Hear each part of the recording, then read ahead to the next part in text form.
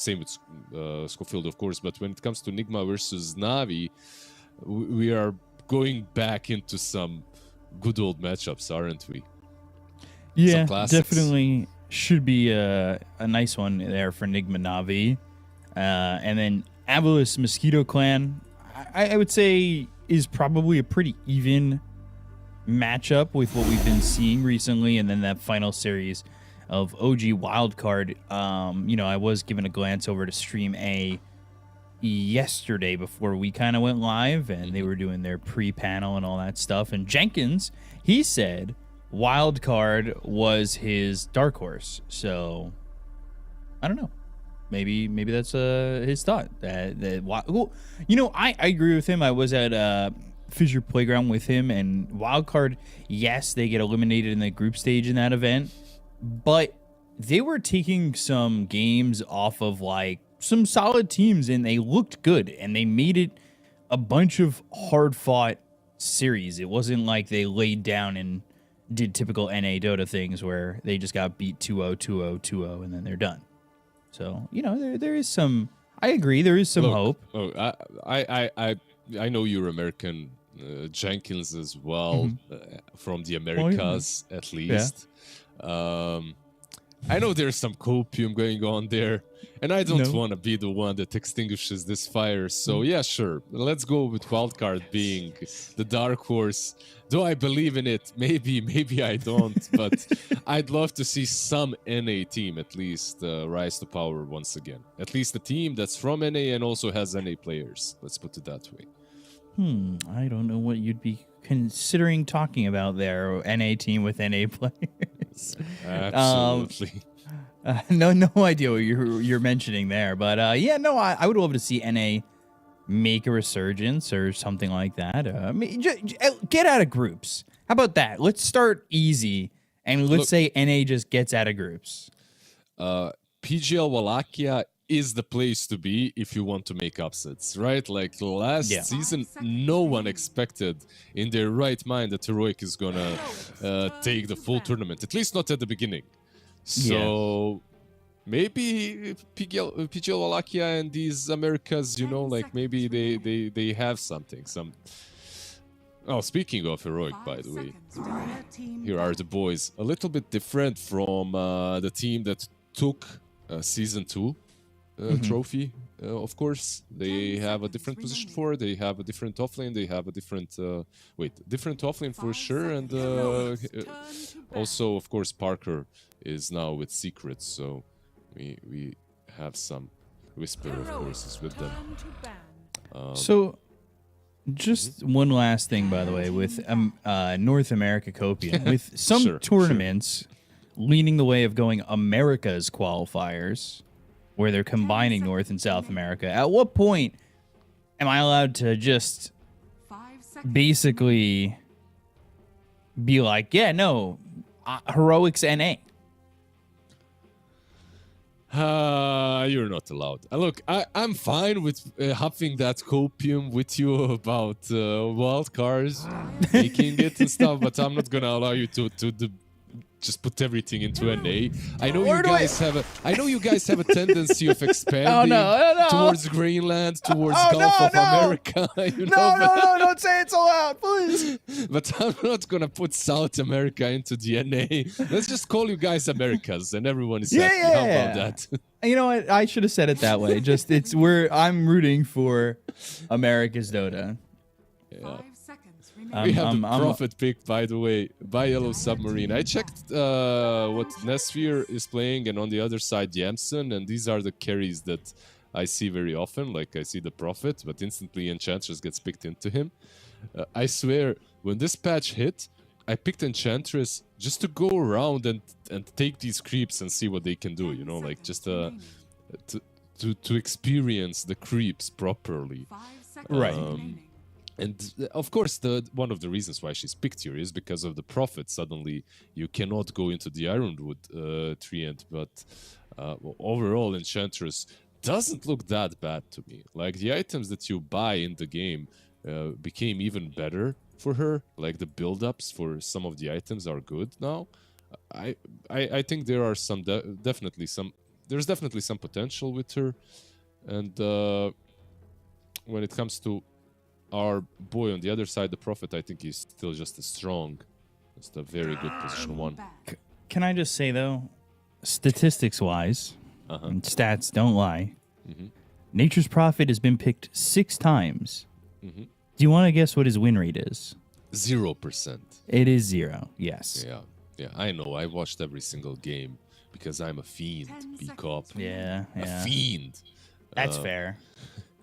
I'm kidding. I didn't watch every single game, but you kind of led me into guessing the 0%.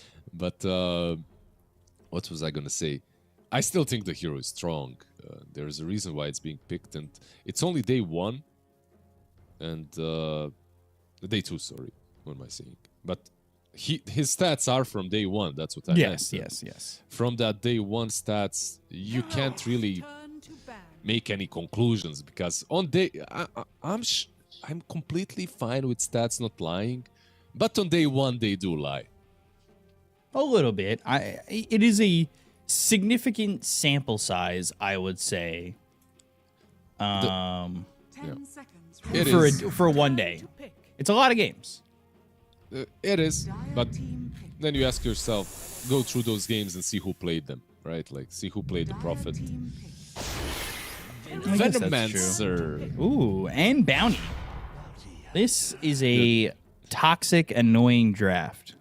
It's I love it. I love it. Like, if I could play a pub, I would play these 3 heroes. If I could choose the heroes to play with, like, look at this. It's like some bounty hunter running through the jungle, doing nothing. At the same time, Veno just farming some neutrals. And meanwhile, Prophet is like, guys, can I have a support on the lane? Yeah. Chill out, bro. We're gonna carry you eventually. Can I get a stun, guys? Do either of my supports want to have a stun?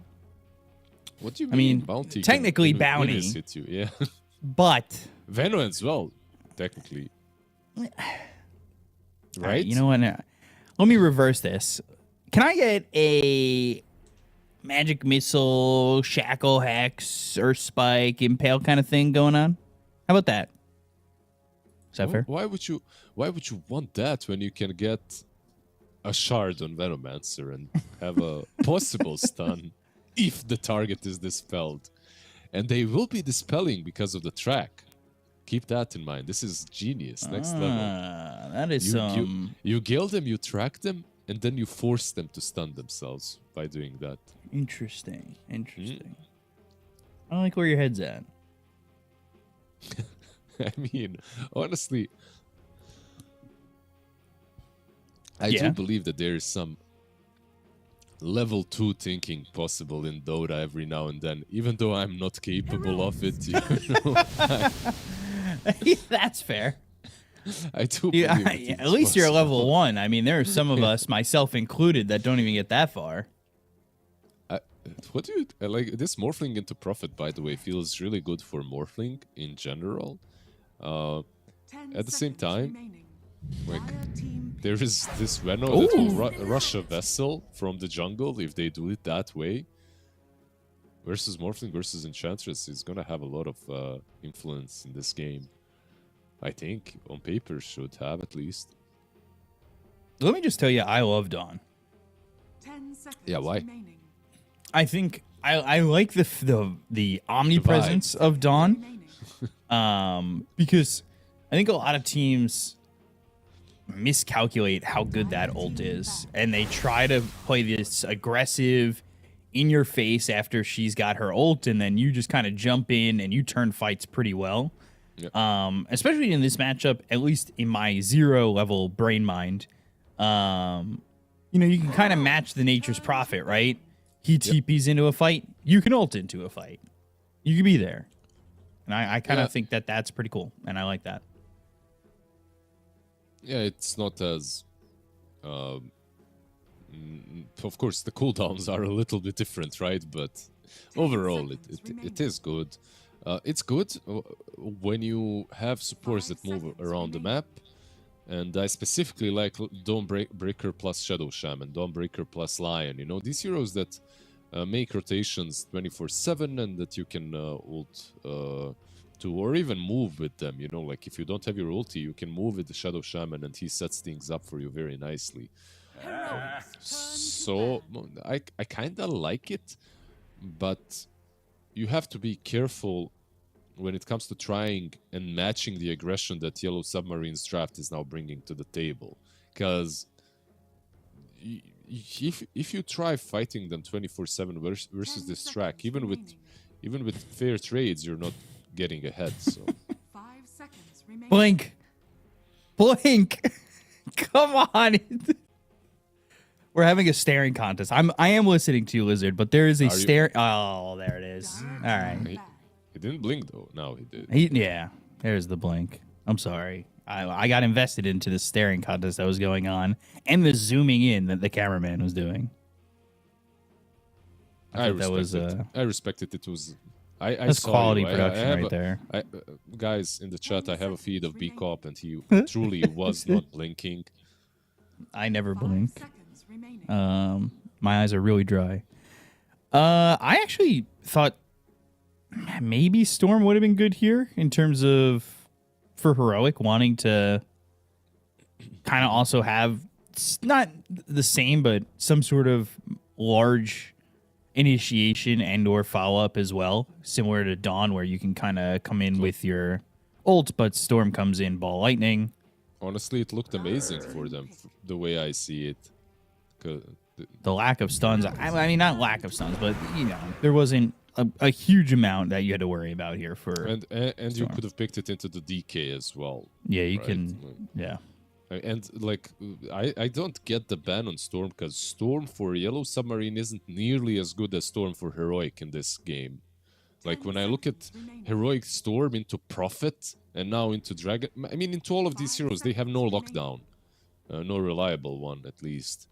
And on the other side, like, you have the Shadow Shaman, so you didn't have to worry that much. Even about...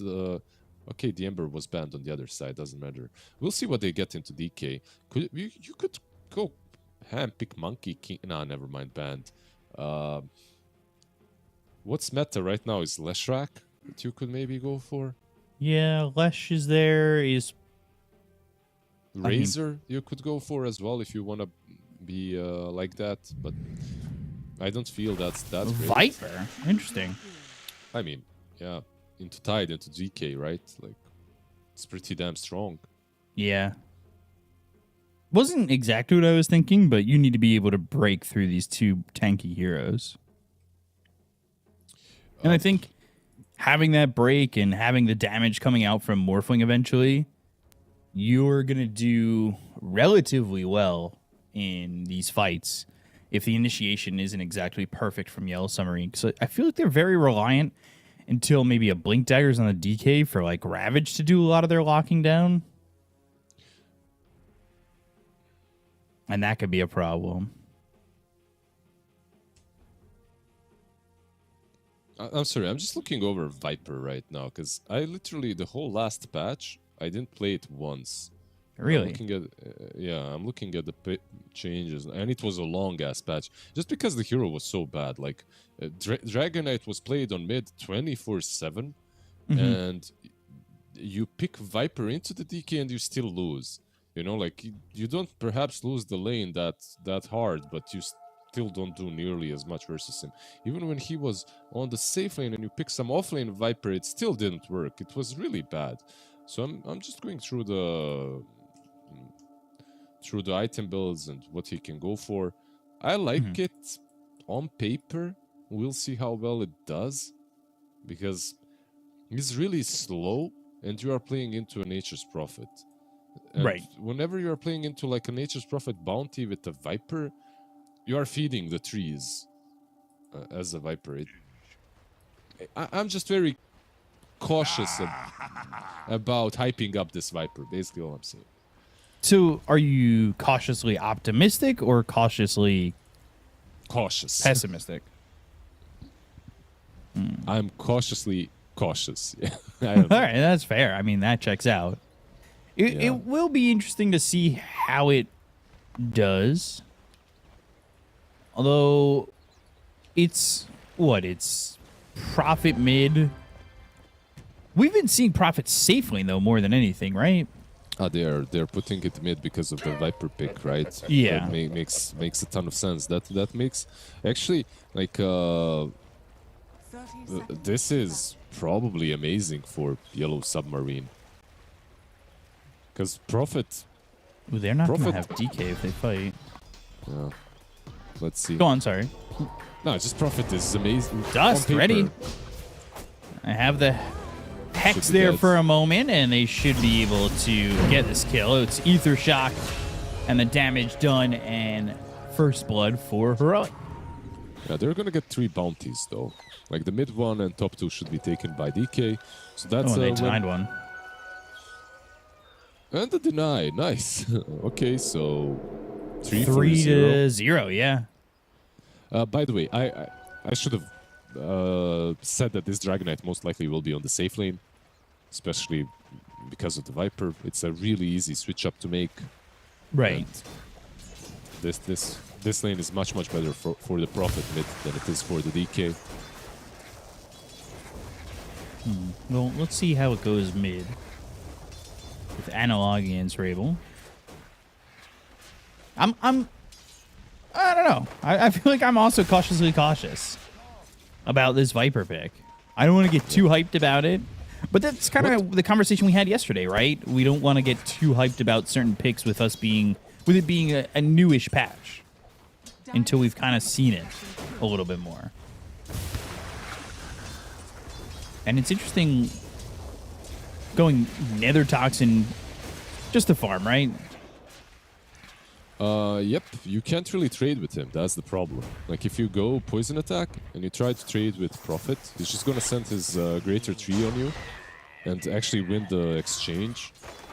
So it's better like this, basically. All I'm saying. By the way, we do have a Veno in the jungle. Yeah. All right. So it's the Plague Carrier Veno jungle, which Honestly, leaves Tide alone, which I kind of like if he's able to not die. dude, I love it. Like Tidehunter should actually be fine here. Enchantress, he should be fine until level 3 Enchantress at least. Like King Jungle's KJ, he needs level 3 to be able to get the creep that actually threatens the Tide. On paper, but if he gets low, of course, anything's possible. Also, yesterday, Amaterasu was playing offlane for them, right? Yeah, I think so. But now he's in the 4, and this could be specifically for this Veno situation. Wait, that didn't they he's- have the flyby? Yeah, which was Account. Amaterasu. Yeah, so he's now on his account or Okay. renamed his account. I don't know. I don't know what was the deal with that. But now I know it's definitely not former Knights player and banned by Valve player Flyby. Yep. Now we know 100%. Even though we could see him on camera, there was that slight doubt. You never know. I'm watching Supernatural, man. Shapeshifters, they're real, trust me. Trust me, bro. I know. Look it up. Also, you do get access to neutrals at 5 minutes. So with Amaterasu going here and being in the jungle constantly, he'll get his neutral item. He'll be providing those And stop mad stones for everybody. Their safe lane might suffer because Double of blood it. grenade.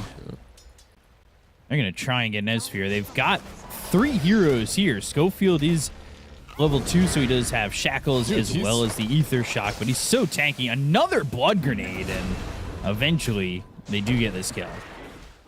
Honestly, kind of worth it. Like, not. I mean, it's not great that your carry dies, but this Veno is level 4. He's farming Ancients. That's crazy. I need to start yeah. doing this in my pubs. Yeah, Wow. definitely. Do it. Do it. Your team is gonna love you. I need to be doing this in a party stack where my offlaner understands, hey, play safe, don't die 5 times. I'm telling you, this actually right now is working out for Yellow Submarine. All things considered, of course, Morphling is absolutely free farming, but it's not that bad for them at the moment. We'll see how it goes. He's got a level 5 already at 4 minutes into the game. Like, this is mid-levels of experience. This is basically how it should go on the position 5. He's... he'll leave the lane and he should be able to help out, but he gets zoned out a little bit by the Centaur that'll be killed quickly. I want to say you just go in and he... Yeah, I would say just go in and you get kills. If he managed to use the Gale, like, he could actually get a kill on someone, but they just don't have the control at the moment. I mean, right now, back into the jungle, right? Yep. Surely. We'll see what he goes for. I'd really like a Vessel on him. Didn't get it. Yeah, early Vessel would be nice. For sure. Can also just go, like, sometimes there's a build where they just go, just go full utility, like Greaves and stuff. Schofield. Oh god, look at the damage on a Schofield. He is just dead. And yeah. Morales gets that kill, and Amaterasu's there to help out. He's almost level 6. Yep. If he stayed in the jungle, he'd be level 6 right now. But he wanted to... He might even be level 7. I mean, I'm exaggerating, but god damn. You're not exaggerating. He'd get 2 ancient stacks, right? And a couple of hard camps. But now he's working on getting these Mad Stones, and it should be pretty quick for him. You know what the problem is here that I'm seeing, actually? In a minute, the Wisdom Shrines are going to appear. You're playing versus a Prophet and versus a level 6 Venomancer that's farming your Ancients. He's going to go there. Like, both of them probably should connect. If they don't go there, I would consider that a minor mistake, in my opinion. Yeah, they're pushing top for a reason. This should happen. Yeah, scan is there, so they know that they're coming. Yeah, bot lane, they're going to look to get Ififal, and he's a tanky Tide. I mean, even just level 5 with, honestly, just 2 gauntlets, it's not exactly much, but he also has that buckler. And now Veno comes around the back, uses that ult. Whisper's in trouble. Dragon Tail's there, and that's a dead dot. Oh, they bring in Analog, but I'm not too certain about this. Rabel comes in, and Analog's already half health. Amaterasu does die. That's pretty important. But there's 3 heroes here that you really need to work on getting. And Amaralis is dead. Schofield falls. Well, they're going to go towards this Wisdom Shrine, and there is no way for them to cut this off. So that'll be secured by the DK, who gets level 6 from that. Maybe they can kill him, though. Morph and stun? Yep. Yeah. Very ambitious to try and TP out, and doesn't want to use the Elder Dragon form there either.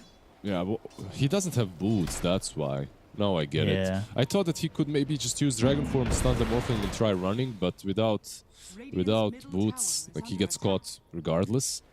I still think that's definitely a win for Yellow Submarine. They took both of the Wisdom runes. Well, they have access to their own. The other one's not taken yet. It isn't? But yeah, it's still up. It's floating on my screen. I don't know if they took it. But Amaterasu dies again, and this is, I think, Heroics identifying the problem, right? You cannot let this Veno be free in this jungle. And I really like Yuma coming off of the safe lane early to make that play, to go to top, to defend that gank that was going on, and to get this second kill on Amaterasu. Yep. To me, honestly, it looked like a very risky play, because suddenly you're not taking the enemy Wisdom rune, you're fighting your own in a losing battle, plus your offlaner is buying back. It looked pretty bad, but I feel like they did, in the end, they kind of outplayed them. And it comes down to that. Like, they're, like you said very nicely, this Venomancer hero always suffered from cores that can jump on him. Yeah. And without blinks, right? And you have Morphling, you have Dawnbreaker to do that, so... Honestly, No, just the smoke. I got confused by something. Truthfully, I'll be honest.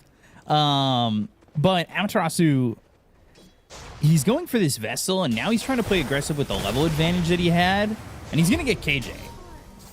I'm a little cautiously optimistic about where he's at in the game right now. I almost would like to see him farm the jungle more consistently, just for like the next 2 minutes and get the spirit vessel. The bottom lane, they'll go for the Tide.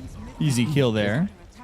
If you were playing a pub, that would probably be the right decision. But in this game, he needs to start applying the pressure, and I think he's doing the right thing. Also, keep in mind that he's still farming the enemy jungle while doing this. Yeah. The only reason I say that, and they will go for Schofield, but will they get the kill? They're backing off of him already. The damage being dealt won't be enough, as they might lose this bounty hunter for this aggression, and the right clicks come in. They'll kill the... Oh, come on. Unnecessary killing the Kobold, but Analog will get that kill on Amarellis. The one reason I say that is, like, you don't have that level advantage anymore. You were 2 to 3 levels ahead. Now you're not. So I'm wondering if, like, is that time that you were ahead gone, and you might as well just back up and get that vessel, which is a good early game item that might help you obtain more. Does that make sense? Okay, it kind of does. The level It's just a thought. advantage- Like, you know. No, you're right. The level advantage might not be massive, but look at the net worth. Yeah, Like it's this- huge. Oh, it's huge. Yeah. This For at least Venomancer- him. Yeah. Sorry to cut you off. Nah, it's fine. You cut me off anytime, baby. He's got as much farm as the Dragon Knight, almost. Yeah. So. Which is maybe a bad thing as well, by the way. There's give and takes. There's give and takes. This tier 1 is going to drop, and that'll open up the map a little bit more, making it potentially more dangerous for Amaterasu to farm the jungle a little bit more consistently, but he's almost at this vessel. I'd like to see him focus getting it. He's also really good against Shadow Shaman's wards, by the way. Rust's wards die very quickly.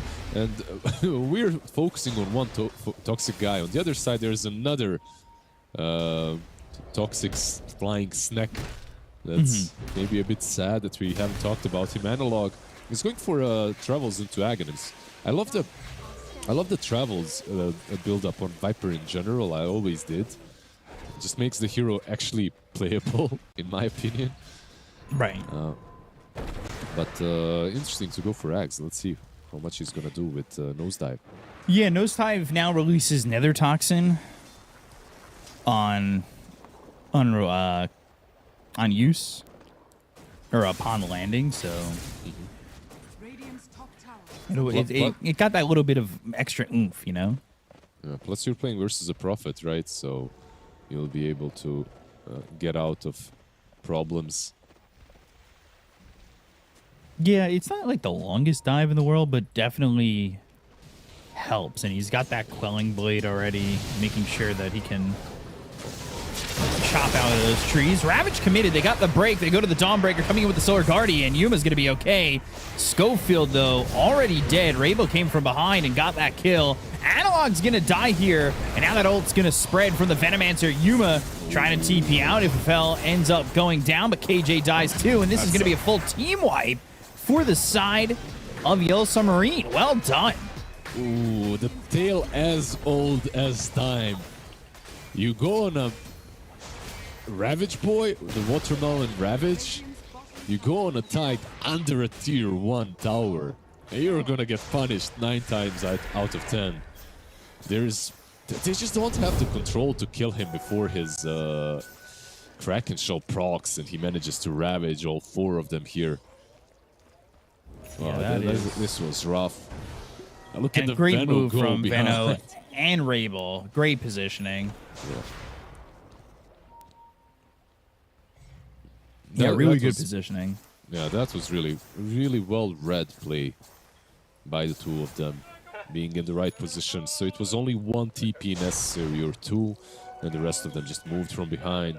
Of course, Prophet can always be there as well. Rare to see people give out high fives and fist bumps like in the middle of the game. I love to see that. Yeah, we should normalize high-fiving during the games. Yeah, you know, you just pause. team wiped them. It's not like you're gonna die. Yeah, pause to make a little dance, you know, like like in football after you score. Every team should have their own. Like boy bands, you know, like 5 of you need to have a choreography set up. Like you get up, you do some NSYNC stuff, you go back to play. Oh my gosh. You gotta do some buys. yeah, Does exactly. he stand up? That's fair. A team stands up and flosses, you know. Oh, 5 of man. them. That's the younger teams. They're more into Yeah. the floss and everything like that. Yeah. They'll play some I'm Fortnite in the pause. Morales. Dust committed. They knew he was there, but 4 heroes are immediately down here from the side of Yellow Submarine. Schofield on the run, but that shuriken will connect. They've got the gush slowing him down. And eventually, Schofield, he's going to die. And that'll be Durable, who steals that kill with the Wrath of Nature. Yeah, that's going to be the Tormentor as well. Easy pickings. Shard for Amaterasu? No, Amaryllis. Uh, Not that both- Amaterasu would have been available to get it, because the other lowest was tied. both of these shards are pretty garble. Whisper, in my opinion.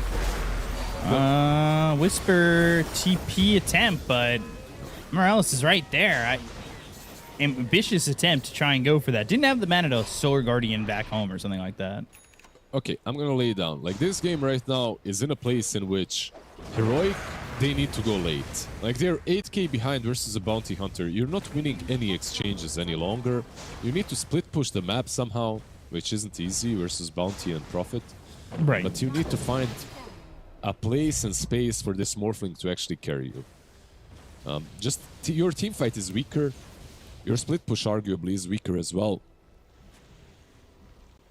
It's not easy. Definitely not easy.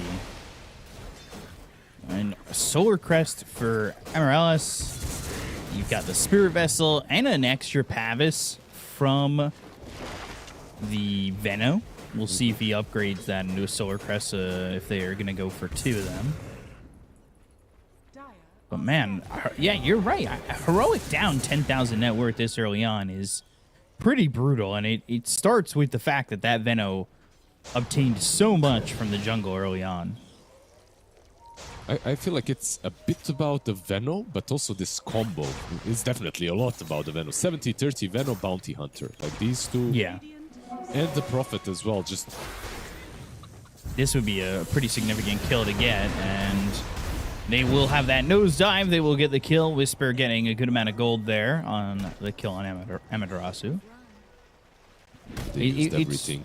Yeah, they need to get in there. I mean, nosedive, not the longest cooldown spell, so you can kind of gap close a little bit, or like you said, if you want to kind of get away with it, you can do the same. And it's lots ags, and not only that, but not a lot of mana.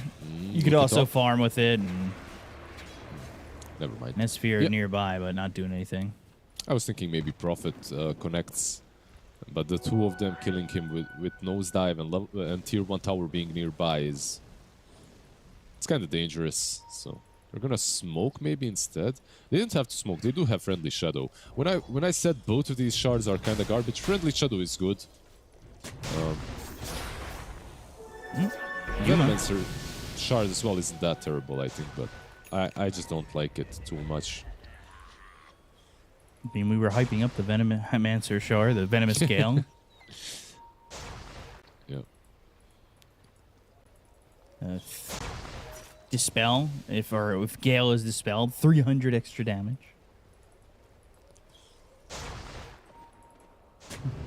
TK, what's he got so far? Mask of Madness, Armlet, and then Mjolnir in full here for the Nature's Prophet. He's buying out on his shard as well, or at least KJ. has it queued up. That AJ is- sees the Veno, and again, nosedive in. Nether Toxin's down, and there's the Ravage. This could be a turnaround. If they can get the Nature's Prophet and the rest of these heroes in, they could be in trouble. Rabel goes into the trees, and they're going to find themselves Analog That's at least one big kill. Schofield blocked off from the rest of his team, trying to get a kill into Amaterasu. Solar Guardian's not going to be enough to keep him alive, but they will get the kill into Rabel, and now they'll look over at IFFL. That's 2 dead on the side of Yellow Submarine. Eventually, they will lose this Dawn, but how much can Morphling do? Say, eventually they'll lose the Dawn. Whisper doesn't die. They don't commit completely for him. Amaterasu's dead. Nesphere gone, and now it's going to be a full team wipe for the side of Heroic. Damn. Any high Whoa. fives? Any high vibes? That turned around so heavily. It looked like that was a bad fight for Heroic. But KJ's doing so much damage with this Enchantress from the high ground, never being touched. And it felt as though they got away with one here for Heroic with Whisper on the edge, too. But, man, they kept it going. It looked like a bad engagement to me. Like, you're baiting with your position 4 that's kind of not even a position 4. This is basically your offlane Venomancer.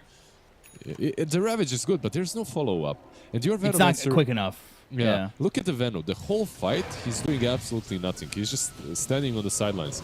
He didn't even use the Plague Wards on his teammates, which is something that maybe he could have done. But with that, without that, it doesn't really matter. The problem is, he's very squishy, so I don't know. I really didn't like the way they set this fight up with the bait on their more or less offlane Venomancer. Not offlane in the sense that he played offlane, but in the sense that he has as much or more farm than the Tide. And all of a sudden, that 10,000 net worth lead that we were talking about was very dangerous for Heroic. It's gone. It's completely gone. Yep. Go back up as they get this Aegis, but much easier game now for Heroic. Like I think that fight, if it's played a bit better by Yellow Submarine, it seals the deal, and your 8k advantage goes into 12 or 14k with all the track kills. But they just moved the game back completely. They have a BKB pipe on Dawn. They have a blink on Shadow Shaman now. Like a lot of big items are suddenly there, and Morphling with the Butterfly as well in about 800 gold, 700. Shadow Shaman going Blink Force Staff. You mean to tell me the Xinq build of straight Ags isn't the way to do this? Yeah, Blink Force. You're playing into a Prophet, right? Like it's kind of good. He's also keeping Iron Talon and the Quelling Blade, so definitely hates the trees. You got to, just to survive. Got to do what you got to do. And they got this Aegis on Rabel. His positioning initially looked really good. One of the biggest things in that last fight that they ended up losing was the fact that KJ uncontested just gets to output so much impetus damage. He was out of mana by the time that fight ends, simply by throwing that many impetus shots. You know what's also kind of the case here as well? He can tank a lot. That's a difference maker too.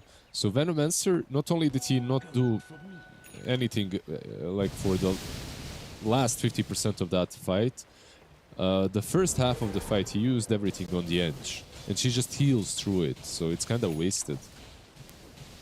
Ench is really good hero into Venomancer overall because of that. Mm-hmm.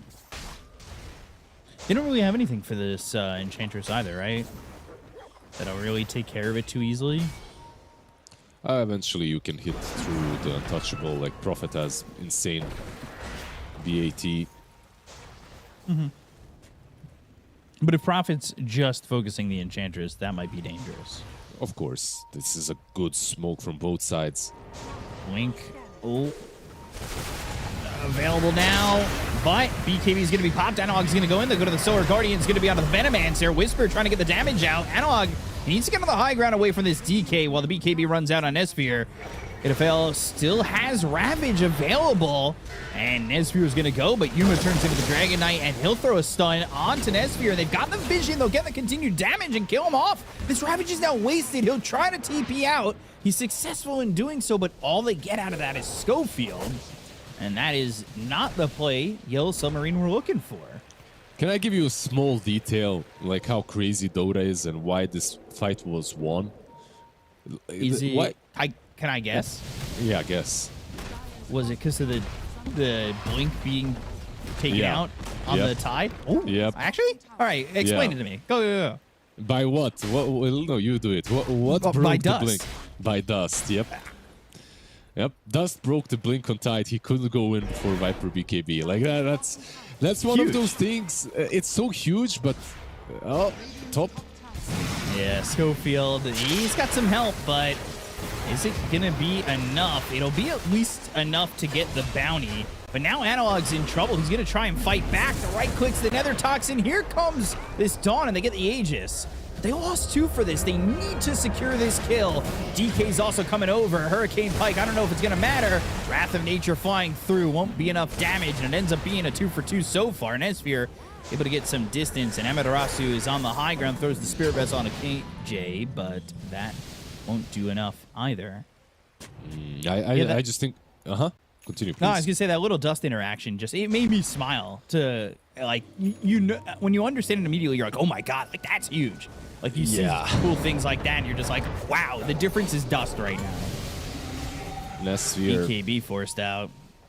I feel like Yellow Submarine, they're just doing all the wrong moves right now. They're panicking a little bit. Yep. But, you know, seeing that it was dust, I was a little proud that I knew that. Smarter than the average Herald, you know, guys? Just saying. But, it's fun. It's the little interactions like that that are so beautiful in Dota, too.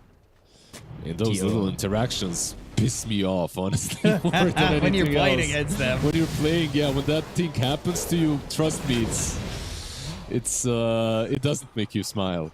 Imagine being that Tide. You're in a perfect position. You hit behind the trees. You want to press that blink, and it's disabled by a dust. Ugh. That wasn't even meant for you, you know, like. Just be better, right? Like, don't get dusted, lol. Oh, I took 25 damage from dust. I can't blink. Dire's middle tower is under attack. Now, you were talking about how it felt as though Heroic needed to slow down and split push the map. They end up taking a couple of good fights that leads them back into making this even. And you look at the net worth now. Do Yellow Submarine, I mean, do they even have the ability to do what you said maybe Heroic should do and maybe anchor back? And Yep, I do believe they do. Like they can split the map a bit easier. Map is huge in any case, and you can do it. The only question is, like, do you benefit from doing that? Like, let's say this game goes very late. Like, this Tricore on Heroic looks pretty damn scary. And on top of all of that, you've got Enchantress that will scale. Whisper going for a Nullifier, by the way, next as well. Dire's bottom tower is under attack.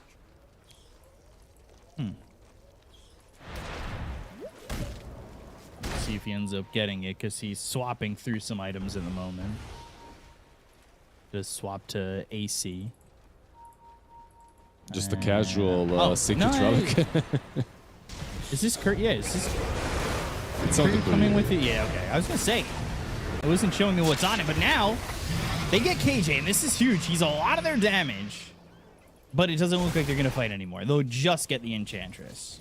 So it doesn't end up being as big of a kill as maybe they would have thought, but it does stop Heroic I think from these kind of maybe kills. responding. I think these kind of kills are probably the best that they can get. Get a kill with track, back out. Get a kill or two with track, back out. Because they do have a lot of decent burst. But the prolonged fights on their side are a bit sketchy versus Viper and the Morphling. It's about to finish Skadi, by the way. This could be a good catch on top, though. If Schofield tanks this, they'd be happy. But Yuma, yeah, he backs away. Immediately, they're able to double hex the Tide, but he put that dead in the water onto this Shadow Shaman, and they get the kill. Another track kill for them there. That's such a good positioning by the Shadow Shaman. Schofield, yeah. Saving Definitely the day understanding. Yeah.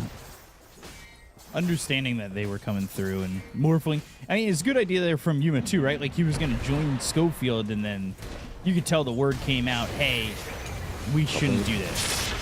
BKB, ooh, Okay, they try to maybe turn this on the Tide with the initial Viper Strike, but there's no way in, and BKB is down here for the Dawn, which stops them from maybe wanting to Solar Guardian in and fight for the next minute or so.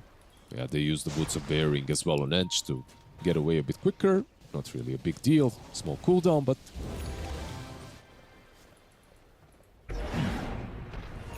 I like this from Yellow Submarine. They're imposing their will. And they're going to find KJ again. Yeah. These kind of plays from them are, I would say, perfect. The small little pickoffs here and there. It's like, who did they kill in the last 5 minutes? They killed the Shadow Shaman and Enchantress, right? Like, these aren't great kills, but with track, they do kind of matter. So, it's not that bad. Good recovery. Not only that, every basically. time they get one of those kills, like, yeah, the track's nice, but it stops Heroic from wanting to play. And they're going to get Amaterasu. They catch him away from everybody else. That's probably not where you want to be. Especially now as Rosh has respawned, right? Like 40 seconds. Yeah, that's a bit of a tough one. You see Roche crossing. And you'll know it's up, and maybe they can try and make a move for it. Yeah, it's not an easy Rosh fight for both sides. On one side there's Ravage, but no Dragon form. Are scanning. But still, Ravage is dangerous. At the same time, Morphling one of the best heroes to go into the pit together with Tench. They are tracking, so... They will contest this most likely. Yeah. Ravage available with Blink, but KJ gonna look for the positioning to stop him from coming through. KJ gonna dust, but Blink comes in and they go to the Ravage. There's the Solar Guardian now. I'm gonna pop the BKB. Whisper comes through. They'll dust again. They get the kill on the KJ. They take out the Enchantress. The Aegis is gonna be picked up here by Yuma. Actually killed off by the Dire. So it's a snatch of the Aegis. They'll leave Whisper, but he TPs out successfully. And the rest of the team, besides KJ, are able to escape the pit with the Aegis. Yeah, he took the Aegis and the banner, but it was actually Nesphir who got it with Breathe Fire. well timed. It was a good fight from Yellow Submarine. Like, it's really difficult. This Rush positioning is basically back to almost where Rush was in the good old days of Dota 1, almost. Right. And it's hard to fight. Like there's high ground for both sides there. If you're the team taking Rush. Serpent Words committed. Schofield, though, Spirit Vessel on him, and he'll try to survive. Oh, gets away! Just enough from the foul play, and Amaterasu's dead, and now Morales has to run, and the dust connects, so 4 staff away. Yuma trying to keep up. He's got waveform in a second to close the gap. Schofield eventually did to Rabel, and there's the Nullifier, too. Yeah, They he's do fine. not see him, so they won't be able to get the bounty. The dust. Oh, Wrath of Nature killing. Oh, they actually Shadow might get him Shaman. at the end. Okay. They still got him. They dusted again, and they got him. He was a bit too greedy, went down. They also put the sentry and the knobs next to the Lotus Pool area. Right. Wasn't really expecting them to get that kill, but when you get greedy and go back, you usually end up paying for it. Yeah, they need He's to... gonna take the tier 2 tower by himself. I feel like they just need to go back to what worked for them, you know? Just go back to that recipe. Use a lot of friendly shadows, move across the map, get some pickoffs. It's not that easy anymore because Morphling has a gem, and I feel like it's on Heroic now to just stick together. They're like 5k behind, but they truly don't need to wait for any bigger items anymore. They've got it all. 3,000 gold saved for the Morphling. Whisper going into the Harpoon now. Has the pipe. Has that Nullifier. Blink. Hex. Ooh. Tide shackled, nullified, and trying to run. Kraken Shell or not, they will smash this watermelon like Gallagher. Yeah, that's a that's a big kill. 1 minute without the Tide. This should open up mid lane, maybe a tier 2 for them.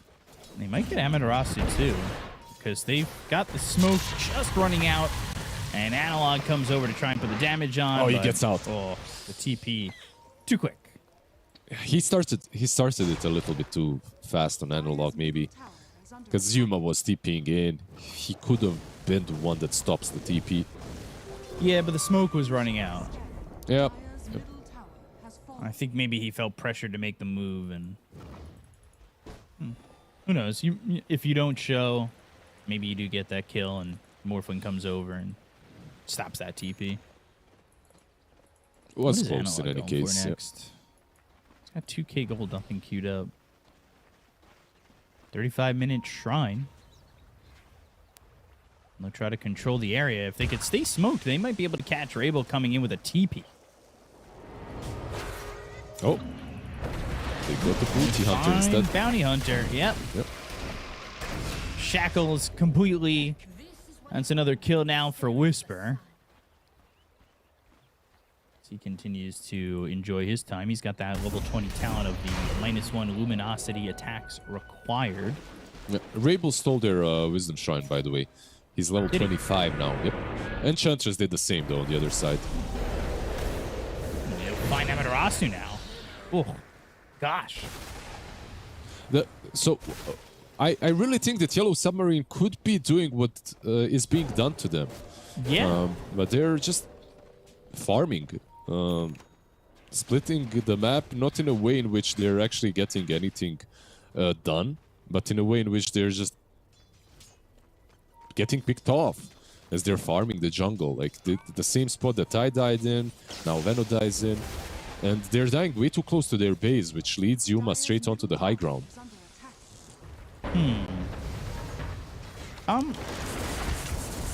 Kind of concerned here. Maybe not. Well, yeah, know what? I'm really concerned here. That Rabel took the I know. 3 times Trine HP and damage up against this Enchantress. Yeah. Look, the Greater Treant has a rapier. he's attacking for 300 damage. Look at him go! 3 hits. This is stupid. I don't understand it. Why would you give this up? I mean, now they kill KJ, certainly. Go for the throne. Oh, no. If he survives, now the Ravage, but the BKB was already out from Analog. The damage on the Yuma is just not going to be enough at the moment. You back away. He is tracked up. The BKB is going to run out on Analog. Nesfear is going to pop his own. And they just can't continue to get the damage out there and get these kills. And the Harpoon pulls in the Bounty Hunter. The wave from forward. Whisper's going to be able to get that kill with the BKB being popped by Yuma. They'll look over at the DK. There's the Solar Guardian to drop down on Nesfear and get that kill into the DK. And all of a sudden, Heroic are breaking the high ground and using these treants that are being spawned by Rabel. He made the new one. He made the new one. Why? He made the new one. Understand the mistakes. It's just hitting the tower while they kill the Venomancer. Okay, it's on cooldown for 1 more second. Let's see. Let's see. Rabel. Another one, maybe? No? Yes? Another one. Well, they've got heroes just killing the towers too, but just more and more treants. I don't understand it. They're going to go for Whisper. They've got the Vessel on him again, but the Viper Strike was used onto the Tide Hunter. The damage from the Sproink. Yuma gets the kill on Avonfall. And these heroes just don't have the buyback necessary to defend. And look at this Treant taking the throne while everybody else fights. This will be game 1 going the way of Heroic. Yeah. GG. I don't... no comment really on the Ironwood Treants. This is... I don't know why. Was he tilted?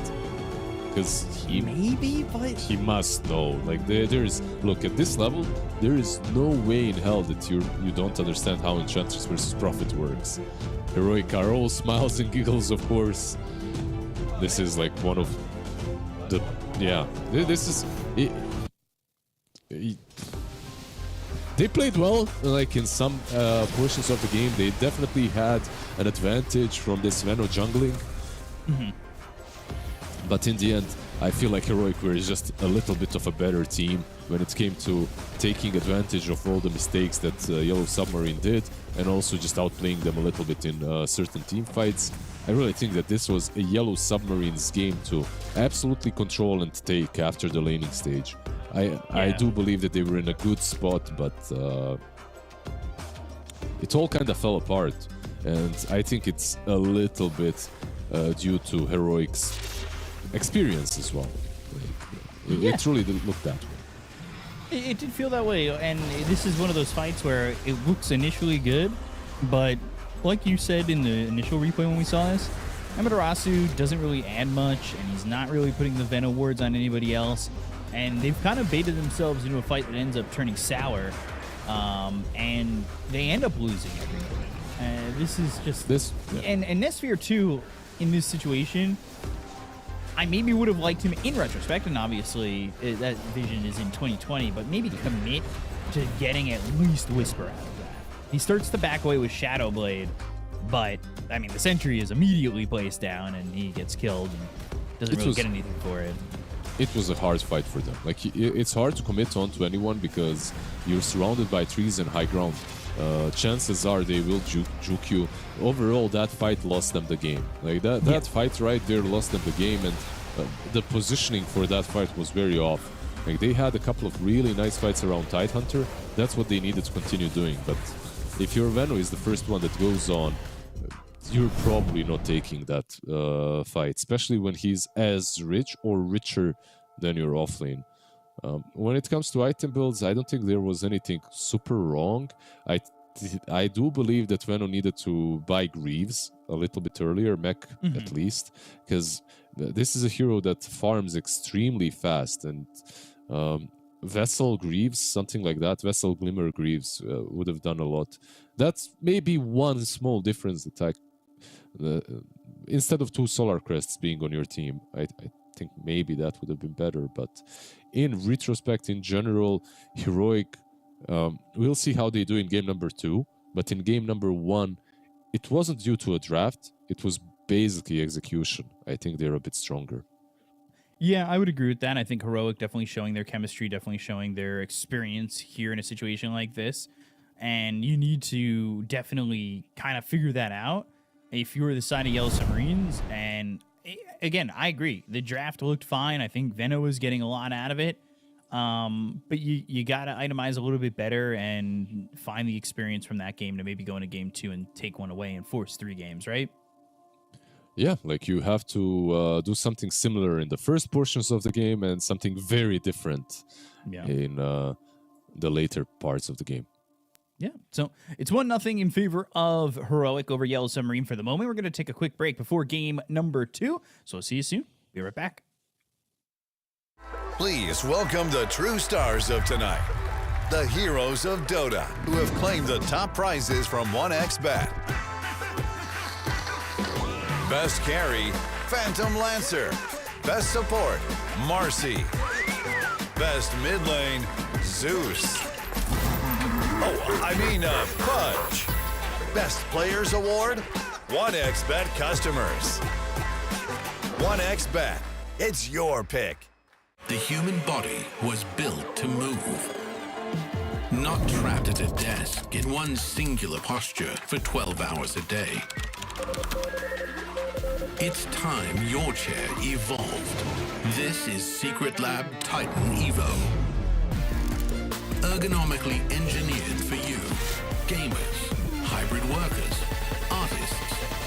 Backing your every move.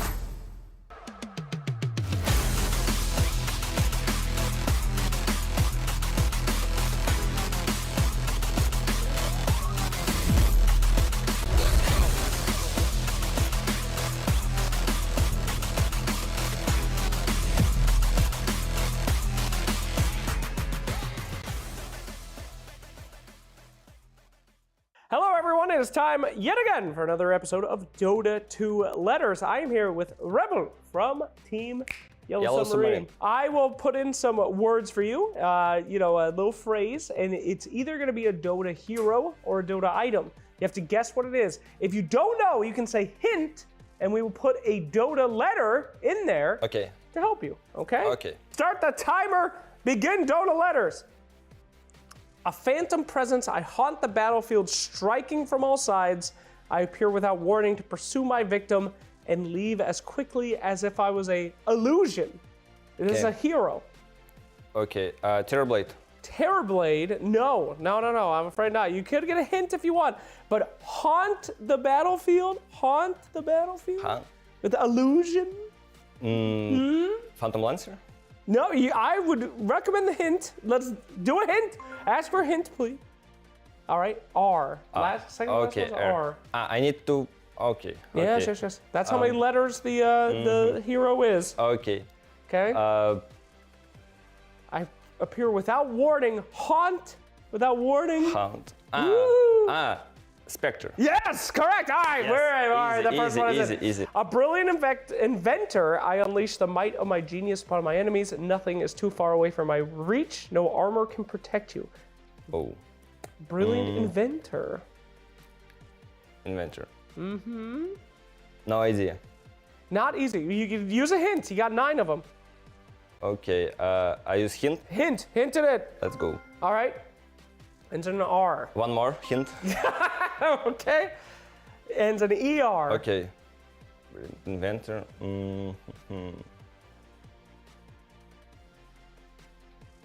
Used to be a good mid. Now it's kind of a support. Very annoying. Everyone hates him. But Rider. Not bad, Yes. I know. Huh? You do another hint? We're running out of time. Go hint. Hint. No idea. Or... Temple. What? No. No idea. A man who makes inventions? That's name is Tiger. One more hint, please. Tinker. Oh my god. Oh my god. I forgot about this. What do you mean you forgot about him? He's a big deal. All right, anyway. Okay. A gleaming talisman that radiates a celestial aura, bolstering the spirits of allies. Oh god. The hopes of foes with its brilliant light. Okay? This is 2 words. Yes. This is a very hard one. I will give you another hint. Okay? Okay. It supports by it and it protects them. Okay?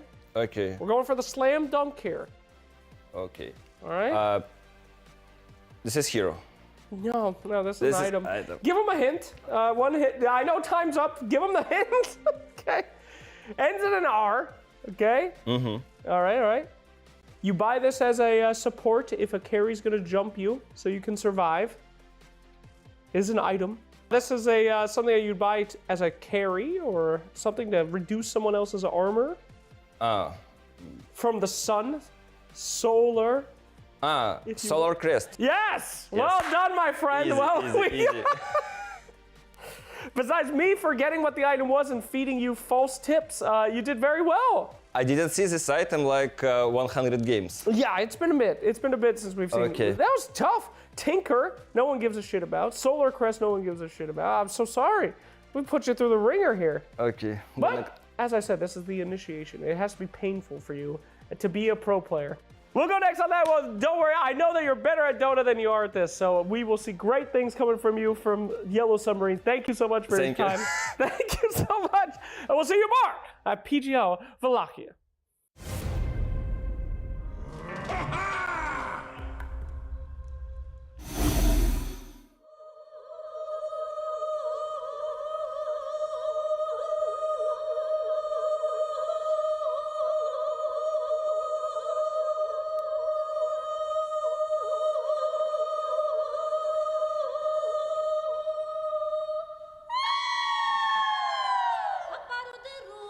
Paparu de Rudy,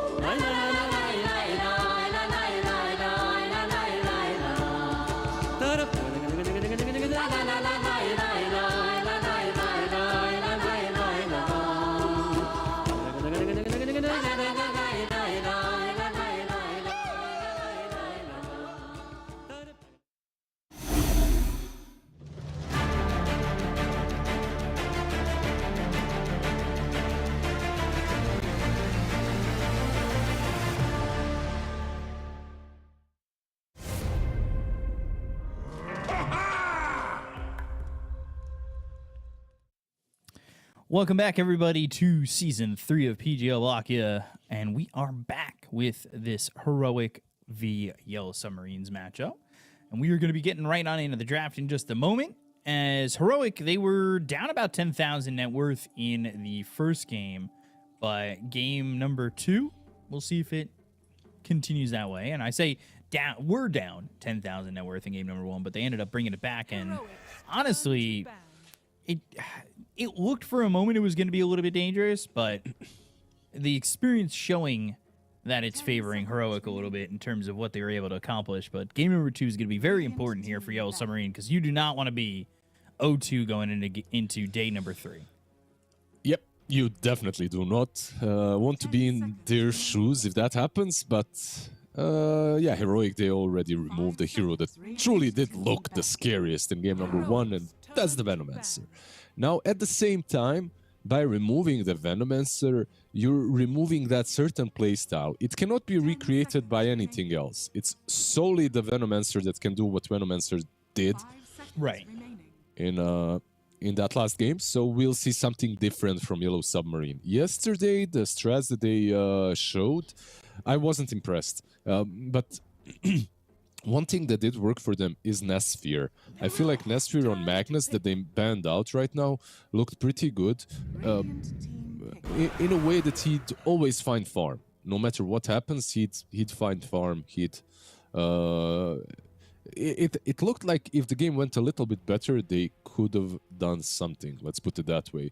So maybe if they put him on a Turblade or, you know, like this win condition. Early TB. But I don't despise it. You're not gonna say anything, no? Okay. No.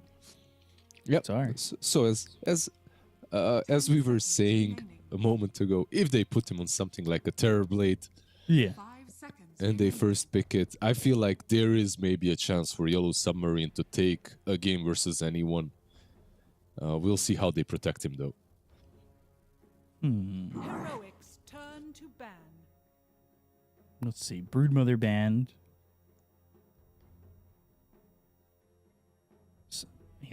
I felt like I did have something to say, by the way, but then I saw Terrorblade and my brain just went, oh, Terrorblade.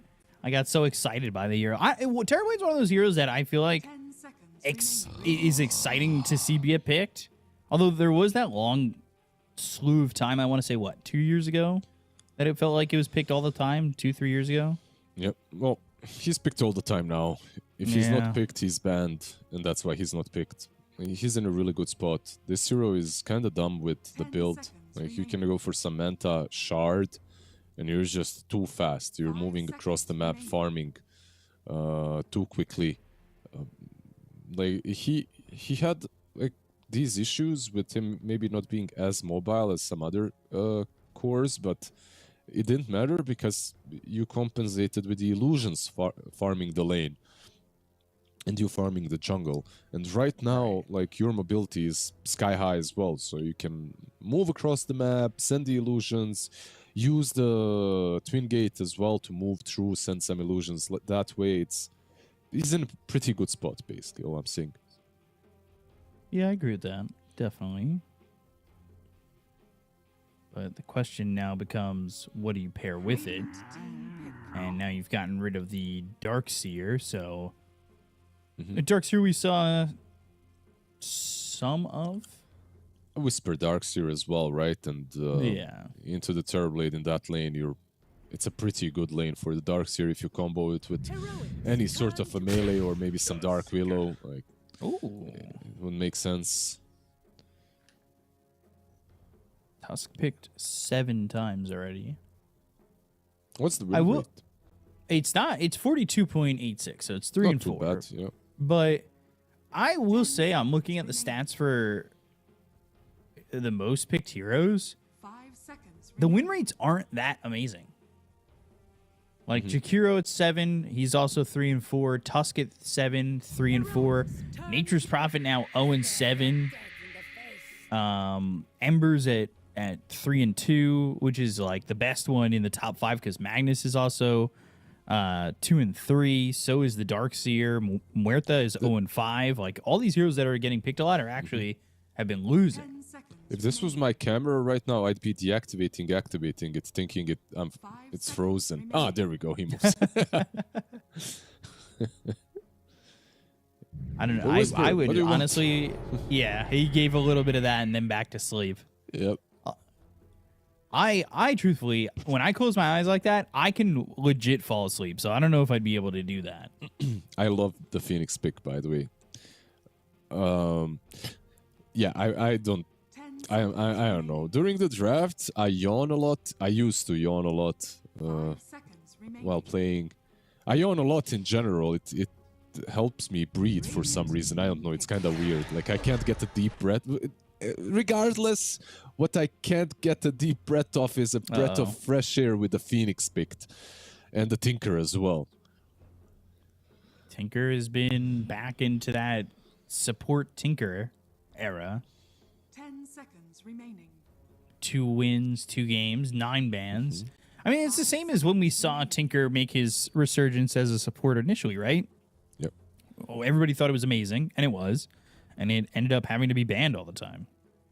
Which You know makes me what- wonder how they brought it back to this position. We'll see. He's definitely buffed. Like, he's in a better spot even as a core. And I said that nothing can recreate the Venomancer.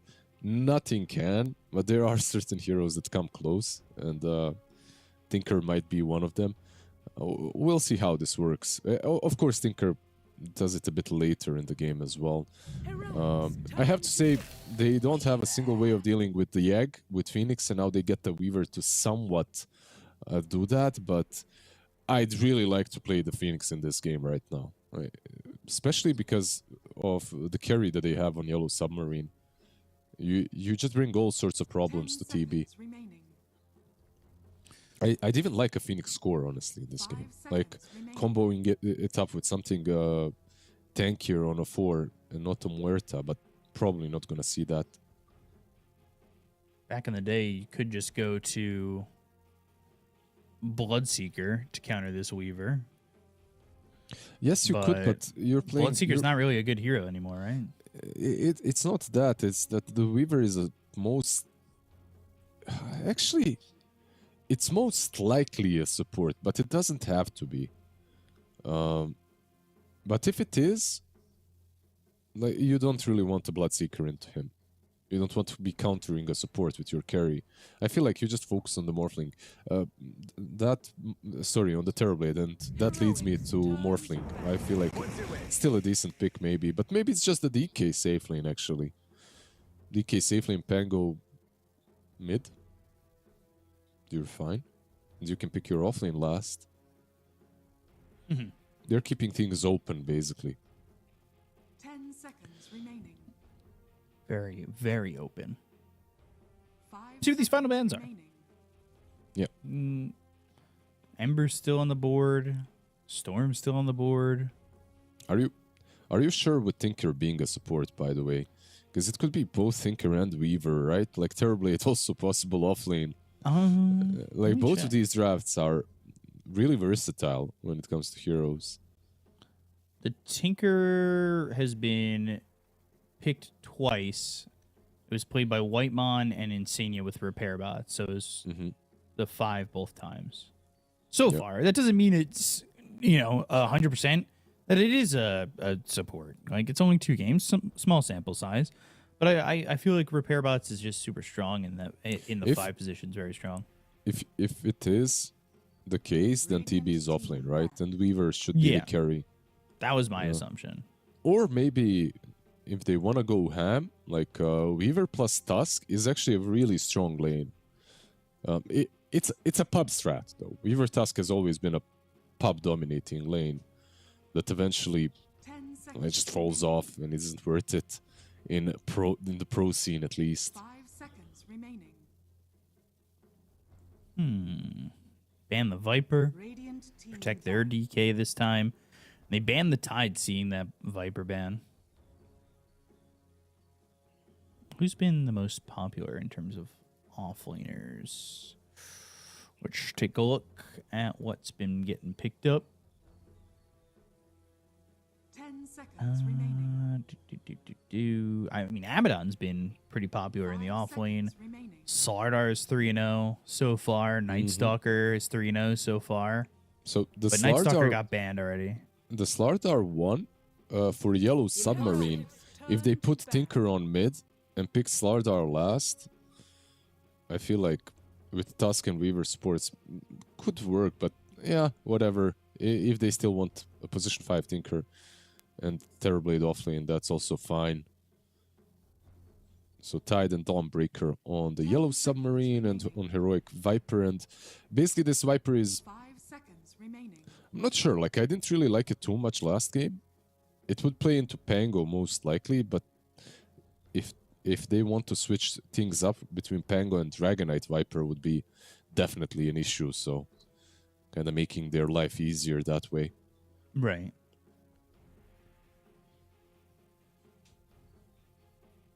Not a lot of time left on this final ban for Heroic, but they'll use all their time to figure it out, and they ban the Huskar.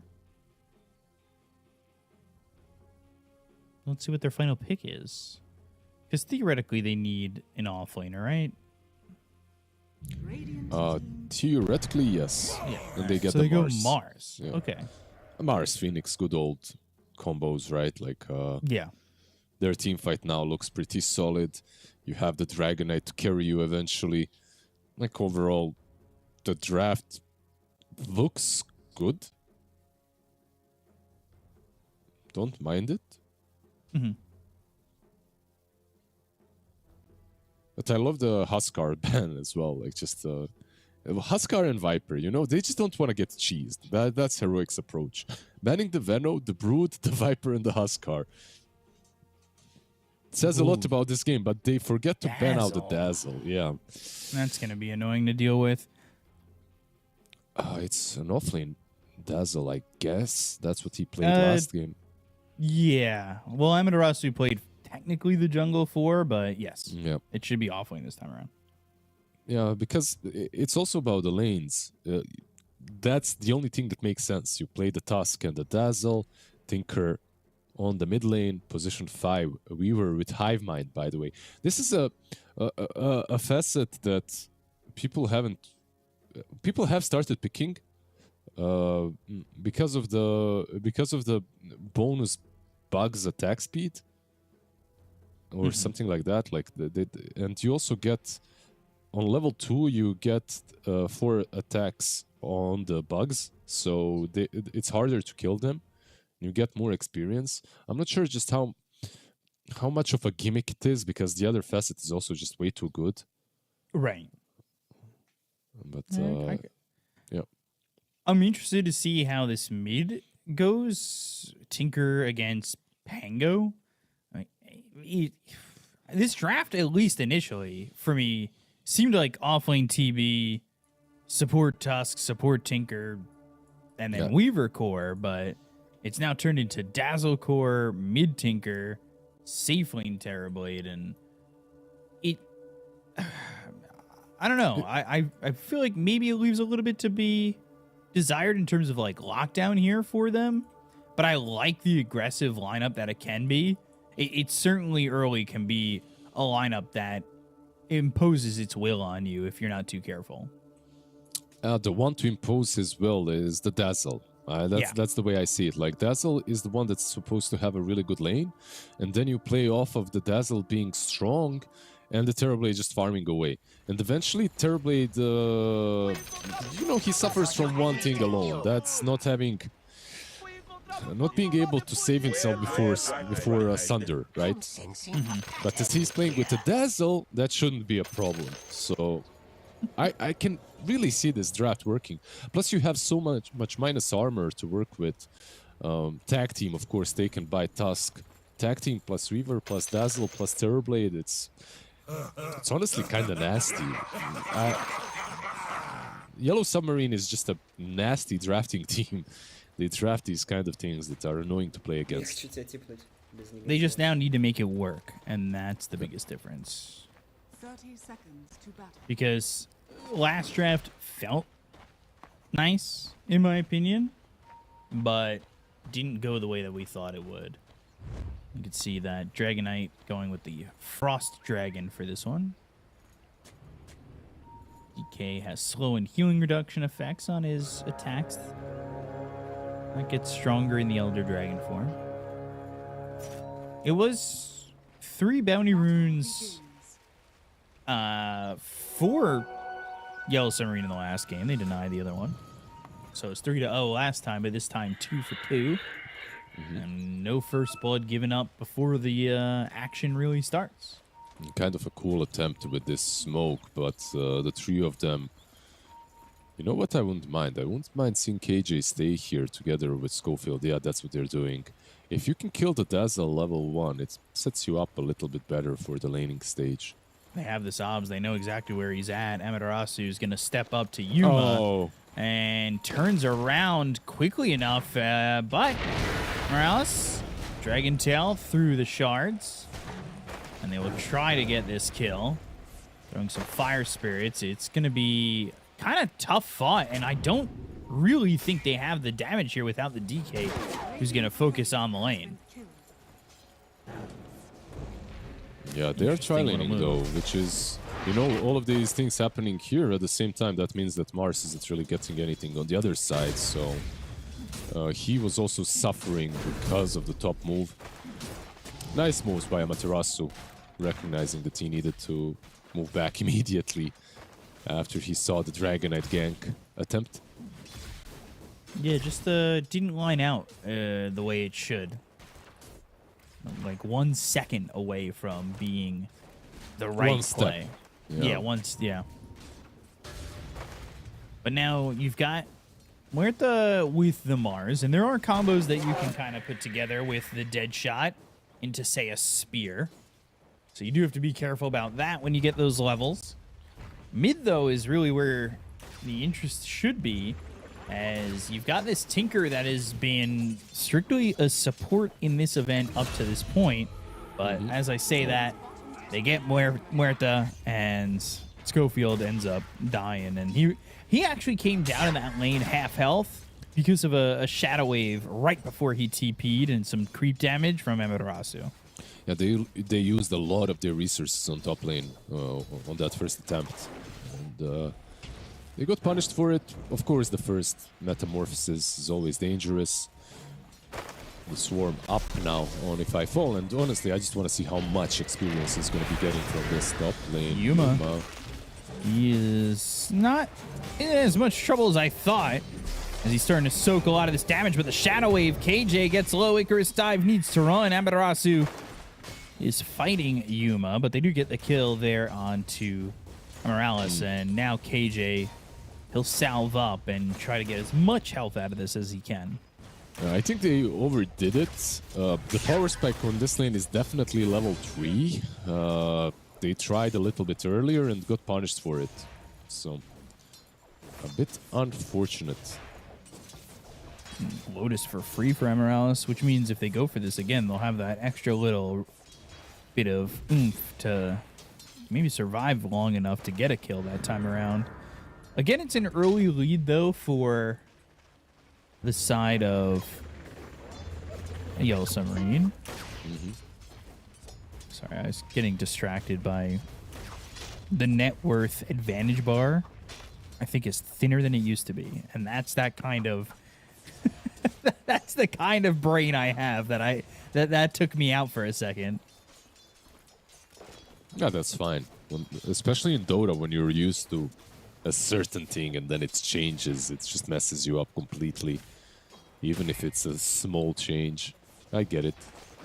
Most Dota players have some sort of OCD, don't worry. Oh, thank God I'm not alone.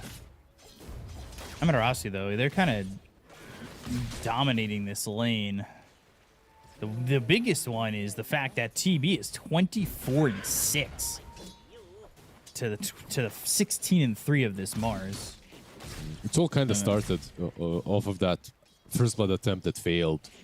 Your Mars doesn't get a good lane, your top lane isn't that great as well because of it, so we'll see. They did recover very nicely in the last game, so it can happen again. Yeah. Again, it's the experience difference that I think can be pretty massive in moments like this. The one thing I will say is Tinker is pressuring this Pango pretty heavily, and I worry about what Analog's getting out of this lane because it's not much at the moment. It's not great, yeah. Like, you'd like to stop the Tinker getting his level 6 for as long as possible, maybe even some ganks, but this isn't that great for Analog. At the same time, the matchup isn't that bad. Later on during the game, you get that built-in BKB from the Rolling Thunder, so you can chase down the Tinker, set things up for him, on him, that is.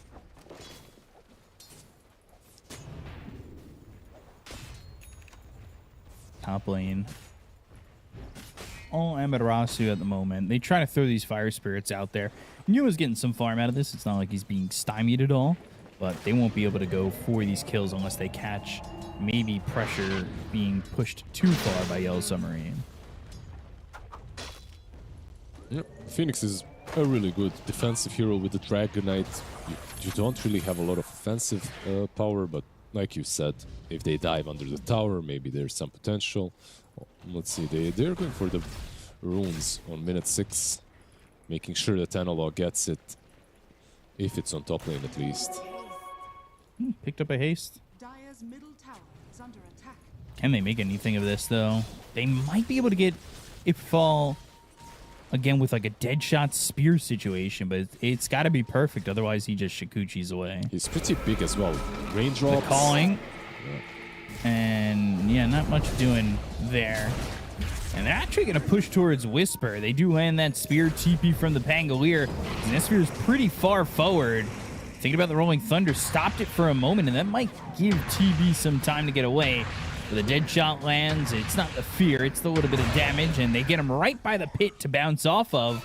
A great move there by Analog to come at level 6 and get that kill to the TB and slow him down. Bottom Absolutely, like he needed this. He's got 24 CS. Even with that kill, he's the lowest net worth core in the game. KJ dead with Rabel coming towards top. A lot of damage being done by this Dazzle, and yeah, He we tried talked to go about for the how you shrine. kind Yeah, I wasn't sure what he was doing. of. Morales gets that shrine. The other one picked up by Schofield. Talked about this Dazzle. You've let it through, and now you kind of have to deal with the consequences of that. Now the hero is banned very often, right? So interesting. Snowball all the way through. Calling, though. And Whisper trying to survive, has the spear through the God's Rebuke out, but Schofield's the one being killed off. Just not able to get away. That tag team really helping to slow him down and make sure that they get that kill. And there's a stack to take. AJ, he sits low. He almost dies. Rabel, though, being chased by Analog, who's in these robots, these machines, and the March is killing him. Level 4 March of the Machines ain't no joke. Yeah, he looked like he literally looked like he forgot how to play against that. You know, just trying to juke left and right against the March. Almost got picked off by it. Rabel definitely having a good time, and so is Terrorblade. Even with that, like he is top net worth, followed by the Tinker, of course.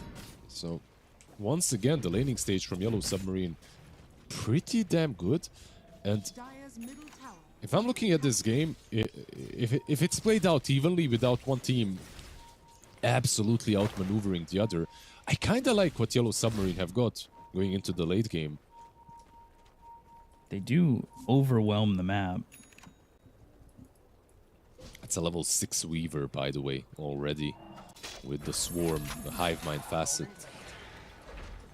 Now the Swarm are level 3, and he will come through the Twin Gate. Blink Dagger for this Tinker. Doing Rod of Atos next. But if all looking for something, and they've got 3 heroes up here, it's very reliant on Yuma kind of making some space for himself and getting some farm. But KJ needs levels. He needs to hit this level 6. And that's going to be a big problem because he's only level 4. They've already taken the shrine, so the experience was there. But he's just not finding anything out of the lanes. He can't sit top. There's 3 heroes here to make sure that he dies if he shows. Yeah, no one can. I think at this point, Yellow Submarine can...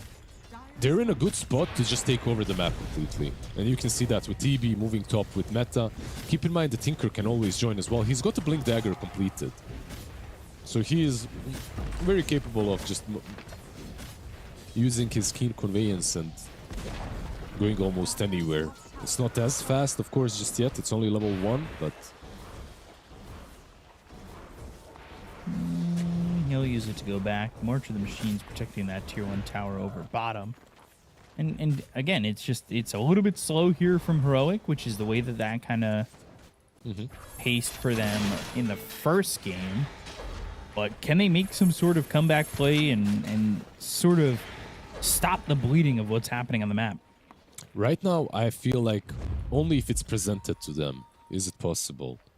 So basically, by mistakes, it can happen, but without the mistakes, it's difficult. That Snowball actually connected, and the Dazzle he's able to dead. use that ult up onto the high ground, and they're able to get that kill into KJ. So using that Natho projection, which I think the tether distance might be a little bit too long. Radiant's bottom tower is under attack. That's my Dire's middle Your Thought. take, yeah? I mean, There are other things that might be wrong, but it is a long distance to just be able to cover without really putting yourself into danger. mid lane, Whisper. And he's got some help coming in. They go to the arena. Sunray, Spear, Snowball. That pulls in the TB for a moment. Whisper needs to back away. He's not got a lot of health left. Yuma trying to come over and do anything, but he doesn't have Elder Dragon form. They'll go to the Rolling Thunder. This hits the Weaver as well as the Tusk. They get the kill there on Amaryllis. But now, the fall, bounced up, time-lapsing. The March of the Machines doing enough damage and enough of a deterrent to stop them from committing onto the Weaver, who's now back up to full health after popping that wand. not having the egg is really hurting them. KJ, he 12 minutes in. He needs to just hit some creeps. As simple as that. Maybe these ancients, they need to be taken by him and Yuma. He's gonna probably steal some experience here. They needed it. Like if they had the egg this fight, it could have went their way. Without the egg, it's almost impossible. It's certainly tough. Dazzle. The build shreds eggs. Pretty much, yep. Almost every game. It is the same thing. And then you can literally do whatever afterwards. Is Dazzle as effective in the support role with this Novel projection, or is it just that you want him as an offlaner? Like, you can play him as support, but he really shines as a core. You get taxed way earlier. Just you dominate the lane as well harder. It's a better core hero at the moment. Okay.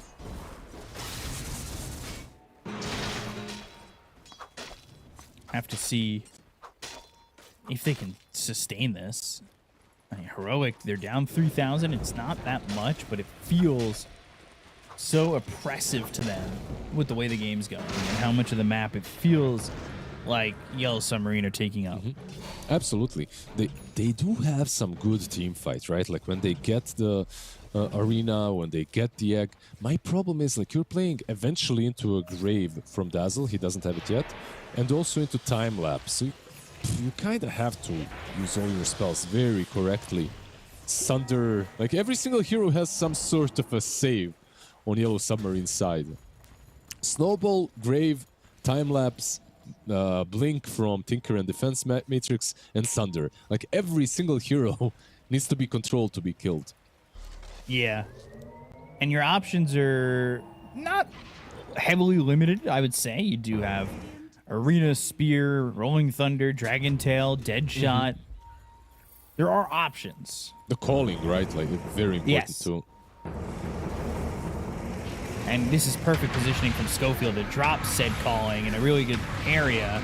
But they go Napo projection, and the fact is that Dazzle comes in with a poison touch, and this Supernova is committed, and it does land, but is it going to be enough? The Napo projection just lasts so long. They're able to do some good damage, but it's not enough just yet.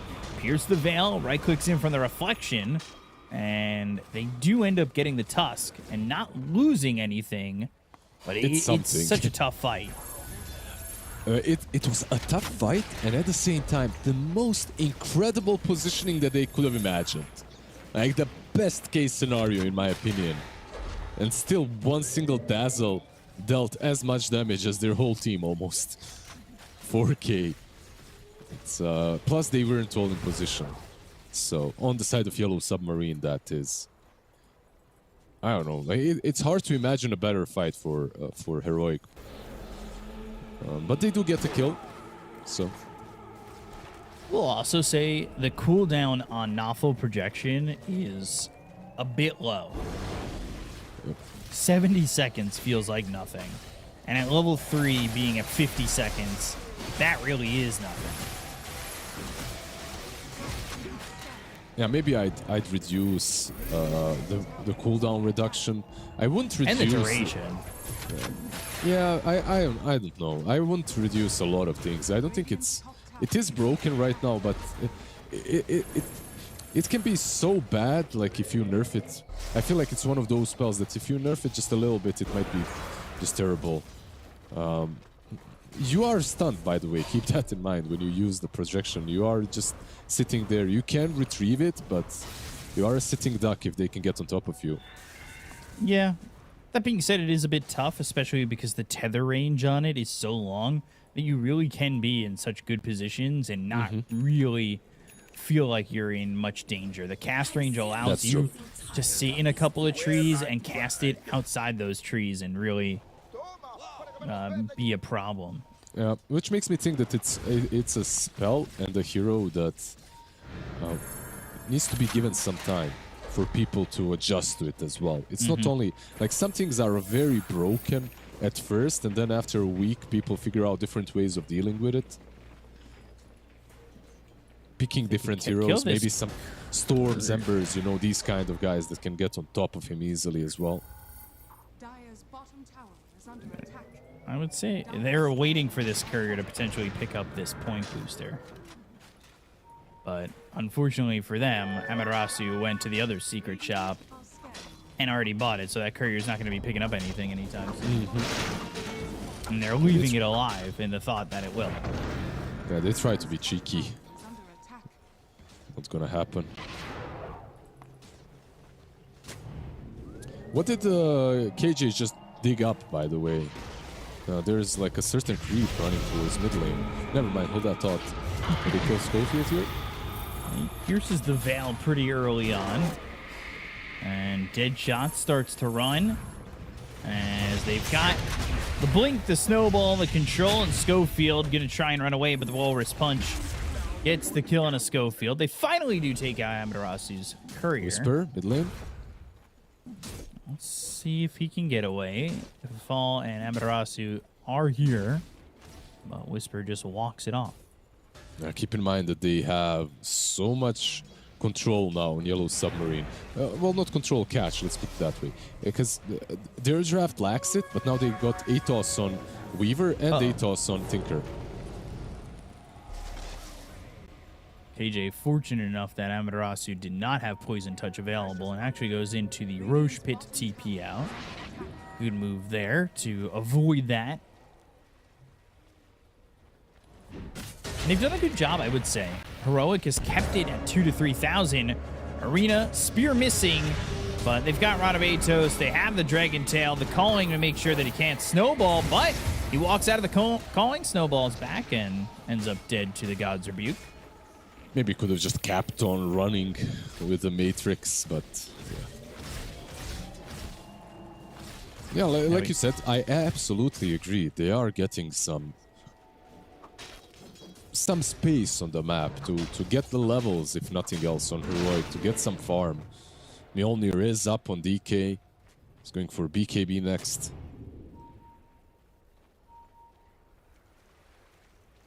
TP towards mid from Tusk, as well as this Tinker.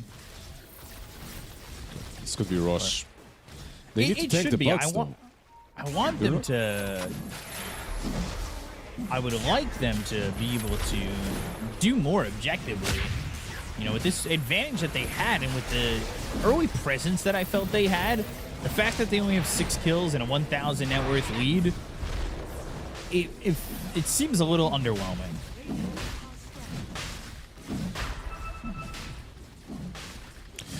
I kind of agree.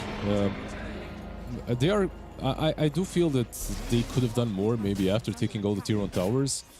It took some time for them to get the Atos. I think Atos says on the Tinker and on the Weaver. I feel like they were lacking catch, so they couldn't really force things. That's one problem they've got. They've got the Tinker and they've got the Terrorblade. Both heroes are literally just farming. And Dazzle doesn't really make a lot of moves as well. So even though their draft looks pretty damn cool when they team fight, they can't force the team fights, basically. Right. They'll start to move forward in the top lane, and still looking at spots. This one in the river is interesting. One that probably doesn't get taken away. Although, I say that, and immediately it dies. So I have found my ability to Caster's Curse Obs Wards now. That was literally 0.5 seconds from what I said. Power overwhelming. Ooh. What are some other ones? I can see everything. Black Sheep Wall. Yeah. Tier 2 top, not defended. And there is no spoon as well. Then I just build Protoss cannons and carriers. Boring gameplay from me. I just started doing campaign again a week or two ago. Finishing Brood War right now. Ooh. KJ in trouble and will be For the Radaventos as well as the Snowball Walrus Punch combo. Icarus dive, but not enough distance away to get away from this Yellow Submarine. But mid lane, they'll go for if a fall as well, and Yuma gets the kill there, so support's traded. What do you think about Yuma's build, by the way? We only BKB into Ags. Like, this isn't what people used to get in the last patch. Like, this is, if anything, like 2-3 patches ago, how the DK build would look like. Yeah, it's not what you normally see from them, right? He's farming really damn fast, though. Yeah, I like the BKB, though. Go on, sorry. Nah, considering how the game started, where Terrorblade and Tinker were on top, I'm actually shocked that Terrorblade wasn't able to keep up. Like, I guess the stacks definitely did help. They focused on stacking a lot for the Dragonite. Ooh, big point of contention there, taking both Shrines of Wisdom. Getting some extra experience, and it feels good to get that experience. Oh. Was that the pufferfish? Yeah, that's I mean, that's the shrine. Maybe a little bit more reverbed, but that is what the shrine sounds like. Amaterasu, ever since getting the Zags, like, I haven't seen him really do anything. They just dodged him. I feel like they they're giving up tier 2 towers, but they're okay with this, especially like what you mentioned with the farm that Yuma's getting. I think they're confident in what they'll be able to accomplish once they get this Ags on both him and the Panga. We'll see. Really, it comes down to the execution. In the last game, the team with the stronger one was definitely heroic, and they might prove that once again on this high ground push. Oh, Nesphere might have stayed too long. Ooh, the spear actually didn't bring him all the way to the tower, and that might be the difference maker. Shallow grave into a Sunder. What? Yuma dies so quickly. Shallow grave with the Sunder there immediately blows up this DK, but now they are turning this around. Nothing projection. It has made this Dazzle very vulnerable in that position. And they get the kill on Amaterasu. They'll look over at Nesphere. Radaventos comes out from Rabel. Nesphere doesn't have Sunder again, but he does have that Aegis and these repair bots to keep him healthy. Yeah, that's condemned for you right there. DK got condemned. The facet of Terrorblade, there is no minimum health threshold for sundered enemies. Basically sundered him on 1 HP. That looked like one of those old school pub strats where you buy a Dagon on Terrorblade and get hit and Shadowblade, you know? Like, you lose all your HP, you run in. It was Armlet Shadowblade or something like that. You get yourself to 1 HP and then just sunder and pop them.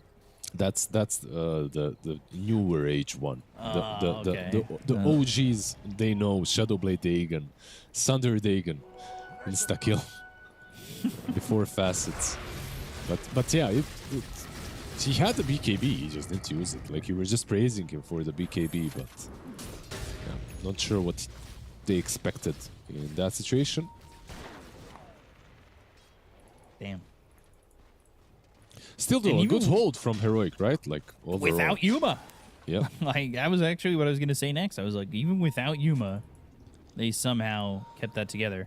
And he ends up buying this Dragon, so he'll forego getting this Axe for the moment. Gleipnir, Snowball, and that's going over to Whisper. But Amaterasu as well as Amaryllis are both dead. They need BKBs. This calling is just way too strong. Like, they need BKBs. Even with the good Snowball save, it still literally does not matter.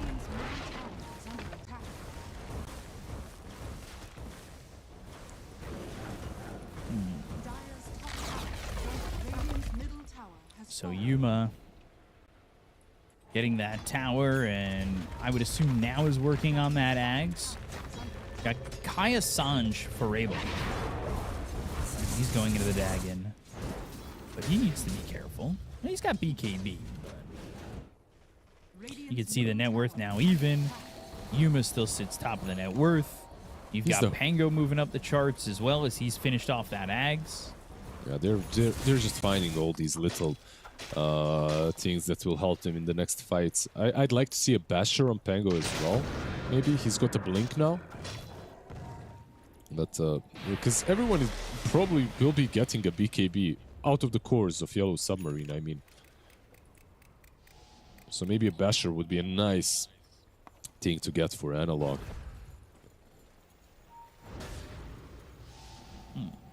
Tormentor is up if they want to try for that eventually, but there is a smoke here and 5 heroes.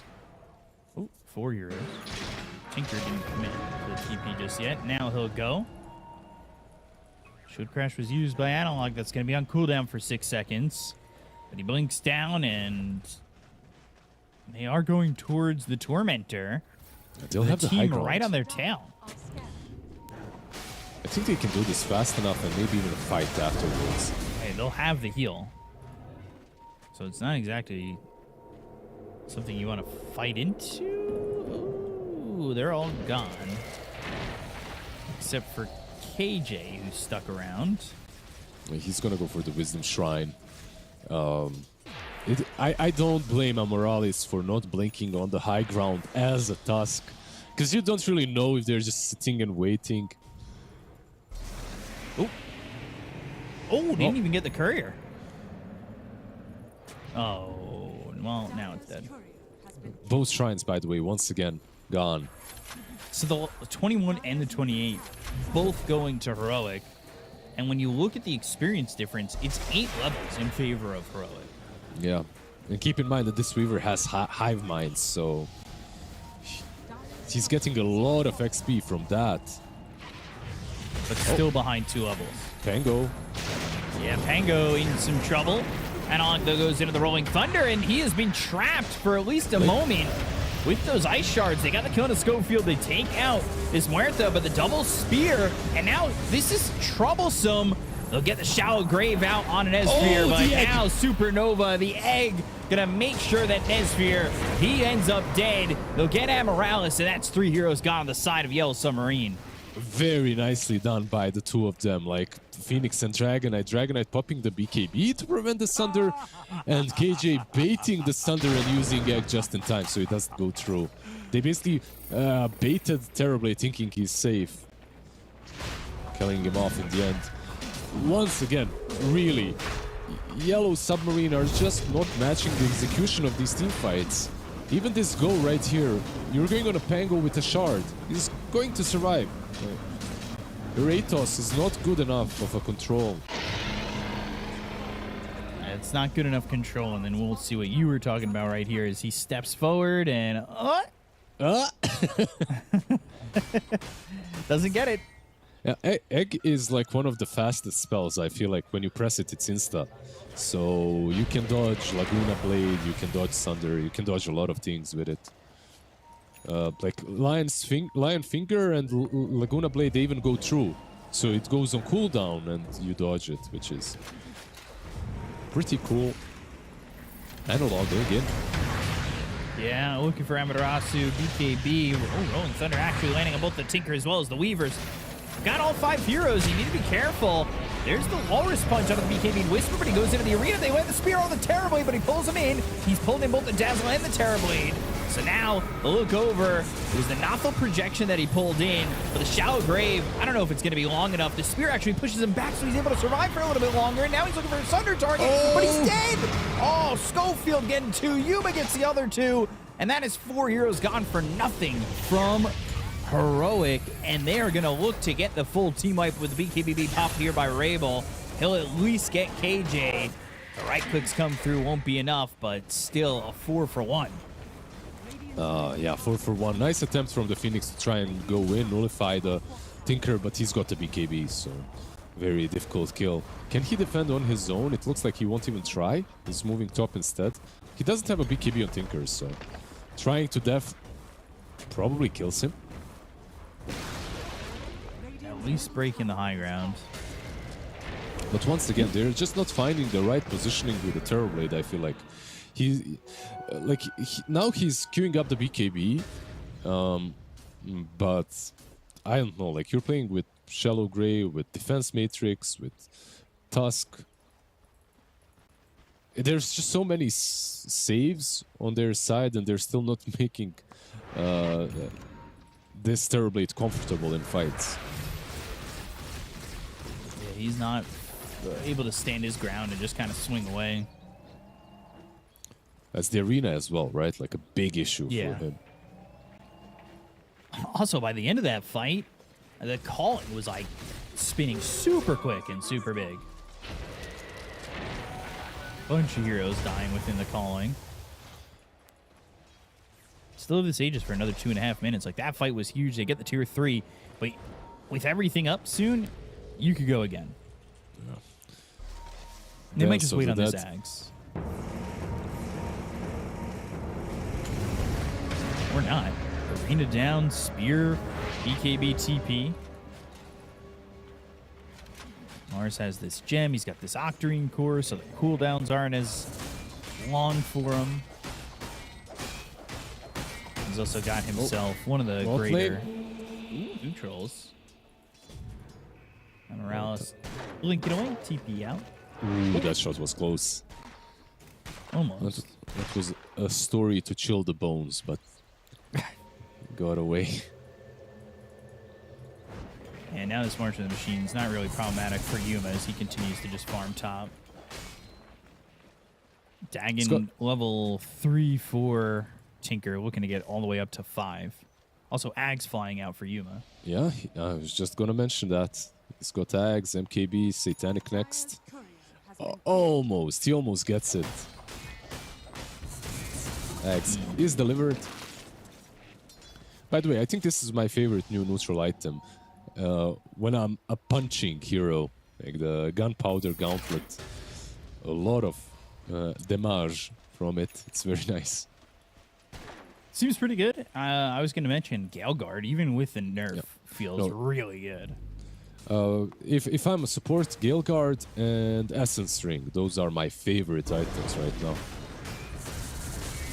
Even as some cores, I think they're really good.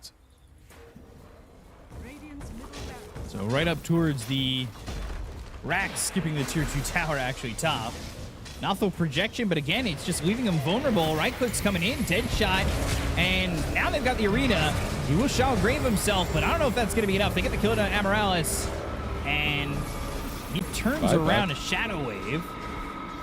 Buyback committed from the Tusk, silence onto this TV. They get the Rod of Atos. That's going to stop Yuma from moving forward for a moment. The Rolling Thunder comes in from Analog. Taking some damage here from the March of the Machines, but they go to the arena. They'll pop the BKBs on the side of Yellow Submarine.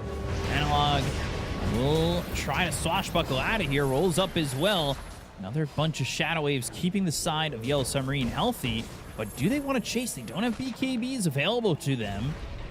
That being said, a lot of what Heroic had is down at the moment. Yeah, Dragon Form out. Phoenix does still have his egg, but yeah, they're not going to chase. It feels like Heroic just went in, took what they came for, and got out without actually losing anything. Even forcing the buyback on Amarales.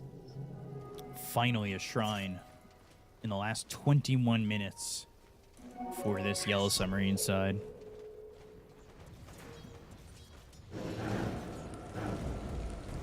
They had not gotten a shrine in so long.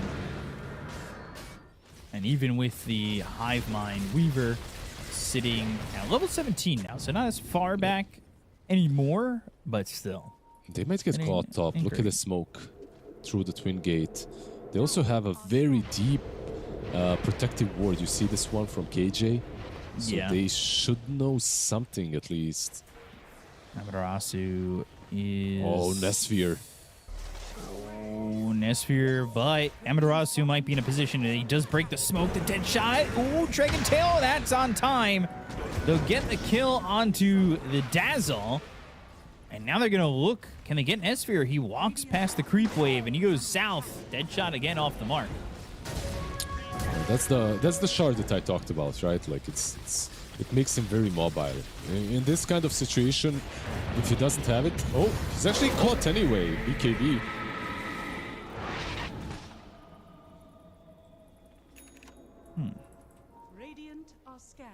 Now his BKB's down. And maybe you push, but you could also just wait for Roche, get another Aegis, get your next set of items. Why not, right? Absolutely. It depends all on how disciplined they want to be. They can wait for this rush. They can do anything they want to, really. These fights are looking very simple for them, and not a single item that they've purchased on Yellow Submarine makes a difference to me at the moment. They have this level 5 Dagon on Tinker to buff up the damage output, but Terrorblade is still sitting with the same 3 core of items, BKB, Skadi, Manta. And the BKB was purchased. It was used 3 times already. 2 times, I should say.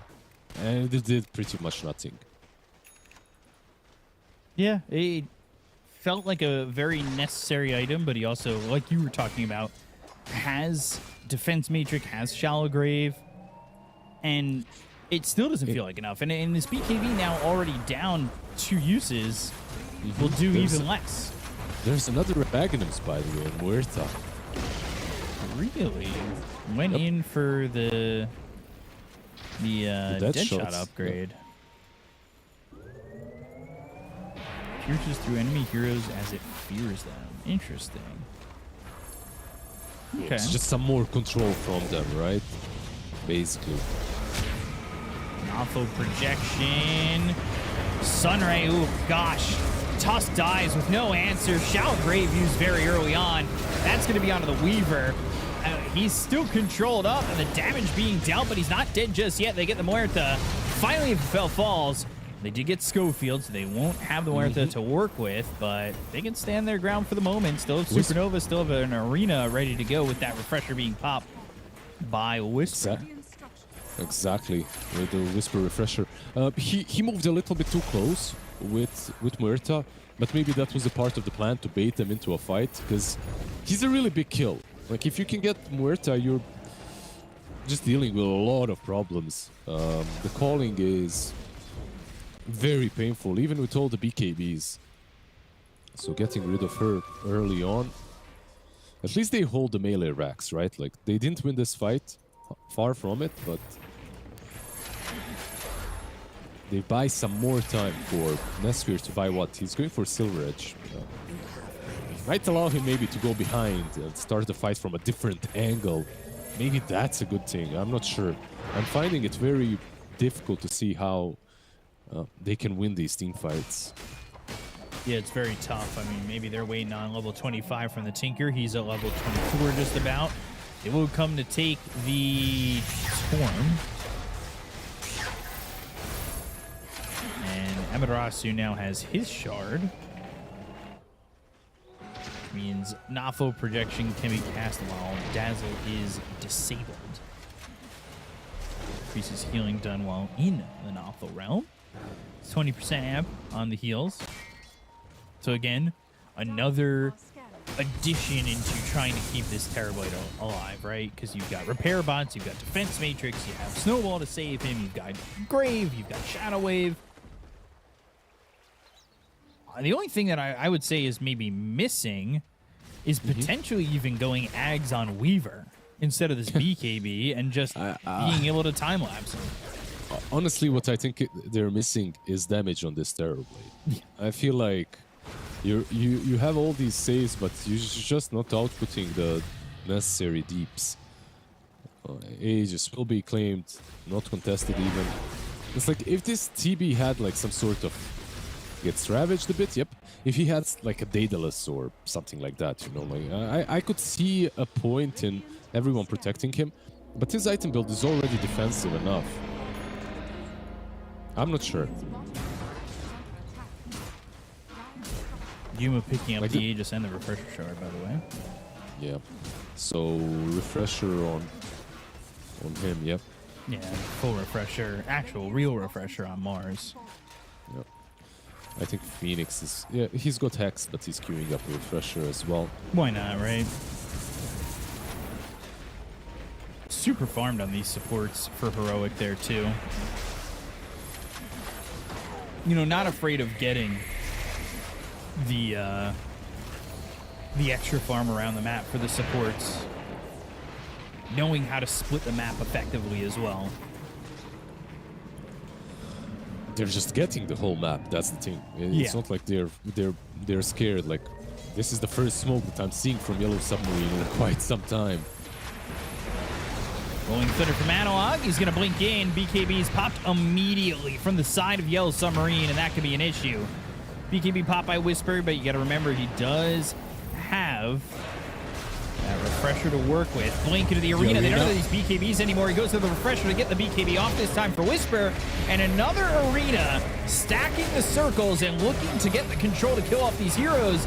But the heal right now is enough to keep them alive on the side of Yellow Submarine. They go to the Gladiator. They try to get the damage onto the Terror Blade. One more shot. They'll get it. Schofield with the dead shot kills off Nesphere. They'll take the Aegis out of the hands of Yuma, but they don't have buyback available on Terror Blade. So Yuma back into the Elder Dragon form, trying to at least secure Mega Creeps. Analog doesn't have a lot of life. Whisper at about half health, but they'll still get Amoralis and look to get this Mega Creeps as they'll go into the Novel Projection, but it doesn't really matter. Mega Creeps not secured with the half set of racks still available top, but they're working on it. Now you could see that their defense, even against the two arenas and stuff, was kind of okay. They lost, but they healed. It's insane. Now they'll go for the full megas. BKB. These BKBs, like, they've just been forced out in such inopportune moments, and it has not felt good in any way here for the side of Yellow Submarine. And Amaterasu dying, no buyback, means Mega Creeps are there for sure. That's probably game unless Tinker can do something incredible. Magical, yeah. Yep. We'll try to hold with 3 heroes. They have Terror Blade back up in a moment, but he won't have Metamorphosis for 10 seconds or so when he's back up. They're not committing fully into the base just yet, but they're not doing the damage, honestly, on these heroes. I mean, Whisper is just kind of standing his ground. He's got a refresher available in just a moment. Deadshot flies through, hits on this Tusk. Now a Gleipnir Dagon, pierce the Veil. Laser puts the calling down, so you can't really do much of anything. Man, I did not realize Amoralis, he is only level 14. It's a losing game, right? Like, as a support, you're not getting the Wisdom Shrines as well. He is very low level, but the only reason why if I fall is because of the Hive Mind facets. Moonshard just right-clicking away at these buildings, and Nesphere's going to step up into Vision. They've got the gem, they have the refresher. Nesphere and Amoralis both die, and that should be it with no Terror Blade. Nothel Projection or not, it is not going to matter. Rabel ends up dead, 4 heroes gone. They find the Weaver, full team wipe here for the side of Heroic. GG is called, and it's a 2-0 for Heroic to go to 1-1. And unfortunately for Yellow Submarine, they are on the verge of elimination now at 0-2. Unfortunately for Yellow Submarine, for sure. I want to praise Heroic first. I think this team played a really good series, like game number 1, game number 2, both on point. Both games that weren't easy at all. So kudos to them for making it through and being 1-1 now. On the other side, Yellow Submarine, honestly, this team has some incredible ideas. I really like their drafts. I really like what they have, the way they're cooking, right? I really like it. But the way they are serving their food is not that great. They need to do some plate art. Right now, the execution just isn't there. The ideas definitely are. Like, even in this game, in game number 1 as well, it looked solid. I feel like this is one of those teams that if you give them these cheese heroes, they can win against most tier 2, tier 1.5 teams. But Heroic are a tough cookie to break. And even when you're playing versus these Tinkers, these Dazzles on the offlane, they found a way. They found the right items and the right approach to take the W. It's a big experience difference because, like you said, you know, the drafts are interesting, and I hate to do this, but it does feel very Wings innovative, right? God, yes. You know, It's exactly like Wings. I'm not saying it's exactly like Wings. I'm just saying that it feels that kind of innovative. It feels like this TI, they're gonna have a run without losing the game, you know, if they stick together. Yeah. I mean, no, of course, I'm gonna be like they definitely have some cool innovation, and I won't call it that innovative. I think these are all the things that we are seeing in pubs, we are seeing being played. They're just adopting this style, and they're trying to make it work. And I feel like it is a style that's necessary for a team that doesn't have a lot of experience. Right. Because it's a bit different from everything that everyone else is playing. And this kind of a style will get you 2 tournaments, but I'm not sure it's gonna get you out of groups of these tournaments. The qualifiers, you will surprise players with some Veno in the jungle, but once you get to the main stage, it becomes increasingly difficult, of course.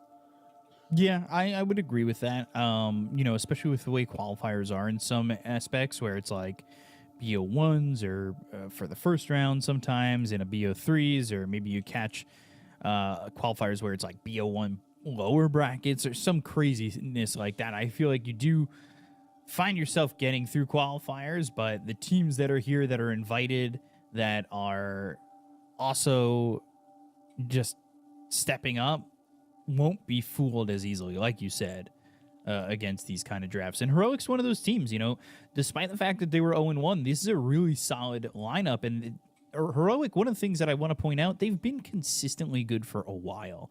I feel like that although be it a different roster, that Wallachia victory was a wake-up call.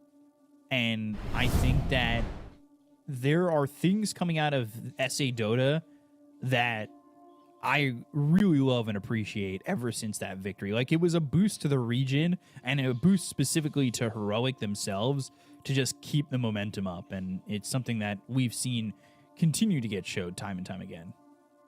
Absolutely. There's just a lot of good talent coming from the region, and I'm excited to see what more they can do in this tournament in particular. Yeah, so we'll see them later on. That'll be tomorrow, because they're going to be 1-1 playing tomorrow. But 0-2 now is Yellow Submarine. But we've got another matchup coming up after a short break. It's going to be Nigma against Navi. We'll see you then. We'll see you in a bit.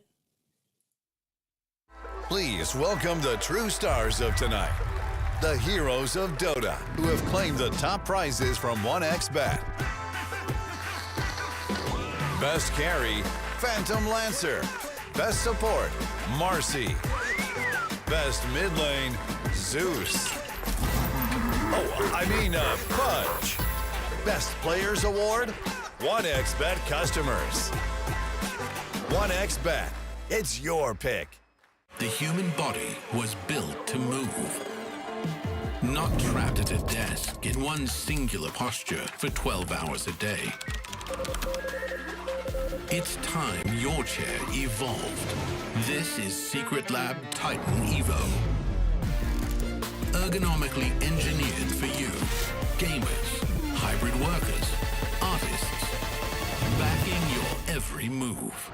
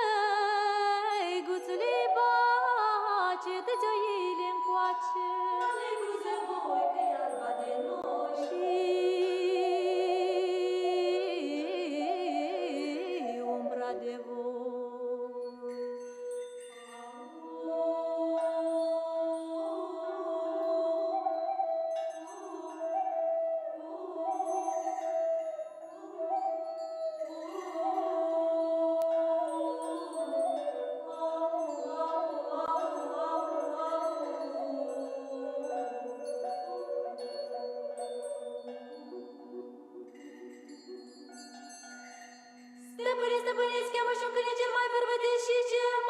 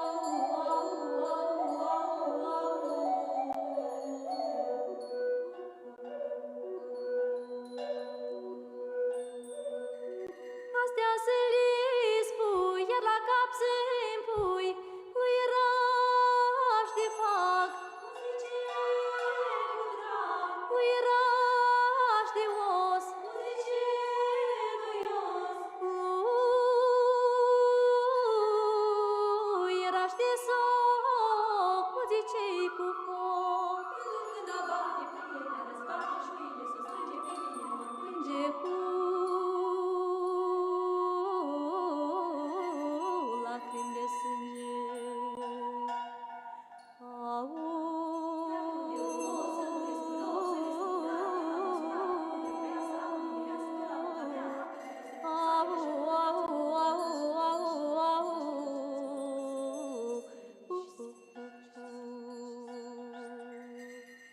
Iar dacă ai zări, dacă ai întâlni măicuță bătrână,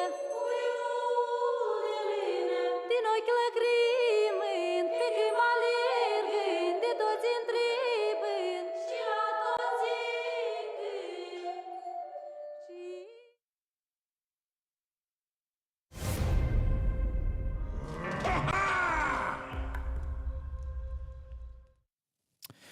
Welcome back, everybody. It's the second series of the day here on the B stream. We had Heroic 2-0 over Yellow Submarine, and now we've got ourselves Nigma Galaxy against Na'Vi.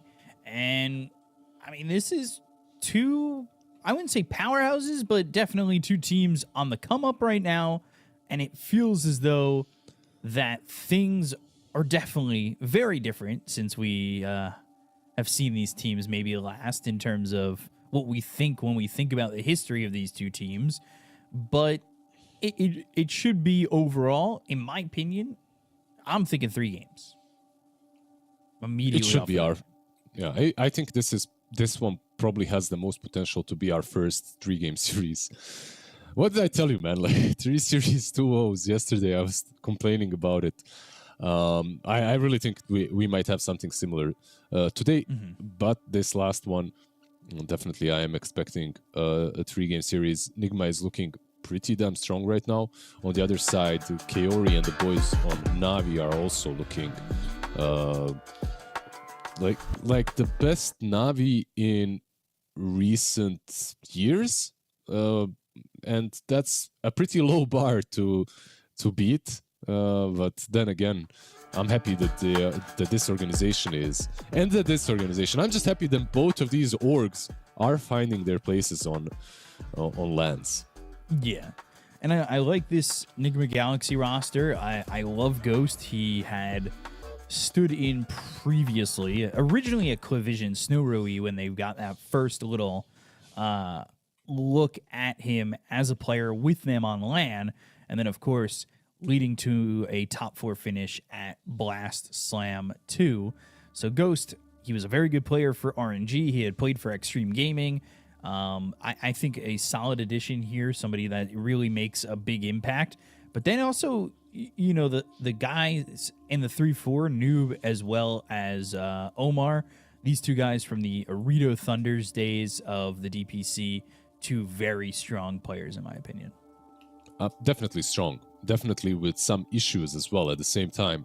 The issues that I've noticed from watching a lot of their games recently is, well, not from Omar per se, from Noob is the hero pool on the offlane, which he has expanded on recently, but it's still very much like, can this mid lane hero be played on the offlane? Yes, play it. No, okay, let's try and find something from the offlane that can be played. Enigma in all of their qualifiers also had an issue with Chimera Esports or this team or that. Back in the day, it was the Ooredoo Thunder. Now it's Chimera, and sometimes like the understanding of the meta or the heroes that are being played in pubs quite a lot isn't there.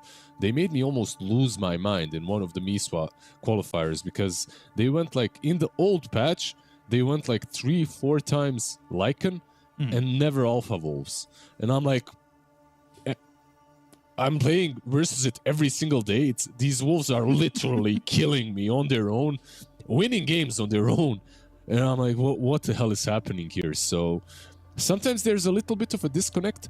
At the same time, sometimes there's a lot of innovation coming from Nigma because of that. Like, they can look at the game from a different aspect and make things work. Yeah, we'll see if they can make it work. Then on the side of Na'Vi, my standout player, in my opinion, is Sanctity. You know, Sanctity is a guy who played with Lilgun. He also played for the Mongolian national team, a team that took a game off the Chinese national team at the Asian Games.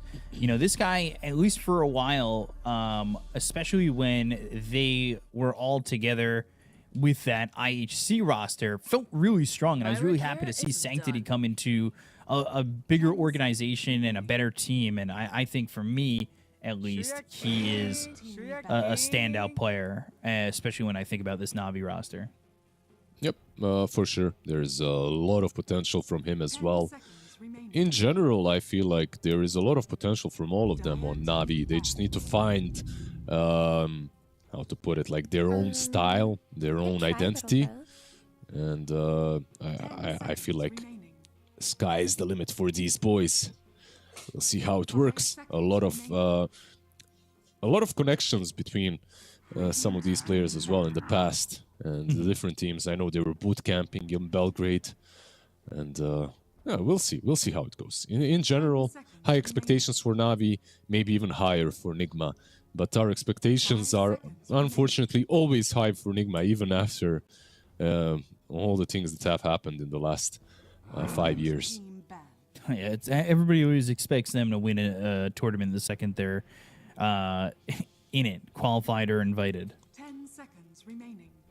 It's very, very hard to maintain with those expectations, right? It's hard. It's hard, especially when you're chilling in some golden mansions, you know, just having fun with the boys, playing some Dota. No one can blame them. I literally, I would be the first one that took it easy after winning a TI, and just enjoyed life for a bit. But it's just, you can see that that competitive hunger is still there, especially with Sumail, as he is doing extremely well on the mid lane. Like almost every single game from Nigma that I watched, he is doing well. Like Right. he's the one making things work for them. When Miracle was still kind of, I'm not sure what the exact situation is. I know that Ghost is playing almost all the games with them, but I also feel that he's a bit more motivated at the moment as a position one. I would say so. You know, his slot is not secure. Considering it feels like at all times, Miracle could come back almost as he chooses. So when you're playing as Ghost, it feels like you kind of have to prove yourself at all moments. And with the way that the Chinese scene is kind of set up, where he was playing initially, he's not really a part of those talks, right? So he's kind of lost out on where he had his footing, and he has to find, new avenues to kind of exist in. Which is cool, because we see a lot of players, not only from China, from Asia in general, moving to different teams in Europe and making either making a name for themselves or continuing the legacy, right? Like just continuing to stay strong. Monkey King, by the way, on one side, Dazzle on the other. When it comes to these openings, I must say I might prefer the Dazzle in the current patch and the state of the game. And in general, this matchup is really good for Dazzle in the lane. So in that way, I do like Navi's opener a bit more. But we'll see what Nigma have cooked up with the Monkey King and how they play it. We saw how good the Dazzle can be in the last series, but again, didn't exactly pan out to a victory. Yeah, I think one of the main reasons in that last game why Dazzle didn't work is they had 3 cores and all of them wanted to farm. All 3 cores were way too greedy. Dazzle needs something active from the mid lane, and if you can give him a partner in crime that's kind of active, you can just roll the map.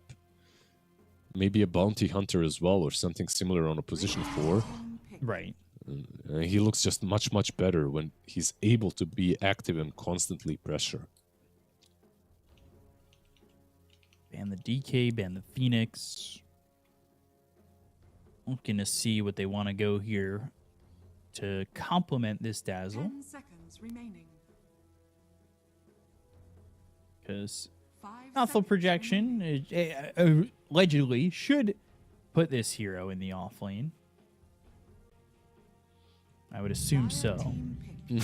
And they go tough. Yeah, so we saw this in the previous game as well. So maybe taking some ideas, because we've talked about it in the last series, was, you know, if maybe they execute a little bit better, Yellow Submarines wins that series with the drafts that they have.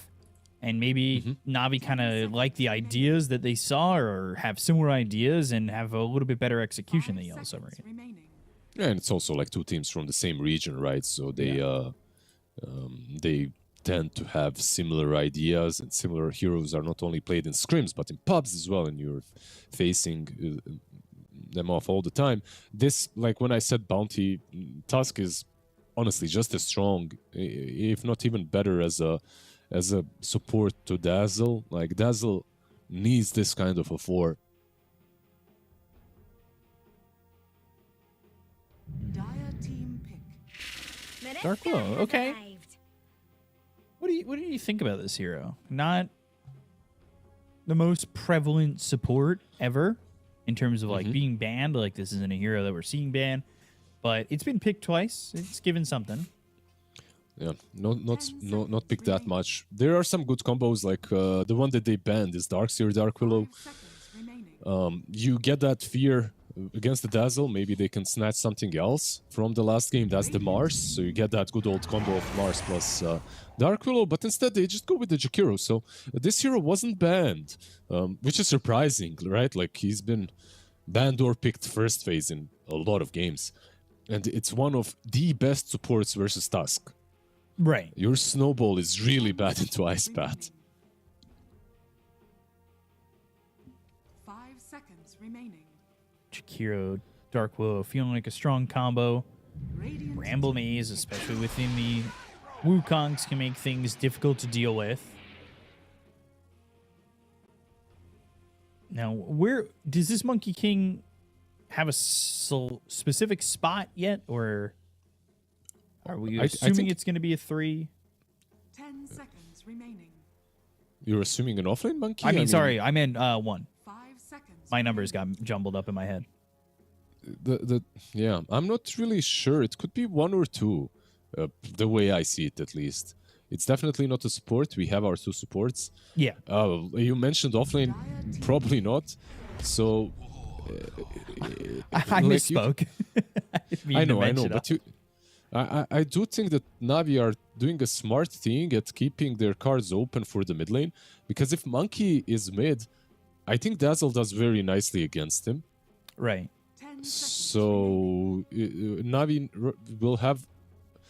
Basically, what I'd like to see from Nigma is a hero that can go mid or safe lane as their last pick, so that you can adjust to where that Dazzle goes. Maybe something... I'm not sure what fits that bill. Monkey King can definitely do both, so if you could combo him with something similar, right now you can pick that hero or maybe an offlane. Gyrocopter already picked. Like, there is a Morphling is banned, actually, the last ban from Navi. Trying to think about... I mean, you have heroes that can make life difficult, because you've got Monkey King who can jump into the face of the Gyro. Yep. Terrorize, Bramble Maze, Ice Path can be very vicious. Dire team banned. And there's that most likely offlane Abba. Yep. Good into Dazzle as well, right? Like you get a lot of use out of the Abba. Like the lane itself is strong. And I was trying to think about all of these heroes that kind of fit the standard offlane bill, and none of them felt great to me. Like, even with this Jakiro Dark Willow, I was thinking maybe Mars, but it just doesn't feel good in this game versus what Navi have got. Like, too much damage that goes through the arena anyway, nodal protection that can be used into the arena to grave the Gyro. So overall, I like both of these drafts, but I must say that maybe I like the Navi's draft a bit better for now, at least.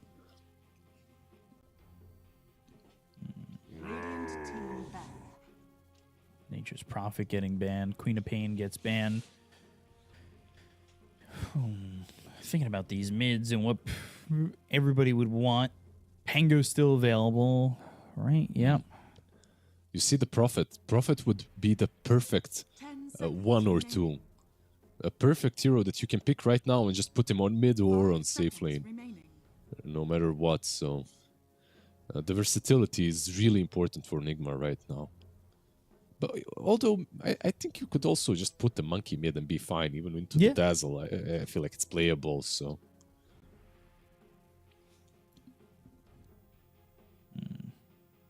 Taking a lot of time. I mean, they have a lot of time, honestly. Been pretty quick on their drafting. You know what you're playing against, right? Like on that safe lane for Nigma, who have the next pick, you know that you will be 99% playing versus Dazzle Tusk, so... Right.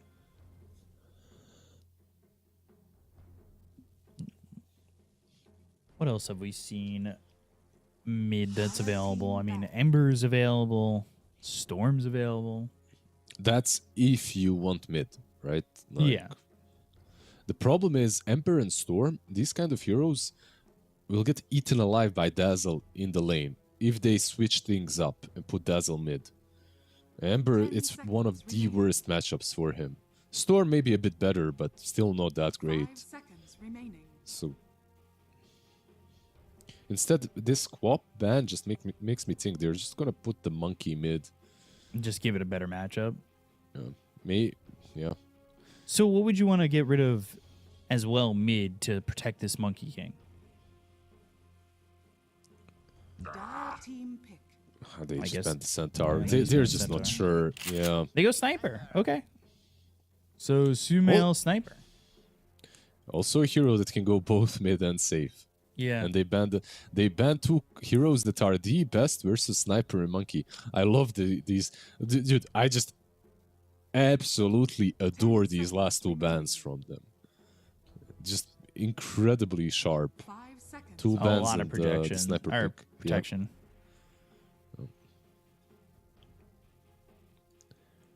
Now you've got to think about what you can go for yourselves. And you've protected yourself from basically making the lane feel comfortable because you can move around your matchup, right? And make sure that you're safe overall. You can move around the matchup, but I do feel that Sniper is much better on the mid lane. Yeah. And probably that's where we're going to see him. I wouldn't bet on it, but that's like maybe 55-45, maybe even 60-40 chances. And on Navi, now they need to find the right mid lane or off lane. But I really do think that they need a mid laner here now.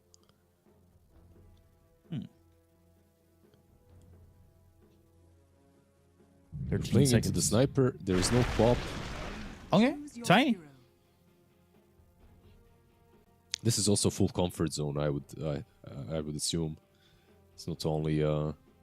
And Tiny isn't that bad into Sniper. Plus, he's going for Crash Landing, by the way, so not insurmountable, of course, as he's playing mid. Anything? So Monkey will be mid, by the way. They switch things up. Sniper will be on the safe lane because of that Tiny pick. Yeah, He's this is the... Going ghillie suit on the Sniper. We've seen a lot of the other facet for him. Yeah, the Shrapnel isn't... no one takes it, I think, anymore. Like, it's very rare. Right. Since the nerfs and stuff, like, this one is a bit more prevalent. But this versatility from Nigma allows them now to put the Monkey in a good matchup and the Sniper in a decent matchup. In general, I don't know how I feel about Sniper on the safe lane, because it's a completely different deal. Like on the mid lane, you play the lane very nicely. Like you can move behind the tower, you can play around the equilibrium. On the safe lane, you have 2 heroes right-clicking against you, last hitting against you, and you have different ways. Like if the lane isn't really in the best position, you can get behind him. A Tusk with a snowball, the ice shards can get on top of you, so... it might not be as easy. Even though the lane is strong, Jakiro Sniper, it might not be that easy. We'll have to see how it kind of turns out in game number 1, because they're going to try and make it work for both teams and get their right footing here between Nigma and Navi. But who are you leaning for in this game? I haven't really asked you much in terms of like predictions so far in this tournament, but what are you thinking with the lineups that we've seen? It's a rough one. I think Sumail might do a lot from the monkey on the mid lane versus the tiny. At the same time, I don't really like the sniper one that much. Like, they played a lot of sniper on the mid lane. Not a lot, but I remember seeing them in the qualifiers playing it on mid. I'm not really sure. I might actually like Navi's draft, all things said. Even with the tiny nerfs, I think I might like their draft a bit more. Guess it's just also dependent on how Sanctity plays, right? Yeah, and it's just kind of... I feel like maybe it's easier to execute with Fatal Bonds and Shad's Gyro. You have the Dazzle that's just overall a really sick hero. Unless these lanes go terribly wrong for Navi, I feel like they might have a pretty decent shot at taking this one. But I'm really not sure. I'm just... The battle begins. Your guess is as good as mine for this game. I have to wait and see how it goes. Based solely on experience, I would say Sumail is probably going to be very aware about how to play this matchup. I mean, they moved around their heroes to make sure that they have the better matchups. So I would assume that Sumail, being in the form that he's at right now, probably doesn't lose this lane. So I do worry about Sanctity in that aspect. If you're thinking about the draft games, I think that Nigma definitely solved their issues in a genius way and sort of won the draft, but I feel like sometimes you can feel that your draft is won on paper, but the heroes are just overtuned against you. And right. Even if you did win it, like it just doesn't matter because the patch is on the other side.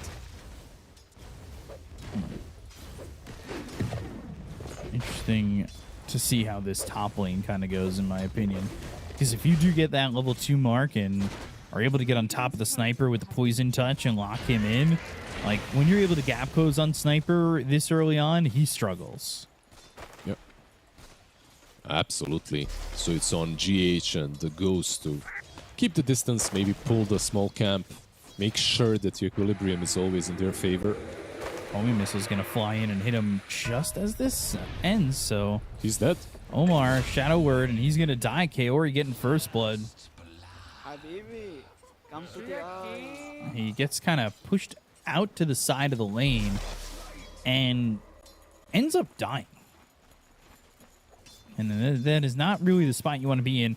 Noob, meanwhile, he's okay with where he's at. I'm a little surprised that Omar's not playing closer and hugging the Abaddon potentially for that aphotic shield.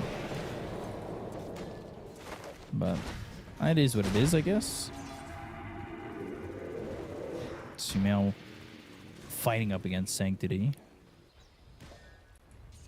Just right now at 8-2 to the 7-2, so it's pretty even.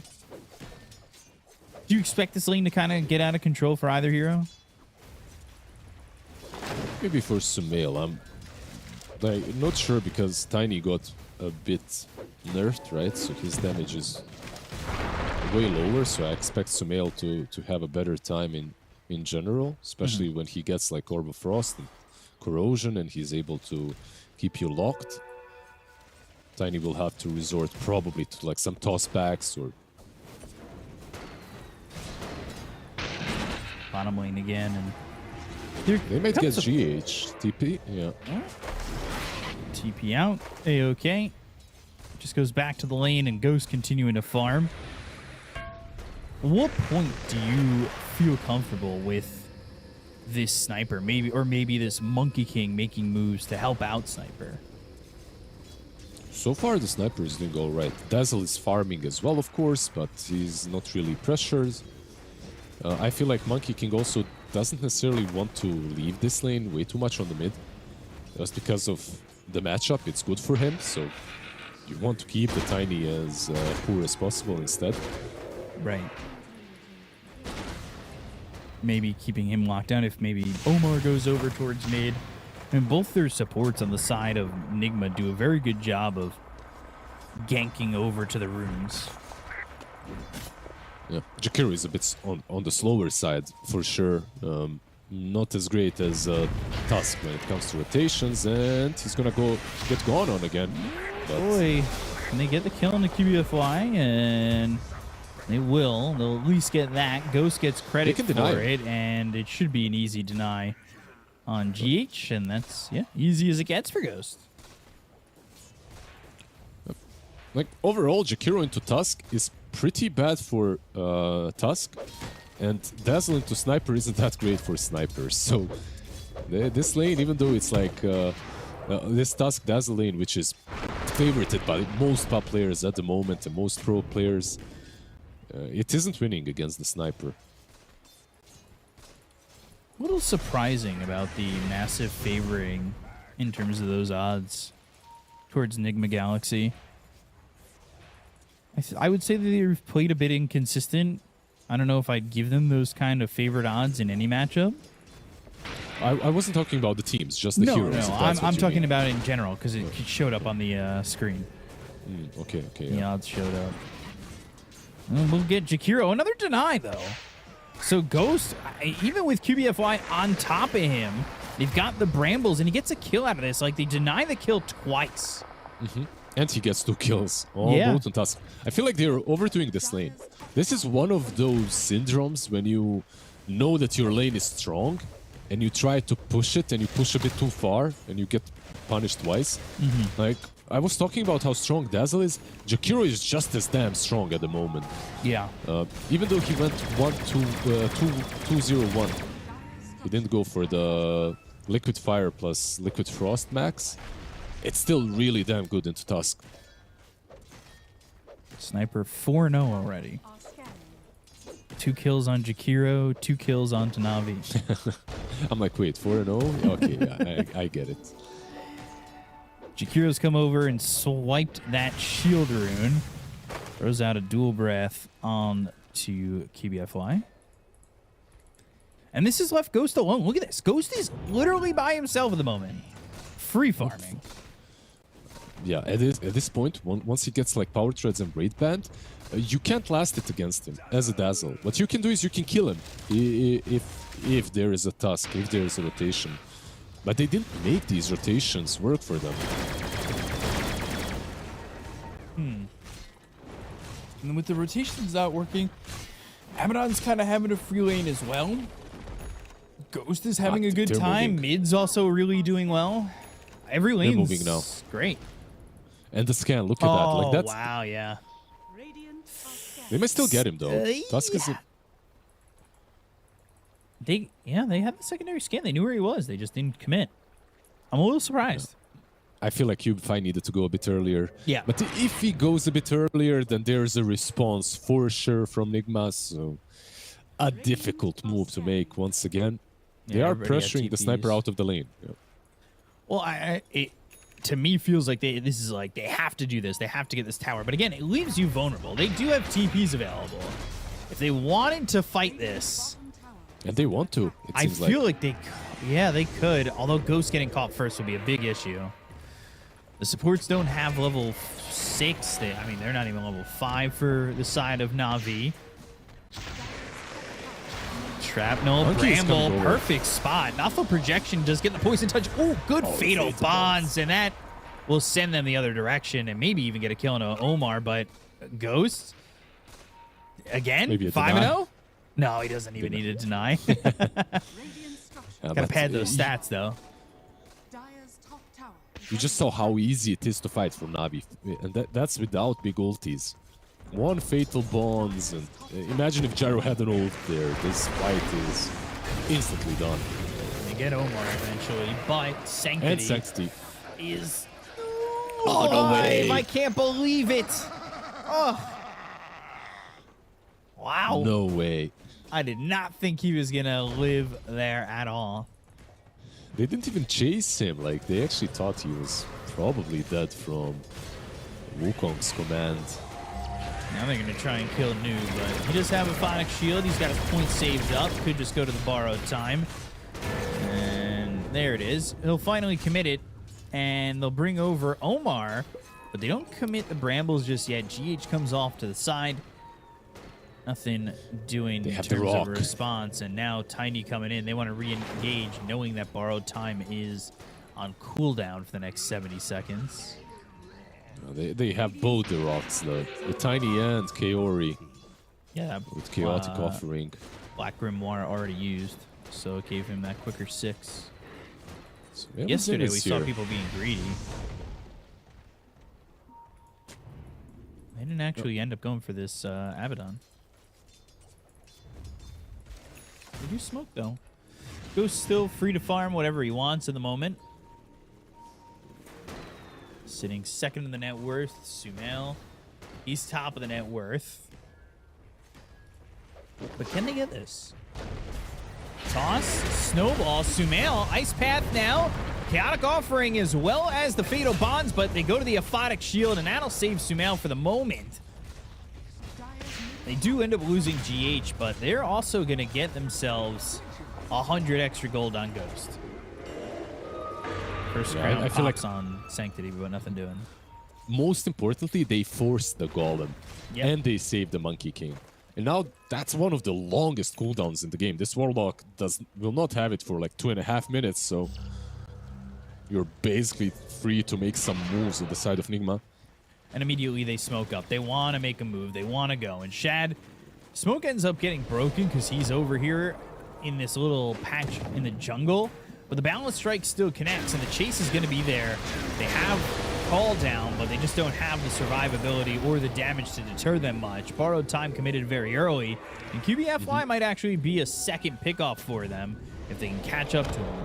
They drop down that OBS, they'll chase. They've got a bunch of heroes here, and they'll look for an Ice Path eventually if they need it. But Brambles connect. They won't need the Ice Path. They'll get the kill into QBFY, and Omar gets credit for that. 2 heroes on the side of Na'Vi. Maybe if they had Grave on Dazzle, he could TP and save a target, but it's just never the build. I feel like it's always 404. 404 Grave not found from Boom. I think maybe, especially in games like this where you're, with the way it's going, you might have to go into that casual point and Grave. I don't think it's going to happen. It just feels like it's so costly not to have that one point.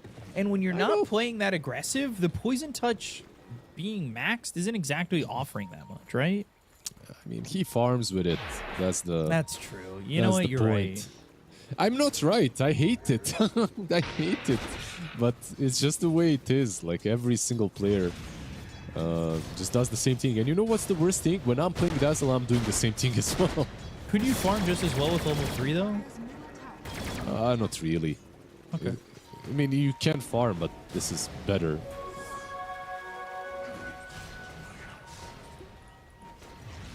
Fair enough. Now he's level 9, and he again just takes another level in Shadow Wave, just refusing to get that Shallow Grave. And an alpha projection comes through, but they kill Kaori very quickly, and they're going to bring Shad over. Curse Crown's going to stop him in his tracks with the Avalanche up 2. That could be a problem, but the Aphotic Shield onto Sumail and the Borrowed Time pop by Noob. Shad, he goes in with a Rocket Barrage. He should be able to get the kill here onto Sumail. They'll look over at Noob, who no longer has the Borrowed Time, but he has the Aphotic Shield, so he'll survive for a moment. The toss back. Oh, dunks him onto Omar, and now Noob, he's going to die too. Down goes GH. They'll look for a full team wipe while Ghost stands his ground, but he's going to die. Boom with a triple kill, and my words being eaten are delicious. Yeah. Well, maybe it would have been without a death if he had the Grave, but this way it was definitely a very solid fight for them. Way too much damage was dealt just by the cooldown. When you look at it at the beginning of this fight, I feel like Noob did the right thing here to pop his ulti and save both himself and the monkey. Like you see here, like instantly pops ulti, uses it on him. But they are kind of scattered and all their spells are already used. Sniper is just connecting, that's also a problem. So they didn't have that extra damage that they needed from the get-go. Noob also very willing to pop the borrowed time early, and I know he had to with the Avalanche coming in, but maybe if he holds it a little bit longer, I don't know. I think actually Monkey just dies, yeah, because yeah, you're just forced into this position where damned if you do, damned if you don't. Pretty much, yep. It's also like you have this Abaddon who's really good as a hero right now, but the synergy between him, Dark Willow, and Jakiro isn't really there. Like, it's not like a Mars or even someone with a stun that can help you set up the Bramble Maze, the Terrorize, and all the Jakiro spells as well. Do you want this Blink Dagger then for Noob? Or would you rather him just go straight into the Harpoon?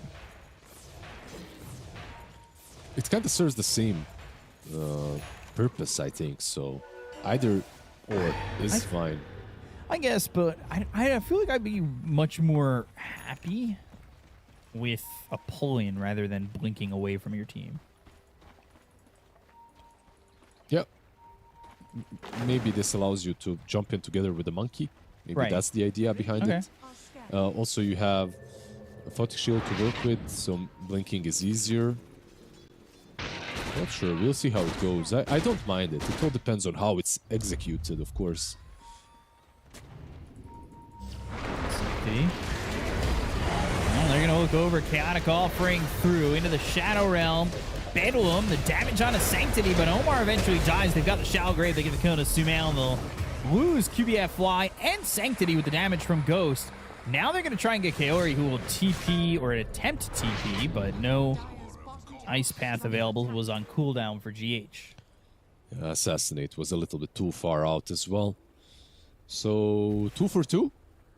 Yeah. Together with the Rock used, kind of a win for Nigma, considering all the same heroes got traded, mid for mid, position 4 for position 4. I feel like definitely a bigger commitment by Navi. Although the difference is Gyro was still farming, right? Like he wasn't really a part of that. That's a huge part, I guess, but with least. Ghost getting 2 kills, he kind of keeps up with whatever Gyro's getting, right? Let's see. Both of these teams want to fight around the Tormentor. It might be a good idea for Nigma to take this fight. Ghost needs to be here. They don't have Chaotic Offering. It's a tough fight for Navi. Yeah, and Ghost just completed Mjolnir as well. It all depends on the angle, like if Tiny can get behind on the sniper. That's a good ward. Great ward. Noob not afraid to stand in the front line. He's got borrowed time. Ice Path well short, but Novel Projection used pretty early, and they're backing away from it well. They'll disengage and now might have the opportunity to re-engage. Noob never committing that borrowed time. Yeah, this is like one of the best heroes into Dazzle and also into Warlock, just because you can get rid of Fatal Bonds and Poison Touch. They still have like 30 seconds without Rock, without the Chaotic Offerings, so... And Nothel Projection as well. Yeah, maybe this is a chance to strike. Kaori, though, looking to put Fatal Bonds out there if he can position himself correctly. Macropyre laid down. Sanctity's already dead. Borrowed time is popped. Terrorize on a 3. Is the damage there, though? Cool Breath, Snowball pulling in the Dazzle. Walrus Punch comes through. Noob and Omar are dead. Shad's got the damage. The Shallow Grave keeps him alive. The Wukong's hits nothing. And Na'Vi, it looked like they were on knife's edge in that one, but end up just losing Sanctity. Why do I feel like that Terrorize helped them? Well, they didn't commit afterwards as hard as I thought they would. I feel like he used cooldown before Terrorize, so all the damage was there already from the Gyro, and they couldn't chase them deep enough, so they just ran away, repositioned. The AI repositioned them better with that Terrorize.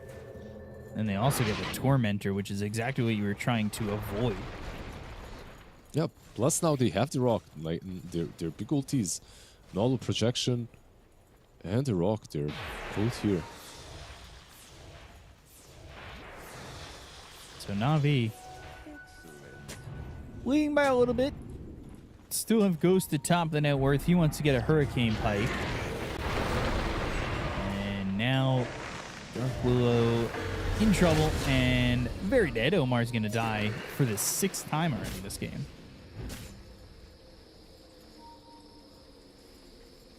Yeah, Dying. definitely not having the best game on the Dark Willow. Yeah, dying every 3 minutes in the moment, I need to get my eyes checked. which is very rough. Tower is under attack.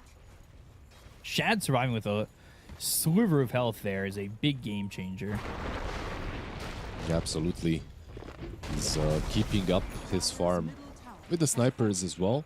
Like, this matchup kind of is better for the sniper. Like, you can always keep your distance. In an isolated world, it's better for sniper, but all things combined, it might not be that great. GH has Solar Crest. He's looking to just farm bottom, popping the mana drought and a clarity to get all that mana back. But the second he throws down the macro fire, the blinks are there, and Sanctity with QBF Fly come in, and they will get this kill on a GH. Not terribly worth it. He's actually maxing out the Ice Bat. Like, Different than what we yesterday. saw.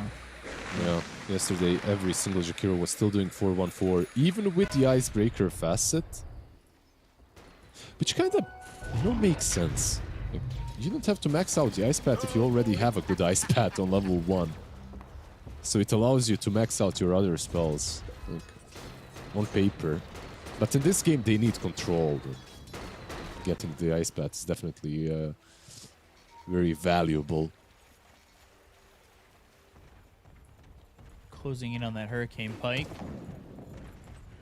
Ghost still continuing to farm, but they found him. They're going to jump, and they've got the Snowball looking to get the kill on a Ghost, and he'll end up dead. QBFY gets credit for that one. The Terrorize comes through. Omar taking a lot of damage with the Fatal Bond's out. Sumail's going to have to back off of this fight completely. As they'll toss the Warlock into his face. They'll get another kill. 3 heroes dead. Ice Path is irrelevant. And again, just Na'Vi making the initial jump into these fights, and no response really from Nigma Galaxy, especially when we talked about it, when you're able to get in the face of this sniper, life becomes difficult. He just needs a shard. I feel like Pike is way too expensive. He needs a shard to get away from the ice shards. Shard to counter the shard. And like, you're playing versus 3 heroes with Blink Daggers at this point. That's why they're so mobile and so damn fast. Dazzle with the blink, Tiny with the blink, Tusk with the blink. Like, good luck being the sniper. Seriously. Like I said, one-on-one matchup versus Jerry is alright, but there's just so many heroes jumping on top of you. Also Projection and Dark Willow Sumail is in. forced to go all the way out, and Sumail is on the trees, but he needs to find an opportunity. Again, if Ghost isn't in the proper position, I just don't think you can commit that much. Yeah, if you commit on them and they just dodge you and chop the sniper, the same thing will happen again. And they're doing it again. They're committing here's 4, but they need sniper's damage. Yeah. He's connecting. He's trying to. Yeah, he's not there though still. Avalanche was used. Sniper not getting into position yet. And now the blink forward. Shrapnel used. QBFY is going to snowball. GH with the macro fire down. And GH is dead. And a Shallow Grave again. Ghost going to try and stand up to all this, but Naltho Projection with the Poison Touch. Hexes Ghost for a moment. Cursed Crown toss up. Down goes Ghost. And it's another 2 kills here for the side of Na'Vi. I mean, look at how far you can use this Naltho Projection. Yeah, it's ridiculous. And on top of that, he's got a blink to get in position. It's just that they're committing nothing and they're doing so much damage It's like one fatal bond plus cooldown and a single toss. Monkey almost died. He needed to use his shard to get away. Like, good thing that he at least has it. Sniper. Okay, he did complete the 4 staff, so should be able to reposition himself a little bit better in these next fights. Now, I would say these days, pretty early ages. Relatively.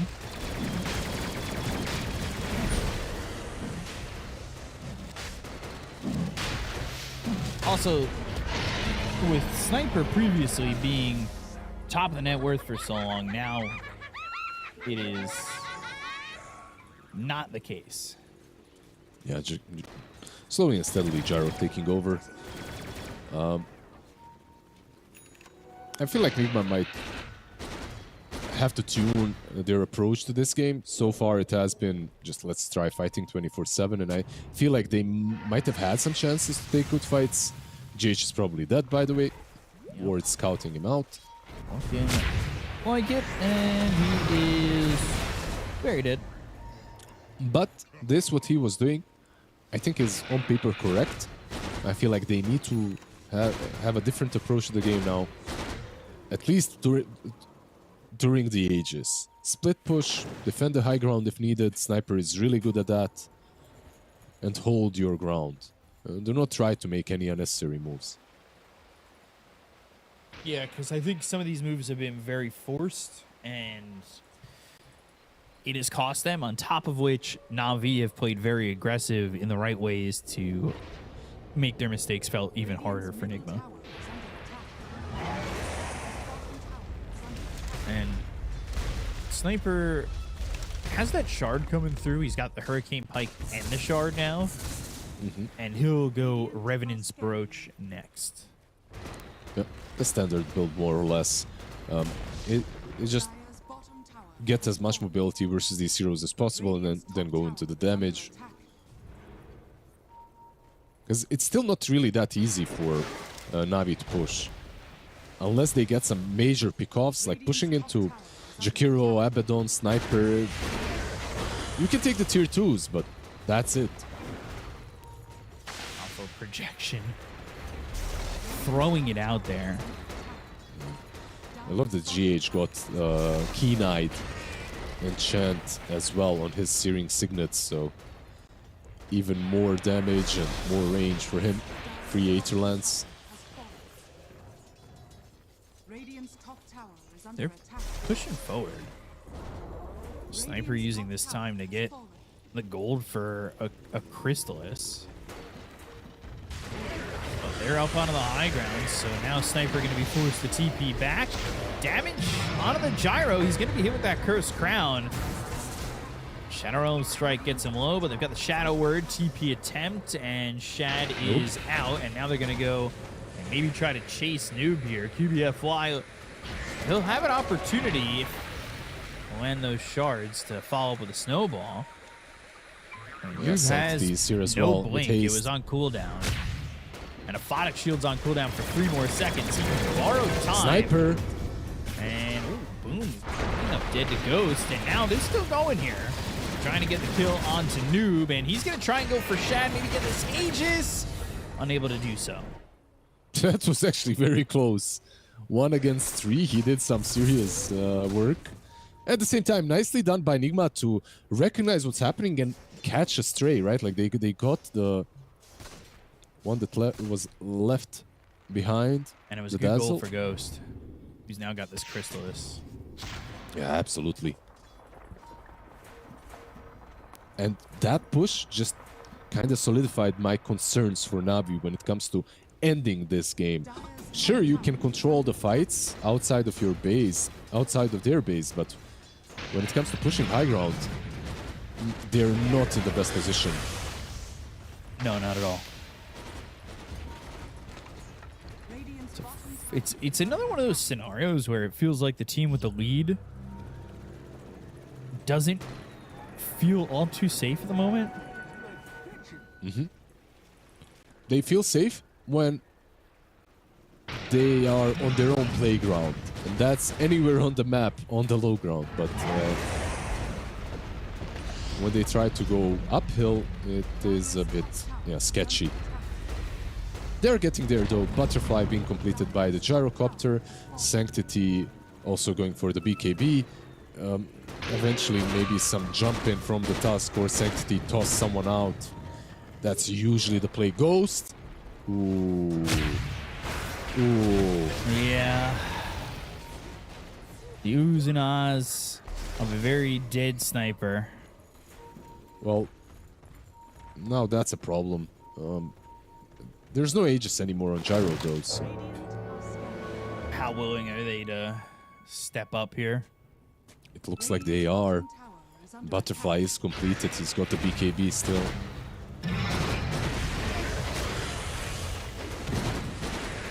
Nice pass. And the Cursed Crown, but they got to hold for 30 seconds, so this is looking like at least a dead tier 3. But they're just delaying it. A good amount of time. But still, they'll have another 20 seconds on the racks. Backdoor protection. We'll slow that down even more. And now that backdoor protection is off for the moment. Cursed Crown again will stun him up. So right now, for the moment, you only get a tier 3 tower. That's not terrible. Not terrible. Considering Sniper got picked off so easily. It was a pretty cheap kill. They defended nicely, like a little bit of Curse Crown, a bit of Ice Pad, Boundless Strike, a lot of very annoying spells. Yeah, especially spells you're able to throw from a distance. Not put yourself in harm's way at all. I wouldn't mind, you know what, I wouldn't mind seeing some Aghanims on Cubify. He's going for Wind Waker instead, but imagine jumping in and just kicking this Sniper out of his base, or even kicking Monkey out of Wukong's command is pretty damn nice, I would say. You going Torm again? Yes, they are. So, easy Torm again. That means big gold. Okay, Ori getting that shard, that upgrade there to the upheaval. And the Eldritch summoning upgrade. We haven't felt the strength of Sumail. But now he's got this BKB. So maybe we feel a little bit more from him. I feel like as a monkey, usually you stack up your Jingu Mastery and then you heal up from it, right? This game, he's just been dying by the time he stacks it up, so he could kind of never be that tanky Monkey King in Wukong's command. There's a Nullifier on Abba, BKB that you mentioned on Monkey. The Remnant's Brooch is done together with Nemesis Curse on Sniper. With Nemesis Curse, though, it gives the impression that they have to hold from the high ground, right? I mean, I guess Sniper's dead no matter what. It's Glass Cannon passive, but he's Glass Cannon as a hero anyway. Yeah, so it doesn't really matter. Yeah. Yeah.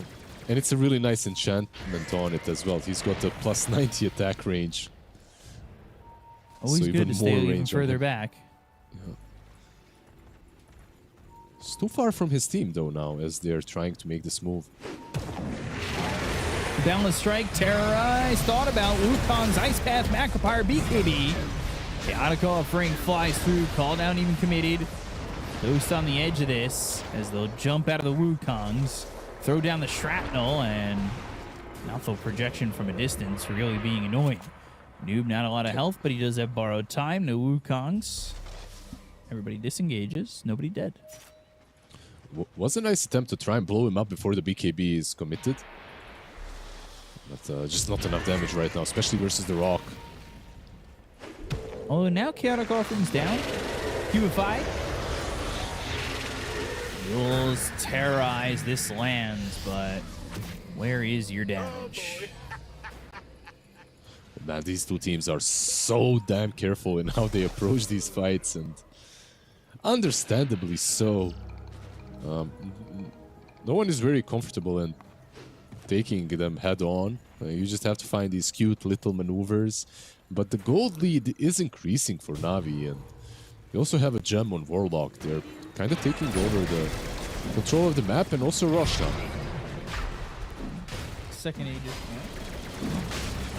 Can this be contested though? Without the rock, like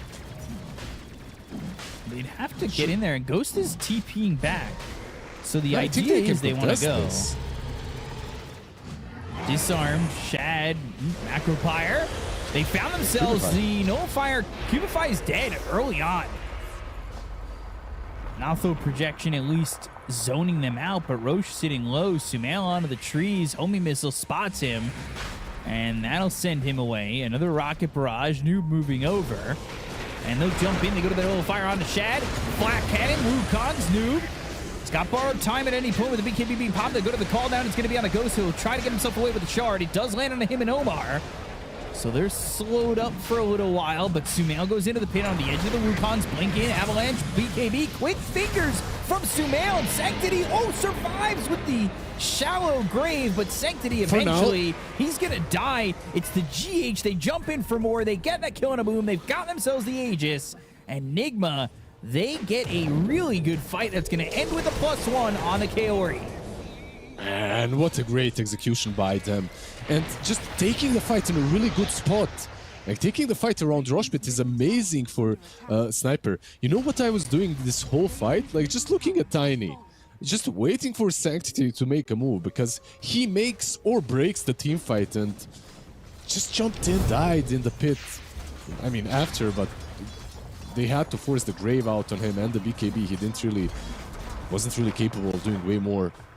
And also keep in mind that they fought without the rock. Like, chaotic offering was still on cooldown, so, or at least wasn't used until the bitter end of that fight. So, yeah, really nicely executed by Nigma, and from being 8k behind to being 2k up. Distraught faces there for Na'Vi. Not too happy about what had just occurred, and now it is, unfortunately for them, a position of being up against the Aegis on Sumail. That'll allow him to get some farm back into his pockets if they choose not to fight here. But Na'Vi, they don't want to give this up. These side of Na'Vi are looking to continue to go, and they've got the ups. Oh, Omar!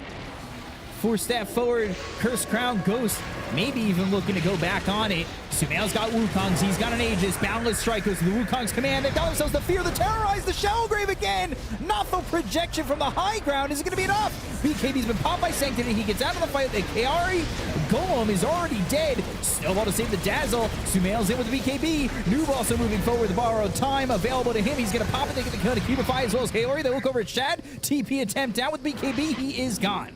So, 2 more kills for Nigma Galaxy. Yeah, this looked so damn forced by Na'Vi. They moved in a good position, though, onto the high ground. Oh, Sancti is out. Yeah. They kind of moved well from Na'Vi, I would say. Like, they put themselves on the high ground versus the Sniper. But they didn't catch the Dark Willow, and then they committed the chase a little bit too far.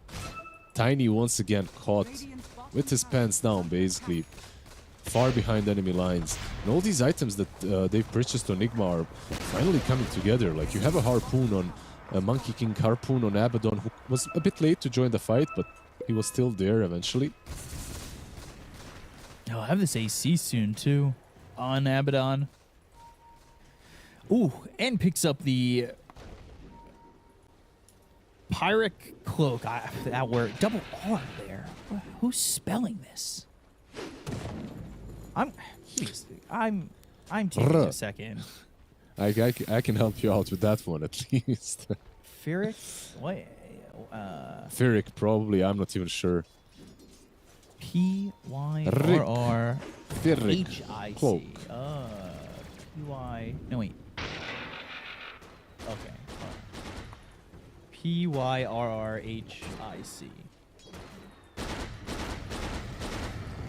All right. The definition is 1 at 2 great a cost to have been worthwhile for the victor. It's a real word. Okay. Just a word I have not really seen before. Obviously, I've seen it since the patch, but I guess it makes sense when you're for the next 6 seconds, 75% of the damage taken by the caster is reflected. So you're giving them a Pyrrhic feeling because it would the cost would be too great with the damage being reflected. Sure. All right. We have like the saying here. I mean, it's literally the same. Like the Pyrrhic victory or Pirova pobjeda. Like Slavic lands. Like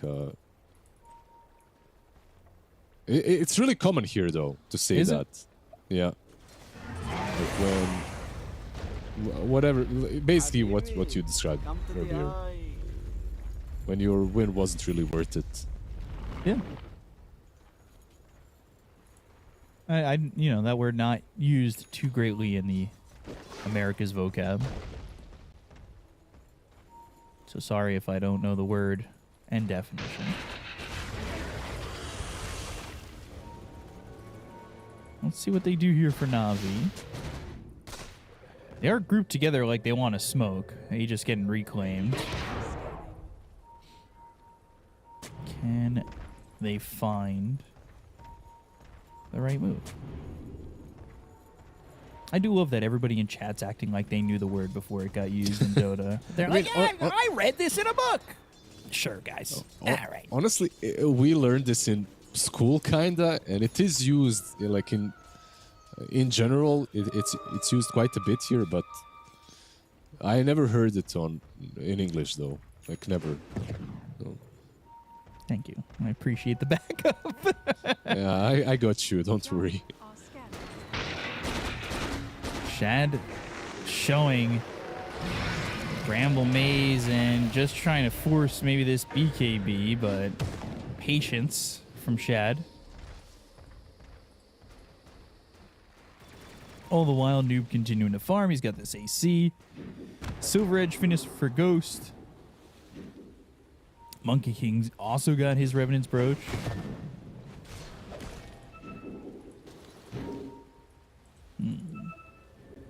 They wanted to fight on Na'Vi, but Nigma just never gave him the opportunity. Yeah, how's the high ground defense though from Na'Vi? I feel like if they can find an angle to toss the sniper back in. Nafu projection, forcing them back very quickly. Just look at Tiny and where he is. He gives away the plan for Na'Vi. He's basically the main aspect of... makes or breaks the team fight, basically. They were really quick defense there. I mean, Nigma not trying to force the issue without an Aegis. They'll get themselves the Tormentor, though.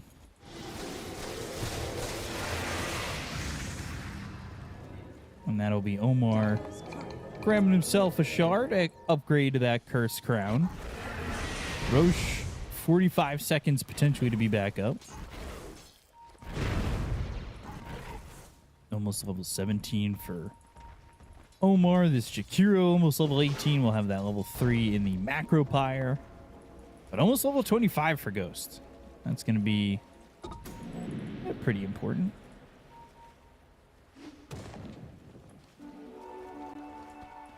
I'm not sure what he wants to go for next, though. Has this Mindbreaker, which will be big if he can get that initial shot out in these fights. Yeah, the enchant on it is really good as well. 16% lifesteal.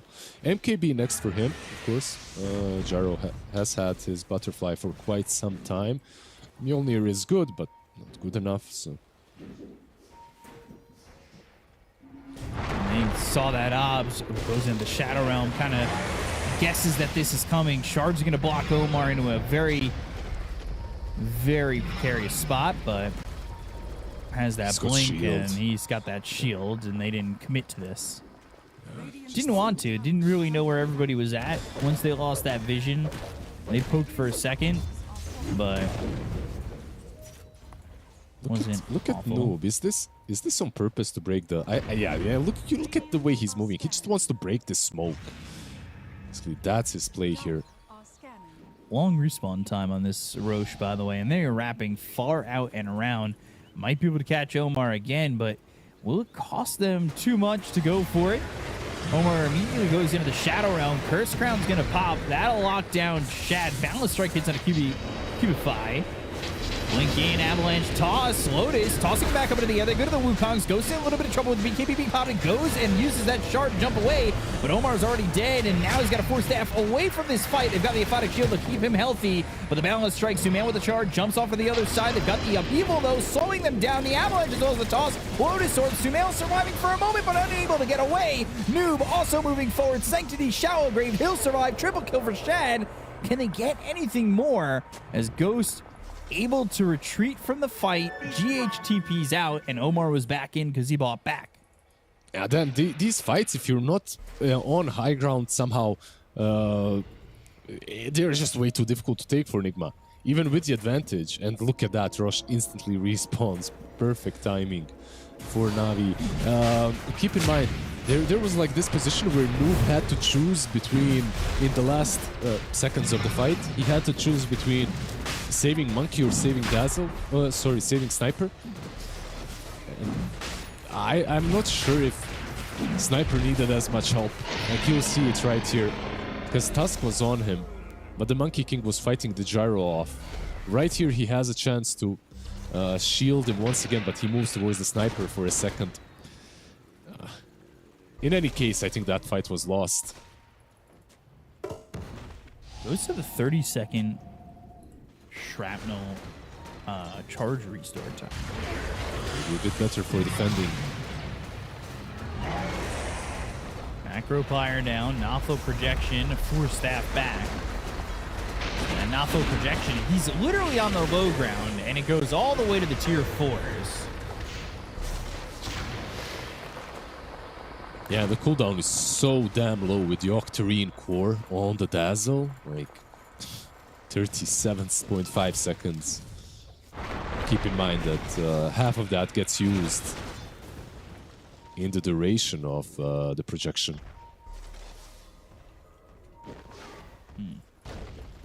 There's a shard, by the way, on Kaori, so double golem as well. This was probably one of the better fights, the last one for Warlock. The golem was good, but Fatal Bonds were even better. Yeah, the Fatal Bonds were perfect, and having that refresher shard is definitely going to be an opportunity to shut down this Nigma Galaxy. I would say comeback, considering that Na'Vi were up about 8,000 initially. It's cool that Abba is going for Axe, well. by the way. You see that? Like, he's got the Aghanims. So he's kind of close to level 25 as well. This did get nerfed though recently. Yeah. It's still strong. Yeah. Ghost. MKB still hoping to have that in his future. And we'll buy out on it. So Ghost committing, not going to have buyback on the defense.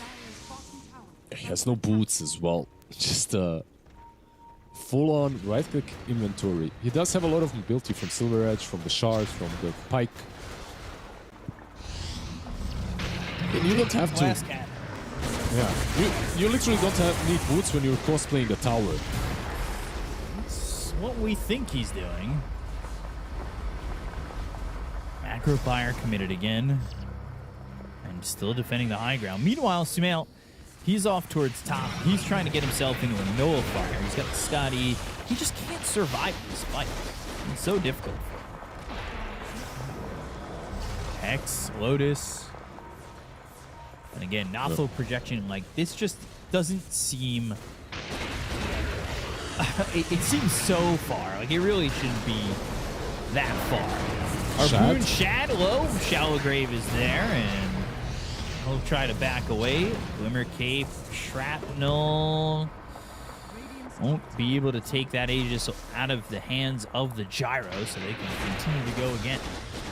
It's just absolutely insane that they are able to do all of this without the Monkey King. Like, he was literally just farming. They do lose one side, but one side only, and now the Monkey is level 25 as well. Yeah, He's he needs got that additional Skadi ring. into Nullifier. Yep. That's the one thing I will say, that these Wukongs have been a little bit short of what they've needed. The fights were just way too messy. No one is truly committing. The teams are just moving back and forth. And also, as Monkey, you kind of need to commit the command, Wukong's command, because of the tiny. You get blown up if you don't. Bottom tier 3 tower. I'm gonna move in with these creeps. I don't know about this. Nigma Galaxy are on the other side of their base.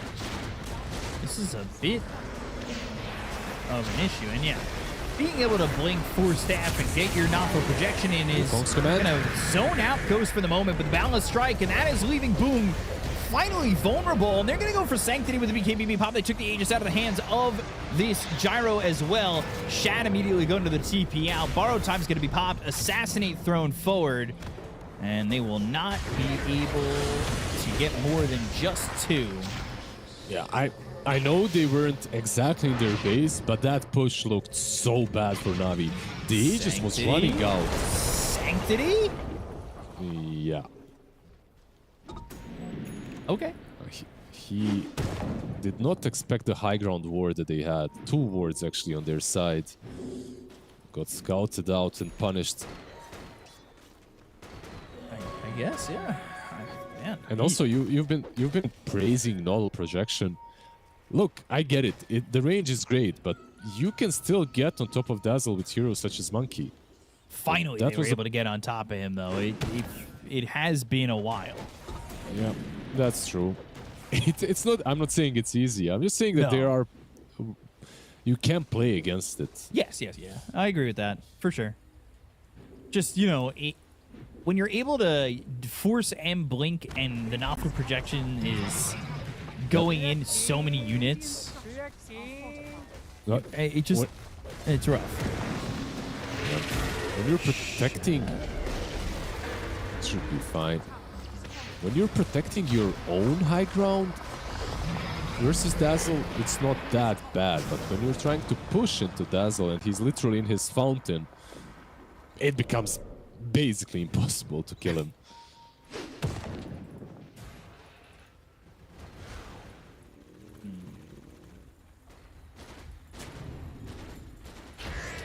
Nothing yet in terms of when we'll know Roche is up. There's still another minute 30, so a lot of time.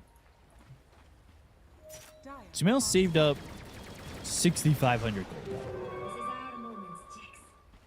Divine. Quite a lot. By Shad. He had the Nullifier right queued up on the Monkey King, and he has it, and now he's got another 7k on top of that. Demon Edge purchased. So is this a Monkey King bar for the Monkey King, or yeah, it is. Here's that axe for Kaori, by the way. Still holding on to that refresher shard. Radiant are scanning. 4,200 So more he gold for has- Noob as well. How many golems is that? Like 5? Is it? Did you get the Ags upgrade on the Summons Golem on Death? Because then it would be 6. Yeah, that's what I was thinking as well. I'm not sure. Pretty sure. Smoke. Tormentor, Noob spots it, but he'll TP back home. And I think, yeah, they're going to want to fight with Roche potentially being up soon. It's been long response times previously. Let's see what it is this time. Toss up into the air. Wukongs is out. Cubify in a little bit of trouble with the BKB popped by both him and Sanctity. Alpha projection with a poison touch on a Noob. He'll use that Aphotic shield, and that Alpha projection now going back. But there's the Terrorize, and Dazzle's in trouble, but Omar's already dead. They get the kill to Boom. They'll look over at Shad with the right clicks coming out from Noob. He popped that borrowed time. The Chaotic Offering comes in. They've got the toss once again on the Sumail. He's low. Balance Strike not going to get off. They get the kill to Cubify. Sumail's dead. Buyback from 3. Ghost has to get out of here before Golem's running his way. Run away. The bros are coming. Another long respawn time, by the way, for this Roche. Another 2.5 minutes. They are cleaning up a lot of gold. That was just 800 gold for them to get on Nigma Galaxy, by the way. Yeah, I'm not sure if that's worth it. Like, the golems definitely did play a part though in the team fight, and they did force a buy to Mail and from Boom. So off lane for mid. Dire are scanning. It's so dangerous for Nigma to fight on these situations where Sniper is kind of out of position on the low ground. And you could see it's right there. He just doesn't carry as much of a punch, and Monkey King gets blown up. They are going to be... Roche is up. There we go.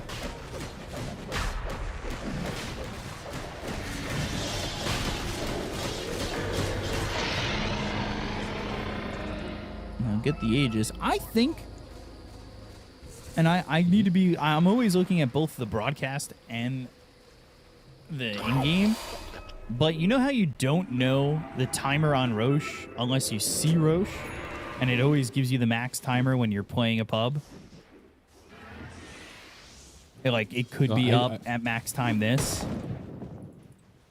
I think when you're spectating as an obs, because I've made this mistake multiple times already, that Roche on my screen still said another minute and 30 for it to be back up, but it was alive.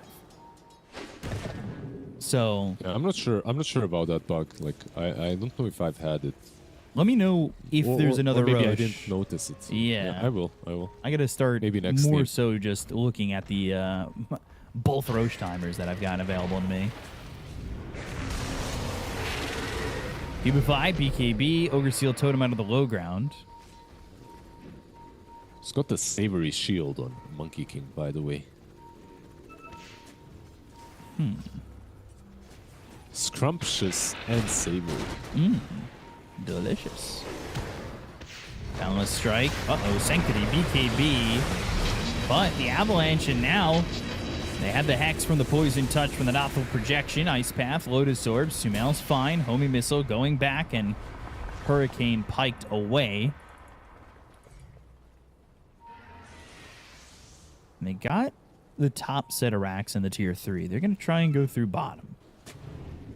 Monkey King comes over, and he is deep into enemy lines. Blink from Sanctity. Avalanche connects. Sumail going to be caught for a second, but the Balance Strike goes deeper into the base. Chaotic Offering's going to be committed. Now he's got the toss. Sumail's in the back lines. He didn't mean to be here, but now he goes into the Wukong's command, and he is looking to win this fight. But on the other side of the fight, they go to the Terrorize that lands onto Shad. That'll push his Gyrocopter away. They get the kill into Sanctity. He's going to be dead for 86 seconds with buyback. Right click's coming out from Ghost from the low ground. They'll take out Cubify. Buybacks from both. Noob going in with the BKB pop by Shad. But you've got Sumail deep in the base. The Nothal Projection. Sumail trying to survive, but he'll lose that Aegis. It's just the Aegis. He's got a second life. Noob popped the borrowed time. They've got the toss back onto the Abaddon into the Walrus Punch. Shad inside the base, but the go for Sanctity he already bought back.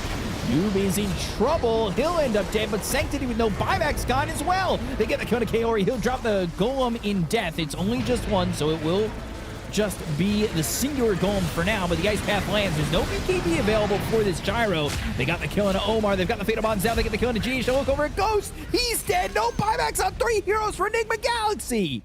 Oh, dear. Did you see just what happened? No bot back, got the travels. He tried to travel in, but the creep got killed. So much damage done here by the Gyro, and the Fatal Bond's doing a lot in that situation there, too. Gosh, this fight was basically lost by... It might be over. They've got Sniper to buy back. We'll distract the creeps with couriers as well. Go on, sorry. Yeah, really lost by Abba not being able to reconnect. Like, he buybacks. If he's back in with the Photo Shield and ulti, I feel like they might even end it, but...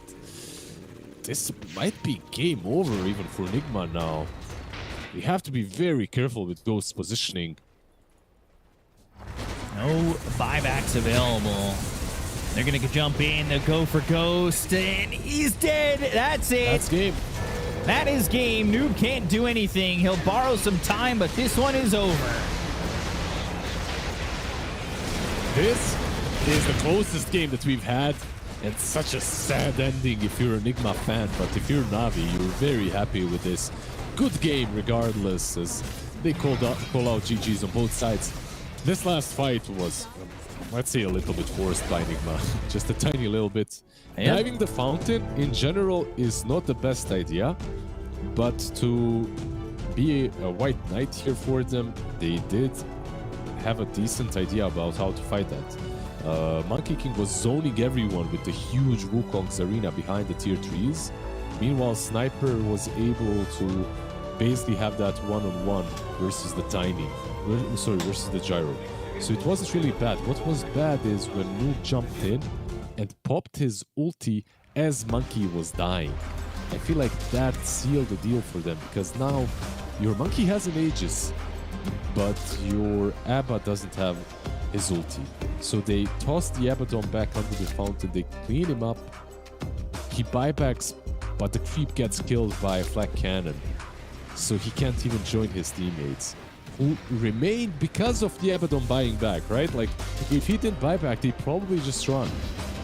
Yeah. I feel like they dive so deep into that when they could just be focusing objectives and pushing Navi back. Instead, Sumail jumps in with the shard from, on the ballast strike, and Noob's in. It's pretty deep as well. He gets thrown deeper into the base with that toss, but you don't need to be there. I don't think that they needed to force being that far in. Yeah, I don't know. They don't have to follow him that far, but I do like where he went. Like, he got tossed here. I like the positioning still for the Wukong's command. I don't think it's that bad. Just going way too deeper, I feel like, was the problem. Going on the fountain was perhaps the issue, instead of going on the gyro that's zoned from the dazzle on the other side. I think said and done, this was like a really nice game to watch. It wasn't without mistakes from both sides, but it was a very close game, and I would say very entertaining. Whole time it just feels like, yeah, they get Sanctity, but it just costs too much. And the buyback there we go. gets That's used. What kind of a victory is that? A good victory? Ferric victory. Come on. Yeah. It costs too much. Yeah, that is true. I was giving you the word, the new word we're learning. But yeah, I mean, then Ghost just dies so quickly here in the base. There's nothing for them to do. Not having these buybacks, the Divine Rapier being purchased and used by the Gyrocopter. And you can see it's a close game overall, but Shad only dying once is kind of insane. Didn't feel like that kind of game. I feel like he's just ever since, for what, like 6-7 months now, ever since he stood in on this tournament in Season 2. He was standing in for Tundra, I believe. I'm not sure. He just proved that he's a really stable carry. Then during the Fissure tournament as well, and he's doing all right. I would still have to say that Navi's draft is, in my opinion, much easier to play. Meanwhile, on the other side, they found the solutions to everything that Navi had, but they had to execute almost to perfection. And they did for the majority of the game, but they made this one crucial mistake, and that crucial mistake was diving the fountain. Usually isn't the best play to make. No, certainly isn't. And it puts you in a situation now where you're one game away from being 0-2 on Nigma again, where it's a long road to qualify for the playoffs afterwards. And it just could be really rough, especially with a game like that where it feels like you have it in your hands. Coming into game 2, you might be a little bit like demoralized. And yep. I think that Nigma need to find a way to use this break to kind of regroup, and they have to win this second game, obviously, but this feels like a tournament crucial game coming up. Yeah, you could see it on their faces as well. Every loss is difficult, but definitely a loss that a game that is lost like this hurts a bit more than anything else, because you have a lead, you're in a good position, and then everything is over in 30 seconds. Yeah. These ones definitely do stink. Yeah, definitely. And well, that will be game number 1 between Navi and Nigma. We're going to be coming back with game number 2. We'll see if Navi can seal the deal and take a 2-0 series. We'll be back in just a moment. Stay tuned. Please welcome the true stars of tonight, the heroes of Dota, who have claimed the top prizes from 1xBet. Best carry, Phantom Lancer. Best support, Marcy. Best mid lane, Zeus. Oh, I mean, Fudge. Best Players Award, 1xBet customers. 1xBet, it's your pick. The human body was built to move. Not trapped at a desk in one singular posture for 12 hours a day. It's time your chair evolved. This is Secret Lab Titan Evo. Ergonomically engineered for you, gamers, hybrid workers, artists, backing your every move.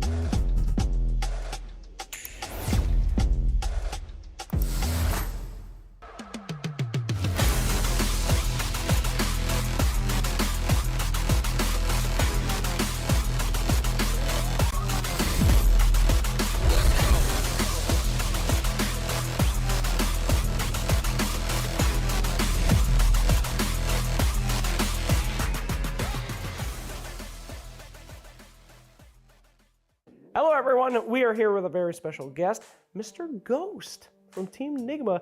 Ghost, this has been a long time coming. Been waiting to get your butt in an interview chair for quite some time. 2017 is when you started playing professionally. Is that correct? I don't remember. You don't remember? Well, there goes all the momentum in this. When did you start playing Dota? Do you recall? What got you into Dota? 10 years old, I think. 10 years old? Because my older brother. I just play like for fun, maybe like 1 week, 2 hours, 1 hour. Yeah, something like that. Did you watch Dota, Pro Dota at all when you were starting off? Did you care about that? No, not at all. The first time was, I forgot the year, but Sumil won that time. Well, there you go. I think that was 16. Yeah, TI 16. There you go. And then your first pro game, I believe, was in 17. So you were directly motivated. Is that right? Is it? I thought. I don't remember. What do you mean you don't remember, bro? But like the first tier 1 team I played with is ING. That was like a few years back, I think. Yeah. That's cool. Before that, I was still studying. Oh. So maybe I just play for like part-time. I see. Whenever I'm free. Well, let's talk about your career in general. You're a man who's been what I like to call a Dota mercenary. You've been everywhere, you know? C teams, Chinese teams, now Team Nigma. What do you think was one of your most interesting teams that you were on? Maybe with ING, because that one is like my first tier 1 team. And I get to play with, like X-Noah. Yeah. He become my best friend, so like we just chilling all the time. So it's nice memories. How does Team Nigma compare? It's still good. I mean, similar. Because like Sumil makes me, reminds me of Somnus. So like they are both like leaders in the game. So yeah, something like that. Wow, that's really cool. What do you think about the game right now? You enjoying it? You like the new patch? Because like we didn't have scrims at all. Because we are busy with something. Yeah, we just have one scrim, so we have no idea like how to really play in this patch. Gotcha. So let's just see. So how is your voice on this current team? Are you the guy who's able to play the most amount and you're bringing a lot, telling them things that they should do, or is it more them telling you what you should do? How's it going with that? I think depends on the game. Like maybe like in the early game, support or like mid, like Sumil, Omar or like Maroon talk more. Like it depends on the laning also. If I have a good lane, maybe or like Tony, I have a good lane, we will like talk more like how we want to play the game, something like that. Like late game, it still depends also. Like maybe like Sumil's on Storms, he see the play, he just shout at it. Or like maybe I have a good game, you know, I'm leading with like 10k net worth, then you know I should talk. All right. So I'm very happy for how far you've come, especially with your rise to prominence now after being in the scene for so long. 2015, 2017, you're kind of an old guard now of Dota. There's, yeah, does it feel like you're kind of an old guard of Dota, or you still feel new? Maybe a bit, because I didn't play much recently, like in the pro scene. Maybe a bit here and there, I don't know. All right, okay. Well, any words out there for the ghosties, the goblins that are watching you right now, the ghost fans, the gooblers, the haunted housers, the specter boys, the ectos, the ghost busters? Thank you for supporting. I will try my best to play every game. Yeah. All right, you heard it here first, Ecto boys. Thank you very much. Ghost, an honor and a pleasure to finally get you in that interview chair. It is a blast to have you, and I cannot wait to see how far you can drag Team Nigma in this tournament. So keep up the good work, buddy. Thank you. Thank you. We'll see you more at PGL Wallachia.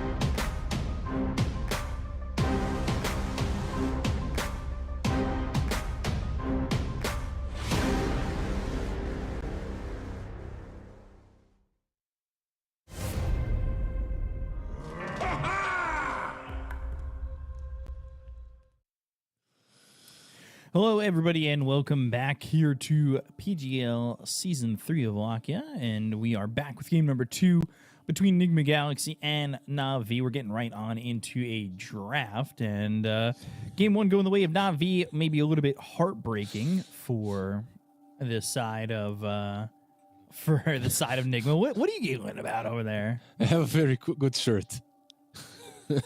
Transparent. Yeah, oh yeah. I was about to say, whoa. I looked, I was like, what does it even say? You could be a floating head right now. I should put some green hat on and that's it. Yeah. Like, Just have the headset floating. Just have the headset floating, yeah. Oh. Yeah, like let's go into game number 2. Game number 1 was definitely the closest match that we've had out of all, right? Like when it comes to all of the ones that we have been casting, at least, have been very one-sided. So I think what you prophesized at the beginning of the series is correct. This is very likely to go game 3, but Nigma, they need to recover after that loss. They need to find a way to take this one. They definitely need to recover, but Na'Vi coming with the momentum, I think could, especially, you know, if they get a draft that looks favorable, be one that's quicker, because they did look really down and out after they lost that game on Nigma. Yep. And they won't be playing the Dazzle, though. It's been banned out. So it was a crucial aspect of Navi's draft, right? Like it was one of the 3 cores, and definitely one of the cores that did the most with all the saves on the gyro. But this time around, they're just going to have a Phoenix. I feel like this hero is strong, but nowhere near as impactful. And most likely will be a Kaori support, right? Like that's maybe a Warlock, maybe a Phoenix. We'll see 10 seconds what remaining. happens. Yeah, how they'll figure this out and what they want to get. And going up against the Tusk, there is that save potential from Tusk, that aggression lane if maybe you go into the tag team. But we'll have to see. You know, what do you want? Just overall, it's good versus Tusk, like for multitude of reasons. It's like Jakiro is, Phoenix is another winged creature that is good against Tusk. We'll see when it comes to bans. So far, out of all the meta heroes, I see Mag, Dazzle, Night Stalker as well. Terrorblade is still left in the pool, something that is kind of ignored, but usually first phased by a lot of tier 1 teams. Right. Beastmaster ban. Marcy's been getting a lot of bans. We've seen how strong that hero can be. But we've also seen how much of a bait that hero can be. Yeah, if you use your spells in the wrong direction, everything can be bad, right? But Marcy right now is in a really good spot, and it's also Marcy into Phoenix, right? So you can't, if the hero is good, plus it's good in the game, of course you're gonna get rid of it. Don't allow that Marcy to one-shot the egg, or I should say solo the egg. Yeah, no unleash or anything like that.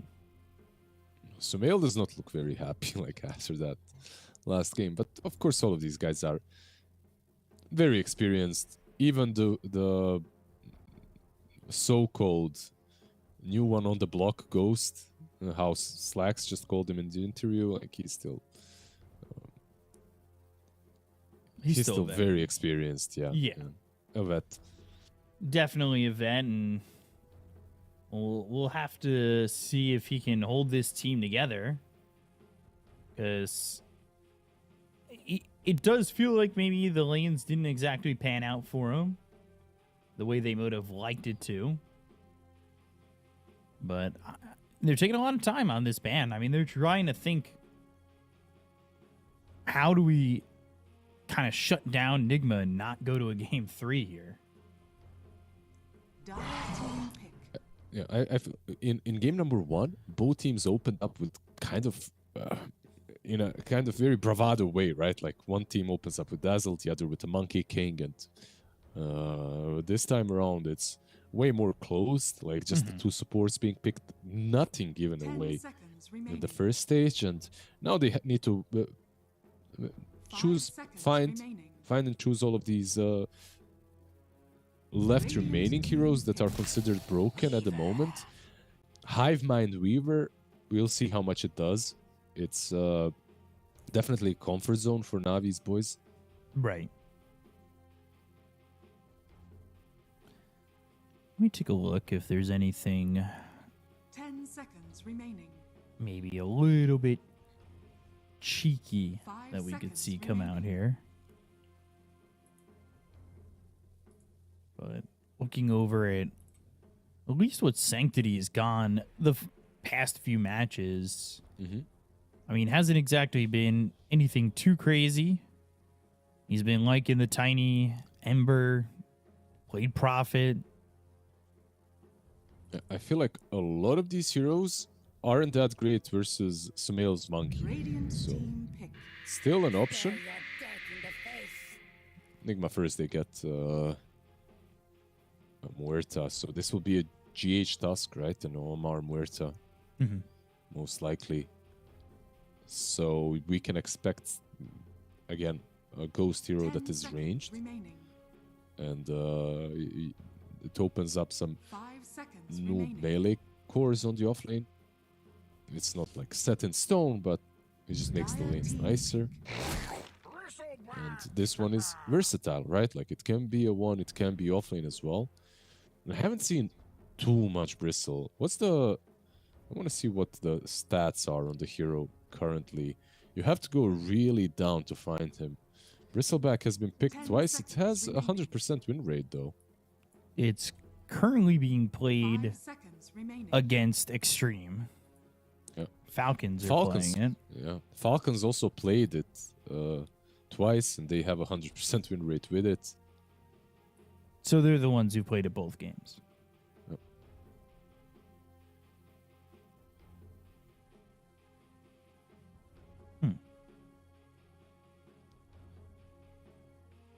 What are they going to Just pick? looking. Using a lot of reserve time. Very unsure at the moment. Both games, by the way, from Amar on this Bristle use the Seeing Red facet. So just something to keep an eye on. DK getting picked up. I was thinking maybe a Mars would be decent for them as well. Like you get the spear to turn the Bristleback around. It's good with the arena as well. It's perhaps an option for them. Not too bad versus Muerta and Tusk as well. 5 seconds remaining. We've already seen just one Mars game today, right? But it didn't look that bad. Like Whisper had a pretty damn solid performance. Radiant The team pick. DK also gives you maybe a natural Silver Edge builder for this Bristle. Yep, and if it's offlane, it's a solid hero into the Bristle in the lane. It's not that bad. You can go for Frost Dragon, right? And 10 seconds remaining. I feel like that facet might be the best one. 5 Right. seconds remaining. Into the Bristleback. Overall, I feel like Frost Dragon is in a good spot right now. Team ban. They banned the anti-mage immediately. I was going to say this is where you go off-lane anti-mage. They had the Medusa banned against them in the last game, if you remember. It was Medusa, and I can't remember what the other one was. 10 seconds So remaining. something that Navi knew about Nigma is that they like to play this 5 Medusa. So. seconds remaining. So we have a Bristle on offlane or safe, and Bristle offlane, Medusa safe lane. They need the elastic mid. This might be a. Not sure what you ban here. Maybe a Monkey King Shaker. And they ban out the Shaker. Like there's a lot of heroes that Sumail can play into the Ember Spirit. Even if you give him something like a Storm, I feel like he'd be fine with it. The matchup is alright. Overall, you have Phoenix and Weaver to hunt. Like these kind of heroes that can be real playmakers, I feel like Sumail in this game could thrive with. They ban out the Monkey Shaker, but I still feel like there are options for them. Who would be maybe your diffusal hero here for Na'Vi if they can even get one in a situation like this? I mean, if you want to play some Pango on offlane, like he could be your diffusal builder, like just a decent Pango game into Bristle Medusa. If you want to play the team fight game, you could still go for a Mars Phoenix. Not the best tricore that I can ever imagine, but it could work. What about, say, Centaur for the disengage from the Stone Gaze? Yeah, also a hero that they play. Definitely not that bad. You only worry about what ice shards, and that's not really a big problem. So I wouldn't mind the Centaur. I like the idea.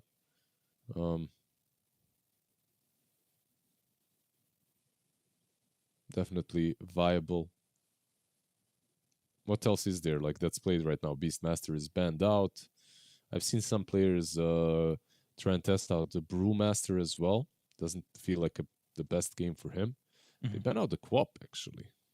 They go with like Storm was the next one, right? Like Shaker Monkey Storm that we mentioned earlier as well. Really good here.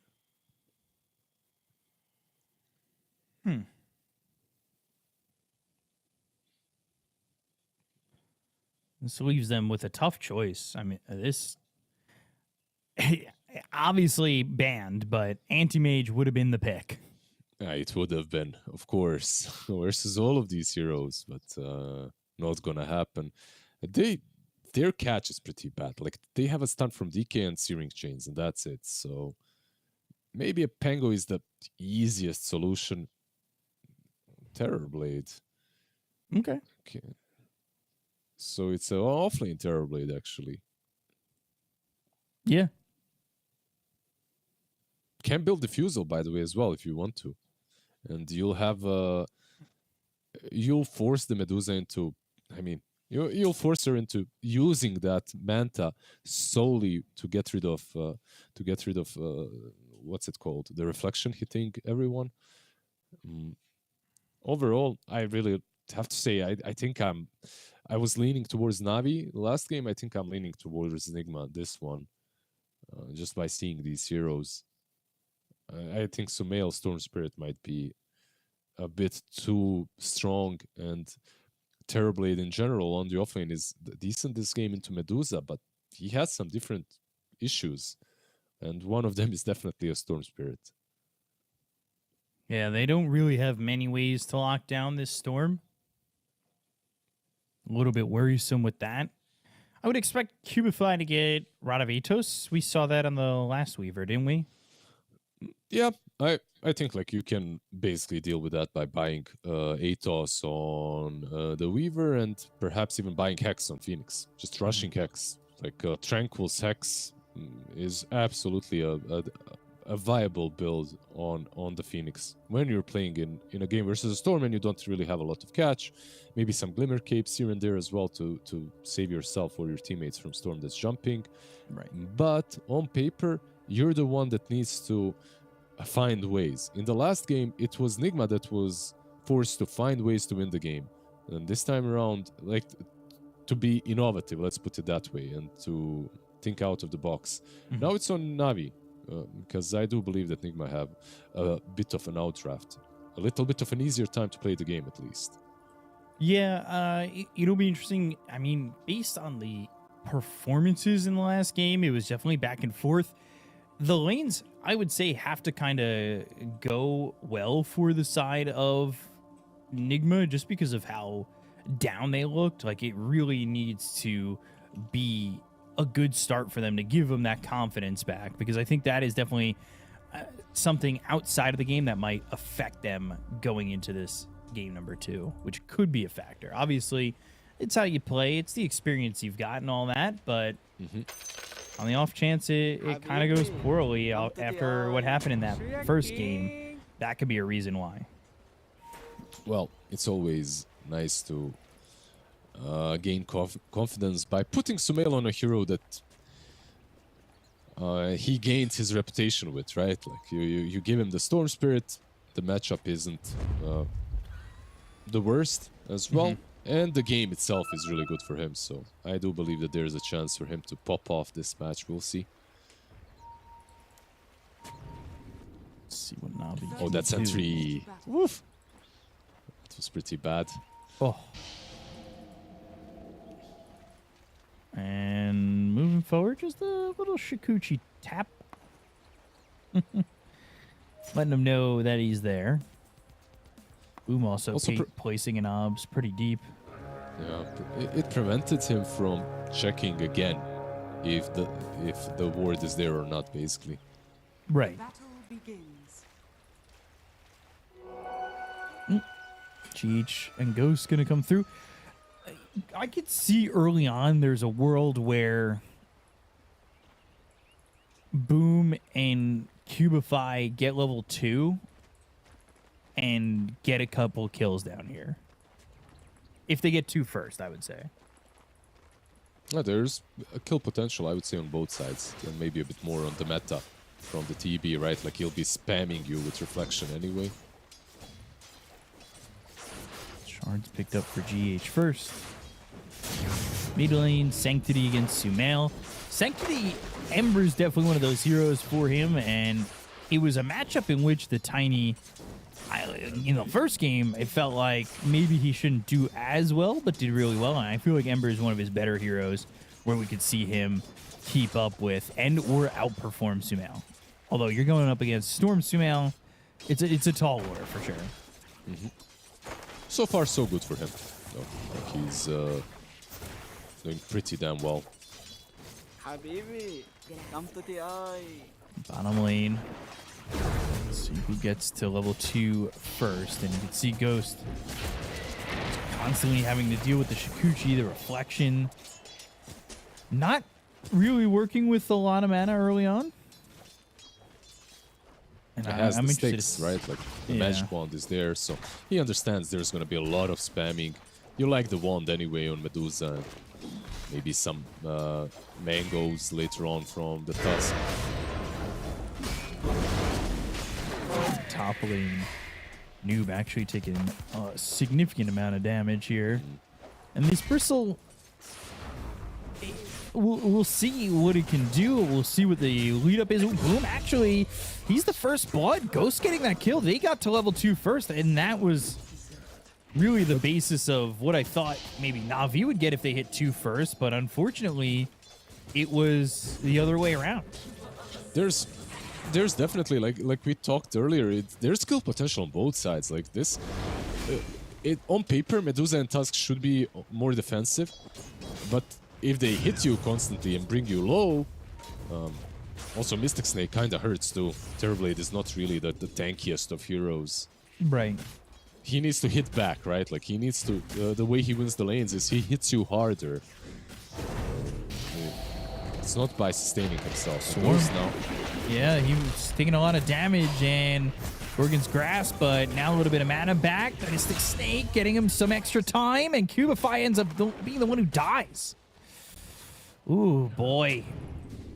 They really wanted that, and that Swarm and the damage looked like it was going to be enough.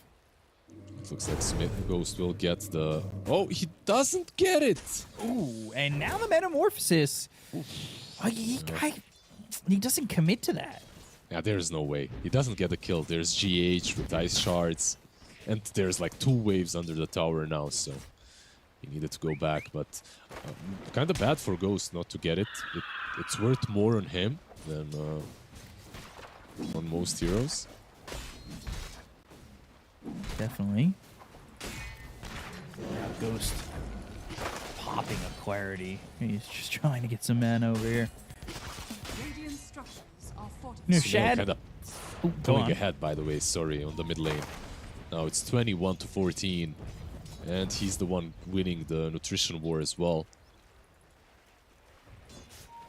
Yeah, doing a good job up against Sanctity, and no rotations over just yet, but I say that with Weaver making the move and Muerta coming over as well. That'll be a Water Room botted up for Sumail. One of the things that stood out to me in the last game, though, was the fact that Shad only dies once. Calling's down, but the damage, is it going to be enough on Noob? Nothing yet. Shad actually having to go the other way while this Quill Spray stacks up and starts to chunk him down a little bit. I would say that the lane is set up for success once again for him. This truly isn't a difficult lane for DK. Almost no lanes are difficult for DK, but Bristleback kind of pressures a lot of heroes. But Dragonite just doesn't care that much. Dragon Knight just needs to get in a spot where they can use him to fight with and maybe have that. I mean, certainly needs to have that sooner rather than later. Otherwise, I feel like you're asking for trouble.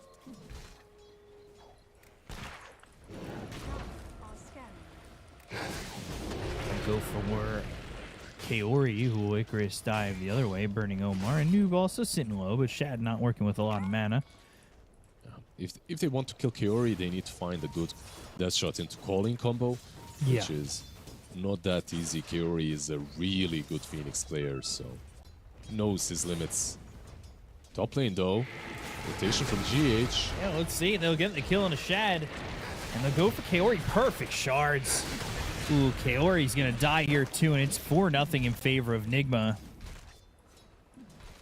They moved over Cubify to go towards Sanctity, but doesn't really do anything with it. He should stick around and maybe stack while he'll look to get this rune bottom, but gotta see, Sumail is level 6, and it's an amplify damage. Drawing Sumail in, but there's the Sleight of Fist. They've got the Swarm, but the Snowball Calling. Sanctity, he's dead. Yeah. And the Calling's there.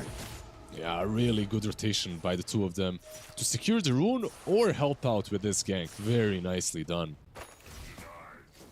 This combo, by the way, that I've seen from GH and Omar quite often, the Tusk plus Muerta, is really nasty. Like, you catch someone in ice shards in the calling, can't get out, can't use any spells. This is all of a sudden looking pretty bad for the side of Na'Vi. It's early. It is a 2,000 net worth lead. Based on what we've seen today, no lead is safe. So it's not exactly the end-all, be-all. It's not only that. I would say that it's not only about them being 1k down, whatever. It's that they're not up. They're not pressuring any lanes. Like, the bot lane has been lost. Mid lane, the same. And top lane is kinda even. Dragon Knight slightly pulling ahead. I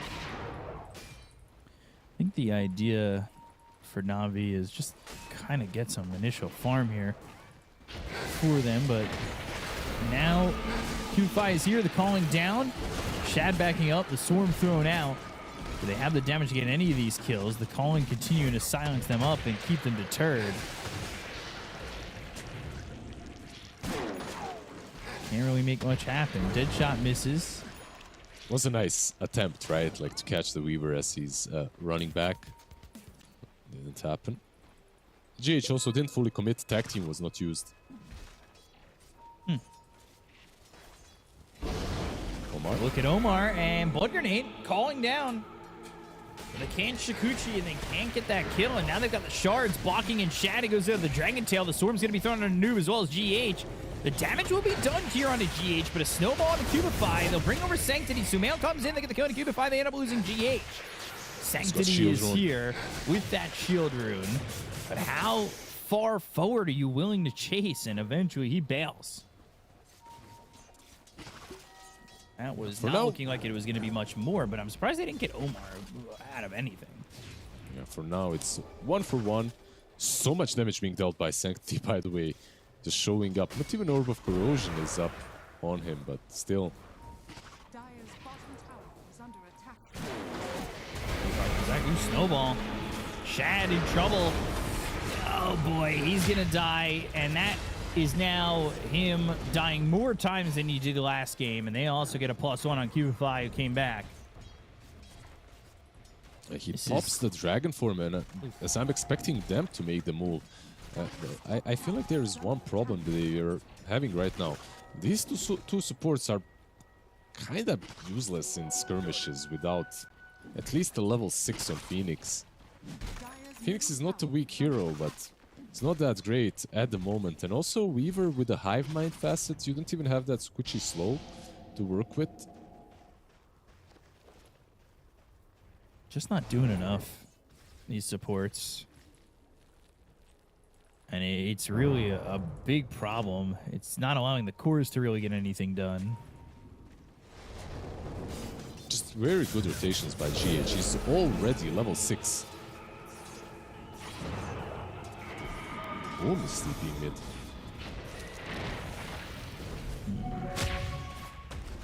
Go. Boom. Walrus punched up. Sanctity with the searing chains. Nothing doing. Yeah, Medusa is loving life though, right? Like Ghost is absolutely free farming on top of the net worth charts. 5.3k net worth. What do you do? Because you're trying to keep your ability to fight early, and I mean, your ability to fight early is not looking good, especially Sanctity now getting jumped and pressured. Yeah, But I think the this Medusa is getting so much farm out of the game. I think what you just mentioned, Sanctity getting pressured, is the most important thing that they're doing, because he's the glue. Like, he connects everything on their side. And if Ember is out, like, you can even move the Medusa up top like they're doing right now to contest the Ancients. Look at this. Don't want to be giving that away. And now Ball Lightning, Gorgon's Grasp. They've got the calling. Shad's in trouble. Might drop and will drop for a third time. I don't really see any answers for Na'Vi at the moment. Well, the answer is to move around the supports together with the Emperor. Like, he's the playmaker here, but they're just forcing all his resources out 24/7. Sanctity. Not much to do, and this is a game where Shad is not getting everything he wants. Already dying 3 times in this game compared to the 1 in the last game. He just needs to get to his item accelerator, right? Like, this Maelstrom will eventually help him out when it comes to farming, but Medusa is pulling a little bit too far ahead. Sleight of Fist, Searing Chains, but again, it's just poke. It's nothing committal, but you're not getting anything from it. And now there's a regen rune on Sumail, and that is pretty massive. Yep. I guess you've got a TV farming bottom, but he's going Orchid. Yep. Decent versus Storm, right? Not too bad. Some extra catch. I was being a bit harsh on Sanctity, but I mean, he is the true playmaker here. The problem that they have is that he's the only one. It's not about him. It's the fact that you have a Terrorblade on the offlane. What the hell is Terrorblade going to do at this point? Every single game where TB is offlane looks this way. He just shows up, pops some illusions, and the enemy team backs out, and okay, that's it. So you're forced to just farm. This Manto's already finished from Medusa, by the way. The calling down, Sanctity low, and able to Remnant away. It is Round of Atos for Q5, but he just seems like he's never going to get that. Maybe a fight or two. It's not the most expensive they find item. Shad again. Can they kill him this time, though? Don't show to have the damage just yet. And they really... They'll try There's to no go way. here, but Kaori, he has to be careful. Supernova there would have been worthless. Absolutely. Without the Ember, once again, you have no control. Searing Chains and Dragon Tail. That's basically all they are working with. This game, already odds-wise, very heavily favoring Nigma Galaxy. Dire's top tower is under attack. I mean, there are ways to come back if you can get later into the game, but it's not like this. When you're losing heroes, it's 10-1, and you have nothing to show for your lanes really at all. It was a really cool play to smoke under the rune bait that we were in. They are going on Bristle. They'll try to get this kill into the Bristleback. Maybe they can get it. The snowball save. Supernova, Noob's dead. That's a good amount of gold for Sanctity, but can they get anything more? Not particularly at the moment. And there's the dead shot to save GH. Maybe that egg wasn't really necessary, but it doesn't really matter. Kaori It's not like it's an easy game to use it anywhere.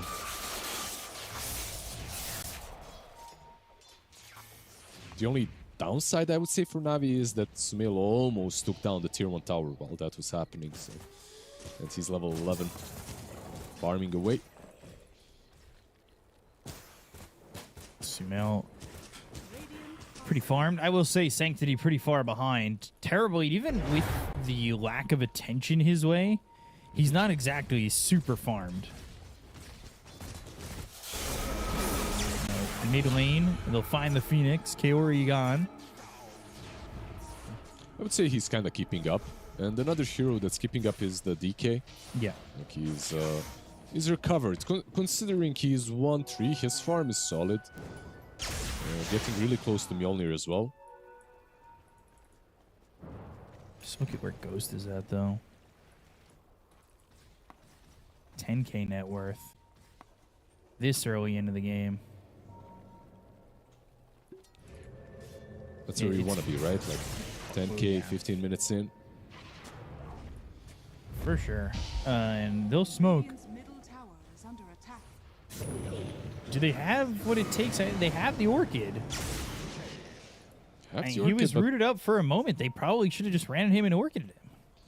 they have the Orchid, but they didn't know where Tusk was. I feel like that's the problem.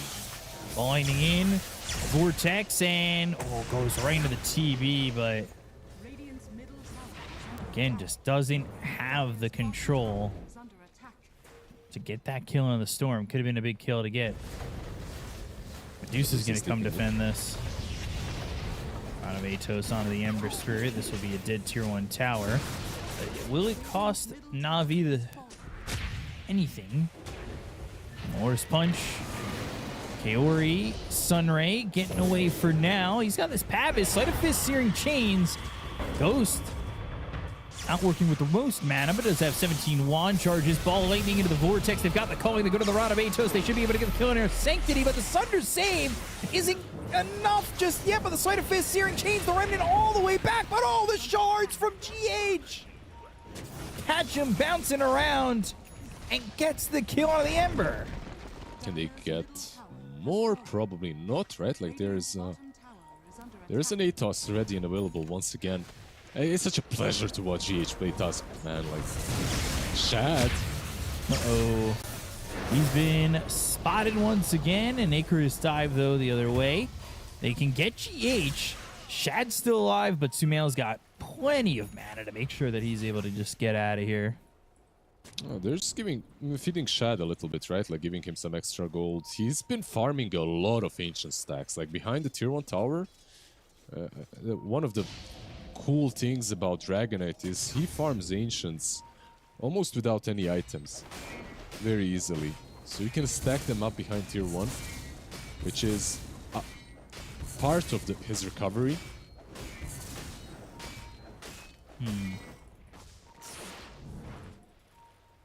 But is it enough recovery? Well, so far, it's decent, I would say, right? Like 9k net worth, not too far behind the Duza. It's looking okay-ish. Ball aiming over again. Kaori caught Pavis. And the Sunray. Deadshot doesn't reach, but he doesn't TP out. They know. Yeah. He didn't have mana. That was the problem. Maybe if he had mana, he could just TP out. But tried to Tokyo drift away. Yeah. It's still one of my favorite interactions in the game. Just because I play Phoenix. I hated the bat flying over the cliffs, though. Considering that the map has changed, I'm surprised it still works that way. Like they hadn't fixed it or anything. Or changed it.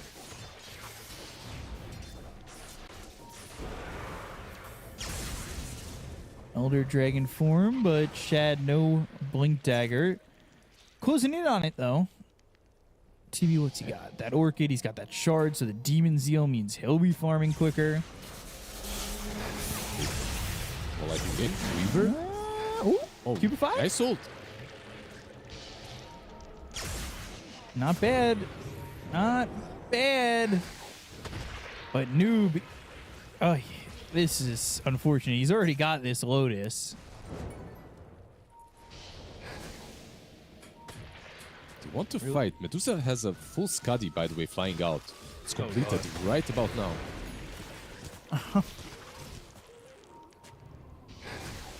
Ultra super duper farmed.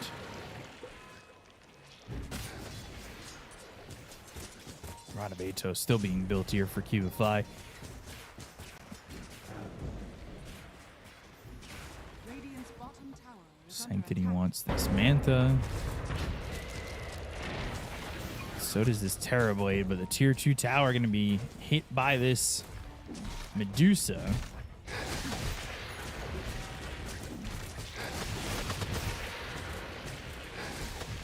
What can they do here to defend this? What can they do in general? I mean, Shad now caught. And Sumail's not going to stop. Continuing to go, and now turning this around. Icarus dive. Sumail. Matos comes through. That shot lands onto the Phoenix. Remnant over from Sanctity. Piercing the veil is Omar. They've got the Swarm that lays down onto the Muerta, but they do not chase any further than that, knowing that they're going into the tier 1 range and might be chased and killed if they go for anything further. Tough game, Wizard. What do Navi need to do? Looking at the Dragonet and his item progression and just the strength of the hero, because like in the last patch, you could just chill and wait for him to come online, right? Like because DK was the ultimate carry almost versus anything. Now you have DK and Terrorblade. I'm wondering maybe that's just enough to deal with the Medusa eventually. You don't have to force things too much. Maybe.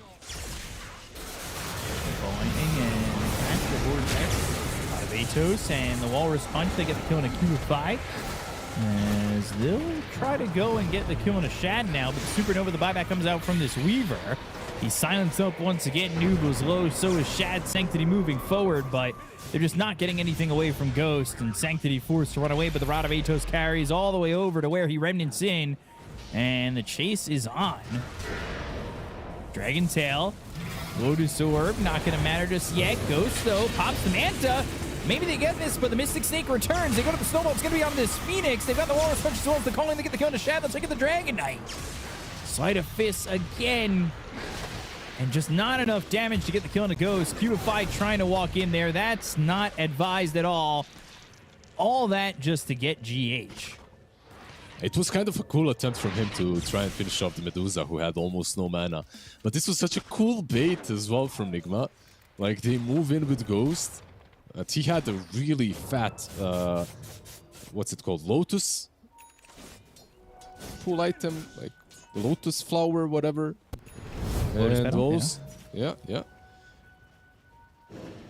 And they also have all these defensive tools. I really, really like the Lotus Orb as well from Bristleback. I feel like it's just changing the dynamic of these teamfights completely.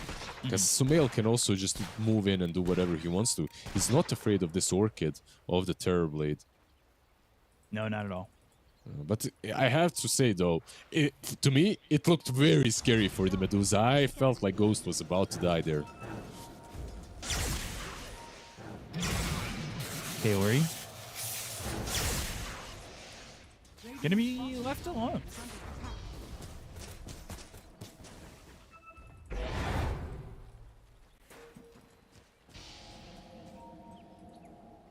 We were talking, by the way, as well about the Diffusals on Navi and who can buy them against Medusa. Well, Diffusal is purchased on Ghost. Yeah. Jesus, he's the one getting it instead. Time lapse, ball lightning, and a kill there on a Cubify. Blink Dragon Tail, Shad trying. They go to the Orchid. This Stone Gaze, though, Shad Vortex even closer, and he's not looking healthy. The Sun Ray not going to matter. Supernova used. This is going to pop. GH will end up dead, but can they get Noob? No, not really. It was still a good defensive act, like preventing any extra kills on Nigma. Maybe it could have been used a bit earlier as well. But just nothing to save that Dragonite. And I really think that he was still playing with the feel of the old patch, where he actually has all the damage that's needed. It just doesn't work that way. This Medusa is way too big.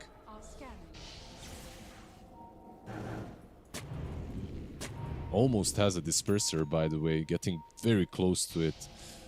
Around 1,000 gold away from, with the level 18. God. There's no slowing down this Medusa. There doesn't look like there's catching up to do. All 3 cores are at the top for the side of Nigma. The question to me becomes, when do they start pushing heavily?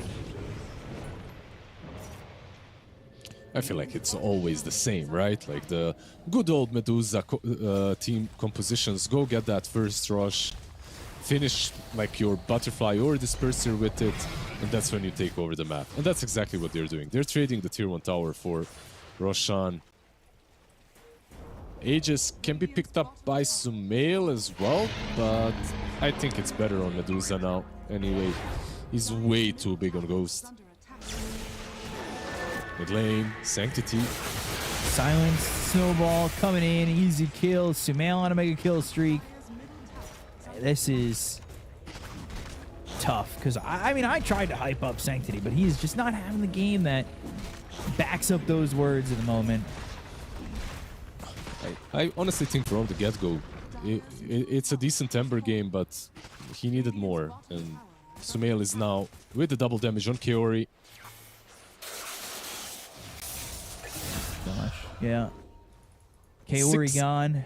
Sumail getting another kill. 607, by the way. That's the score. Not great. And the Bristle, you know, we talked about the builds that Amar had been doing with the Seeing Red. It's the Snot Rocket to Hawk build. Well, maybe not the Doc item build these days with the patch. But the Snot Rocket offlane that Paravision like to use. And it's holding up just as well. It's 1-1 and 11. Oh, I think this is better.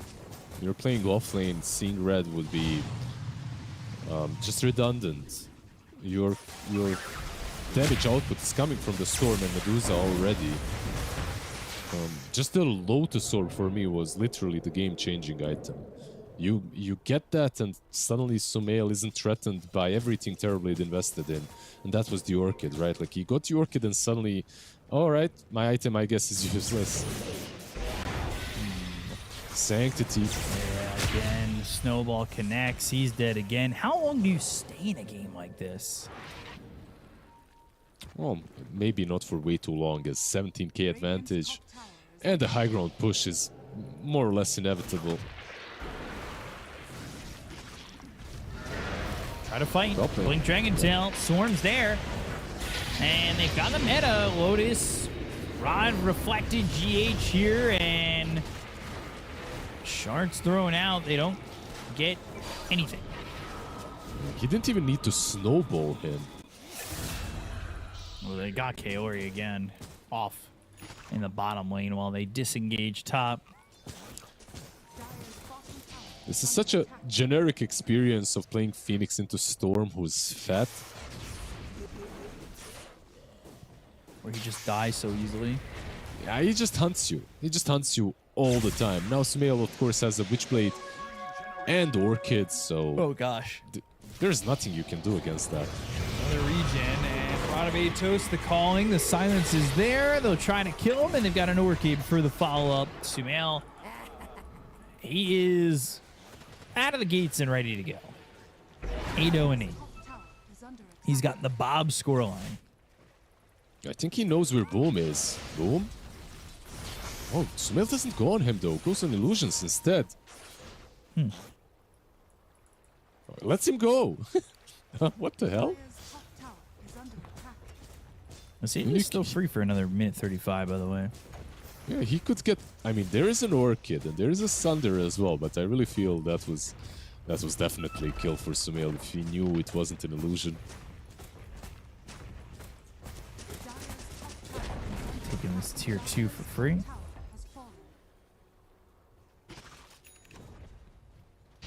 starting to pinch. They're starting to close it up.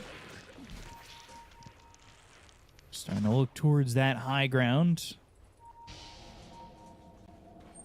Yeah, Ghost only on half mana, but Clarity is running. Oh, and God, Sanctity is Sanctity's dead again. They'll try to go Shad. This feels like a last-ditch effort. Cubify is gone. Down goes Shad. 3 heroes dead. Stone Gaze was used. Supernova also came through. And this is looking pretty over. I mean, Kaori's getting chased inside the base. Ghost will allow his Aegis to be used. I say allow, feels that way. Sunder comes through, Boom's dead, 4 heroes now gone. Kaori forced all the way back. And this will be a tier 3 top gone after this glyph runs out. They might stay in the game because there is still an unused BKB on Dragon Knight. Not used once, by the way. He purchased it quite some time ago. It's still... Oh, Weaver. Yeah. People find it again. Noob getting another kill. They'll go for the mid tier 3. And DK will TP in. Shad doesn't even have Elder Dragon for him. For 30 more seconds. I don't know what we really expect from him. Well, 30 seconds should be enough for them to get Mega Creeps even. If they decide to stay, I don't think there's a reason why they wouldn't. Smoke for what seems to be potentially the last fight of the game. Not slowing down, not backing up just yet, but they smoke and they will start to back up.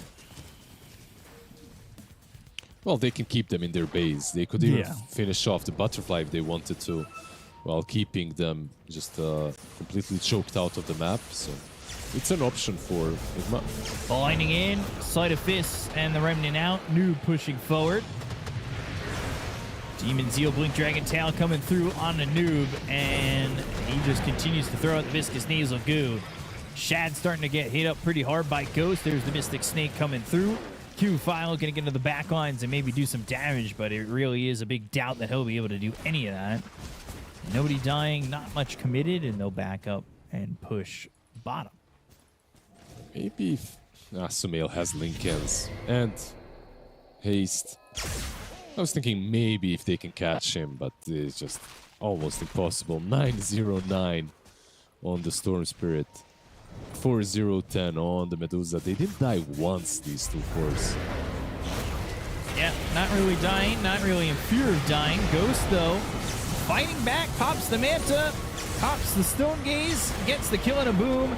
Sanctity frozen over, and they'll buy back on this Terrorblade, but again, not much doing. Yeah, they force another buyback.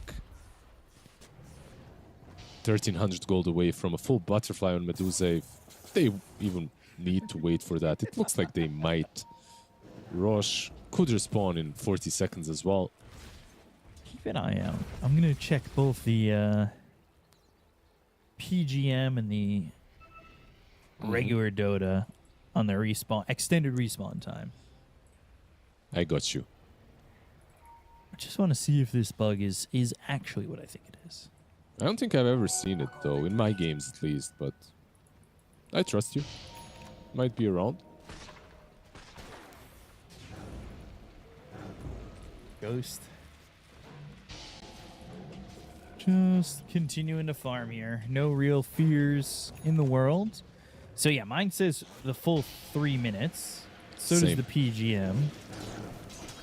And I'm pretty sure it said that every single time. And now we just got to keep an eye out on Roche if it spawns before. Then the Roche timer, because of the changes in-game. I don't know how to read that. That's a clock to me. 9 o'clock, 9:30, 9:45, 10 o'clock. No, 11:30. I don't know. The op's shaking the mouse at me like I don't know how to read. Dead shot onto Sanctity. just pushing him away. Things pretty quiet. As they are just waiting for... They're up 34,000 net worth. Like, this is a massive lead here for Nigma Galaxy. I'm just looking at the clock, by the way, in the pit, waiting for it to respawn. And it's definitely going to respawn sooner, it seems like. That's what it feels like. It's about to respawn, right? Like in the next 10, 15 10 seconds. Yeah. Ghost knows he's waiting for it as well. 11:45. 9:30. Oh, there it is. Okay, yeah, so that is broken at the moment. Just the observers, not the observers as specifically our observers. I mean, when you're observing the game from a lobby point of view, the timer is on. Ball lightning into the vortex. Shad in some trouble. Sumail. Ball lightning all the way up there to get this kill on the Shad. They even commit the stone gaze. All the way through.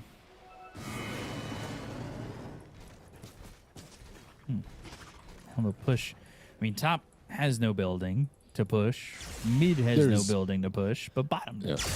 A rush is up, but there is absolutely no reason, right? I mean, you can always be more disciplined and more careful and take rush, but there's no Dragonite for 40. Yeah. This is a team that also knows what they're doing going up on the high ground for the most part. They don't have Stone Gaze. That's the one thing that makes me nervous, but there's no DK, and you can see when there's no DK and there's no control, there's no Dragon Tail, they don't really care all too much. They're going to pop this egg. Yes, they will. Kaori's gone. Boom is dead. Down goes Cubify. And GG is called. We're going to a game 3 for the first time on our B stream. I don't know about Trent and Lyrical, but for us, it's the first time. For us, it's the first time, exactly. So, what are the scores? 10-0-14 Storm, 7-0-13 Medusa. This was kind of an outdraft. They definitely played the lanes very nicely, but when I look at the draft from Navi, the two supports that they have are very passive, and comboing them up with an offlane Terrorblade, it just puts you in a really weird spot in which it's hard to play the game unless Sanctity is pulling all the strings. And it's not like he's having the best matchup on the mid lane. No. He's playing into a Storm, and he's playing into Calling, and there's Ice Shards plus Calling combo, so it's not an easy Ember game. Like, you go in, Searing Chain someone, it's not like you have a Lion with a Hex Finger or that kind of a hero. Instead, you have a Weaver Sukuchin through with Hivemind Facet, you know, so it was a really difficult game for them to win. And on top of that, the lanes were fantastic for Nigma. They played them exceptionally well. Yeah, everything seemed to go really well for Nigma, and it all started at the lanes. You could see every fight, just no damage from Na'Vi. I mean, to this point in the game, it's 15-3, and they end the game with 6 kills. But for Nigma, they ended with 35. Like, there was everything going right here for the side of Nigma, never really slowing down, never really in any doubt, honestly, that they were going to win this game, especially with how the game started for Ghost. I mean, it would have taken a massive mess up from Nigma with Ghost to have lost that game. Yep, I absolutely agree. And that one fight in the mid lane where it looked very iffy, when it looked kind of dangerous, even that fight was a bait. So overall, just very nicely executed by Nigma. I feel like the first game kind of fell through their fingers, you know, like it was theirs to take, and then they dove a little bit too hard. They fought without buybacks.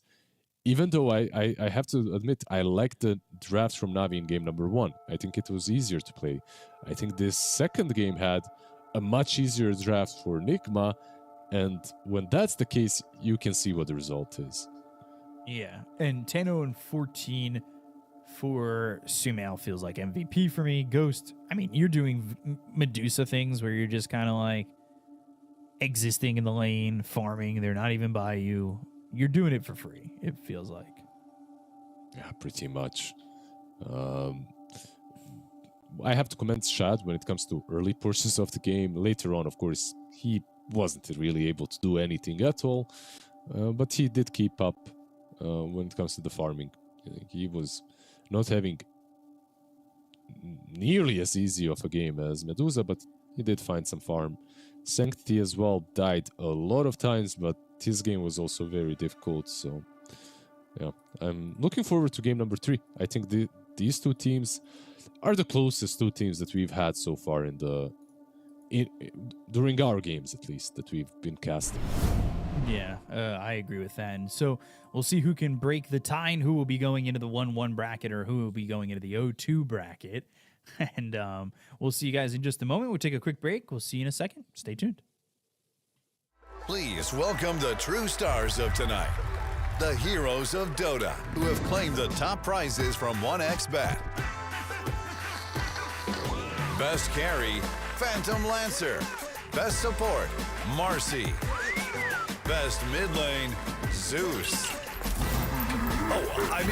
Fudge. Best Players Award, 1xBet customers.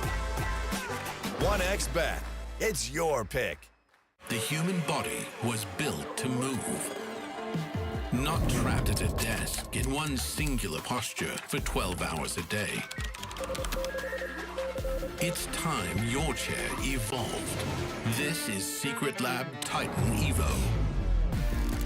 Ergonomically engineered for you, gamers, hybrid workers, artists, backing your every move.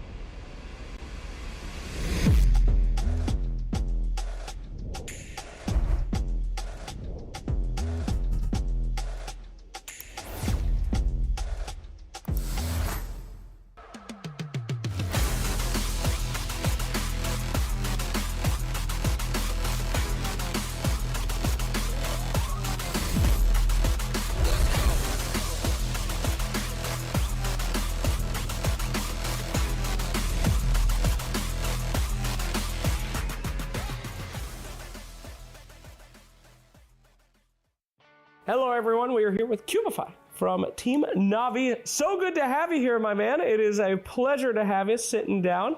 The next generation of Dota Pro, of course, but you've been around a while, right? Yeah, for like a few years already, but it wasn't like on that level. So. Well, let's learn a little bit let's fill out your Wikipedia page. How'd you start in Dota? Give me the whole story of you. I started playing like my brother friend, like introduced me to Dota. Like I started playing because of him. He was like, "Oh, like cool game, go try it." First time I didn't like it, but then I was like playing, and at some point I guess like to compete. I like to compete because I was like competed as a swimmer like back then. But it didn't work out, so I was like playing games and we're good at swimming. So when I left like swimming, I was like starting to play more and more, and I got like focused on it. So it was like, you know, goal to achieve kind of for me. How's the team feeling coming into this tournament, man? Everyone get like excited to get like because it's like the only tournament to qualify kind of. So we're like good to be here, you know, good to like play. Yeah, and I think the last one you guys were at was Bangkok, right? The LAN, right? Yeah. So that one was kind of first, you know, big LAN jitters or something, and then this one is maybe you're a little bit more used to it. Is that kind of how you guys are feeling, or is it? I mean, it's only for me, kind of. Like, because it's like Bangkok was first big tournament for me, but for my teammates, no. But this one is like second. Yeah. And I mean, it's good to play. What can I say? Like, it's just nice. Well, that's good. All right, cool. What do you think about the new patch in general? I like it, but I'm not really like used to it. You know, like a lot of things change, so you need to like adapt. Yeah. Adapt to meta, adapt to heroes. But mostly it's like not my meta. I don't play those heroes. But I'm like forced to. Like I have no other choice. Are you more afraid of a guy that is specializing in a hero? He has like 1,000 games on like Mars or something, or are you more scared of other players that know every hero? You don't know what they're going to be bringing out. We have like 33, you know, who has like 1K games on Doom, and everybody like afraid of him, right? Yeah. And he like delivers every time. Now he found like Abaddon, but he's like, you know, 2-in-1. Yeah. He also is good as like practicing and also in general. I guess I would say more like guy who better understands Dota in general, so who like practice everything. It's like a lot of players like that. Even like my teammates are saying like, this guy can like play 2 games on hero, and he's gonna be like good. And my like teammates were telling me. I wasn't like agree with that, but then he like showed me, you know, like bronze tier heroes are like winning like 10-0 or something. Damn. It's like, I mean, against us even it's like working. Let's talk about, you know, where you guys think that you're gonna be headed in this tournament. What's the goal? What's the vibe of the team? I mean, vibe is good. We want to win, but I mean, statistics is not that good for us for now. I would say, I don't know, but like. We'll keep looking for like any opponent. We just wanna like win. Okay. For me, it like doesn't matter against who we play, kind of. I just want to play with anyone. Like, gotcha. Is there anyone that you're gunning for specifically this tournament that you guys have been practicing for or been watching? I mean, we've been watching like team moves mostly. We're not like practicing like some like hero or like one strategy. We're just like watching for OP like hero combos, I would say like draft-wise, and I guess just team moves, like macro, how to play. I would love to see you succeed on Navi and for you guys to do very well at this tournament. So thank you so much for your time. It's a pleasure speaking to you and getting into your head. I think we got a lot of stuff for your Liquipedia page. In fact, one last thing before we end. Tell us something nobody knows about you. What's a fun fact about you? Before I joined Navi, I was playing like 2 years in low-level competitive Dota, and it's not even... and also I'm not on Pro Tracker, and like I'm invisible. I'm not on Pro Tracker, and I'm not in notable players, so you kinda cannot find my games. If you're watching Dota Pro Tracker admins, get to work, okay? Put this man on there right now. Get that Liquipedia page up, get that Pro Tracker up, and now you will lose so many more games because people will research you, so your dream will be completed. Hope you're happy. Thank you so much, everybody. We will see more of you and Navi coming up at PGL Wallachia.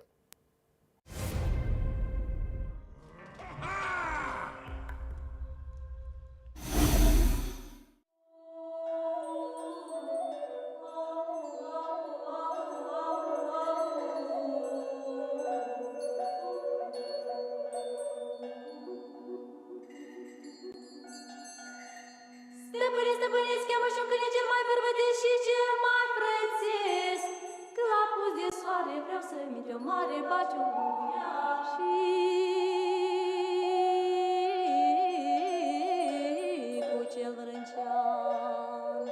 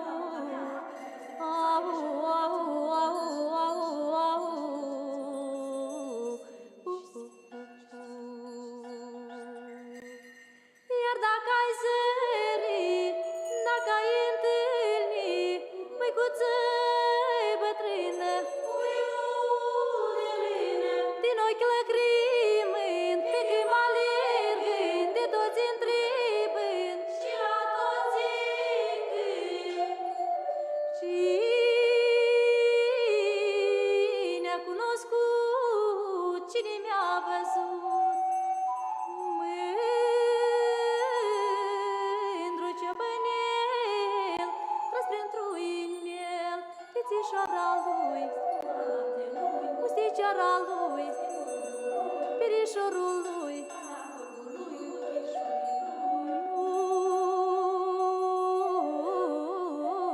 Ura câmpului,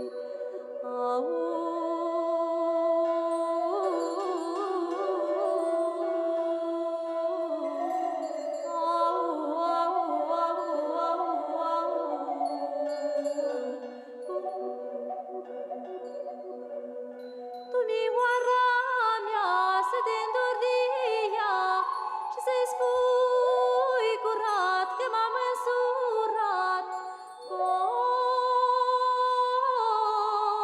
o pată de crai pe o gură de rai.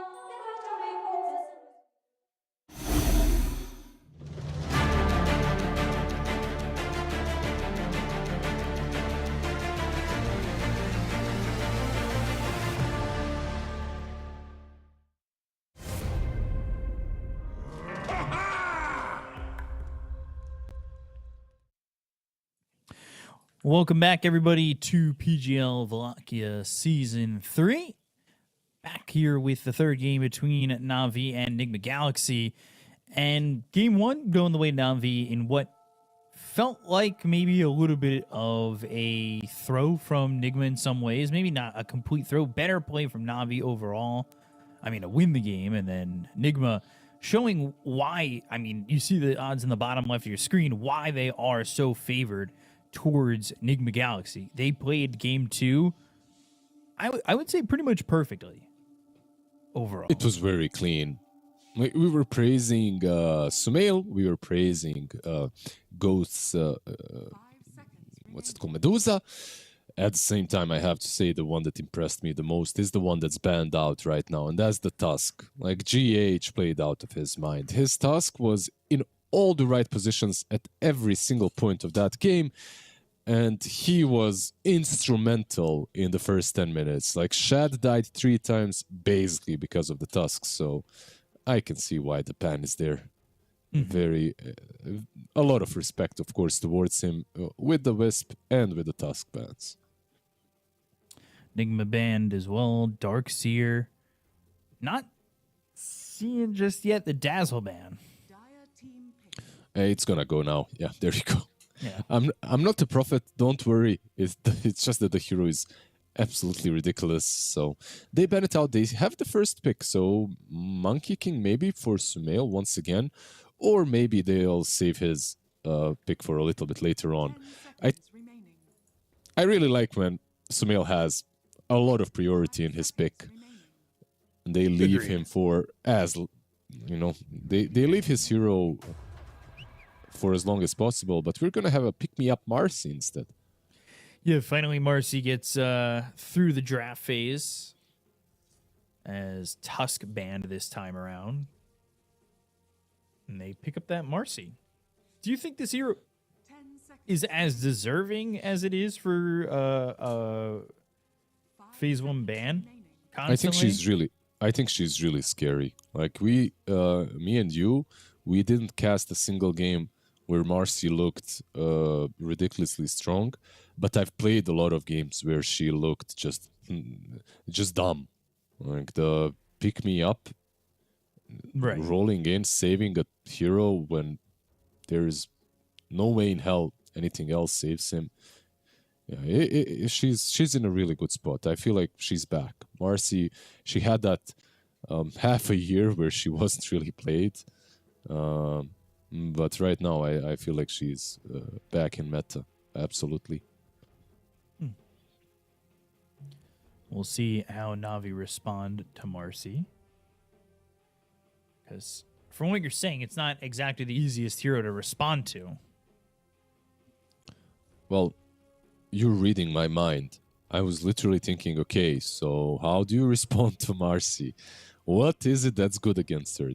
Nothing really. If she's a core, illusion-based heroes are good. But when she's a support, it doesn't really matter what you're getting. Like, she always does her job. She always feels strong enough. And now she has a save. So she has a save and an opportunity to blow up one of the cores or or supports later on. But Bristol is stolen from Nigma. Last time they had a really good Bristol game. This time around it's going to be Navi picking that one up. Let's see what the bans are coming into this second phase. What they want to really focus their attention on. Maybe we can get a read for what they're protecting with this phase of bans. I will say both these drafts, or all three of these drafts, have felt quite, I would say, long. I think both teams are using all their reserve time pretty early on in the drafts too, to kind of get through these first couple picks and bans. Yeah, definitely. Like in the last game, last pick for Navi was literally no reserve time almost. They had like 3 seconds of reserve time, so yeah, taking their time. But the drafts are pretty damn good. I feel like both teams should be happy. Game number 1, a bit easier for Navi to play. Game number 2, much easier for Nigma to play. Game number 3 should be kind of even. We'll see. Now that both of these teams know what each other's strengths were. The Dazzle on one side, the Tusk on the other. But of course, there's a lot of other heroes that are still left in the pool. When it comes to these supports, Navi's captain's nickname is Getting Jakiro'd, by the way. I don't know if you guys see it. So Jakiro is left in the pool, maybe an option even for versus Marcy.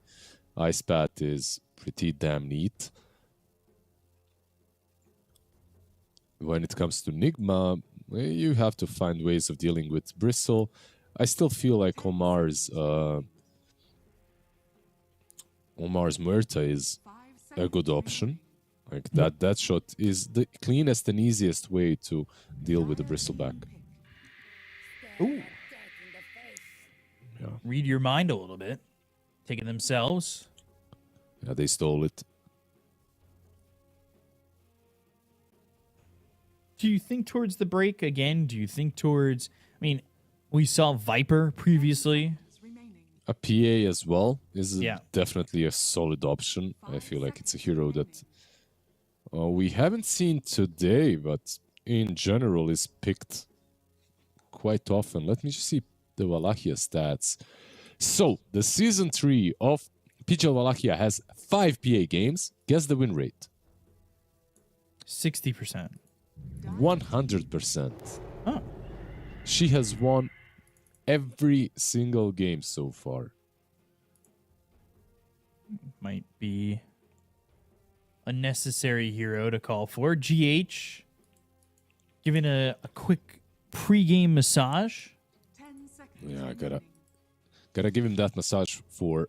Well, okay, he's the one giving the massage. I see. Gotta get Sumail to carry him, you know? Gotta get him relaxed. But I was just gonna say that he can be the one carrying as well, as he does have a Phoenix now, and one of the best Phoenix players in general. So, gonna be fun to watch. Plus the Weaver, by the way. So, does this actually leave the Marcy as a core? Or is it a Weaver core? What do you think? What's happening here? Let's... Gonna take a look at Spectral for a second. Also, can I rant about Hivemind a little bit? Sure. Like, if you had the other facet of Weaver as a spell, right? Mm-hmm. Skitter Step. To improve the Sokuchi's move speed and slow enemies when passing through them. Would you click that spell? Would you take it? So that you're faster and you slow targets? I think so, yeah. Yeah. Okay. Also, to give you an update on the Weaver situation, or the Marcy situation, when Nigma Galaxy played Falcons, it was played by Ghost. Okay, so they like some position 1. Marcy. And went with Fleeting Fury. Cool. Okay. I'd love to see this then, because it looks that way now with the Phoenix and Weaver being picked. They are Also, playing into a Bane though. Yeah, first Bane in the tournament. 5 seconds remaining. Oh, First Bane. I do think Bane into Marcy is maybe a bit of an issue, right? Like, no, you pop that ulti and you get gripped. Yeah, you don't have any long-range heroes to get at the Bane yet. Also, by the way, all the Bane games that I've had, it's always been Sleepwalk Facet, and it looked pretty good in the games that I watched because you can basically make a target move anywhere. And that's what you were calling for. Yeah. So now it won't be Ghost on the Marcy, but does this potentially become Phoenix offlane? It could also be like Weaver Marcy offlane and Phoenix PA safe lane. Like they could also play it that way. I'm not really sure. I know that this most likely this Weaver will not be a core. Like playing Weaver core into Bane is also pretty damn bad. So I'm expecting Marcy to be offlane. It could also be Weaver 5, PA 1, and like you said, Phoenix offlane. Is it a bad Phoenix game? It's not. It's a okayish game. I wouldn't call it like an amazing game for the Phoenix off. Right. To justify it being a core, I mean. But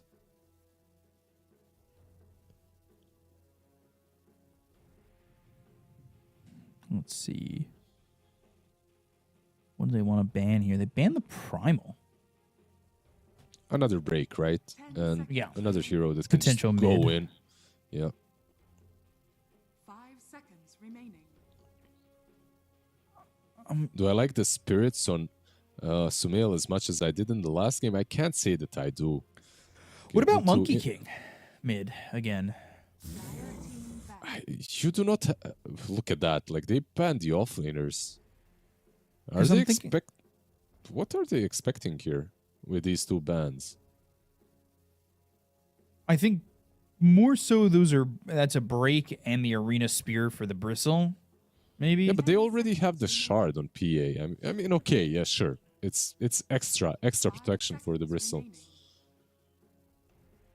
But I want to say maybe Monkey could be good, just because like you could get Vipered. That's the problem. Viper is still in the pool. Yeah. Like you pick the Monkey here, and you're picking it blind. Like right now, if you're picking mid, you need a hero that does all right against almost anything. But I'm really not sure about the Mars ban. That one is with the Shaker. I guess Earthshaker offers the same as what I'm thinking in terms of like jumping to the Bane. Mm-hmm. Literally, I would say very similar, and also struggles the same way that Monkey does versus some heroes. So it's not like they found a much better solution to this last pick, but it does give them a lot of extra control than the Monkey that is. Like now you have a Fissure for the egg, Echo as well, Enchant Totem. There's a lot of things to work with.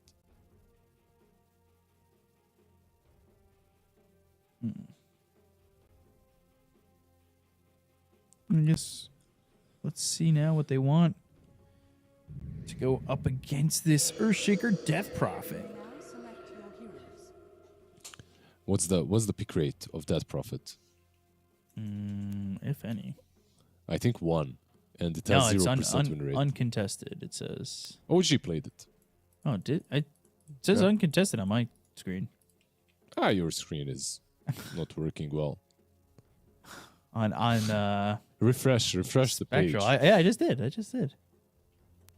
Yeah, weird. They played it. OG played once and lost with it. We'll see how much Sanctity it does with the Death Prophet. The morning ritual will be the facet, and Kaori is not going for the one that I've seen people experiment with the Sleepwalk. Instead, it's the Dream Stalker. Right. On the Bane. Huh. Well, we'll see how the Death Prophet does. Yeah, they have a very well-rounded draft, I would say, on Navi. I feel like overall, the Death Prophet is not the most popular hero, but it kind of ties things up for them. You can have a lot of early pressure. At the same time, if Nigma manages to get to these big items like a Blink BKB Shaker, like things can get rough, especially of course with Ghost getting a shard. Like that's the item that opens things up for them. Well, we'll have to see, I guess, the speed of that, right? Like what's the build that you want here for Phantom Assassin? Is it just Battle Fury BKB shard? Do you want Battle Fury? Do you need the BKB early on? Can you expand past that? Can you like wait on it at all? BKB is like really good this game and really bad at the same time. Like it's really good. There's a lot of magic damage. You're playing into Gyro, but on the other hand, you're also playing into a Bane. So you'd much rather get an SNY. We'll see what he feels like is better here. I wouldn't mind one or the other, but that shard is definitely necessary as soon as possible. Of this moment. Oh, we'll have to see what the build ends up being, what they're going to look at for themselves. It is Omar on that Weaver and Noob playing that Marcy. Yeah, Noob has a very particular offlane set of heroes, right? Like he's not necessarily in the meta most of the time. We'll say I feel like core Phoenix is strong though. 30 seconds to battle. Used to be a bit better last patch. Yeah. The thing that hurt him was bracers and the damage it gave before, and you used to be like hitting much harder in the lane with like a double bracer. Now the double bracer is mostly there just for the HP and for your fast dying light to work. It's still good though. I agree. GH protecting this bounty rune. Omar off to the side. Shikuchi. And a blood grenade. Boom now. He's got to be pretty careful as he's eating some of this damage. They might be able to get this kill, but the blood grenade and the fire spirits, and they'll burn him out. They'll get the first kill on to Boom. So Nigma picking up where they left off in game number 2, starting it with first blood right away. Yep, a pretty good start, and they also aren't late to the lanes with their supports, which is just as important. Omar is down bottom. I want to see how much the two of them can do versus Bane and Gyro, because this, to me, feels like it might be a losing lane. For Nigma, that is. I might be wrong, but the way I see it, Weaver plus Marcy, they shouldn't have an easy time playing against these two. You don't think there's like a level 2 or a level 3 point where it gets a little bit easier? Maybe a bit easier, but it's not a winning lane, basically. And Omar, he's already dead. We'll get a courier for his troubles, but yeah, one bit of lockdown right there from the Bane, that using that early nightmare, just making sure that they get that kill. And I mean, there was no doubt about it. You were positioned off to the left, away from your lane. There's nowhere to go back to. It is just a really hard lane for Weaver to do a lot in. And then on top of that, you have so much damage coming in from the gyrocopter. So I expect that lane to continue being this way unless there's like a big mistake happening from Navi. Sumail having to be careful there in lane. He has a bottle very low. right, so, yeah. Now he's okay, but there was a moment where it felt a bit nervous for him over in that mid lane for a second. But how does this matchup go? How does Death Prophet v Earthshaker go? Is it not that easy for Sumail? I think it's not. I think it's like every melee into Death Prophet matchup. Right. She comes up to you, siphons you, you can't trade hits with her, so... overall, there's a reason they picked it, and I do feel that this is a winning lane for Sanctity. What happens afterwards, of course, is a completely different story. Shaker can have more impact. Nightmare and the homing missile flying out on a noob, but gets under the tower. Different to what happened to the Weaver. And we'll see how Ghost does on this Phantom Assassin. I want to say if he has an open lane like he did in game number 2, the game might even end even quicker. Probably will not have the same scenario here. Right. Because Bane, once he starts completely winning the bot lane, might do what GH was doing in the last game, and that's rotate top, make things difficult for Ghost. Yeah, it would be tough for Marcy to kind of stay here alone, right? If it, even up against just the gyro, you don't really have the easiest time farming. They did, at the same time, they did do a good job when it comes to the equilibrium, and Weaver also managed to pull a full wave behind the tier 1 tower, which Noob did deny. So a full wave denied from gyro, and a full wave farmed by Noob. So working ahead, but there's a creep wave coming. Rocket barrage, and there's the rebound out. Like, pretty easy when you're able to rebound away like that. And Omar is pulling. So this was, I don't know, I feel like it would have been better for Navi to just stop Weaver from doing this and then leave Shad to farm against Noob. But this way, Noob is actually getting some farm under the tower. Yeah, that's kind of insane there, considering, you know, Omar had been sitting behind the tower for so long and nobody really coming to stop that from happening.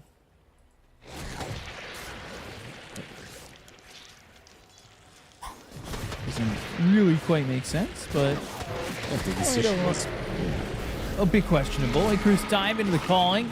Boom low again, stifling dagger, blood grenade out, but they'll get the kill. It's on to Boom, and Ghost gets one. It will be seemingly no return from Cubify.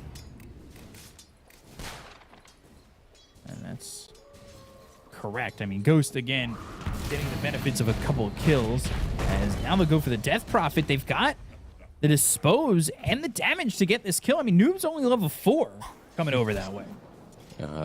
I've seen this from him before as well, and it's kind of cool move that he usually does around minute 6. As an offlaner, he goes and contests the rune very often. Right. Now it's even earlier. Well, when you have a bad lane, you can start rotating and doing things on the map. So, especially when you've got that bit of lockdown, that jump in, that control that can really make it so you get these kills. Yep. And top lane again. Q5 and Ghost is in. He's got another kill. I mean, Nigma, they're already up 1,000 net worth. This is looking good again for them. Absolutely. These lanes are going much, much better than I expected. They found a way to alleviate the pain on bot lane, and top lane is just like, I don't know, they just are winning it from the get-go, from that first blood on the Bristle. Nothing really holding them back at all, and that's a little bit worrisome when you're giving a PA a good start like that. They found Sumail, but what can they do here, actually? They have a haste. They'll try to go. They've got the silence. Omar is here. The dead shot connects, and Sumail's going to die under the tower. Not enough to save him, and now GH, who came from behind these heroes, has to TP out and just barely does. That was very close, but no one to defend the tower now. All of them TP'd. That's a siege creep lane wave as well. No glyph it, but that siege creep's not going to die. This is going to be Sumail coming back to lane. That all being said, again, you now have a level 6 on Ghost, and I wonder if he wants to maybe see this Exorcism run out and potentially try to make a move. But with the tower gone, no chance in that happening at all. Yeah, there's always some potential, of course, if there's a huge fight. But in general, as a PA, at this point, you just want to be left alone. Want to be farming up. Yeah, but if you can get some kills with that level 6, that is farming up, right? Of course. Farming heroes. And I say that. Boom, yeah. Boom. Oh, boy. Another stifling dagger available in a second. The dead shot. Ooh, can he get the vision? He can't. There's Phoenix coming though. GH? I was thinking maybe GH comes from behind, gives vision, but yeah, he decided to go back instead. Not quite the damage they needed. Gotta go over mid once again. Shikuchi, Spirit Siphon, Omar on the run. Oh, yikes! Another Spirit Siphon and just an easy rundown by Sanctity.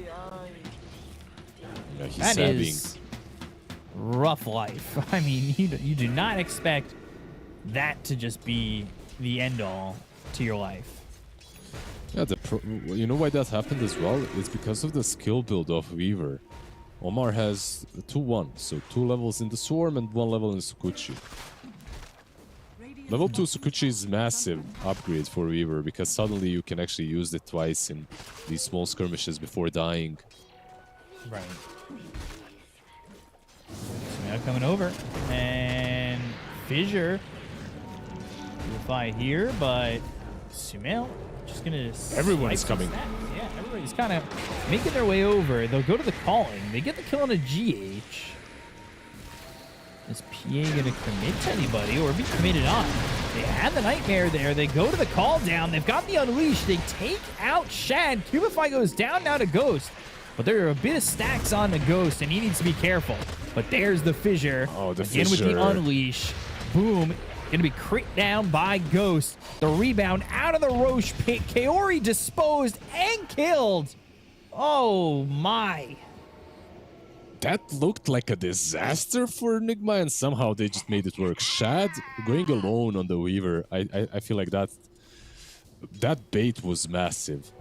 He goes in, Unleash plus Shaker, they finish him off. The Fissure by the pit was pretty damn bad because it almost saves Bristol, but they have just so much mobility with these heroes that it truly doesn't even matter. Like, you have a rebound, of course, from the Marcy. This here, right, when Jaro goes in. I baited a bit too much. Yep. Baited a lot too much, honestly. That is tough. And it turns into a lot more that ends up really being detrimental here. And Ghost, the immediate TP attempt, but Atos. Sanctity has a rod of Atos, and Ghost, he outplayed himself. Pretty much. Yeah, they do manage to take down Kaori on mid lane, but this was it cost a him echo, great though. kill. Great kill for Navi to get the PA.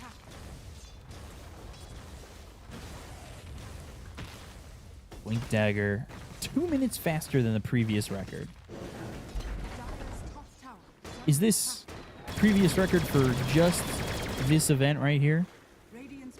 On who? On Shaker? The Blink? Yeah. There is no way this is a record. Maybe because he only has brown boots. That's what I'm saying. Well, it said 2 minutes quicker than... Yeah. So, I mean, is that like the best time at this event? Probably, yeah. I think so. Or this patch? We're gonna have a lot of records broken, right? Because it's very early in the patch. So. Oh. A lot of shovels. You just keep digging. Make yourself a pathway, you know? Yeah. Every joke that I thought of with all those shovels was kind of mean towards Navi, so it's gonna... There's a 5th shovel, this one being picked up by Sumail, so... Maybe they're all hoping to pick up bounty rooms on the side of Navi. Yeah. It's so good. If you're a mid laner and you get the shovel, you just shovel water runes all the time. Ghosts and First GA. dive away. Blood grenade, silence with the calling. There's the stifling dagger, but they go to the pierce the veil. Ghost maybe thinking about going in. They had no mana on Sumail, and also he is 15 seconds away from Echo, so...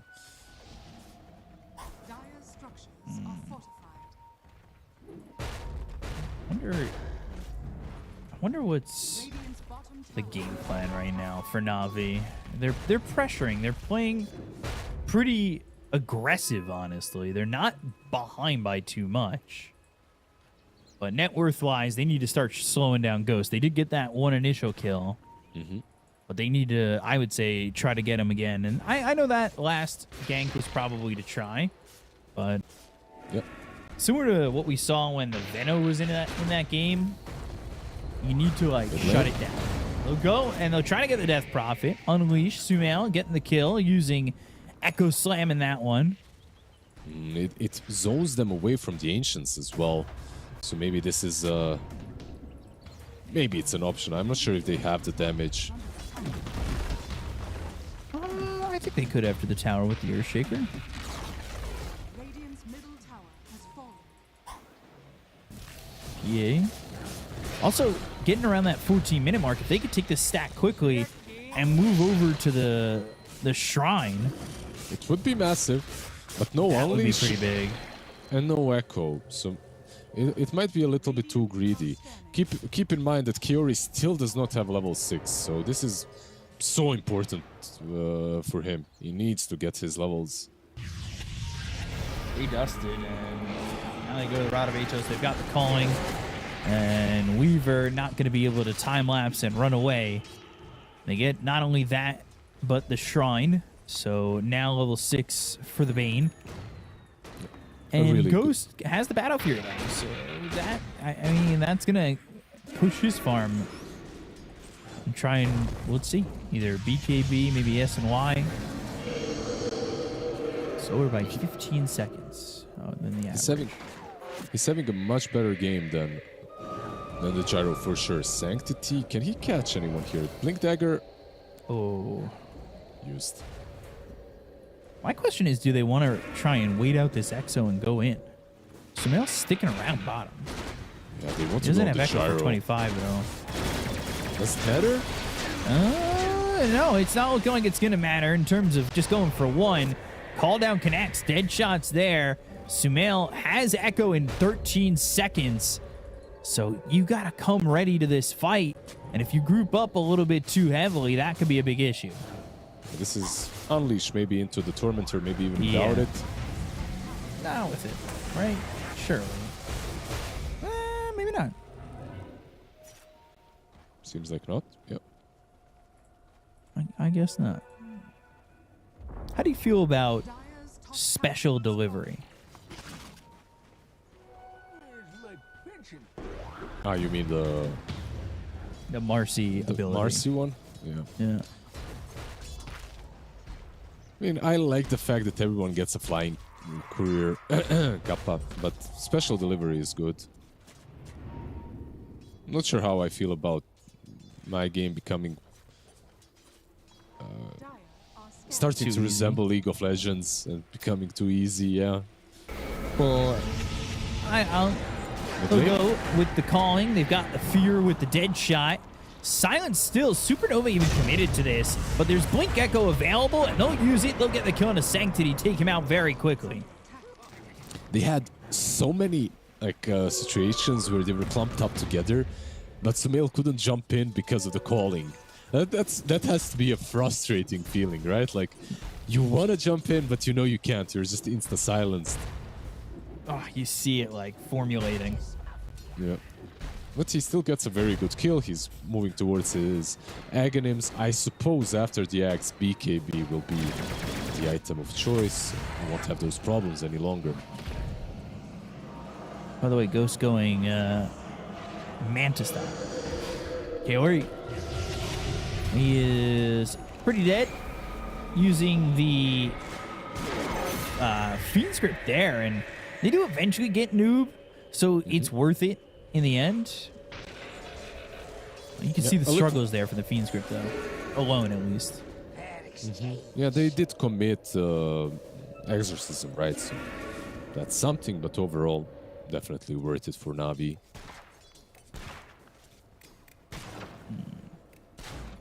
Yeah, I wonder, the Manta, there's a lot of silences, I guess, but not really an item that is extremely popular on PA at the moment, that I have seen at least. We'll see what he gets after this Manta. But I can understand it with the silences. You can play some mind games as well, right? Like with the Manta, you can play some mind games versus the Bane. Right. Doesn't necessarily mean you'll be caught. You've got the illusions out there. It makes Fiend's Grip a little less reliable.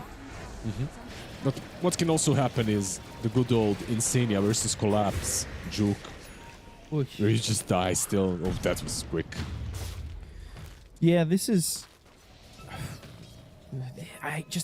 Ghost is getting so much. He's been a part of 9 out of 14 kills so far. And he is looking for a pretty early rush. Yeah, they have the bugs. Like, the Swarm just makes rush easy for almost any single composition of heroes. And they're again in full control, like 5 HK ahead. And it's... this isn't a matchup where Jaru is supposed to be behind. Like, usually Jaru is ahead of most carries. Right. He's quite behind the PA.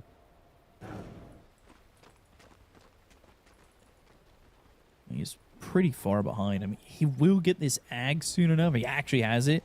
So now he's going to be farming a little bit quicker. But still, you're right. Like, we're seeing this Gyro just kind of struggle. Yeah. They're kind of itemizing in a certain way where PA might not be as strong. And also these items that they're getting are naturally built by the heroes as well. So they're not really moving out of their comfort zone. Let's just see Kaori if he's going to die here. Oh, yeah. Oh, yeah. Very quickly. So the items that I mentioned, that I didn't mention yet, is the Halberd on Bristle. And also the Shivas on that Prophet. So a lot of armor, a lot of slow disables for PA that might eventually come online. Radiant's bottom tower is under attack. Is it going to be enough? The Q right now for Ghost is Satanic. Do you like that? Do you like kind of continuing to forego the BKB? When you're playing versus a Bane, yeah, BKB is not as good, but not even SNY does make me a bit, scared for one wrong move and you can be picked off. Good stacks for Gyro to farm. That being said, calling, Rod of Atos, dead shot, back into the center of the calling, into a Fiend's Grip, Rocket Barrage, Sunray not going to be there in time. But Kaori's dead to Ghost, and now they go to the Exorcism, the damage on a GH. He never gets that Supernova off. They've got the Rod of Atos, it's on a Ghost who's hit with a dead shot. He needs to find a way out of the fight, but for now, Sumail, he's in trouble. Sumail, can he find the opportunity? Ooh, Echo, all right, it got shed. I mean, that is something, but the dead shot lands, and they're going to lose Ghost if he's not too careful. Oh, they lose the PA, and how much more can this Earthshaker give? The Exo is doing a lot. They're trying to get the Spirit Vessel on a Sanctity and maybe get a kill here, but slowed up is Sumail. They've got another Rod of Atos, and with the Viscous Nasal Goo, they got themselves a 4th. They might even get a 5th. Omar time-lapse, but Nightmared up, the Sentry down. The Viscous Nasal Goo continues to stack, and so do the Quills. They'll take out Omar. It's a full team wipe with the dead shot, then flying out to GH while Cubify dies. Yeah, nice little flyby of the Phoenix to finish off Muerta, but overall this was a massive win for Na'Vi. And now it makes me feel like, the moment you see this, you're feeling, oh, maybe BKB was the right option after all. Because eventually this grip is going to be used. Like that fight, there was no grip. And PA still couldn't stand and fight. Although you can't stand and fight versus Exo, I guess, even with the BKB. It won't really do a lot. You see, Ghost is in pretty deep. I know he's got this Aegis, but fighting into the Exorcism, if there's one thing I've learned from Dota, it is always ill-advised to fight into the Exo. Unleash on a Shad while they end up losing GH. I mean, they unleash with the amplified damage. Oh, boy. Yeah. And he ran uphill. He literally just hugged Marcy. It came to him What a perfect position to be in. Enemy carry just rolls up to you and dies. Really was perfect. Yeah, just 2.2k damage. You know, just a single hero doing 2k damage to the enemy carry. It's alright. All she has is 2 bracers and a BKB, by the way. Ends up stealing the shrine as well. Yeah, like overall, that last fight, you know, we were talking about it, it started wrong. Like, Noob got caught, and then they started fighting 4 versus 5. Sumail wasn't even there, so a lot of unnecessary moves, I would say, from Nigma. I'll get both shrines. This is something that really made Na'Vi struggle in game number 2, is the fact that both shrines were taken a couple times. Yeah, Na'Vi will smoke up, and Kiori has a blink, by the way, so this item could allow them to get these catches going, you know, like right now, up to this point, they only catch the heroes that run into them out of position. Now they can actually set up the pace of the game. They avoid that smoke. At least for now. See if Na'Vi come through the twin gate. Doesn't look like they will. Won't commit to that, and they're going to continue to farm up. Phantom Assassin looking for the Satanic. Gyro continuing to farm, so Shad, even with Sumail, but not where you want to be. Just getting towards the pike and then the BKB. Of course, the thing is, they do have a lot of damage regardless. Like, they don't have to get this massive gyro with an MKB and whatnot. They have a lot of mixed damage, physical and magical, just from the spells. Somebody. To the fight. They'll go, they'll jump. They've got the calling. The silence. And one thrown out by Sanctity. Radovato's BKB is going to be committed on this. Stifling Dagger onto Sanctity. They smoke. They want to go back into the fight.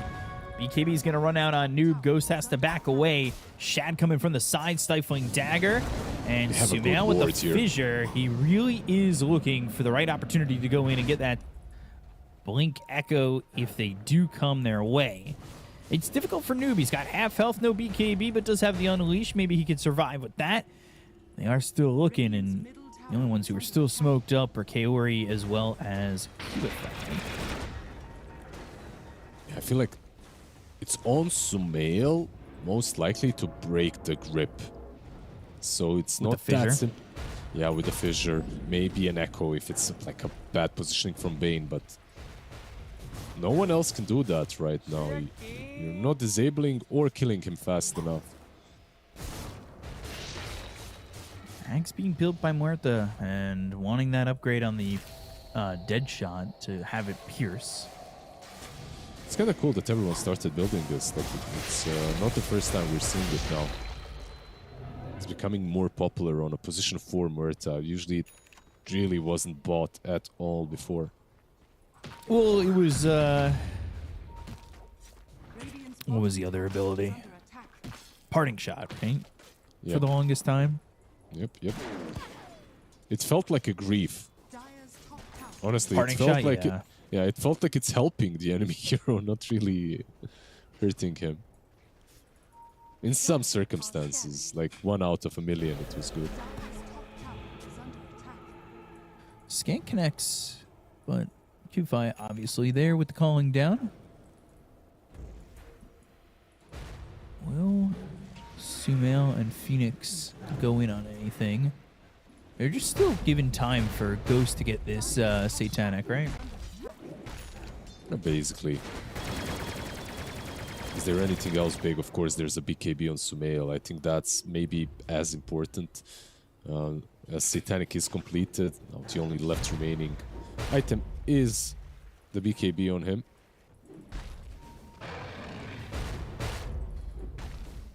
$10K net worth lead. Na'Vi trying to find an answer. They smoke up as 5. They had a really deep ward, which did scout Ghost out, but Ooh, Ghost going to be on the front of this attack. Sumail not nearby. Homing missile was going to be thrown on at Ghost, but now they've got the BKB Noob going in with the Unleash. They got the Exorcism off. Call down. That'll land on a Noob as well as GH, so that'll slow them up. Get him low. No Supernova connected or committed. And Sumail never there, so he never jumps in, throws an Echo or anything like that. But they go into Roche. Can they? Is that a smoke? They do have a smoke, so they will run in. Maybe they can fight even after it's taken. If that's what they elect to do. Roche low and Aegis. Do they want to go still? They all look to TP out. But Cubify, Ghost, pierce the veil, and the fissure will block him up. Icarus dive over, stifling dagger, and eventually Cubify dies to GH. They got the Aegis. They give themselves a chance to hold on to this game a little bit longer. Yeah, they're 9k behind. It doesn't feel that bad for them. I feel like around this Exorcism, anything can happen. As long as you make sure that Sanctity can use it. Which leads me into a new point. A Nullifier would be pretty cool on Nigma. I feel like that's an item that could be very useful. Roche's banner, not important. It's a cool chest. Honestly, I would love to have it. Fiend's Grip, though. Holding him down. And Noob rebounding, unleashing. Can he get a kill here? He can. He gets at least one. Now he's going to fight Boom. He's got the BKB. Oh, no. Oh, no. Sanctity's also dead to Ghost. 2v1, and you lose both of them. Oh, that's... You know why that's the saddest? Because Kiori actually tipped him the last time he died this way. The last time they killed Noob, that is.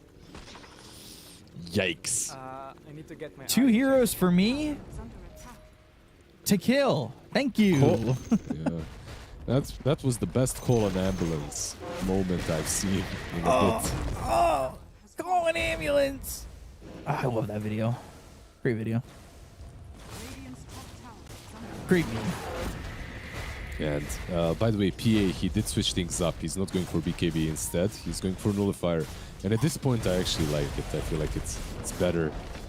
Not even afraid at this point. Lotus is coming from the Weaver. No more nightmares.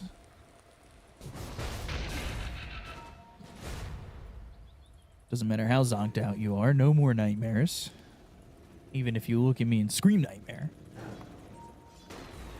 Anybody else building Lotus? No. Just the Weaver. I like it. It's good. Weaver is one of those supports that can buy almost anything, and his next item is actually Aghanim Scepter. You don't see that very often as well on Weaver anymore. He's gonna find somebody and then just kill him. I say that, but Earthshaker not able to keep up. Icarus dive though. Sunray, Cubify, Rocket coming out, or the homing missile. And that will get a hit, and they won't be able to kill this Muerta just yet. But another homing missile, disarm. That's from the Bristleback. Rocket Barrage. This PA doesn't have an Aegis, but does have a Satanic. Another Rod of Atos. Grip Swarm, Icarus dive, Supernova. Now they'll look for the Unleash. They've got the Fan of Knives. They've broken the gyro. They get the kill. Deadshot's not going to matter. And now the attention was on Sumail for a moment, but Boom can't do the damage. Yeah, you think you're worried about... Fissure hit. Oh, Boom. Another disarm, but he doesn't care. Meanwhile, the fight is on the Fiend's Grip, onto the Weaver, who has time-lapse. Better hope this lasts the entire time. But they TP over to the outpost that they've taken over and don't find anything. A nice little Tumbler Stoy, by the way, saves Bane, and it's important that he lives, because he was carrying the gem as well. Would be massive if they managed to kill him. But 20 seconds, no gyro, does have a buyback. No creeps as well, though. And this probably will be defended, right? Like, they have Deadshot as well to work with. They're really trying to just hit through back door. It's scary about this game is you think PA is a problem, and then Noob jumps you and dishes out just as much damage with half the net worth. Unless they didn't damage items, that is, at least. In just about as quick a time. Yeah. He's got BKB and Basher, and he just destroys the gyro. Gyro's got to be careful now.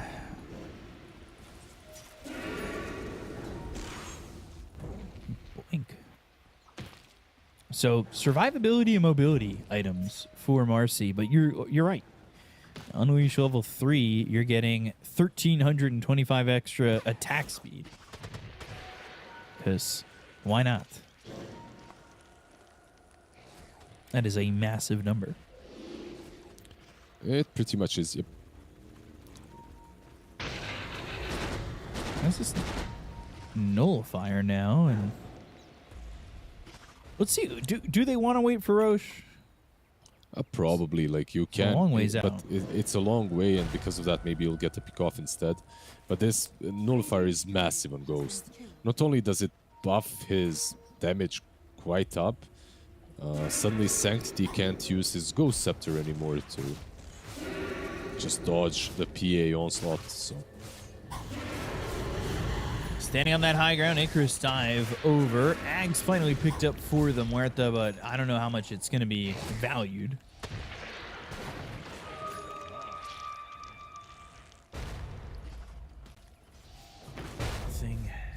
Nothing doing just yet. No back off once again. I mean, they're happy to continue to farm, happy to get the level 20 abilities out there, or talents out there. Sumail about to hit his level 20. He's also got Kai Assange. Yep. It's just that the way they're playing is they're not backing out to farm. They had obs on this, but this is dangerous. The calling actually slowing them down from going after Omar, but he's got the Lotus Orb, and now they're going to go. Rod of Atos gets reflected. They go to the Spirit Vessel. It's on a Sanctity. They've got the Fan of Knives. They get the kill to the Death Prophet. Now they'll look over at this Bristleback. Down goes Boom. They'll find Kaori. Nowhere for him to hide, and they will get themselves a third all-have buyback, and they're probably going to be forced to use it. Gem's also on the deck. That was such a dangerous play to make. Like, moving outside of your base when you don't really have a lot of vision. They had one ops there. It was, yeah, it was never gonna work. I was just going to praise Nigma and how they play. Like, it's not like they're just farming, they're constricting you in your base. They're doing like the most textbook Dota ever. Jumping in, looking over now at Boom, killing him again. Oh boy. He bought back, so he's not going to be alive for 70 seconds. Yeah, they bought back the Death Prophet, but he has no ulti. Like, they weren't even afraid of him. He had it, but the Echo is still up on Sumail. This Lotus paying in dividends constantly.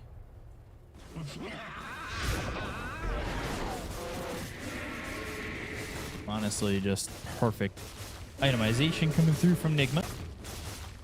And the pressure, I mean, the lanes went really well. Everything seemed to be pretty solid. They're going to have another Lotus, by the way, now on Phoenix very soon.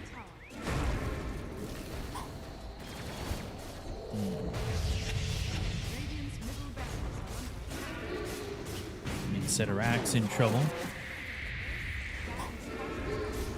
Deadshot's cool, but it's just not doing enough. Maybe if they could hold, like, Bristleback is up in 5. It seems like Nigma will back out, but I'm looking at the items that they're purchasing, and I just don't see a big difference maker. Gyro, I'm not sure what he needs. He needs like 5 stacks of Ancients to get closer to this MKB that he's trying to buy. And maybe he'll find it. They are smoking up. This could be cool. PA isn't here. Yeah, Roche up soon, by the way. Big shot lands, and everybody's starting to retreat. Ooh. Okay. Everybody gets out. Yeah, that should be free shard for Ghost. They all have shards already, so just free gold. Yeah. Quick 22, 20, some math like that. I'm looking. That clock says 11:30. and at 11:30, Roche will be back up. They are getting closer to each other. I can't read that as well. Don't worry. It feels like a what's the quarter? What's the quarter? How much time is this one quarter? I've never known how to read this clock, but it's getting there. This new Roche timer that we've got going on, I love it. I'm here for it. When it works. Well, I mean, this was working. We know it's close. Oh, tightening the view, but nobody's fighting just yet. We're getting there. When it hits that, Rush will respawn. Can you believe it? Oh, we're gonna. Oh, Echo! They're gonna go. They're gonna try and kill Shad. They may not even need it. They may not even need this Aegis. They'll look over. They'll try to get a kill and a boom. Nightmare to try and save him, but the damage coming out from Noob is just too much for him to handle. They both don't have buyback. The Lotus Orb is going to reflect this route of Atos back over to this Muerta. Cubify is in a lot of trouble and dead on his screen already, honestly. He'll end up dead. Another Lotus buyback coming out from Cubify. Supernova right clicks from Ghost, and they rip up this Sanctity Death Prophet. GG is called, and Nigma Galaxy will send Navi to the O2 realm, and they'll move on to the 1-1 era. Oh, and Roche is back. Wow. So we watched some really good Dota, and we also did not learn how to read that clock, I guess, still. No. But we know when it respawns, at least. Well-deserved victory by Nigma. Like game 2 and 3, they just played on a different level. Game number 1 was very competitive, but they also could have won that one if they were just a little bit cleaner. Game 2 and Game 3, completely different situation. Game 2 and 3, they were just on a different level. With the drafts that were looking really damn solid, and also the execution, which was, I would say, even better. Right. See, a lot of, I'll say, a lot of highlights are going to be here for Nigma. They played really well. Just a ghost in GH. I feel like that lane won harder than I think it should win, and the bottom lane didn't lose as hard as I think it should have. I think those are the things that happened. Like the bot lane, Weaver plus Noob, they found ways of dealing with the Bane and Gyro. I feel like Bane could have maybe committed a bit more to stopping the creep skipping from happening. And because of these two lanes and the way they worked out, suddenly the Gyro is kind of struggling and he's not keeping up with the PA. PA gets a Battle Fury faster, she starts farming faster, one item after another, she starts joining fights, while the Gyro is really not able to. Right. And you can see with the score as well, 1-6 on your carry, not something that you usually like to see. Yeah, it's definitely not something you like to see in Nigma Galaxy. It felt like they were putting appropriate pressure on every single time. And they weren't overextending much, and I think they can feel really good about this series in terms of these last two games. I mean, even game 1 felt like a game that they should have won, right? All 3 games were definitely winnable for them. Absolutely. One hero as well that I want to discuss is, I believe this guy, no, not this guy, the Weaver got gripped a couple of times and killed, but the other one that got gripped multiple times was MRC, but that grip didn't always work. And Noob, this hero looked much better than it is, I feel like, on the offlane position in this game, because he had heroes that he can just isolate and blow up. Right, like you have this Gyrocopter. Gyro is kind of damage over time, AoE damage towards everyone, but literally does nothing to a Marcy that just jumps him and outright wins that fight, even though she's 5k net worth down on the Gyro.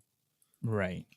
And you can see on your screen. Ghost ending with 28,000 net worth. Sumil up there at 25,000 as well. I mean, this is just complete out farm and domination over for the side of Nigma Galaxy over Na'Vi. And it's unfortunate because then you've got Na'Vi, who I feel like the roster on paper should be performing better than this. Granted, they played Liquid in the first series, which is tough.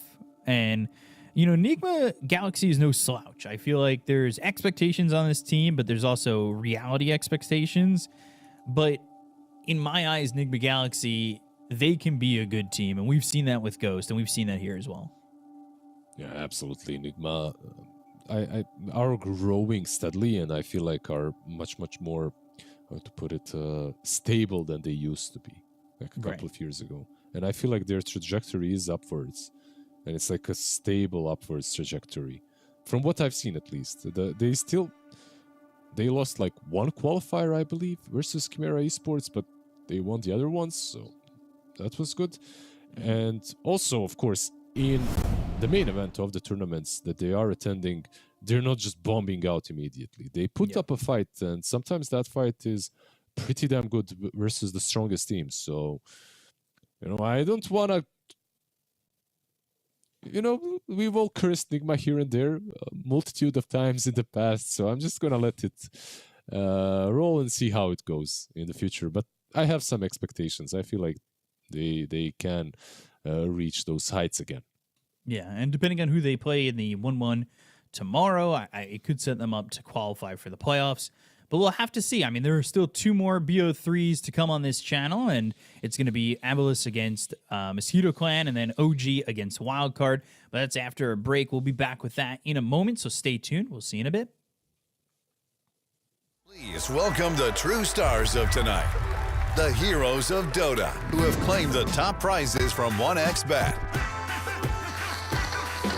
Best carry, Phantom Lancer. Best support, Marcy.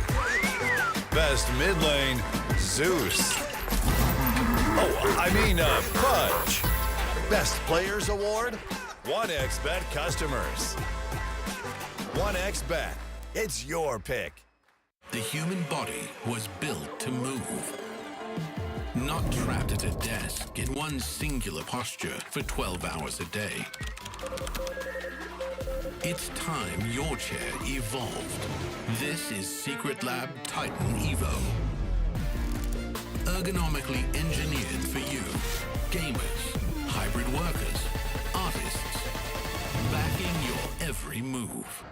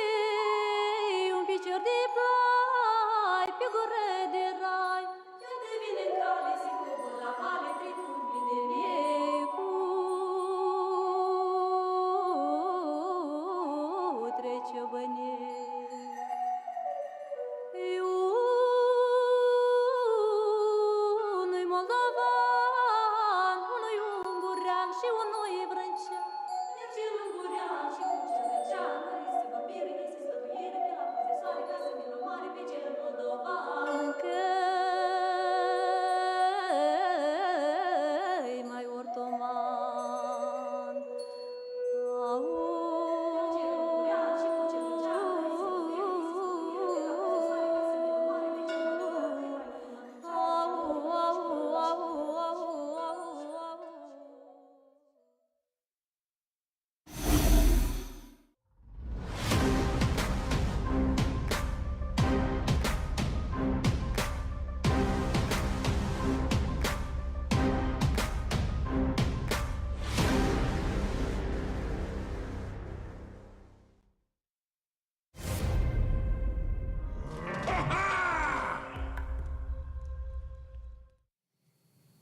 Hello, everybody, and welcome back. Oh my God, Trent, we're here. It's PGL Wallachia Season 3 and day number 2 for us. How are you doing, sir? Are you ready for another day of Dota, the second half?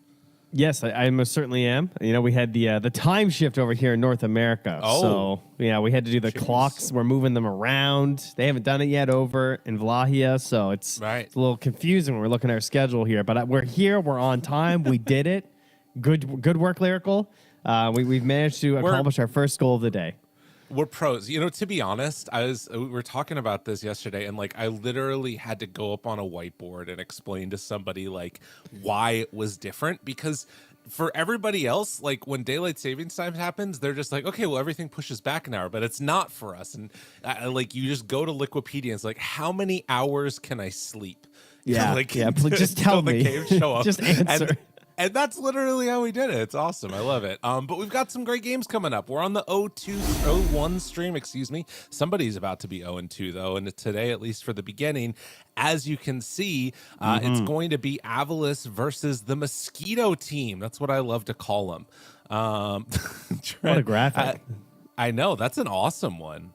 Yeah, we need this. More Swiss games now that we have the graphic technology for it. This is good. This is the beginning of all Swiss tournaments forever, thanks to this beautiful technology.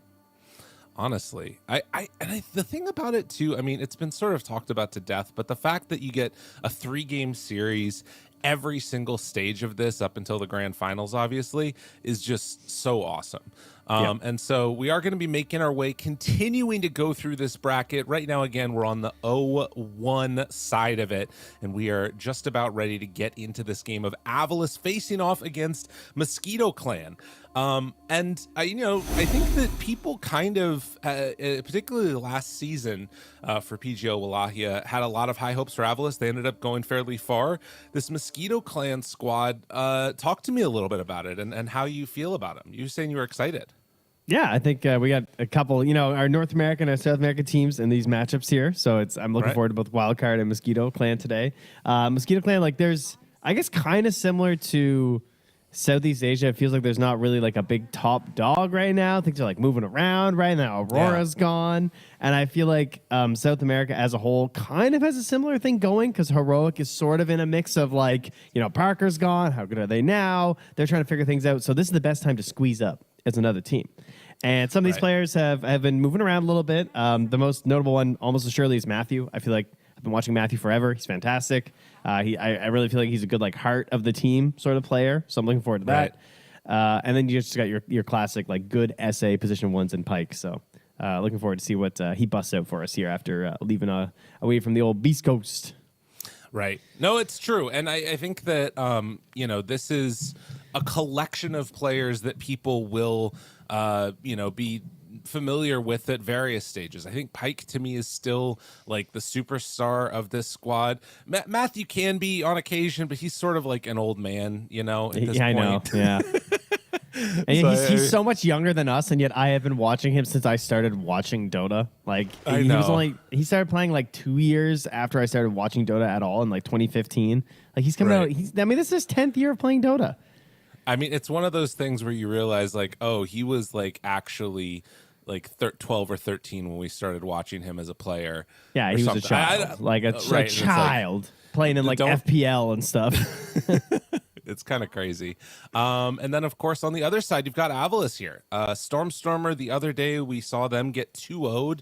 There were moments where it felt like there were signs of life, but overall, definitely left a lot to be wanting in that series. And now they take this Nature's Prophet, which was what they ran last time at the beginning as well. We'll see if they can sort of keep that style going.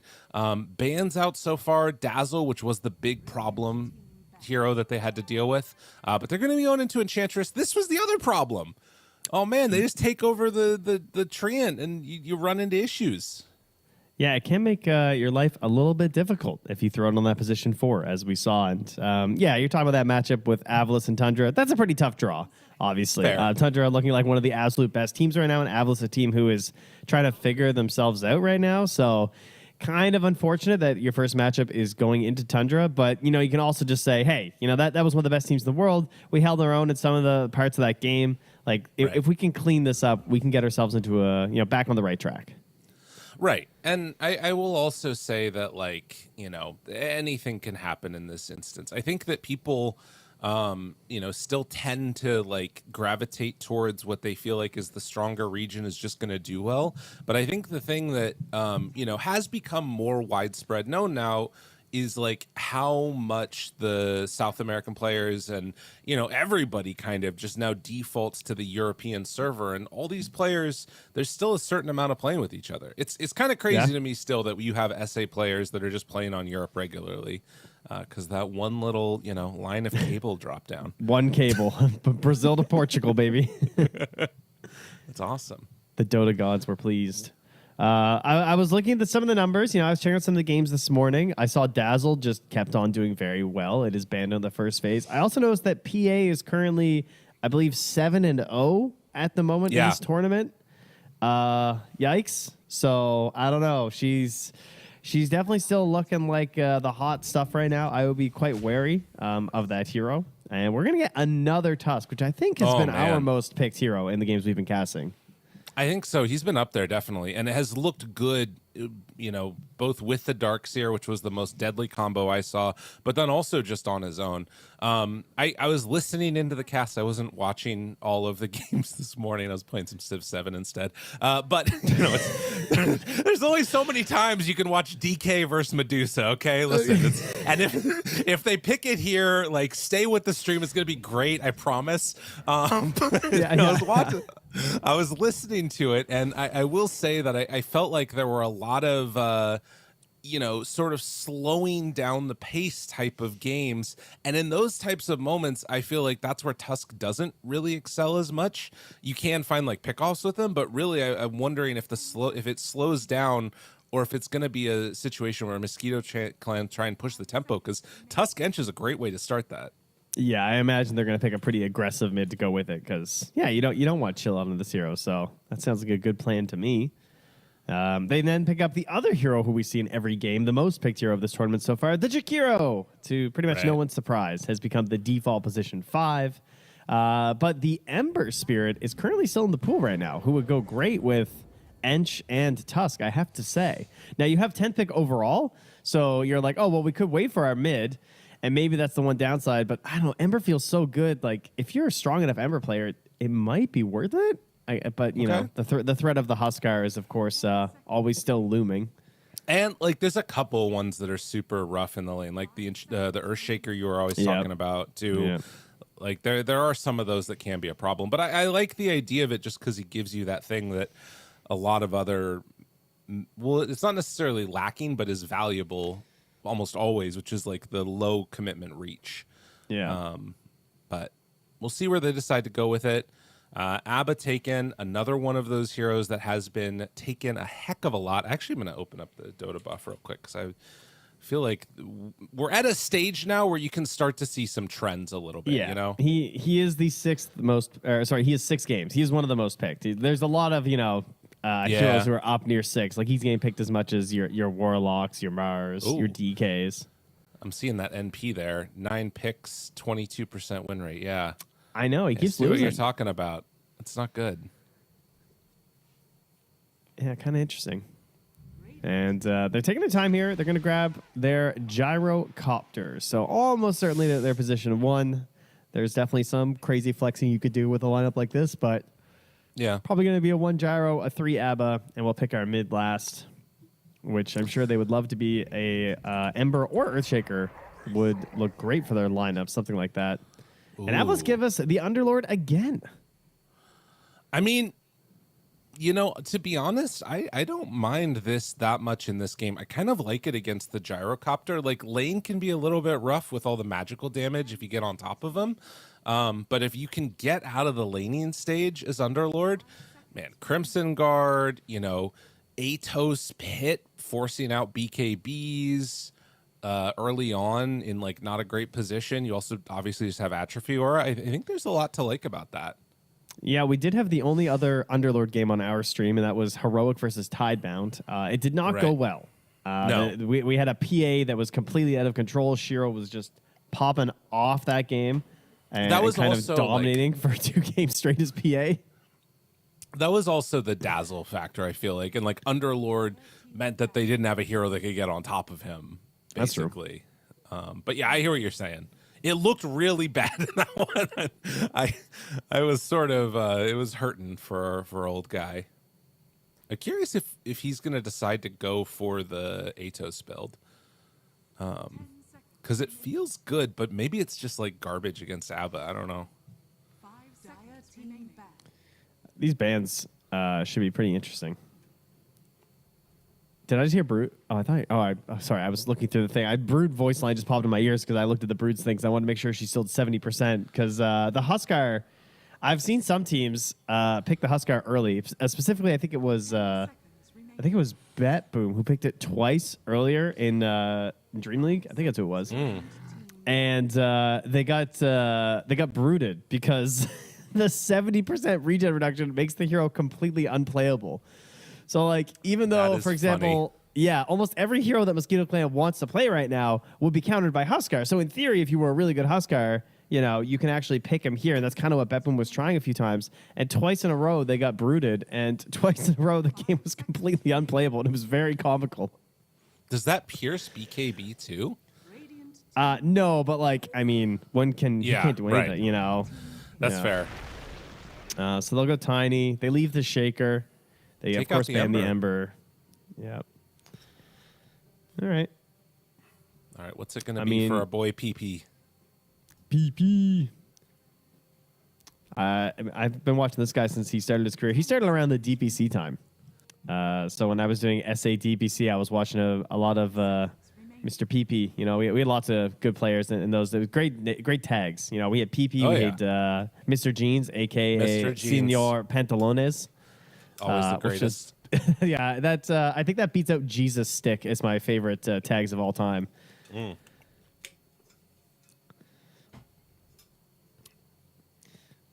Well, Invoker, yeah, it's classic PP, but that hero's not looking amazing.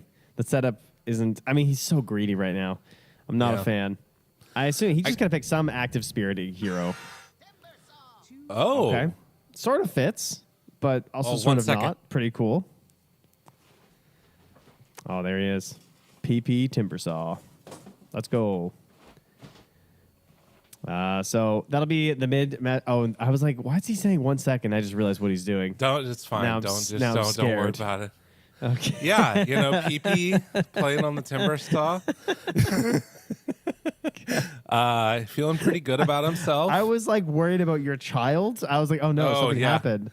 Yeah, no, it's not that. No. Don't worry about it. Don't worry. No, it's fine. It's a really good game for it, though. You know, you've got you can kill the trees that are coming out. You've got double strength heroes, which is awesome. You love to see that. Really good. It's a very good Timbersaw game. Yeah, it most certainly is lyrical. I'm very glad. I'm very glad that we have such a Timbersaw here. That's true. Yeah, it doesn't give you the catch, but it gives you the damage. So basically, it's like Yodomi is just in there. Whoa, Yodomi, whoa. The drinking buddies? Are we back? Oh, interesting. That's it. That is not my favorite. Well, you know, Trent, I feel like there's one hero. Yeah, lyrical. Here.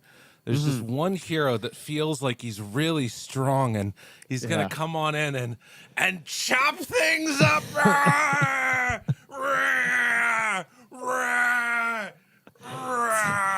I don't understand why is it still so close to your desk? He's gonna get you. He's gonna get you.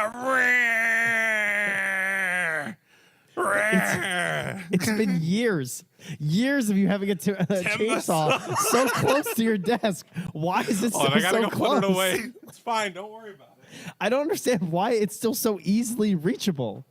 This has just been. It's been years of this, guys. If we ever get a Timbersaw, he just pulls out a chainsaw. I don't know. Why is it so close? You got to be ready, okay? It's not just if there's a Timbersaw. You know, if somebody breaks into my shed, I got to be ready with my chainsaw. Okay, that's fair. That's fair. I just have to prime it a few times and hold on a second. I'm going to get you. Oh, wait. It needs some oil. Sorry. Hold on.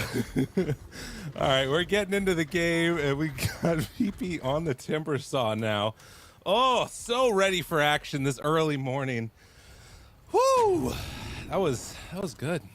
Yeah, I have the adrenaline flowing now as I live in fear of this. Thank you for indulging me too, by the way. I appreciate it. Yeah, don't thank me. Thank production. They're really the ones in on it. We got interesting facets, Lyrical. What is this Jibbe doing? What is the Demon's Reach?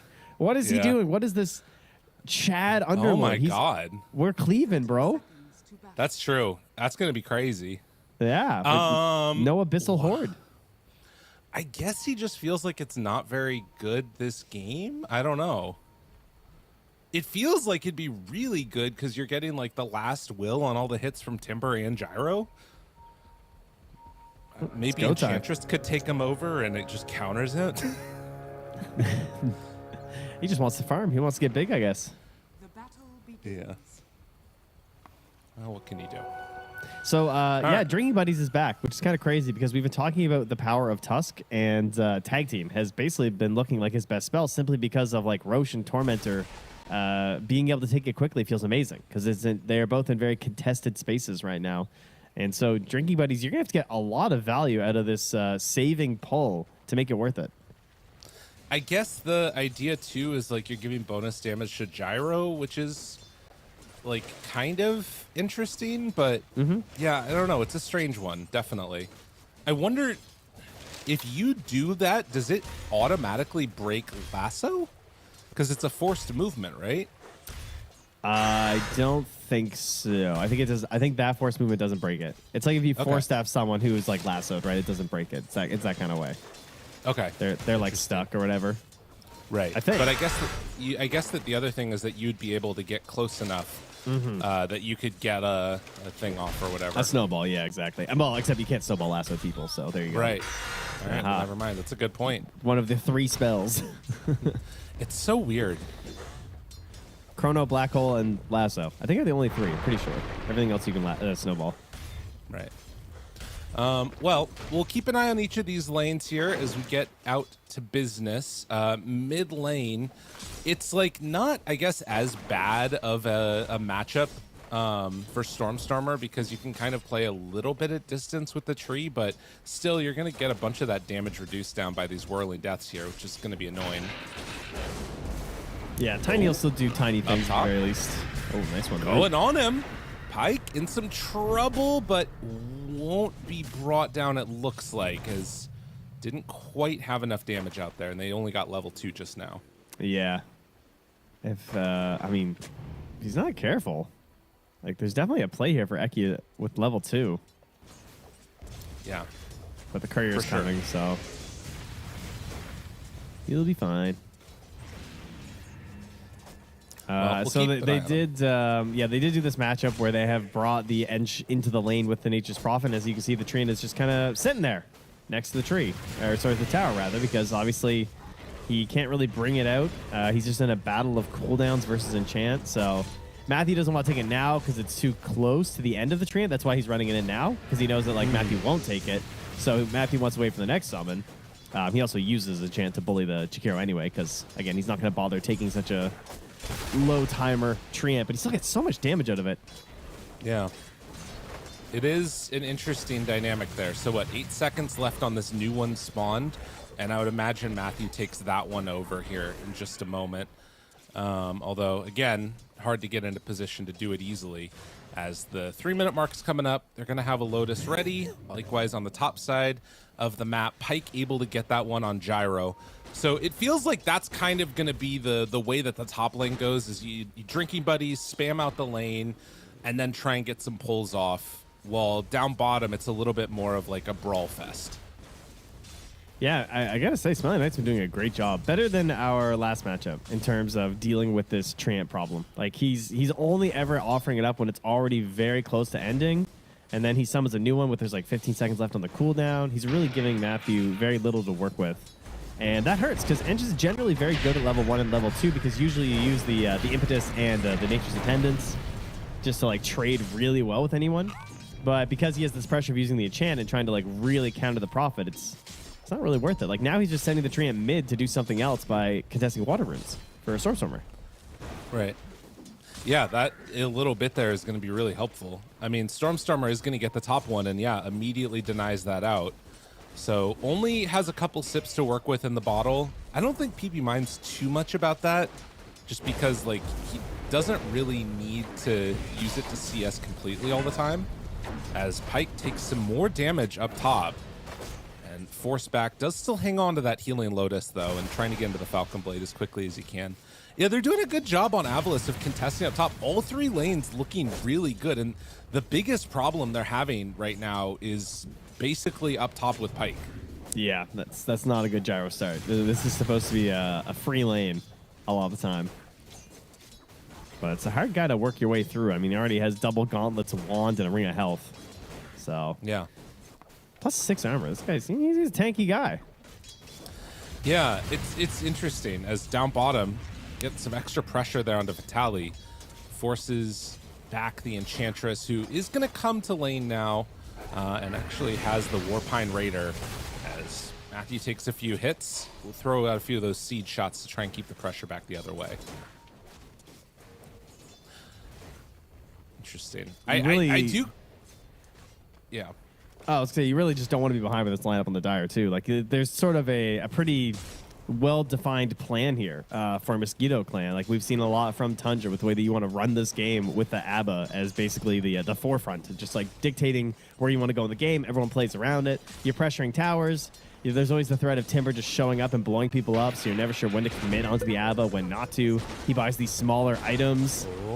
So it could look good. TP into the mid, but it looks like PP will be all right. They were actually pressuring Stormstormer, and he glyphed the wave, so that forces Eki to come mid to help defend him a little bit. But with 6 and having the double chakram, Tiny does need to be careful. And Matthew, oh, first blood back in the fountain, but they did get that kill. So close. Almost made the save by using the Centaur. Oh, and he can't get the kill into Sneko, who TP'd mid to get away from the Centaur. Wow. So, yeah, they do manage to, you know, get some pretty good pressure on there. And now both supports going to head up to the north side of the map. They do need to be careful here. Stormstormer in the mid lane taking a bit of hits from PP with this double damage up. Excuse me, amplify damage. I think this should be enough for a kill. He connects there, and yes, brings them down solo while they're trying to pressure up top. They kill Pyke. So giving up the kill onto Stormstormer mid does ensure that they take down the gyro. Yeah, further putting him just into the dirt right now, and I mean, Stormstormer's game is still pretty fine. Like he's okay. It's not worth. I mean, he's still above all the Dire cores except for the Timbersaw, so not the worst. And you really want this Underlord off to a great start, and he is certainly there. Like, he's going to have his Vanguard soon. Let's see, how are they doing that? We got still only 2 points ring, but he's still level 4 in Udomi. TP down bottom. His Vidali's just working away on the tower. With the help of a Hellbear. Give me the death throw. He's gonna get so it. much power. Wait, what? Oh, it actually didn't get hit the ABBA. It was out of range. Just on one flag bearer creep who was very angry. Oh. Still, they didn't quite manage to get that top tier 1 tower, as Eki is likely just going to start trying to stack up these camps, and you can see they're already blocked out. They got down to Sentry there to mess around with it. The 8-minute mark is coming up. Stormstormer shooting for this rune there, manages to deny that out, but it is going to be a haste rune, which Udomi takes now. Thought about going on to Eki, instead finds Stormstormer. Shards block off, big hit on the other side of that Snowbell onto the creep, and oh, the damage. Lands the Ice Path after that Pit of Malice, and a huge amount of damage. That is exactly what they needed. So I was actually just about to bring up this point. I was thinking, like, okay, if you get fall behind on Mosquito Clan, how on earth are you going to defend these towers? Because if they pressure you right now, like, I mean, they're just killing Matthew under his tower at the moment with the double taps of Sneko. Like, if you just stand Sneko behind your team, you cannot go on anyone. Because if there's ever a route from the Pit of Malice, there's going to be crazy Jakiro follow-up. There's going to be avalanches that they're tossing in. Like, there's just so much crowd control being slapped into you. It's going to be painful. Snowball grab here. Is there on the storm coming down bottom, though? Is this something? My God. That's what they needed. Holy, that's a lot of damage. Yeah. And are they going for a little bit more here, too? Yes. PP finds another. A double for him as he takes down Seneko. I mean, he is the one that's going to need to sort of carry the heavy load in this game. Like, after the struggles that the sidelines went through, he at least has a good game. Yeah, he is their best hope for sure. And, I mean, the Drinking Buddy's level 3. The damage is coming out here from Pyke. Just being followed around here by Yudomi. So that is still pretty great. Another one. Eki, dead.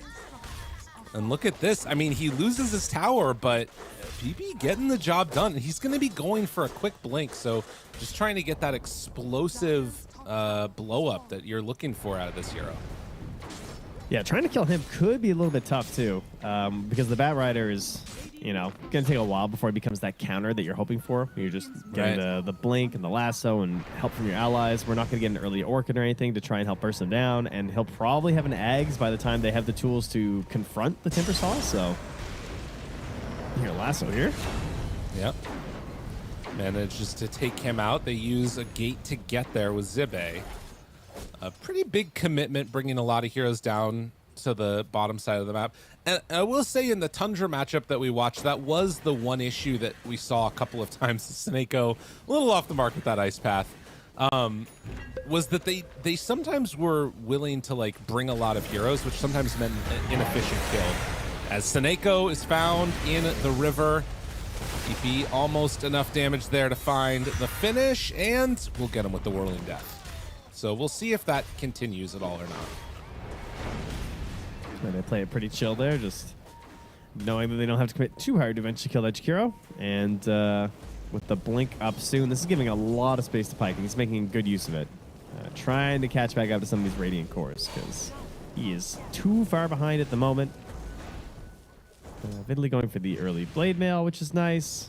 A lot of heroes that he can catch some of this AoE damage and maybe give them a good chance to fight. Like, Abba Blade Mail plus some of this Timbersaw burst could very quickly turn a fight that is looking favorable for AVULUS if they're not careful. Right. Yeah, it could fall apart in a moment. That's all it takes. And I think the thing to watch for will be, like, how do they initiate on AVULUS? Is it going to be like a Bat Rider lasso on a clutch target? He's still very far away from a blink. If they're just sort of in the business of taking what they can get, you might end up missing out. And like, for instance, right there, he does see Pyke now on this ward. Gonna go for him with the lasso, with Smiling Knight TPing in. This is pretty good. Is there any help nearby at all? Oh, Not so quite close. there in time. The snowball will not be able to save him. That's a great pick off there from AVULUS.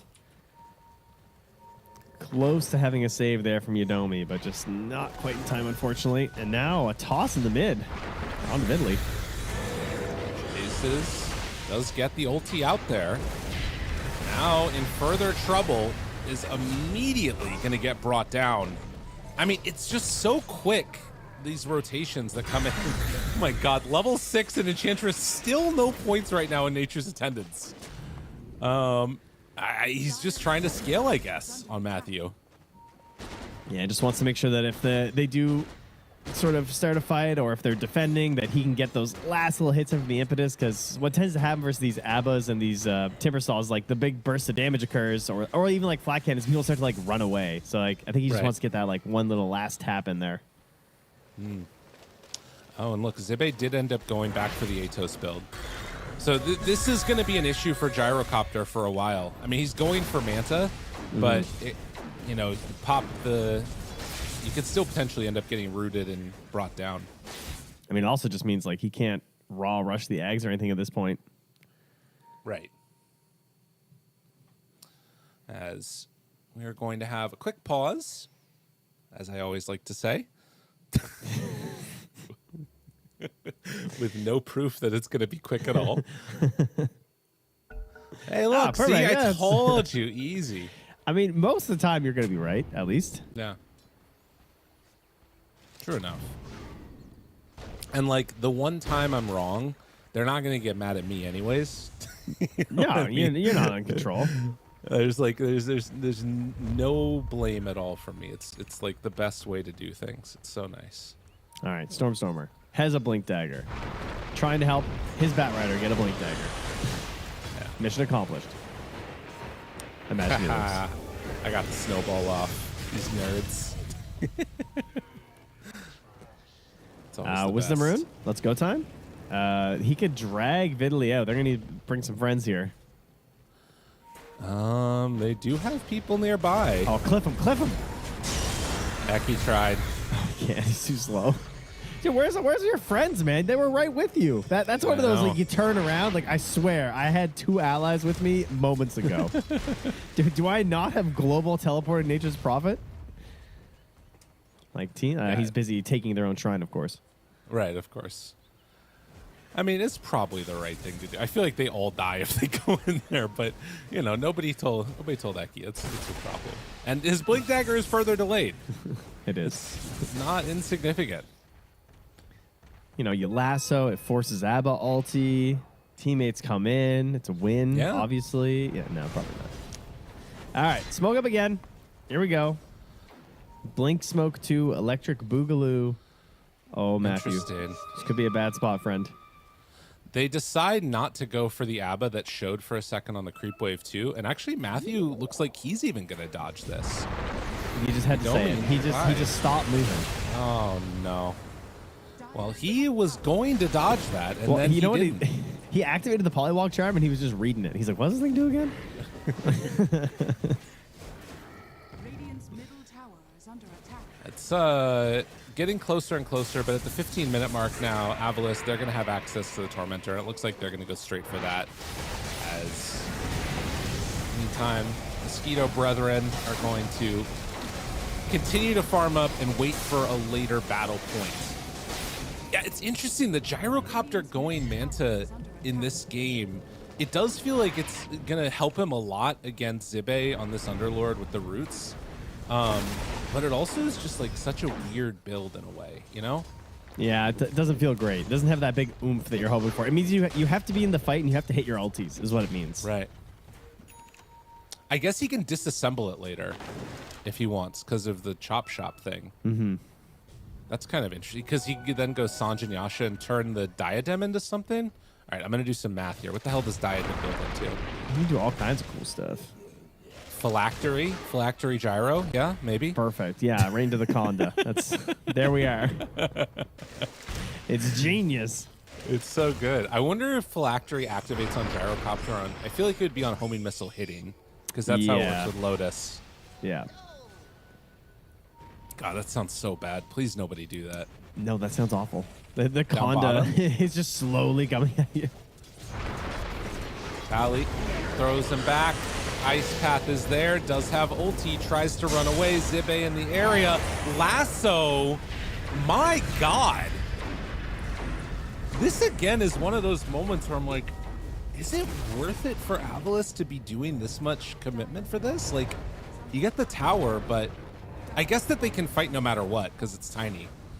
Like, they don't need Macro Pyre to fight.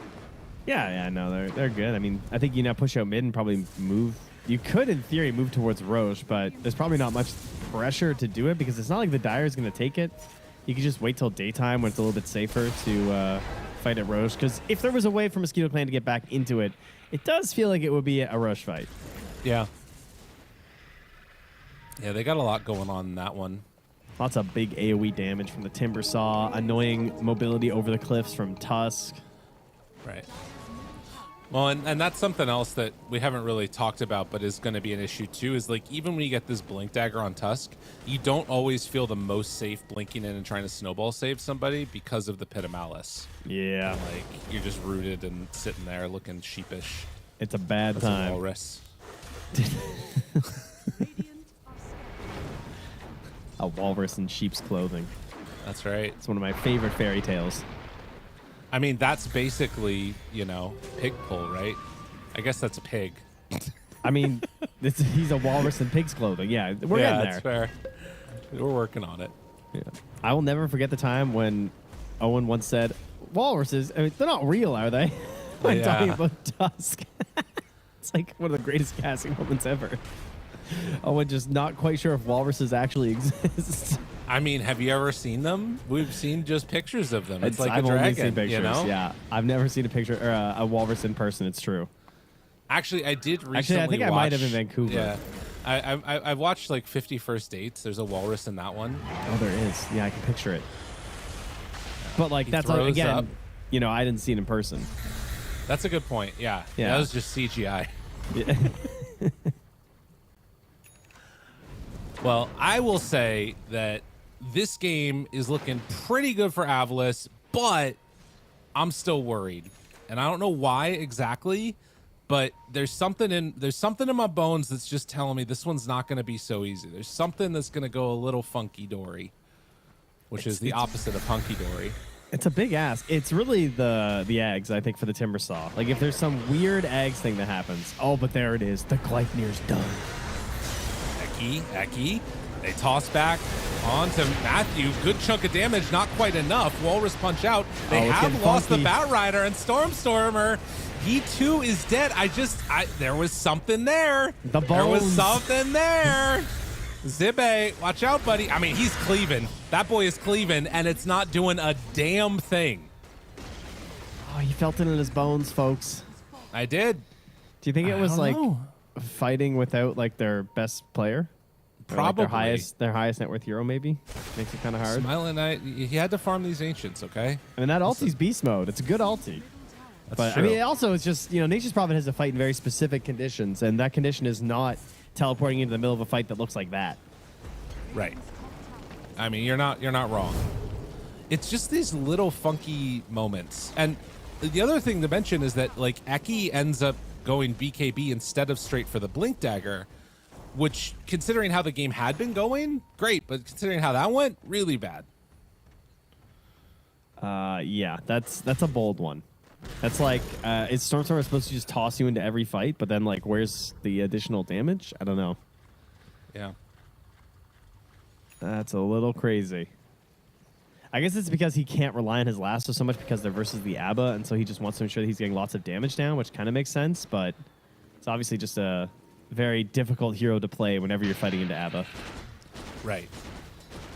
Well, and also, if, you know, you have to use a Photic Shield to, like, save somebody that's from lasso, that's one cooldown down, potentially. I mean, granted, it's low cooldown with the shield, but still.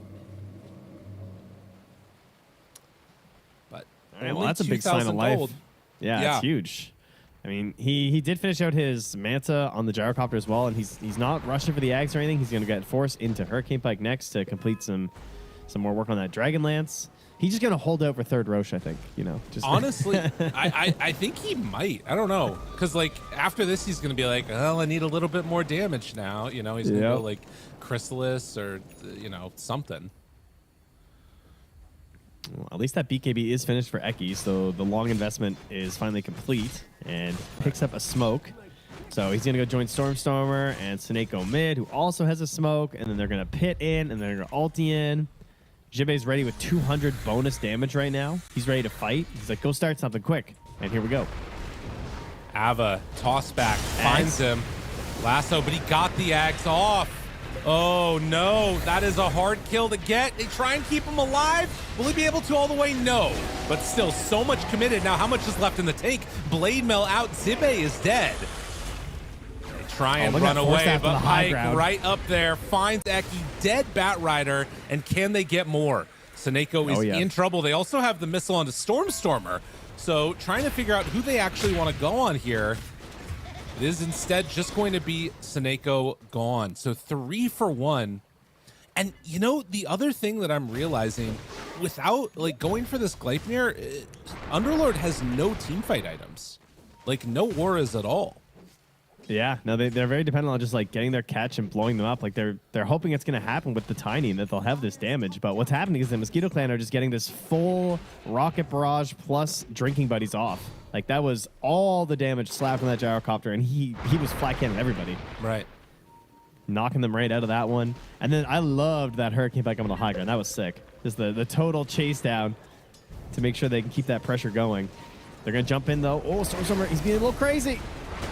some trouble now. Snowball finds him. Walrus punch out. Eki looking to get the lasso off in time, but now he's starting to die to Matthew. The hits are in, and he is out of there. Can they find more? Matthew's still standing strong up on the high ground. Call down out. The chase with the snowball will be there.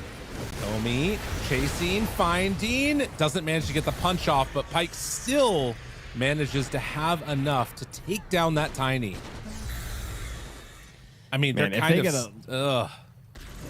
Yeah, and that was with Abba not having ulti. Like, if he had his ulti up there, then that goes even worse. Because, like, they just bail Pike out of that lasso so fast. There's no way he's going down at that point. His damage is so quick, too. Yeah, Zibe is trying his best to get into a Crimson Guard. Like, your bones were just so right. I've never seen bones that were so correct. You got your spidey senses were tingling.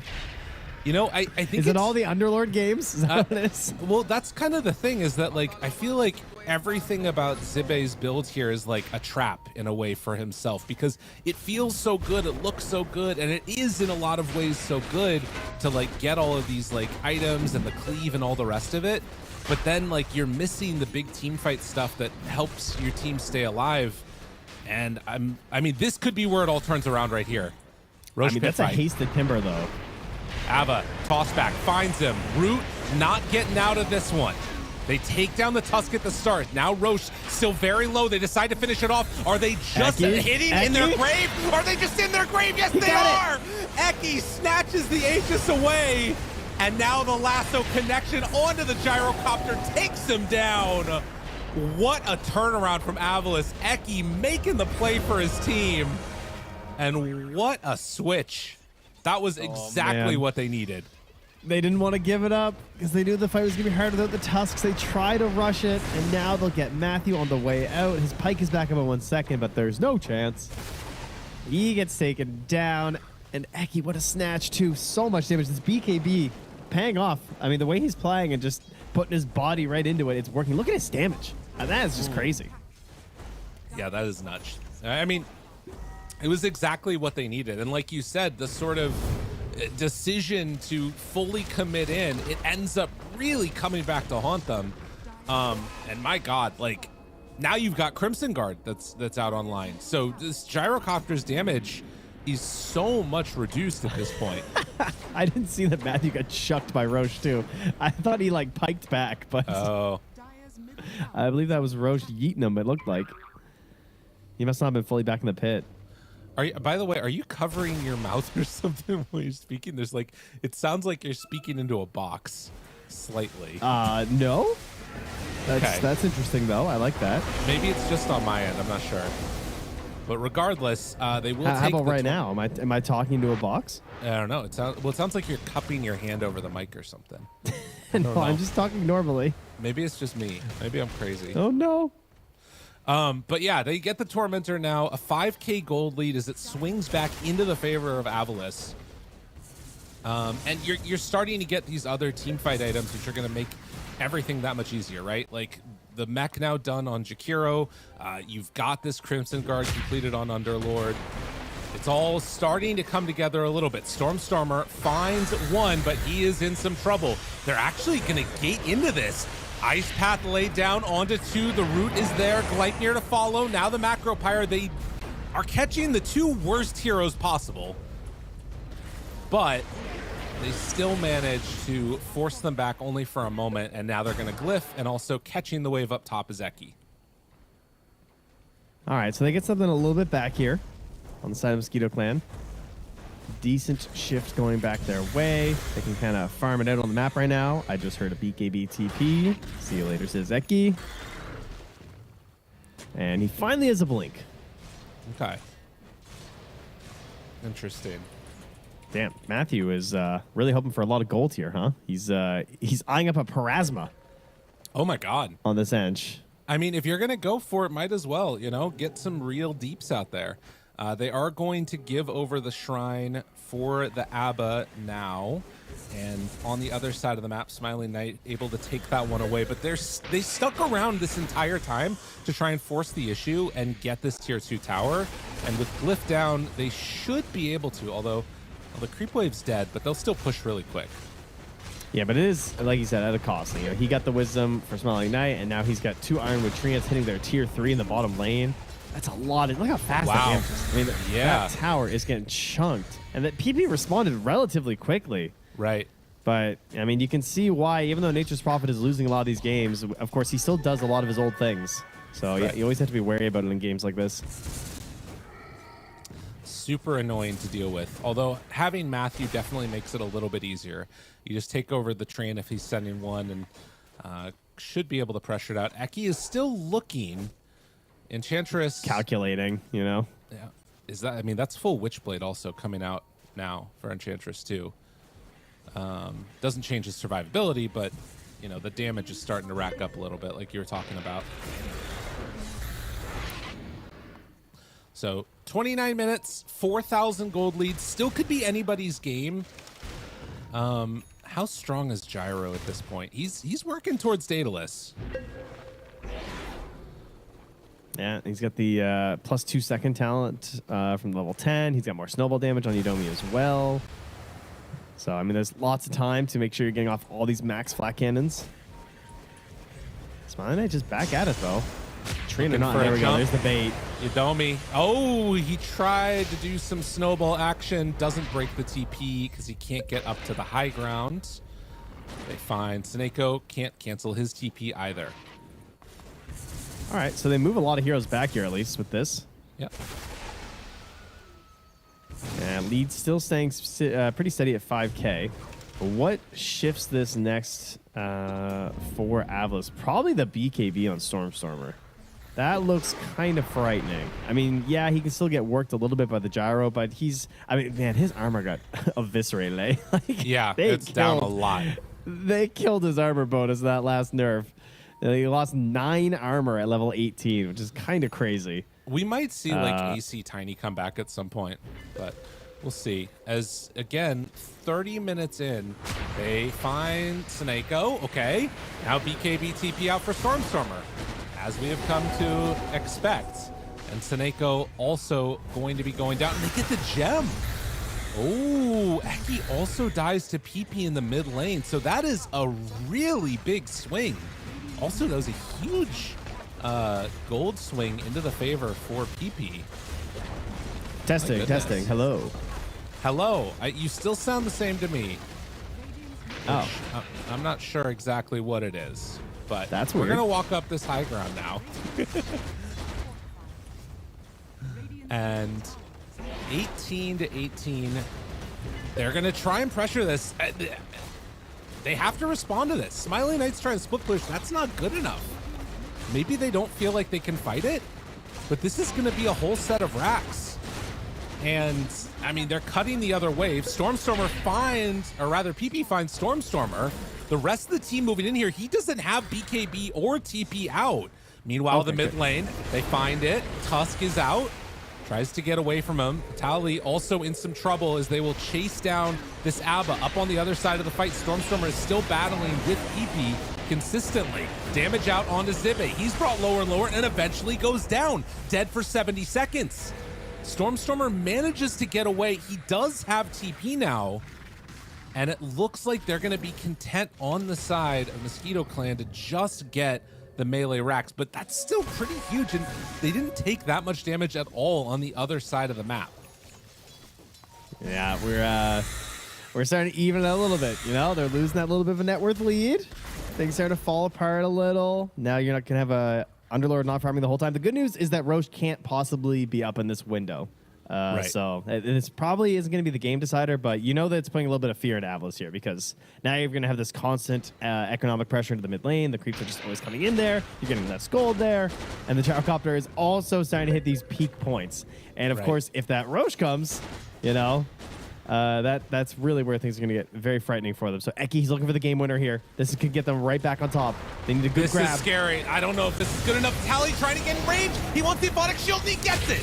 They immediately get the Lotus Orb off as well, and now they can turn, now they can fight. Pike hitting onto Stormstormer. The Daedalus doing so much damage, they kill off both of those cores. Seneko gets away. No, he doesn't. Oh, Yudomi says, not today, mister. Gets to the high ground. What a perfect fight. Oh, they really went for it all in AVULUS, didn't they? Like, Yeah. they were hoping they could set something up. Underlord was coming back, so I'm guessing they were trying to like time it with maybe the Fiend's Gate, but I think he was still in the grave a little bit. So right. Unfortunately, not quite able to join in. Don't know if it would have mattered because really the whole fight was dependent on that jump. And I like the idea. Jump with a tiny, toss the gyro far enough away that Abba can't help, but that's why he's going for this build, right? I mean, that's why he has the Blink Dagger. He is here to make sure that Pyke lives and gets this damage off with the Drinking Buddies. That's the game. It's really solid stuff. I mean, it's exactly what you need, and they're just running it down mid again. They take down that range track. It's going to go for the tier 3. While this is happening, by the way, Matthew is pressuring bottom. So they're going to be able to go for a third set of racks if AVULUS don't have a way to fight him. And to be honest with you, I don't think that they can at this stage. Like, maybe they just back and go for Roche, though, because they know that they're trying to really kill Matthew. seals the day. Oh, yeah. Yeah, they're going to move in onto him, toss over. Does have the force to get away, has the healing also. Tiny Is his trying to team right-click. just gonna live him? Yeah, teams are leaving. They are, well, they scanned, but no, in the end, they won't be able to do anything else. Worthy sacrifice. That's right. I mean, I guess the fact that they didn't get any towers or racks in the top lane is really good news here for AVULUS. Kind of bails them out a bit. It gives them one last chance, which will be, again, the Roche. It's what bailed them out last time when they were starting to fall behind. A Roche fight miracle, an Aegis snatch by Eki. They're going to need that one more time here. Well, Ooh, they're looking for Pyke here. It's going to be one of the later ones. Remember, he still has no BKB. He is dependent on this Abba. We need teammates. Is he dead? No, he's dead. He does have to, they didn't have lasso up.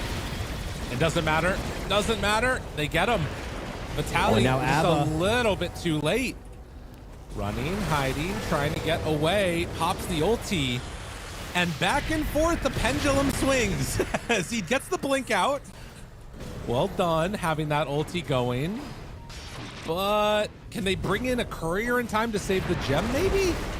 Doesn't look like it. So good gem thought. transferred back into the hands of AVULUS. Well, Itomi's just sniping couriers. Yeah, he's a little bit behind enemy lines here, but he'll get it with the TP. Oh my god, and Roche is up. Yeah, Oh, yeah, that's fitting. no. That's fitting. I mean, it was the max time. And they don't have buyback to come and contest it. They're just gonna get it. Jeez. Oh man, what is this? Well, the good news is it wasn't third Roche anyway, right? So, Yeah. it's clearly they didn't even want it. Mosquito Clan. It's Honestly. fine. Yeah. Oh man. All right. Well, that was an amazing find. I don't actually know how they found him. I was trying to figure it out. I don't think they had a ward up there. I think it was just game sense of knowing that he's probably up there farming towards those ancients because that camp, I mean, it's a vulnerable camp. We talked about this yesterday, but this idea of the map being split diagonally and the use of the twin gates, it's not about Roche anymore. It's about like getting to these safer and greedier farming areas. Yeah. They are safe and you lose your turn with tower, then they feel kind of greedy, and Pyke was being, I guess, a little bit greedy on that one. Sadeko is dead. Smiling Knight is dead. God. No, he lost the Aegis too. Bro, what happened? Oh my god, dude. the Tormentor. Dude, that was the worst shit ever. They What buffed was it. that? He's so strong now. Why? They Because just came with it's a two? clown game, buddy. We're clowning. Dude, no that was- respect for the Tormentor. Oh my god, they're gonna lose the game because of that. Oh my god. Well, maybe not. But it wasn't great. Oh no. That is so disappointing. Oh my god. Man, you know look at what's this guy. crazy? Mosquito Clan don't even know that happened yet. Like, because, maybe they saw that his respawn was going on up at the top or something, but they might not have realized that the Aegis got reclaimed. Oh, they know. They in the know. Oh, jeez. I mean, he's And under now a they ward right find now. Zibbe. Bro. Come on. Oh my god, and Stormer. He can't BKB TP out, and he has the gem. Dude. Wait. Oh wait, no, he can because he didn't save the punch? Yeah. Whoops. Oh man, there is a whole host of things happening in this game here. Yeah. Okay. That's a freebie. Oh jeez. That's brutal. I was gonna say it's early, then I remembered it's just early for you. It's not even early for me. It's late for Europe. I don't know. They're getting sleepy. A little EP at the keyboards here in this game number 1. 22-22. We're 10,000 gold lead into the favor of AVULUS. And I mean, there's still a lot of game to be played clearly. I guess that's the thing, is that, like, you know, you can't depend upon anything necessarily. And as it gets later and later, and like the game starts to like break down, PP is closing in on them, and there's no TP or BKB on this Underlord. He does have ulti, but yeah, it's a little bit spooky. Like, I mean, friends are coming who have disables. Yeah, that's true. But it looks Doesn't like look they're like too he's far. gonna find him. He's going for a scythe to try and wrangle this game under control. I was gonna say that, like, as it gets later and later, and especially as NP gets level 25, I think that the like chaos is gonna favor AVULUS a lot. Yeah, I would agree with that for sure. Because like, yeah, I mean, you've Underlord, you've Nature's Prophet. How couldn't it? You know? Right. Well, and like, yeah, you have 2 different heroes that can kind of enable those shenanigans-oriented plays. Like, honestly, I think even getting one of these tier 3 towers starts to make the game feel very unsafe for Mosquito Clan. We've all been in those games where like an NP suddenly comes in and backdoors you. Maybe a fight down bottom, toss back on to the ABBA.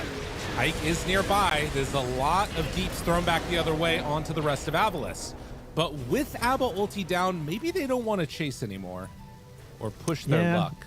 I felt like they were trying to bait something because they have this really good ward down here. You guys should be playing this ward in all your games down by Stormstormer between these 2 camps down. Oh, okay, never mind. Busy time. He's fine.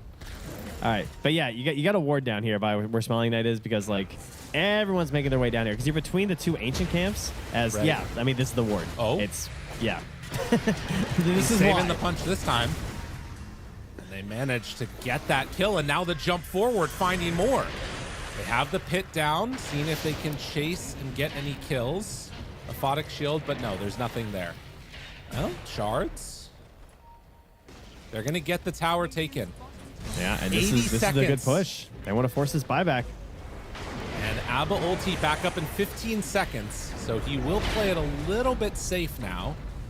Lotus Orb on the Pike. Macro Pyre already dropped. Now setting up to pressure this bottom tier 3 tower. PP steps forward. There's the toss. No, doesn't get the toss back. BKB out from Zibe. Runs away. Stun for a moment on a Pike. Still hitting onto this tower. And with Drinking Buddies going, it's pretty hard to deal with this. So Crimson wears off and another set of racks down. Eki's thinking here. I mean, with the Tiny, if they can split them up and find some sort of a separation, they can get a good lasso versus this ABBA. He's rooted. Force the shield out. There's a lasso opportunity now. Does still have his ulti if he needs to pop it. But Pike, I mean, eyes on the prize. He's there immediately. 8 seconds until Crimson, and they force that buyback with 20 seconds left. Brutal. Yeah, probably correct, though. I mean, you definitely don't want to get mega'd, and it does drive them back, so you'll consider it worth it. Well, guys, I guess we wait for our Roche to be delivered to us again. Can we get a third Roche handed to us? I mean, it would be insane. I will say that the loss of the Aegis on the Tormentor was like, that's really rough. I mean, that was the moment where it felt like things maybe were going to start swinging back into their favor, and were not able to play the way they wanted to from that point. Smiling Knight under that ward again. It's still just there. How come every other like cliff you can't ward on? I don't know. I have not seen that one before, actually. So I was like running around the map testing all of these spots. Yeah. But like, because most people just ward in the river. Because like the idea is that this becomes an ancient camp and this becomes an ancient camp. So like that whole area, people are just farming back and forth between 2 ancient camps after 30 minutes. I mean, I would say ancient camp all the time, but you know what I mean. Yeah. And so you're going to see them a lot down there. Oh my God, and they're under it. They're under it right now. They just now take it out. Oh, and that's going to be Zibe. Although BKB used, they don't have a punch again. He will TP out. Are we missing that's something? The second time. Are we crazy? Are we stupid? No. But yes, also. Well, yeah, yes and no. I mean, don't answer that, but like how, you know me. What are we doing, bro? He might have it to like auto cast or something set. That's not sure. an excuse. That's well, you know, things don't necessarily have to be excuses, but they could be explanations. All right, they take that down. I mean, NP's gonna have to do some pretty rat-tascular plays here, and there's very much a chance that it happens. This top tower could take a good chunk of damage. Backdoor's out, but now they find Stormstormer. Over to the side, lasso used on Matthew. He pops BKB, turns, ready to fight. Zibe trying to back away, in some trouble. Stormstormer BKB starts to hit, but he is not going to be able to get away from all of this. So they take down the Tiny, dead for 80, no buyback. Zibe tries to drop down this Pit of Malice, stopping any extra aggression, and Seneko, 4 staff away, not going to be able to escape. He buys back. Smiling Knight hits onto a couple of them there, but now they have him under control. Forces the BKB, gets away.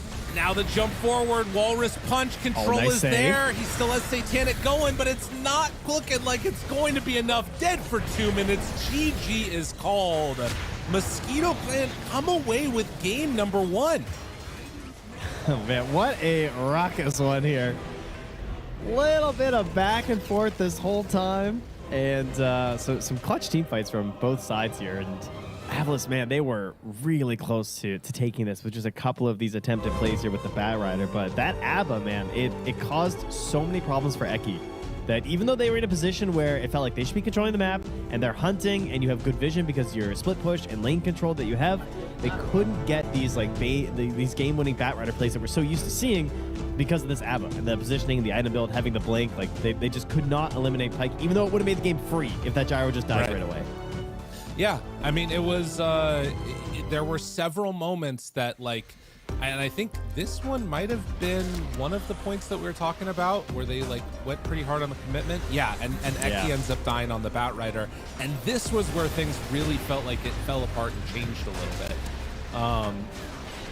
Where, you know, AVULUS are just taking a fight before everything was perfectly ready. And I guess that's the thing that's weird, right? Is that like, you know, Eki sort of delayed Blink Dagger to get the BKB, which may or may not be the right call. It probably was the right call, but then to take the fight before you get that BKB, that's where things kind of fall apart a little bit there. Yeah, it's and then tough. Also trying to clean it up again here. Like they get the ABBA kill because the ulti's not back, but doesn't really end up mattering because the damage is just there. Stormstormer ends up going down, I believe, in the end after this too, so... Man, PB had a fantastic game. He played really well in this Timbersaw, kind of busting out a hero that we're not seeing very much right now.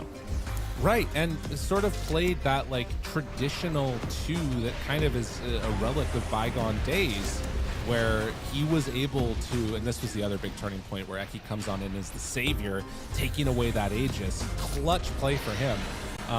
But yeah, where he's, you know, on PP on this Timbersaw, making all of the moves that you need. He's the one that's kind of holding the game together because everybody else has lost their lane. Yeah, and they had to hold that gyro, like hold his hand in the jungle for so long. Like, I mean, he was just being followed by Yodomi almost the entire game. Stringing buddies. Like, it was like IO gyro pretty much. And just following him, trying to get him farmed up here. I think the item build was also very good. Like the idea of not going for the Ags, but just getting his Manta up, making sure he could fight, getting him towards the Hurricane Pike with the Satanic. It worked out very well for him here. And this was their last chance. And this could have been a win for sure for AVULUS right here if they had blown up Pike. Right. But, you know, too well positioned and well itemized here from Mosquito Clan to let that happen. They saw the win condition from AVULUS, and that was killing the gyrocopter, so they just made sure that didn't happen. this right here. The highlights. I mean, this was the 6th man of Mosquito Clan, the Tormentor. They got the Tormentor, you know. But that one, that was like the last grasp of like the game was almost back. Now, I will just say, like, looking forward to game number 2, I am a little bit worried for AVULUS that they are going to take this Nature's Prophet again. And I don't think Nature's Prophet was necessarily the problem this game, but I think what this game did show is how different a gyrocopter plays and like is active and like the type of ways that he makes impact on the game as comparison to the Nature's Prophet, where like NP is farming, getting super duper incredibly farmed, but then he has like these weird timings, you know. And I don't know, it makes the game more complicated, it feels like. And I just kind of feel like, you know, if AVULUS had some other normal type of carry, maybe they don't get as off to as early of a lead that the Nature's Prophet gives you, but maybe your mid game is easier. I'm not sure. Yeah, I think there were quite a few fights where we were like, oh, that was close, but where was NP? Because like Smile and I couldn't quite join. Like he threw out an ulti, and sure, it contributed a lot of damage, but it wasn't quite there. And then when you actually are joining these fights as a Nature's Prophet, one of the key items that you'll see is these Blood Thorns, which again, he's fighting into this Abba, who was doing so much for them right now because he's just able to remove any of this. And if you target him, he hit the Lotus. And then, you know, your friends are there with Force Staffs too from Matthew. So the Abba, I think, in terms of problems, was probably the largest one here for AVULUS. It just makes the game very hard to play. Agreed. An incredibly strong hero, and one of those that will present those problems almost no matter what. It was the Ench first pick as the answer, and Matthew definitely had a rough start to his game. And again, the 4-4-0 build, 4-4-0-0 is not the one I'm super familiar with, as we see the standout player there, PP. 900 XP, I'm love to see it. 72% kill participation, actually not the highest that I feel like we've seen this patch, but it was the kills that mattered where his participation was 100%. Like that's the, right. The kills that really turned the game around. Oh, man. Yeah, very, very well done. So that puts AVULUS now at 3 straight L's coming into this tournament. So, you know, we're talking about them trying to right the ship. And again, it looks a lot like yesterday where they're close. Yep. You know, they've got these ideas where things should be working out for them, but just a couple things go wrong, and then it all falls apart. Yeah. Well, that's going to be game number 1. We've still got a lot more left in the tank, and this is feeling like it's going to be a good series. So stick around, everybody. We'll be back in a few just after the break. Please welcome the true stars of tonight, the heroes of Dota, who have claimed the top prizes from 1xBet. Best carry, Phantom Lancer. Best support, Marcy. Best mid lane, Zeus. Fudge. Best Players Award, 1xBet customers. 1xBet, it's your pick. The human body was built to move.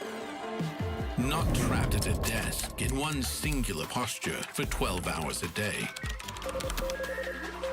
It's time your chair evolved. This is Secret Lab Titan Evo. Ergonomically engineered for you, gamers, hybrid workers, artists, backing your every move.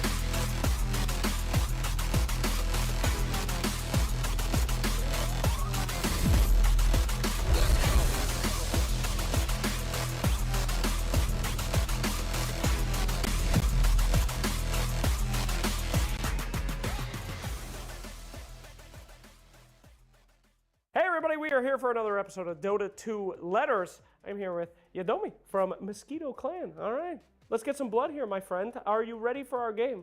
Yeah, let's go. Okay, let's go it is. So we're going to read you off some descriptions of Dota heroes or Dota items. You have to guess what they are. We're going to show you how many letters are in there. But if you need a hint, what is the word for hint again?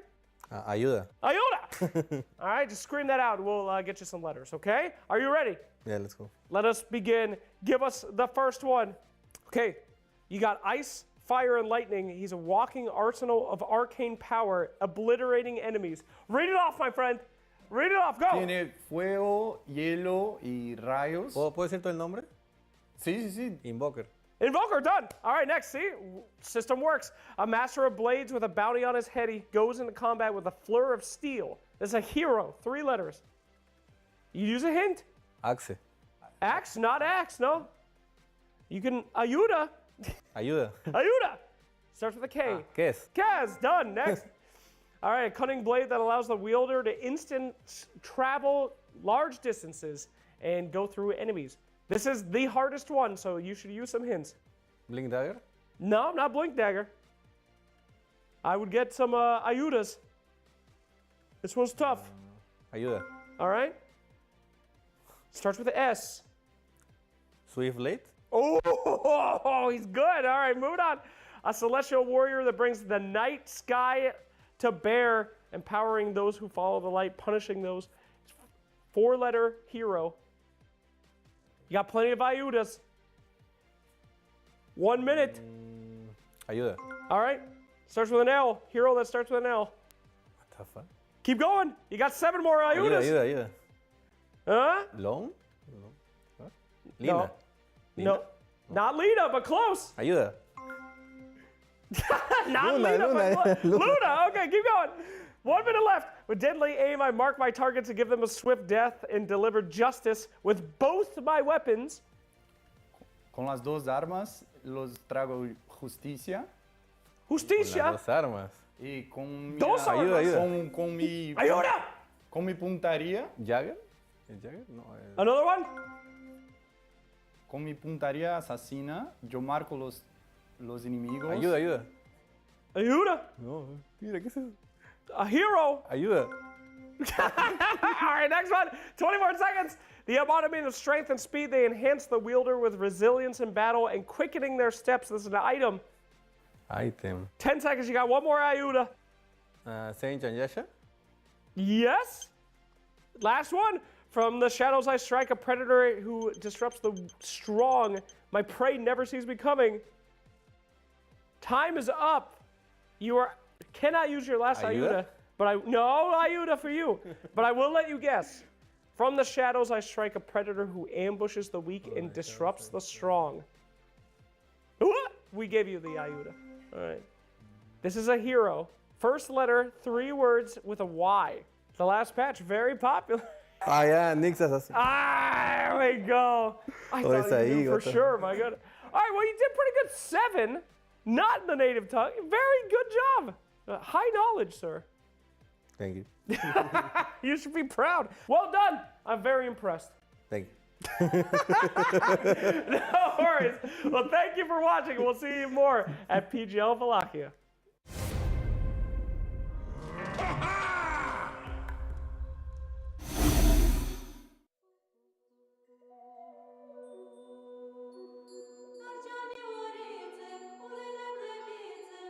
De 3 zile încoace, curat nu mai tace, iar bani nu mai place, curiești bolnevea drăguță mioară.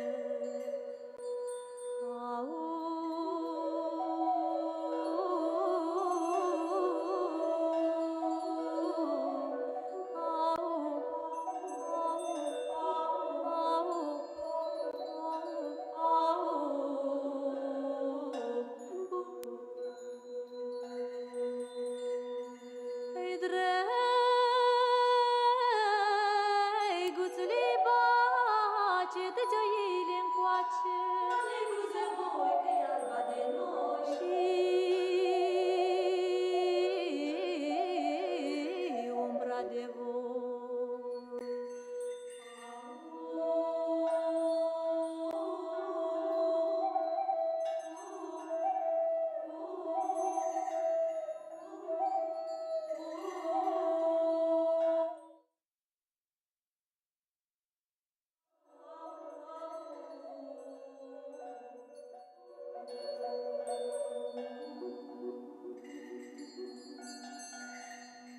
stăpâniți, stăpâniți, cheamă și un câine cel mai bărbătesc și cel mai prețes. Că la pus de soare vreau să-mi de o mare baciu și cu cel vrâncean.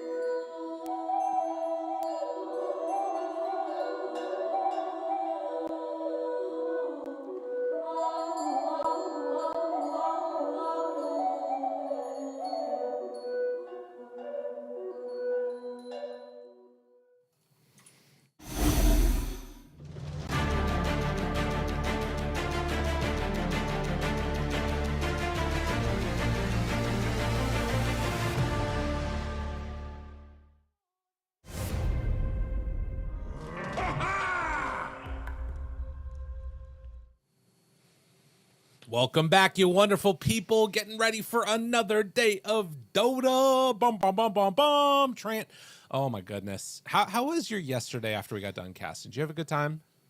I did. It was so fast. I mean, we were done by now yesterday, I believe, actually. I mean, in our time, you know. I know, it's now 12:30 in good old Nova Scotia, and we had actually wrapped up by now, which is kind of crazy. So, you know, I had a nice time in the afternoon. I went to a birthday party for one of my kids' friends, which was just a gym filled with equipment and a parachute. So it doesn't really get much better than that.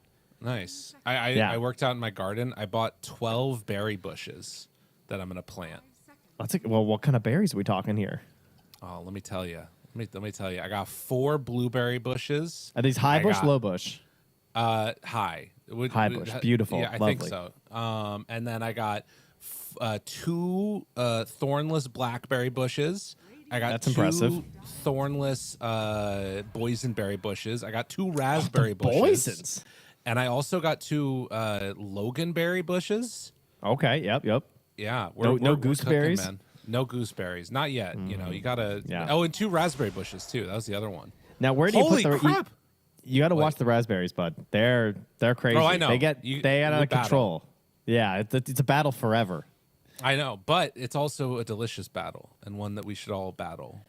You know, we were talking a lot about the snowball. And, you know, you can't save someone from black holes. The Enigma comes in here. I think a raspberry bush could escape the power of a black hole. If you guys have ever had raspberries near a house, they go everywhere. It's lovely because it's more raspberries, but you cannot control them. You know, we've planted them in like big garden beds before. They just dig their way out.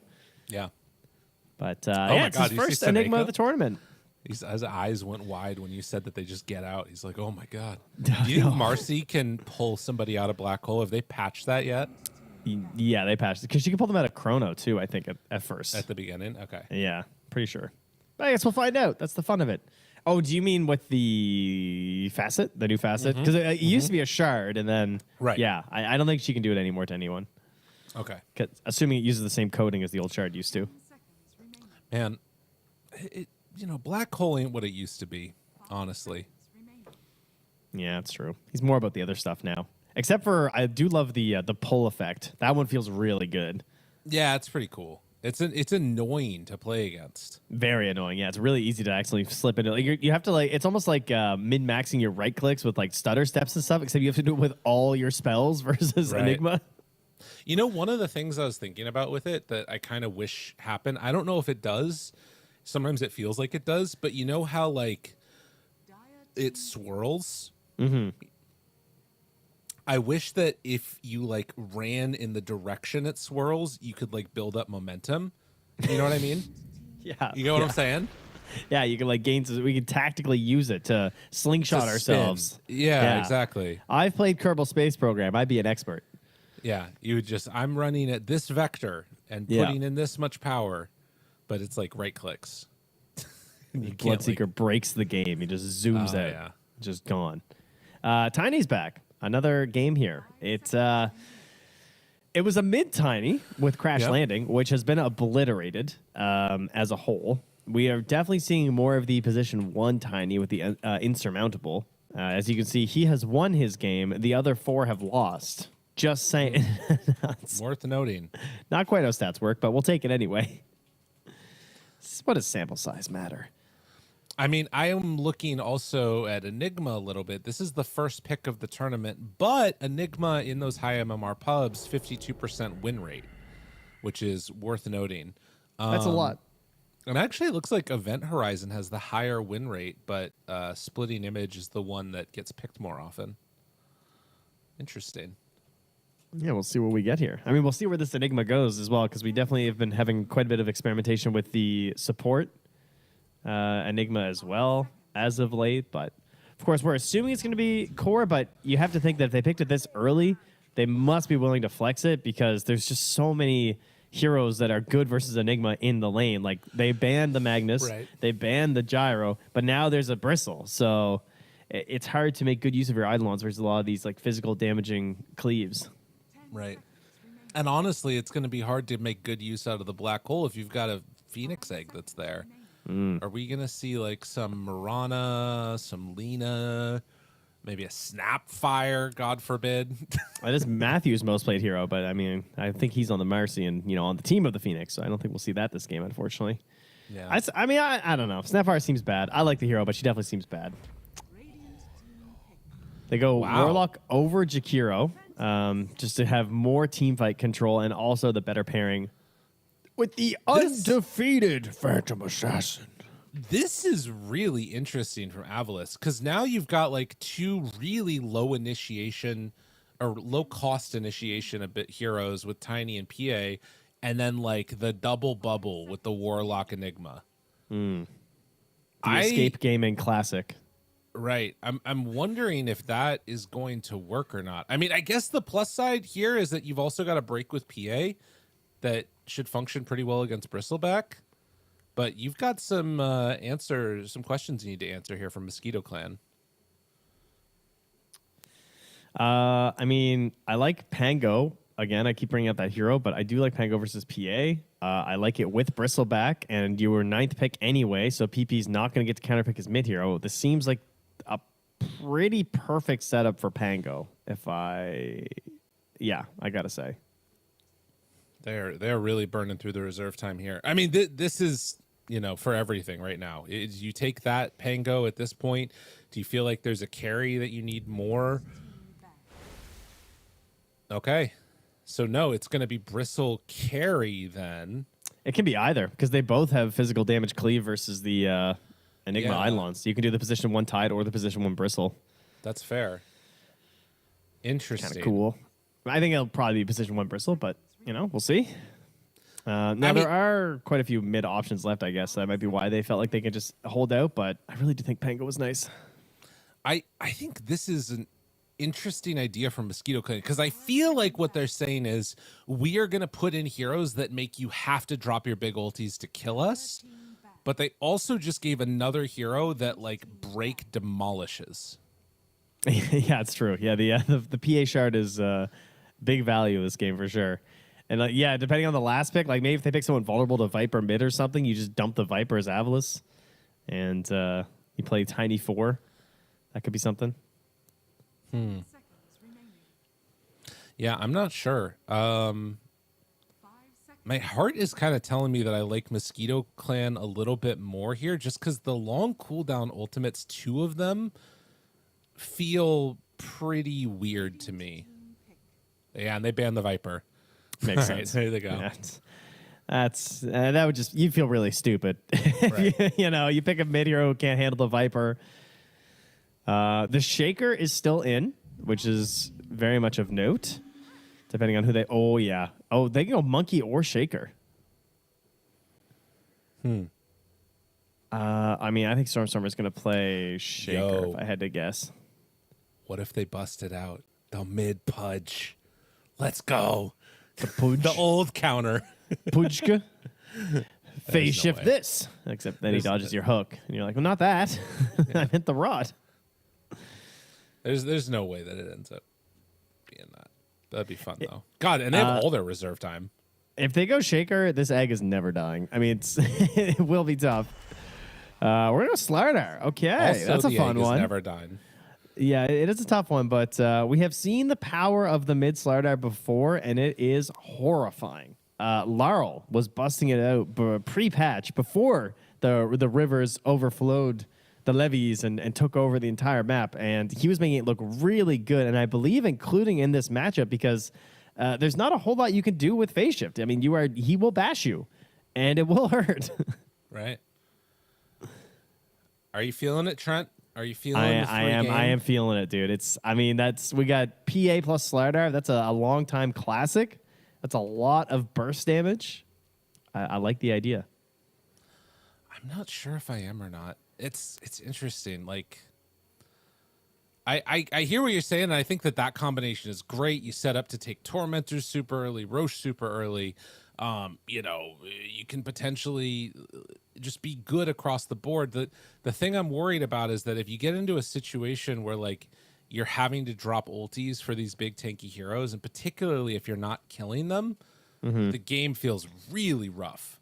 And I think it's going to come down a lot to how Yudomi plays, his positioning with this Phoenix, and can he get the Sunrays off? I don't know. Yeah, I think also we'll have to see how the lane goes because when Lara was playing this, that was pre-patch, and that was when one of the main reasons why he was doing so well was because the Slardar bash still worked on creeps.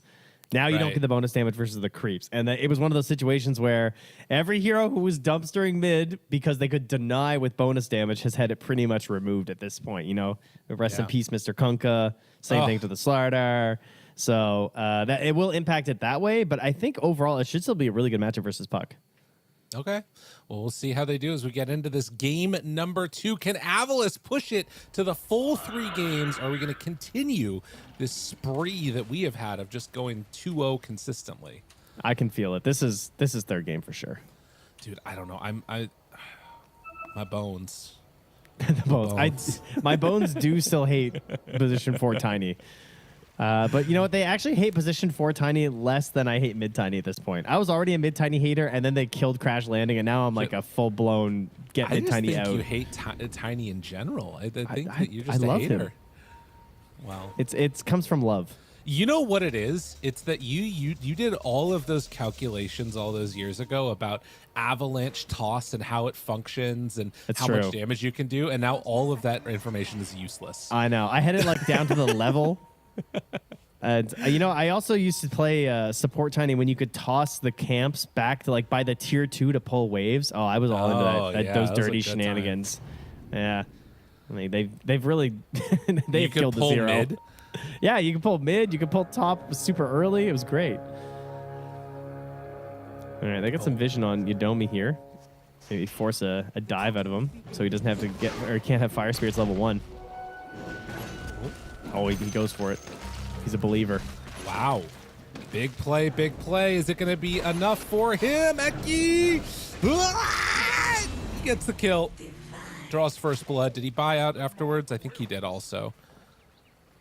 Pike able to get the return kill on him. All right. Yeah, that was definitely worth it. A good choice from Yudomi, I think. And you don't really want to have dive level 1. You're worthless. So it's obviously much better to have the Fire Spirits, even if it costs you that. Especially sometimes it's not worth throwing the lane. Yeah. Yeah, this seems like a horrible time for Jibe. I mean, there's going to be Quills and Fire Spirits, and like it's very difficult to turn and actually contest. Like he's currently running away and denying his Eidolons. That's his game plan, and that's going to put the pressure on Eki to get these pulls around to just avoid the lane completely. And Stormstorm is going to drop some puddles here and there and everywhere. Mid lane, we'll kind of keep our eyes on that. I mean, I don't anticipate that they're going to either of them end up in a situation where they die. You might end up seeing a couple things like that where it's a deny on the range creep when maybe it shouldn't end up happening, but it'll be just some stuff that we keep our eyes on is how well PP is able to deal with this Slardar. Yeah, and then in terms of other laning matchups, this Tidehunter versus the Warlock PA. This is a hero that people were going towards as this Warlock PA was dominating the end of last patch. He chucks Udomi into the Eidolon, a classic combo of Tiny and Enigma. Not going to be the kill, as he'll just run away and throw out some Fire Spirits. But he's going to have to try and find a way to get out of here. He's still got a couple seconds till TP. Oh. He's going to have to die himself. I don't know if he meant to. I mean, maybe he did. I guess he probably did. Might as well, yeah. But, yeah, this Tidehunter, because obviously Kraken Shell, like the way that it works now with your blubber, as it's now attached to, is it's pretty good for dealing with just this nuisance of the Fatal Bonds. A toss back under tower, gets some damage on the Pike. He's still fine, though. And we'll get some nice levels off of having this wave completely to himself. Can also get a pull-off now, most likely, from the Phoenix. As up top, we're seeing just stick charges being built up in this lane. That's what you would anticipate. Yeah, it's always a fun time. And Matthew was just lurking. Classic position for Marcy in a lot of matchups, unfortunately, where you just kind of hanging out. Yeah, and he's like, all right, if he steps up. I mean, yeah, there is a chance here. They did but take the already a point in Kraken Shell, so yeah, not gonna happen. Yeah, no gush. And Matthew looking and does find that ward, so we'll get the D ward on it, but not before it doesn't have a chance to spawn, unfortunately for him. I think he actually blocked it with his sentry too. He was really making sure. Yeah. Oh, okay. Yeah. He wants to make sure there's no creep pulling at all. He wants to get this Tide back under his tower. He wants the wave pushing out so that he can make some moves. Be able to try and do that in just a moment here. Pike still sitting pretty underneath and in front of Zibe's tower. Pretty much unkillable, even at this early stage with the full bracer and having a healing lotus and a bunch of stick charges. But you can see a couple denies here and there done by the Enigma. Still only 9 and 2. PP is going to jaunt away in the mid lane, gets bashed. A few more hits. Good. Stormstormer. Vidley now on the run here as he activates the Kraken Shell to double up his defense. But there it is, a late Fatal Bonds as he's low on HP, but unfortunate timing with the blubber. Yeah. It's cleared almost right away. But yeah, that's why you're seeing this pick here. And God, Matthew has just been, there's going to be some pub player who takes the wrong message from this game. You can't be this absent, guys. Matthew can do it because he knows what he's doing, but your ally is going to lose their mind if you play like this. I'm just letting you know. Bro has just been hiding in the trees the whole game. Yeah, doing nothing. But he's doing something. Look, he gave him 2 tangos, so it's all fine, you know? Yeah. Yeah, he knows what he's doing. Do not try this at home. You know, it's one of these. Yeah. You have to jump on this PA and just be annoying so that your Tide doesn't lose his marbles, all right? And 5 minutes in, you can see it's really actually Puck that's having some issues. Is going to set up here towards mid. Not really close to level 6 yet. Matthew's streak continues. I mean, he's under a ward. Yeah. It doesn't feel great. I hide in the darkness. They never know where I am because I never cast a single spell. Smiling Knight. They fear what they cannot see. He's not the hero we deserve. It's the hero we need. Eki, TP's up top. They want this kill on Italy. Hoping. Hunting. Trying to bring him down. Anchor smash. Not going to be able to do anything there. Ping, ping, ping, ping, ping, ping, ping, ping, ping, ping, ping, ping. That's what's happening to you if you're Matthew right now in any other game. Well, you know, those things go on. Eki now going to rotate back towards mid to set up for the 6-minute rune. Maybe Matthew will come over here and try and secure it. We'll see. Warlock is also actually going to here we go. He's going to jump the bristle onto him. Oh, that was nice. Going. Good use of the damage on the facet in the bottom. That was good. Yeah. Look at that. And he takes the kill just how you need it. What a facet. That's pretty cool. That's a great hero Phase for it. Shift. He does have coil. Got to be real careful, though, because Stormstormer has a bottled DD rune. Yeah, and now he's going to plop you with the old corrosive haze. As long as if you hover over the bottle, as long as it says DD on there, I'm gonna keep calling it DD. Oh, I actually didn't notice that. That's all right. When you're right, you're right. Rune double damage. It's pretty clear, guys. Yeah. What happens if I ping it? Oh, I can't ping it. We probably shouldn't try and ping items, but you know, everybody knows that he has a DD. Oh, they've so taken all that away. Oh, I'm gonna try and pause. They don't even let me pause anymore. Well, top lane, Tidehunter. Yeah, the shrine is busy. There are a lot of people here. They are getting the other one though, so it's still going to be a trade-off of one apiece. The only problem is you're going to lose your Tidehunter. And while that's happening, PP gets some pressure onto the mid lane. Only for a moment, really. Puck is so funny now.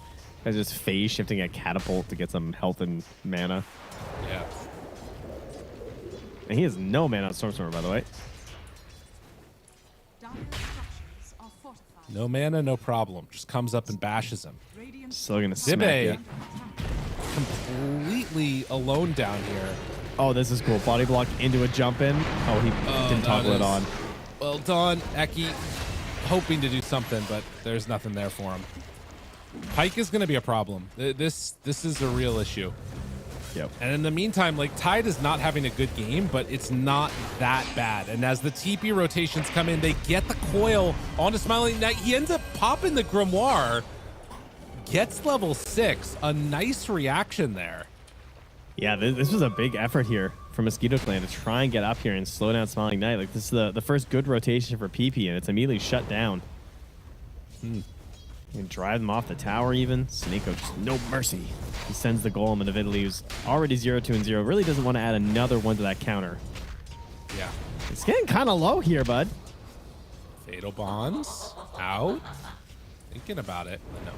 Won't be able to do anything else there. At least his last hits are still pretty good. Well, and the Golem now actually pressuring that tier 1 tower. They might take this down at 8.5 minutes. Damn, what a Grimoire. That was great. That is so much value, actually. It's rare that you get a value out of the cast and, like, this type of value out of the Golem after the fact. Yeah. Like, it's found, if they can kill him here, throws out the toss, the crush is there, he's in trouble.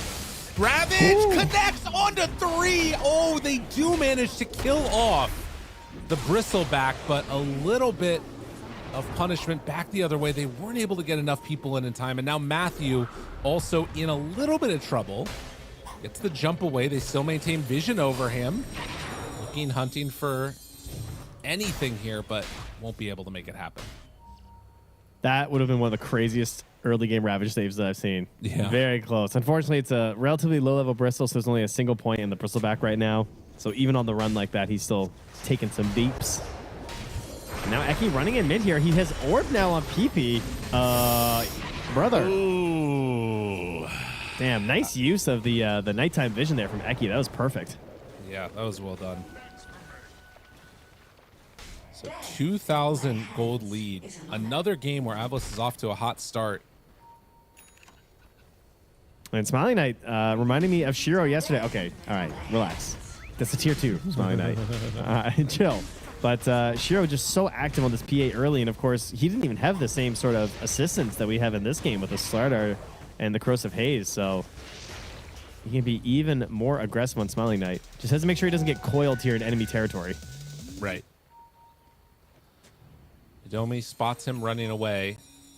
The pings come out, but can't really do much against this. And so at the 10-minute mark now, lane's kind of breaking down a little bit. Slardar taking over the top side of the map.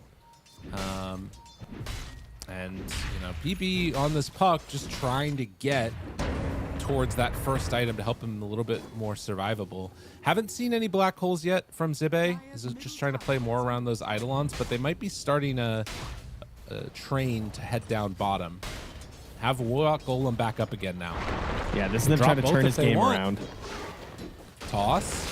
Hoping to get away with Stormstormer here. If they can get this kill without using a big ulti, this is really good. And it looks like they're going to be able to. The timing on that blubber was crazy. Oh, maybe. Anchor smash, still running away, but no, they get him.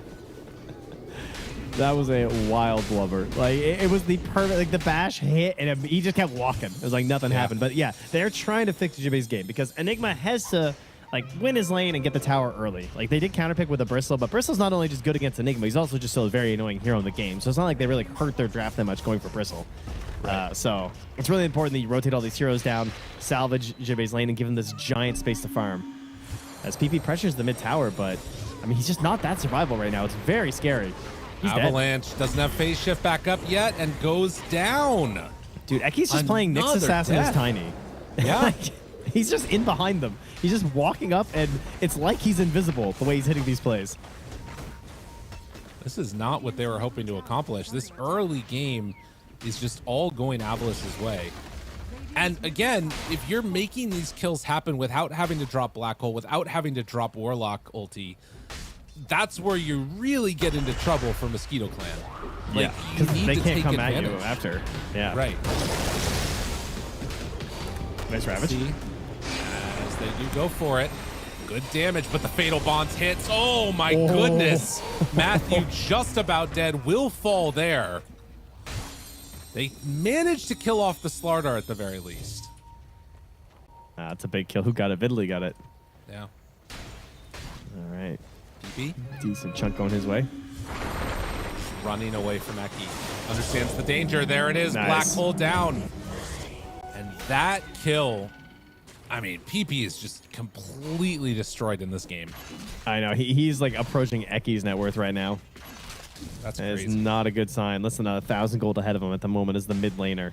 Great Black Hole too, because he does get out there. Like he had enough time to jaunt, so good job guaranteeing that one. No hesitation. And the space that's being provided to Smiling Knight right now, like he is just not concerned at all with his teammates. He is just off farming it up. On the right side, Pyke has been doing that too. After a good start in the bottom lane, he almost has his Aghanims done, which can be set up pretty well by Ravage. I feel like right now you've kind of got to go for some type of a fight with Black Hole down. Like run at Zibbe kind of. Oh, 100%, yeah. I mean, there's no golem too. Right. You got to do something here because it's a 4K gold lead and it's only going to get worse if time is just left to sit here. I mean, I guess the other issue though is that like you have nothing on the puck, right? So who's actually fighting? Who's running in? I mean, you have 3 points in Waning Rift and 4 points in Orb. The damage is relatively high right now, but I mean, yeah, it is tough. Dude, Eki almost has Blink. Yeah. And he's still just sort of hunting this entire time. Stormstormer jumps in, finds Matthew. Will manage to get out of there with the rebound. And Idomi does have also Supernova up, but no points in Sunray as of yet. Yeah, so, I mean, maybe not going to help a puck too much, but obviously with a Bristle and a Tide, you can get a lot of value out of that Sunray. Just can't, unfortunately, afford the points at this point in the game. And he's going to have a hard time getting XP. Eki, they scan. They know he's in here. If there's one Blink stun into Avatos. They instead want to try and set up for the Tormentor, which makes sense. What a patch. I know. I will say, like, one of the things that we have seen from AVULUS consistently is that at this point in almost all of their games, they're ahead. And the ability of them to, like, close it out has been the issue. So if AVULUS are going to go far at this tournament, I want to see them be able to actually close this game out. And this type of play right here up top is how you lose some of that advantage. Sure, you're getting a Tormentor, nice little injunction of gold, but if your carry's dying, that's pretty bad. Stormstormer, they move in, bring over a couple. They have Ravage ready, but don't think they want to use it. Dude, they get him out of there. Another pick-me-up. Tally still chasing the rest of the team, moving into position. There's starting to converge on this area. Bristleback Aghanims is ready. Ravage, the turn. They hit onto all of them. The Supernova down, and it's devastating. Oh, what a combination. Don't chase the watermelon. It's not going to give you a good time. They turn 1 kill onto PA into 3 deaths after the fact. What a play coming out from the Mosquito Clan. That's unbelievable. It's all just because Eki didn't have mana. Like, just because he's been roaming so much, and he's obviously gone raw Blink Dagger, and he didn't have the mana to have the avalanche up top there by the Ancients. So and then the tide gets away, it gets dragged out even further, and it's just kind of like, oh, we'll get him eventually. No, you won't. Yeah. Oh man, what a beautiful setup there for Pyke. It doesn't get much better than that as a bristleback with an early Aghanims. Right. I mean, that was everything for them. I will still say, like, they're not out of the woods yet. You look at where Puck is in this game. He is below the Tiny, right? Sure, Enigma is not mega farmed. The Tiny, but the Tiny is, and that is going to be an issue. But I wonder now if you're getting enough items that it's going to take AVULUS committing everything to get that kill. Like, are you going to see these big windows where AVULUS just have to, like, hide and Mosquito Clan run at them? Well, AVULUS are coming in right now. Trying to find one. Matthew getting healed up, not going to be enough to keep him alive. And, of course, on the side of Mosquito Clan, you also have to play around your timings. No Supernova. No Ravage. All right, trying to threaten here then. As Jibe's ready to Midas some creeps. What's Vidley going for? He's just blank Vlads into the Shard. Nothing crazy on the Tidehunter, as expected. Shard definitely going to have a lot of value this game. Versus PA and Slardar, slowing him down.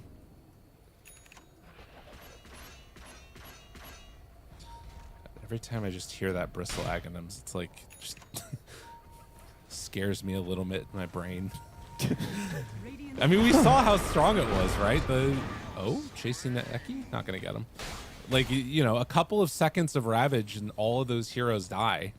Yeah, it's horrifying. And this is without even, like, Snot Rock and minus armor. This is just seeing red. Yeah. Maybe feeling confident now with Ravage up to start stepping in to this tier 1 tower mid. Zibe is going to be queuing up a Blink Dagger next. And, you know, for what it's worth, if you catch the Tidehunter, if they don't have Ravage, it's going to be an issue. Seneko finds him immediately. Silence is out, looking for more, finding Smiling Knight. He jumps away at Creep Wave in position. Pulls them in just where they need it. Jeez, that took a lot just to kill a Warlock, though. Yeah. Solar Crest and Essence Ring. Tanky fella. I mean, they can Roche if they bring the Bristle. So it looks like that's the plan. If they realize it, they do have Blink on Enigma. It's flying out right now. Roche isn't super fast. I don't know. I think it's too late. Yeah. They have great vision here to secure this as well. They have that one pillar ward in the jungle. They got another ward, which is under a Dire Sentry, so that might get caught, but for now it gives them the confidence for this Roche. And that's going to give PP a Blink Dagger here too. So they got a lot of tools. They're going to try and move out to set up for this kill. On Stormstormer, don't get too greedy. What? I mean, I don't know. That's a really rough one. Losing Stormstormer right there is really tough. Yeah, they got him. It felt a little safe. I mean, they started moving well before the Roche went down. That was pretty cool. Yeah. That was a nice play. Yeah. And again, that area, I mean, you look at this, just like 3 wards here from the side of Mosquito Clan that catch everybody on the top side of the map. They're just in a perfect line almost. Yeah. And whenever anybody goes up there to farm to make their way to the Ancients, that's when you catch them out. That's when you put them in the grave. Yeah, we're seeing a lot of vision placed in these areas. A lot of the matches. I mean, we've lost a lot of the pillars too. Eh? There's only 4 pillars now, right? In the middle of the map. So it is, you know, it's a little tougher to find all these perfect spots. It also means we're getting wards in slightly more random spots, which means it's a little bit harder to deboard too. You know what's As their interesting? smoke's gonna pass Eki. What's that? They just circled this area from Smiley Knight, saying he wants to play down where he's at, and I thought that's where we're going to see Mosquito Clan go. Instead, they head over towards mid lane, and PP will not find anybody over to the side here. They're setting up and going to take the Wisdom instead. Ooh, good one. So they're gonna end up getting both, eh? Yeah. do have Dead in the Water now on the Tidehunter. Radiant's bottom tower has fallen. I mean, it is still a 3K lead for the Dire, mostly tied up in support gold, just because the Marcy and the Phoenix are relatively poor. So that's where quite a bit of that gap is. Dead in the water. They got him. No answer here for this guy. And so they will take down the Tiny, and with Aegis on Bristle, I mean, AVULUS don't want to fight. They're just farming. They're going to farm a lot. Matthew pinging Stormstormer. They bring back the Tide. Now also Smiling Knight. Finding him. Dagger goes out. They're realizing that this is an issue. Smiling Knight not feel like he can do anything else, but they're still going to try and hunt him. Edomi chasing. He spots the PA, gets into the water, and again jumps off to the creep wave. What are they angling for? BKB on the Enigma, I guess? I mean, they have also finished BKB on Stormstormer, so, you know, I just didn't have it with them at the time. Eki's coming with a Solar Crest, but, I mean, you are not jumping this guy. But they'll finally get this ward that was under a century for its entire life. Finally gets taken out here. I just think it's one of those things where that chase and fight onto the Tidehunter with the Ravage Bristleback comboing together, it meant that, like, at least for now, they don't feel confident taking a fight without having, like, Black Hole and Warlock ulti. And you can't do it into Aegis. Yeah. See, we got Yodomi and Vidali both queuing up Yules right now, just to try and mess with the game plans here. I mean, it's great, right? Gives you another additional stun versus the Enigma. If there's no BKB, it helps delay things from the Slardar. You can maybe catch him blinking in. You can catch the PA jumping in too sometimes. But it does mean these BKBs are crazy value if they both commit for those. Right. Jump. PB caught. Finding him. Crush in trouble. No Gets way. the jaunt away. Coils nothing, but he survives. And that's the important part. Meanwhile, bottom. Ike presenting him. Yeah. I was like, how on earth did that guy save his life? Like, you would think they'd have the damage with those heroes specifically jumping him, but yeah, the Essence Ring's just enough. Pretty crazy. And I mean, he has an amplified damage bottled up. Also working towards the Octarine core next. Stormstormer showing in the river.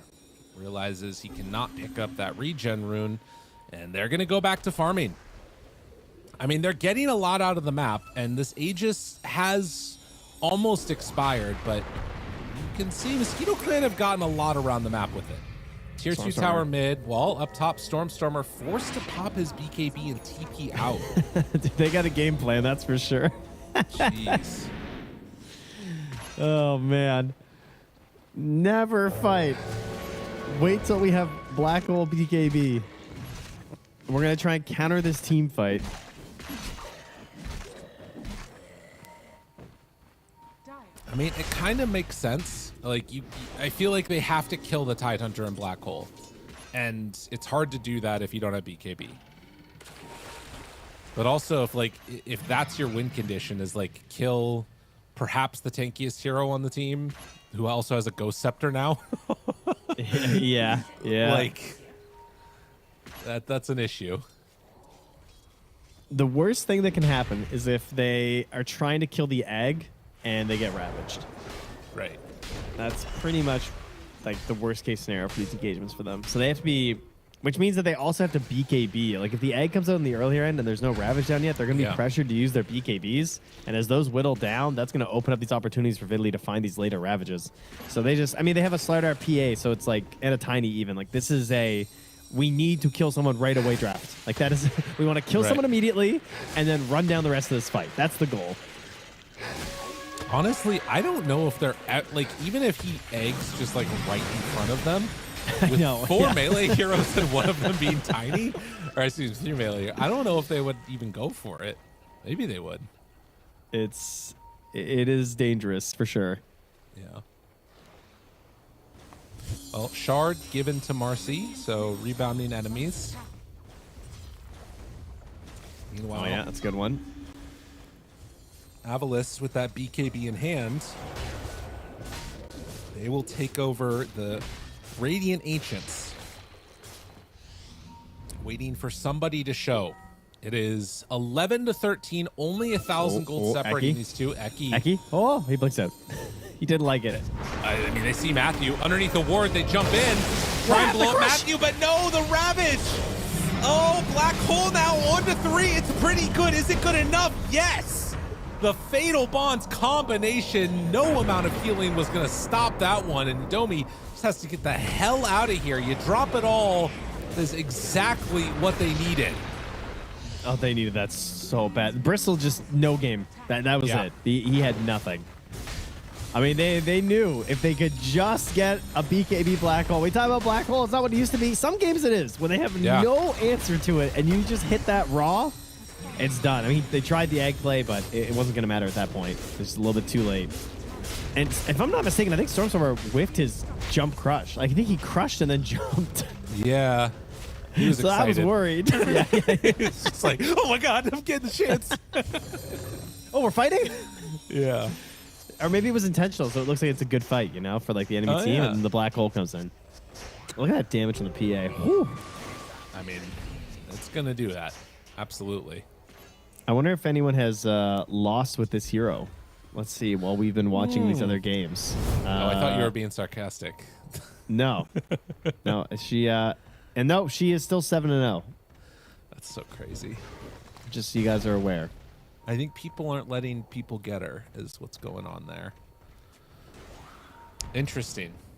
Well, I mean, if you hit 3 heroes with the Black Hole and you get Fatal Bond's rock down, it does kind of feel like it's just there's nothing that's going to save you there. Should probably win the fight, I guess. Maybe. That was also the BKB reveal, if I'm not mistaken. First fight. I think they knew he had it, but yeah, first BKB. Well, they are now in the bottom lane getting set to push. There is no Black Hole or Golem. Does have Egg back up again. Oh, you know Smiley go for it, yeah. No PA player could resist going back and at least throwing a dagger. Yeah. I'm surprised he didn't jump, to be honest. That took a lot of restraint for Smiley Knight to not just jump in there and potentially die. That one is tough. Losing the egg like that. They do have we gotta read the Roche clock. Okay. Okay, it's a relatively quick one. It's coming up soon-ish. I'm gonna say 20 seconds. I'm gonna maybe 30. So like 29:43. I'm gonna go with. Yeah. Oh, actually no, it's faster than that. I think it's gonna be like 33. It's coming fast. I think it's gonna be 40. Okay, no, You're you're right. 40. It's actually about to spawn. Back in mid though. If they're not careful, you lose a fight right here as Roche is about to respawn. They do a pick me up. Still chasing, coil down. No Phoenix Egg. Damage there. PP in trouble. Stormstormer jumps to try and cover. It's not going to happen. By the way, Roche did spawn. It was at 32. I was off. And Jive lurking, waiting, but can't find a moment there. And they're okay with losing Eki. They need a massive win with these big ultis because they know that if they waste one, then Roche is going the way of Mosquito Clan. And right now he's going the way of the bottom part of the river, though. Oh, yeah. Interesting. Oh, man, that changes everything because all the vision was set up top. Oh, and look, they're going to try and catch them moving over. Everyone's smoked right now. Jibe. They're going. Guess for game, brother. They find him already dead. Matthew is gone. No buyback. I don't know if you can walk into the pit, though. I don't think you even need to, do you? I mean, they go in. All right, yeah, and the Mosquito Clan they don't want to contest. Oh, Jibe has ninja gear. That's huge. Okay. That's such a useful neutral for him specifically and how he used to play this game.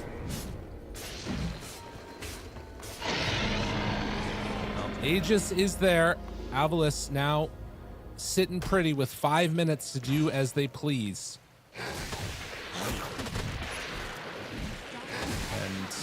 Of course, with all the big ultis back up again, could still be a window for AVULUS to push the tempo if they want.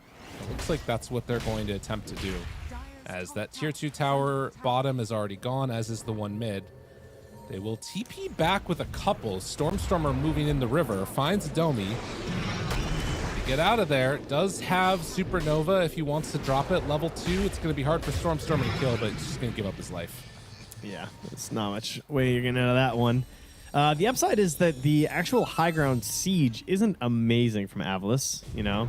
You basically have to prop your PA up there with Aegis. So it does open some opportunities, like Ravage and maybe any Force Staffs? No. But yeah, it's not too crazy. You know, if anything, the Mosquito Clan kind of have the better options there with that Bristleback with the Seeing Red, where you really got to go if he pops that thing and starts whipping into your tower. Down bottom, they're going to catch PP. And that's a gem. They leave the gem, though. They didn't see it. Oh, my God. They high-five as they leave the gem. Nailed it, that's guys. awesome. Oh. Who needs it? It's not important or anything. Still, I mean, this is a pretty substantial lead at this stage now. And scary stuff coming up. And it really was just a couple of fights here making the difference. And banner down. They will force out a glyph with the banner there. This is not going to deal with that creep wave. They're just trying to buy time for PP to get here. Yeah, and Jibbe is just so far back. Oh, he's the Axe too. Yeah. Does have the shard on to PA. So Smiling Knight can make this break happen if they want. Throwing it out a couple of times. Using Bristleback. Zibbe, blink forward, catches them both. Oh, and they are gone. They are so gone. They drop down the Warlock ulti. There are 2 buybacks. And Coil used, Latch, break, Ravage out, damage done. Can they do any more? Zibbe, nowhere left to go. Stormstormer jumps in. It's the crush onto 3, and now PA back alive again. Silence is out. How much do they have left in the tank? PP trying to back away. Pike still surviving through this. The hairball spam. Damage. Is it going to be enough? Stormstormer is low, but he does have blink back up soon. Not soon enough. Seneko manages to TP out.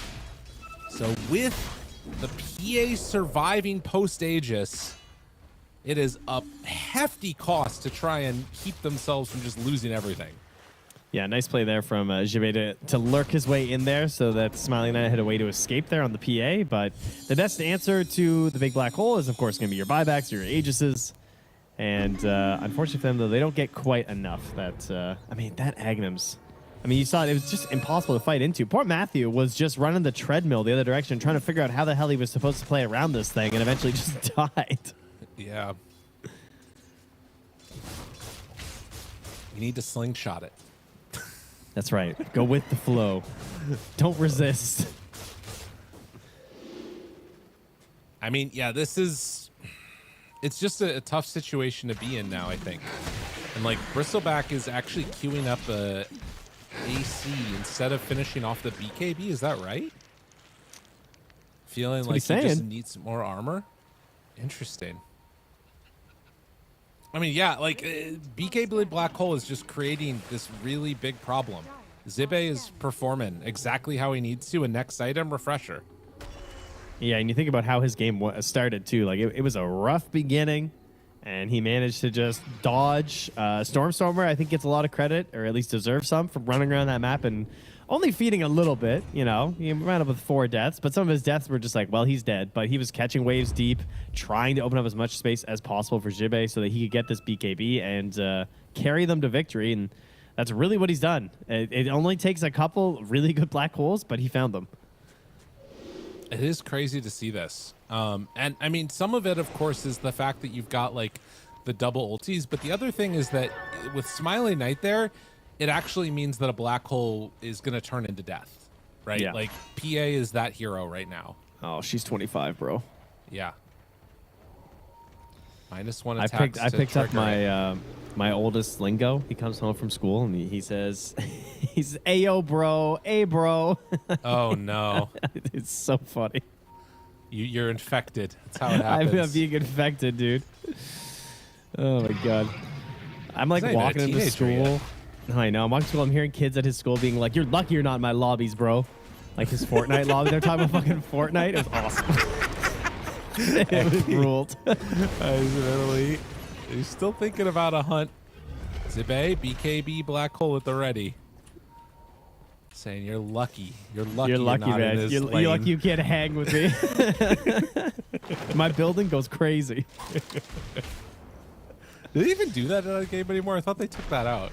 I think they removed it for a lot of it too. Yeah, a lot of people play the no build, I believe. Okay, got it. I don't know. He knows more about it at this point than I do. Hey yo, bro. Hey, that's every day. Bro. That's all I hear. Hey yo, bro. Hey yo, bro. I can get him. It could be worse. Yeah, I know, right? Like it's fine. I don't care. It's gonna be Slardar stepping forward, starting to take down the racks. PP does do a little bit of the wave clear. The big threat is there. Sometimes, Trent, you know what they say, the threat of the black hole is stronger than the black hole itself. That's not true in this game, but in some games it's true.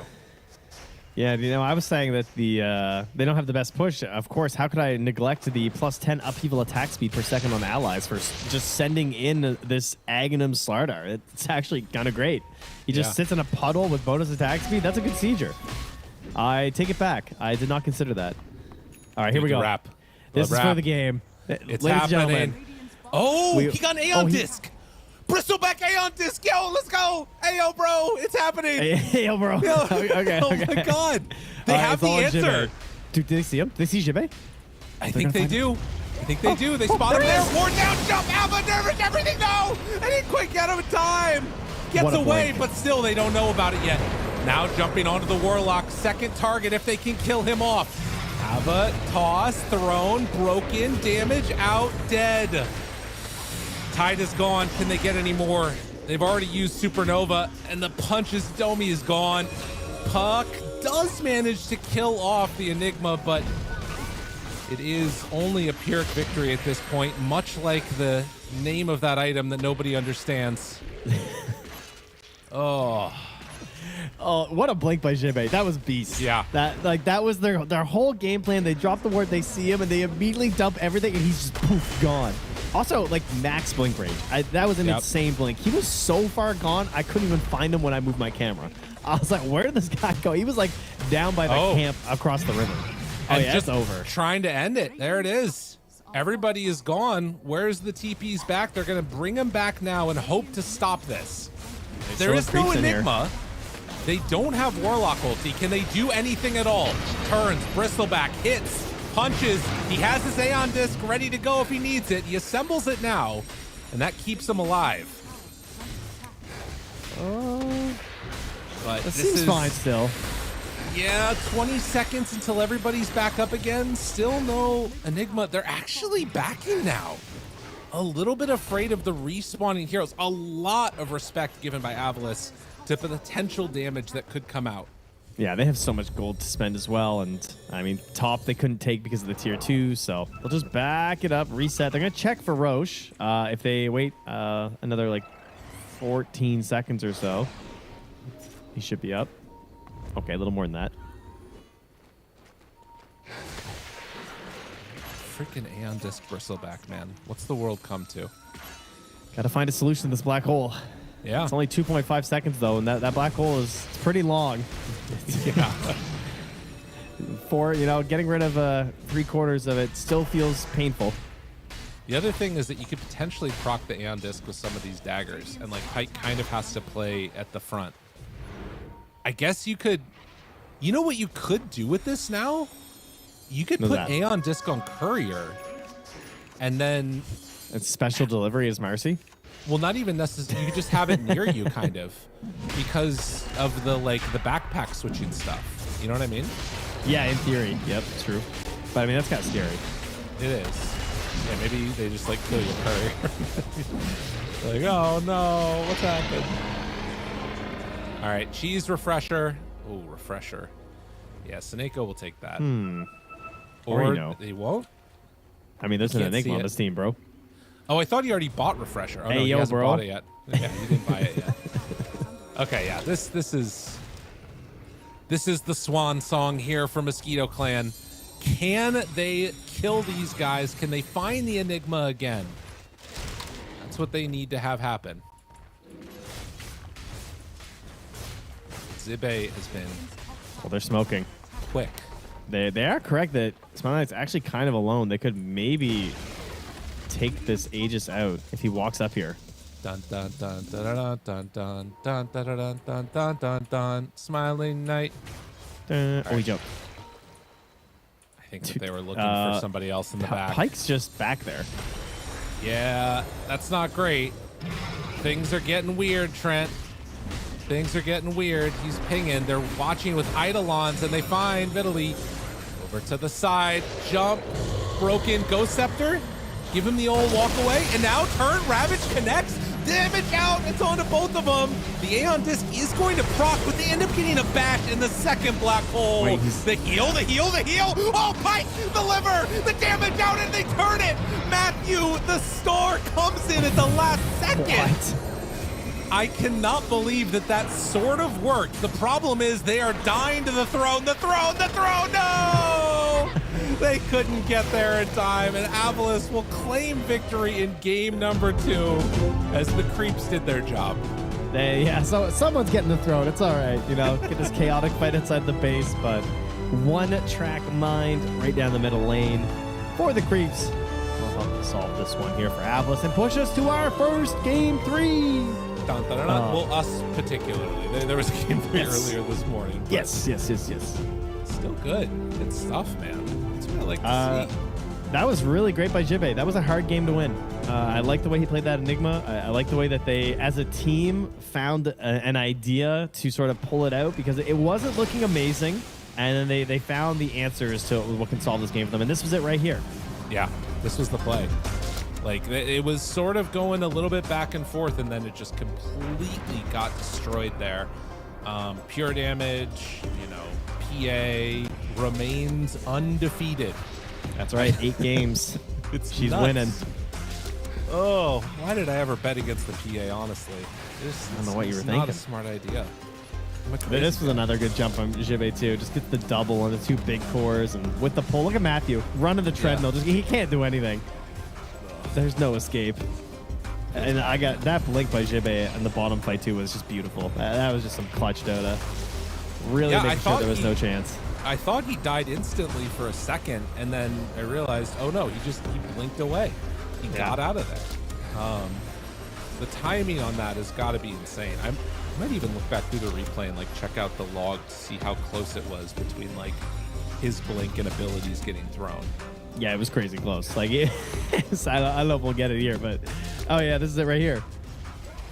All right, let's see. There's the ward. They said, oh my god, dude! There was a waning rift. There was everything. Yeah, he would have been gone. And then because they're Puck ends up chasing him, so Jibe doesn't even use Black Hole this fight because he's just running down the bottom part of the map. But the fight's broken down.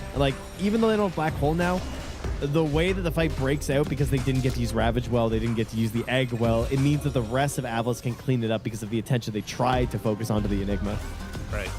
Yeah, Ravage being used and onto a BKB1 target is it's never going to be good. God, that was crazy. That was a great game. It was a good series.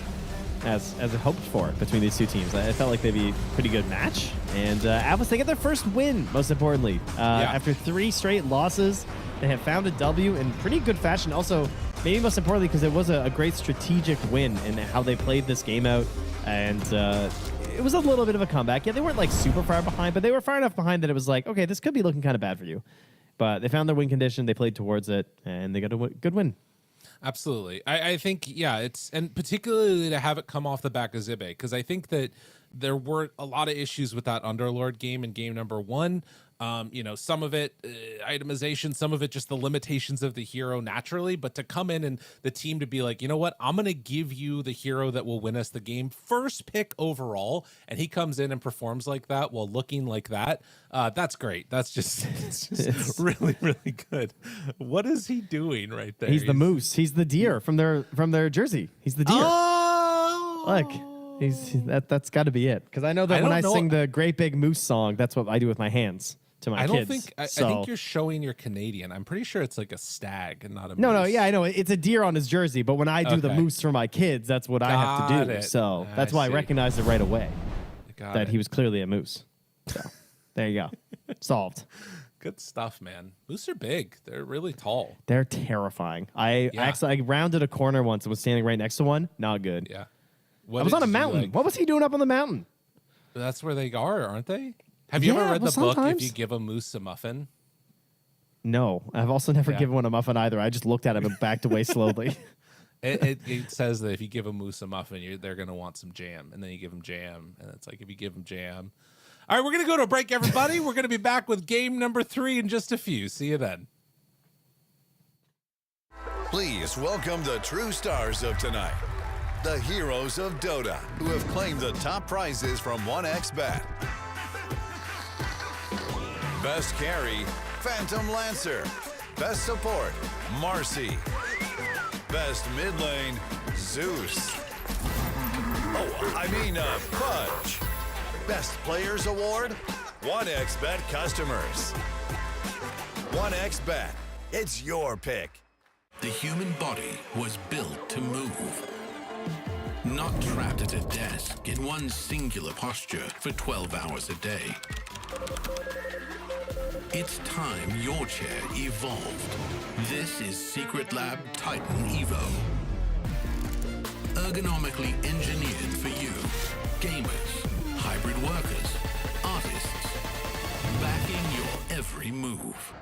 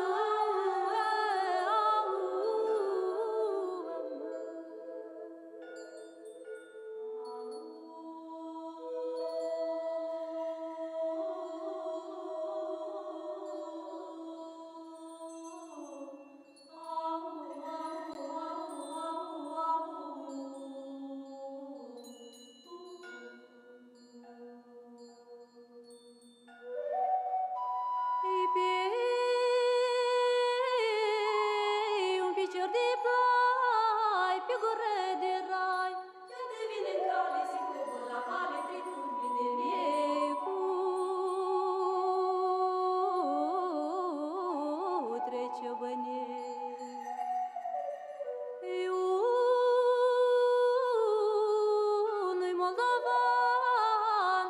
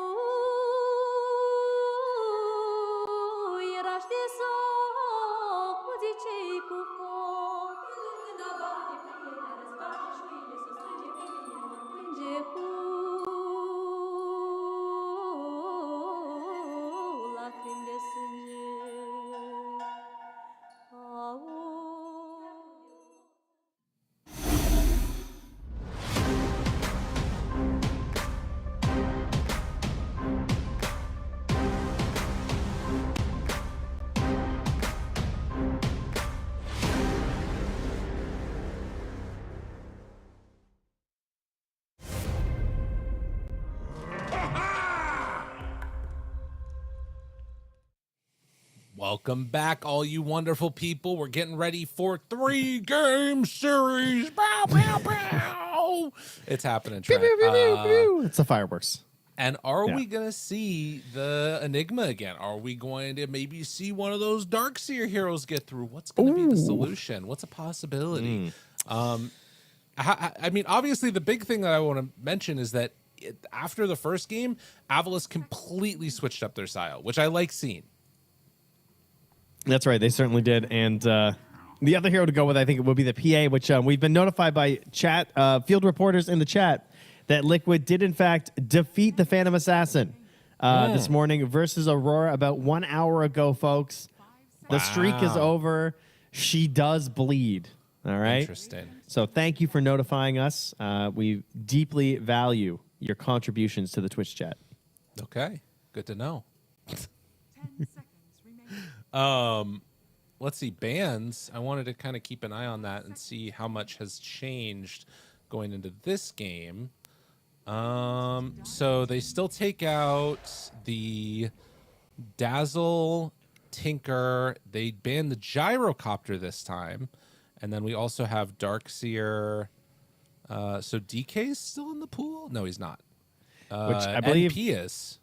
Yeah, last time they banned it leading to the next phase since they had the second pick, so they just wanted to make sure there was no early Gyro versus the Enigma, but Mosquito Clan are going to go right back for the Bristle because it was effective in the laning stage for sure. Like it was still a very bad time. Jebe did not start out well. I'm guessing that they will try and get the Warlock. I think that AVULUS will probably ban it, maybe. But if you ban the Warlock, then they just get Wyvern or something. Like I have to imagine they're going to try and find some sort of a cancel. Silencer, maybe. Which they actually banned themselves last game on the side of Mosquito Clan, which is kind of funny. Yeah, and Mosquito Clan will have that first pick out of this next phase. I mean, so it ended up being that BKB Black Hole was like the end-all, be-all coming out from AVULUS because there wasn't any other answer to it. I was also thinking more about what you were talking about Pango and how that could have been a really good answer too, not just for like, you know, physical damage reduction, but eventually Basher as like a pseudo answer for Enigma too. But they'll ban out the Silencer, so they take one of those tools out of the play and also the Warlock. Bash Pango, what else? I mean, wait, does Wyvern still go through? Am I crazy? I think it does, right? Yeah. Definitely does. Yeah. I mean, I know she's just getting more and more popular too, so it just seems pretty solid as an option. Although it's relatively small cast range, I guess, versus Black Hole, to be fair. Right. You It could can be go a little riskier. Something like a Shadow Demon for the saves. There's also Bane, which I know got played earlier today, which could be kind of an interesting idea. They're going to go for the Lesh. Actually, I like Bane a lot too because of the reliance on the pull versus the Bristle Enigma matchup. Like we had this, like the Tiny from Eki was like pulling the creep wave and stuff, and if you have the Bane, you can't do that. Yeah, that's a good point. Okay, so Lesh. But yeah, that's potentially for the mid. Of course, I'm sure they're willing to flex it to PP or someone else. We've seen a decent amount of position 4 Leshrac. If you have the right setups, we can even get position 5 Leshrac when we had the DK carries for a while. It certainly will be playable. I'm guessing they're going to go Tiny again because Eki was just way too good on that hero last game. Not shocking. Fair. Now, is it worth stealing Wyvern? Probably not. I mean, Snako is a fantastic Wyvern. They used to be one of his best heroes back in the day true. when He's it was a very relevant hero. Yeah, but it also it's not great versus Lesh. I don't think. It does feel kind of interesting against Bristle though, the percentage-based damage. And then also, like, you know, granted, he's going to keep building up stacks on you while you're Cold Embrace, but Cold Embrace at least is going to keep somebody alive during the duration of it against Bristle. But no, they'll take the Jakiro. Okay. Well, you know what you're facing now, at least in terms of that lane. Like, Enigma, Jakiro, I guess Enigma, Tiny. And yeah, I really think Bane would be kind of sick. But I don't know if they feel comfortable with it. I mean, it's Bane. Every 5's had to do it at some point. It's true. Also, sort of a low-key cool buff that Bane got in this patch. The sleepwalk, you can like secure wisdoms now that you wouldn't have been able to otherwise. You just make them walk out of the ring, and then you get it. Kind of a cool little interaction there. Yeah, I mean, with how long Nightmare is, too, he's one of the few heroes who can like really 1v1 every time take the shrine.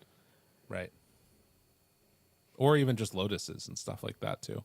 Yeah, that too. True. The only thing is, I wonder if it'd be too much to ask, like in the laning stage, to disrupt the pulls to take Nightmare level 1. You know what I mean? That feels like a little annoying. Yeah, I mean, you can just fight low with Brain Stab level 1 and then go for level 2. I think that's fine.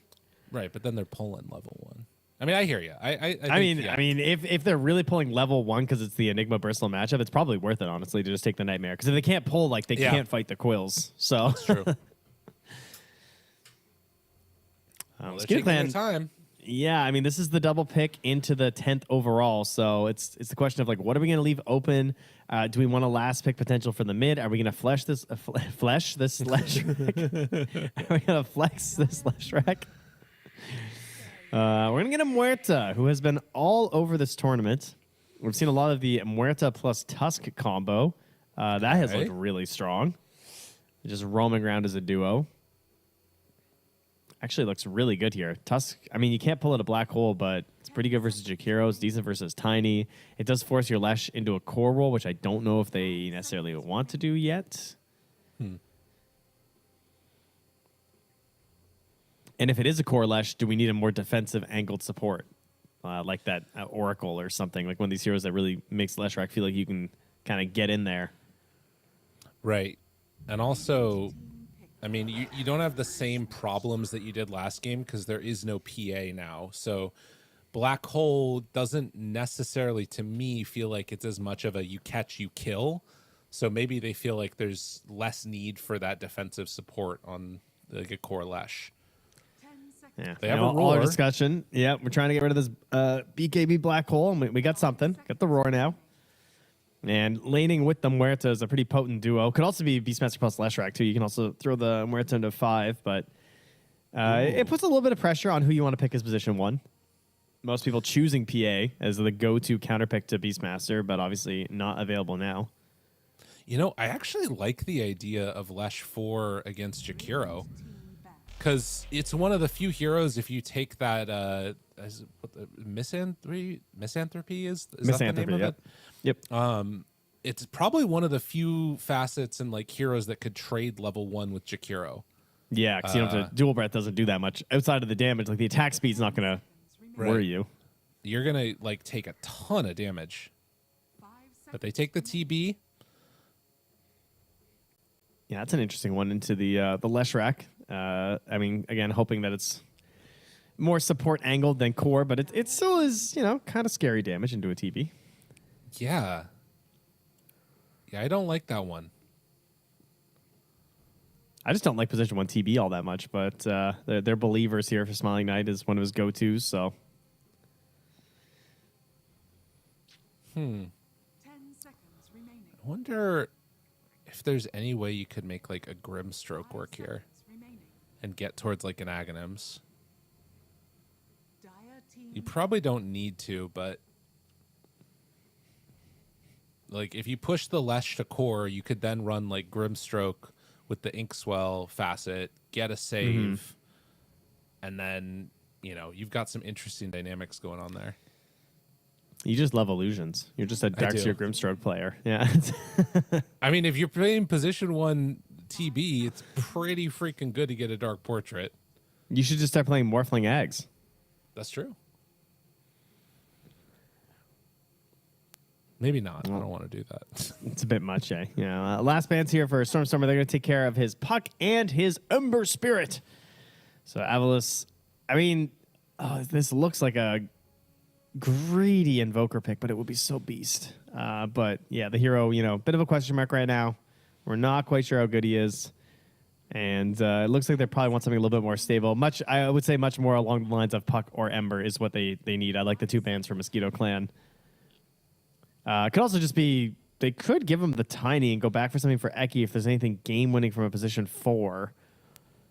But there's not really anything that stands out. Did you mention Earthshaker? I did not mention him yet. No, he's definitely still in there. We know they all love Earthshaker. I don't like it 9th pick, though. Yeah. I don't think he's that good. Although some teams have been still opting to pick him on the earlier end. They have to be thinking about that PP Timbersaw again as well. Potentially, depending on who they pick, because that was really good in game sick. 1. Yeah. Holy moly, against Terrorblade? Hell yeah. That might be a good ban here, honestly. Yeah. I think you do run into a lot of issues taking Terrorblade at that position and knowing that it's position 1. I guess, you know what? You could just do... No, it has to be. Oh my God, Viper. Wow. That's pretty gross. So they're going straight after this Bristle, getting a big break for them to try and deal with him. You can't really move him around in terms of priority. He's still going to be the 1. That's fine. I think you do Lesh 2 now and you take like a Shadow Demon or something. So like some save for Bristle. Also, then you get TB illusions. Although you're probably not going to be using Disruption twice in a fight, but... Well, you've got choices. That's always good. Yeah. I mean, I kind of like Invoker. Again, I can't get it out of my head. I don't know. It's a PP classic. Used to do pretty well versus Viper, and we're back to the old style of Invoker with the Force Spirits and stuff. But again, the hero's so different now, it's hard to tell with these matchups. They'll grab another classic versus Viper. I mean, people love this hero versus Viper, dude. They just throw him mid. Okay. Oh, God, dude. Really? What's the win rate? I gotta see what it is. It's gotta be. It must be like terrible. 17%, I think, after our last loss, right? That sounds about right. I mean, it's 20%, 10 wins, or 10 plays, 2 wins. 20% win rate. It was 20% this morning, though. And then before our loss, I'm pretty sure. I think that it was at 8, and somebody else picked it in another game and lost with it. Bro, you're going to pick a Nature's Prophet? Yeah. I mean, like you're saying, it's better than, than a lot of other games. But I guess that's the thing, too, is that maybe some of those statistics for NP are sort of tilted by the fact that it's taken in the first phase in a lot of these games. Yeah, for sure. I think that's a big part of it. Yeah. And this is an actual counter pick to a matchup. Like the idea of Nature's Prophet versus Viper is not new. It's hard for him to deal with the treants, but back when it was multiple treants and even with just a single treant, it's just so tanky. No one can kill it. That's why the edge works well, because there's simply no killing the Ironwood treant that is reliable, right? Yeah, Midas exactly. And Dagons. That's the game plan. And they even killed Nyx Assassin. And you gotta hit some arrows now as Marana or something. Well, it's going to be an interesting one to see. I mean, we have gone the full 3-game series in this one, and well on their way as the game is just now getting started. I am also excited to see the Matthew position for Leshrac. I think that this has a lot of potential here, and I want to see what he does with it because I'm going to steal it in my pubs. Yeah, I mean, sounds kind of cool. If you guys want the footage, it's definitely 9 class is your go-to. He is the best position for Leshrac at the moment. He's been playing it for probably like 6 months now at this point in various tournaments, busting it out at times. And he makes it look gross, particularly once you get 4 points in this Diabolic Edict with the Misanthropy. You just need a little bit of control help. That's the big problem, because obviously you can hit a lightning and stuff, but you tend to ignore Split Earth unless you have like really good setups for it. And you're just a damage bot. So you're going to make sure that someone's able to wrangle them into a position where you can actually make use of all your damage is the one problem. Trent, a little bit of trivia time. Do you know what misanthropy means? I thought it meant like evil energy. So I think my understanding of like what a misanthropist is somebody that hates humans. It's like it's somebody that makes sense. You're right. Yeah. That is what it is. Yes, you're right, because it's like misandry, but it's misanthropy. It's for all humans instead of the that makes sense. Yeah, they hate a dislike of humankind everybody. is the definition. Yes. Kind of cool. The battle begins. Well, I guess maybe not. I'm not sure. So we're going to see Silent Knight in some trouble, getting chased down, and the root is there. The Terrorblade taking a beating. Oh my god, he left it for his little bird. The Hawk gets the first blood. Not often you see that. Wow, do not open the subreddit Misanthropy, guys. Don't go there. Why does this exist? One user here now. It's just me. That's awesome. 91,000 readers, one user here now. Something's not adding up. I'm just saying. All right. Oh, jeez. Leshrac players just they've got a little home over there. I can't stand humans. All right. It's a repeat though. Eki. And yeah, we got Matthew versus Eki. This is interesting. So the thought process of countering it. Oh, they got the toss in. He survived through the first edict and then tossed Matthew on top of Jibe. I like the idea though, because if the Tiny is next to the Leshrac, you know, if you're countering yourselves in lane, the Tiny can at least chuck the Leshrac away. It's genius. Right, that's a good point. It does have some better answers. It does also mean that if Eki tries to drag wave, I think he takes like too much damage from Lesh probably. Mm-hmm. Because he's just going to be eating that edict. So Yodomi gets to play the Muerta. Oh, yeah. Yeah. We'll see how he does here. Dead shots could become a bit of an issue. Smiling Knight is going to step on forward and hit Vitaly. It looks like he's been practicing. He's gold Muerta, so he's a Muerta gamer. It's all right. You know, sometimes the fives are not used to some of the four heroes rather, but Muerta's fun. I feel like, you know, you got to pick up support in pubs. Muerta's high up on the list. Yeah. It is kind of, you know, Muerta and Jakiro are the ones that I always think of at least. So well, cool one of to them's see fun that. and one of them's just kind of broken, you know. That's true. Which can be fun. That's true. Yeah, it's, for the I mean, person playing winning it. Dota is generally the most fun you have. Yeah. Not me specifically, right? But like... No. I know you have fun anyway. It's okay. Leaves finds one kill. Can they get some more? I think so. Hits him with the Revenant. The Hawk, it's coming back around for another pass. And it does manage to root there. Meanwhile, the dead shot pushes him back in. Another root. And man, the damage, the hits just keep on coming. I mean, you can see the insane value of that one, though, on the Terrorblade. That is one thing about this hero, is that he's got low HP pool and just insane armor. So even in these matchups where there's a lot of magical damage, at the very least, you know, the little bits of physical there are coming through do get negated a lot by your wand.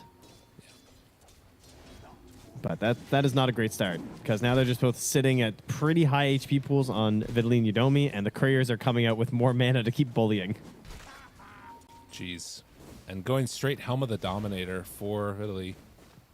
They are trying to build towards an Atos eventually on that Muerta. It's going to take a long time.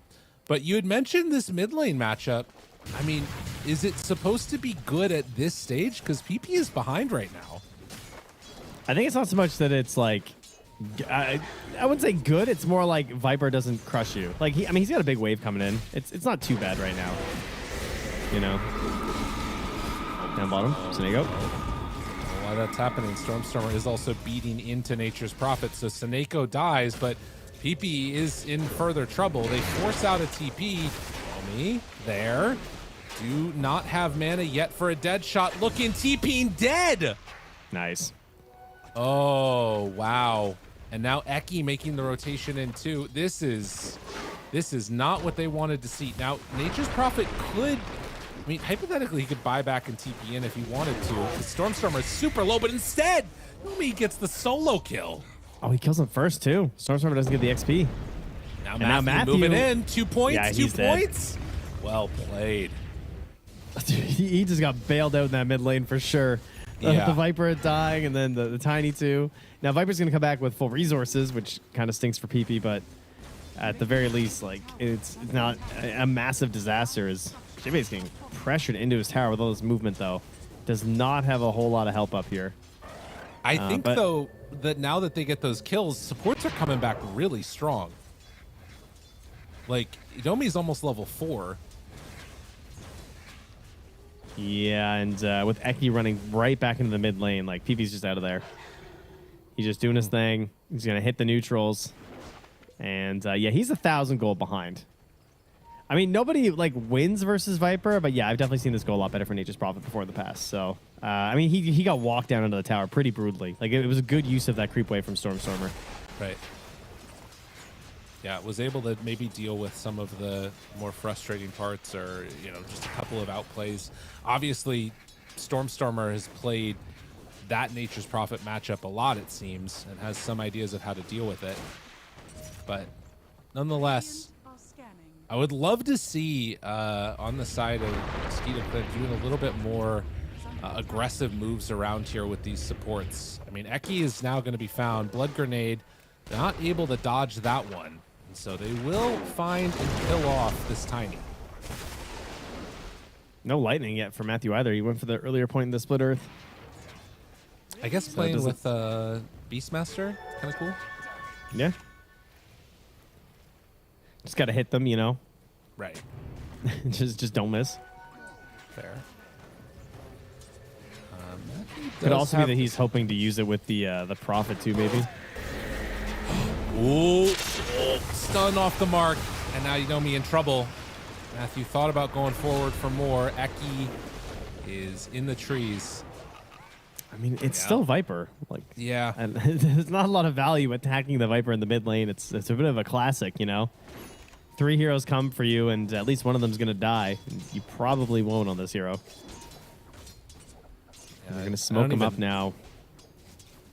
I do wonder if that stun had hit, if it would have made a difference. Feels like maybe not.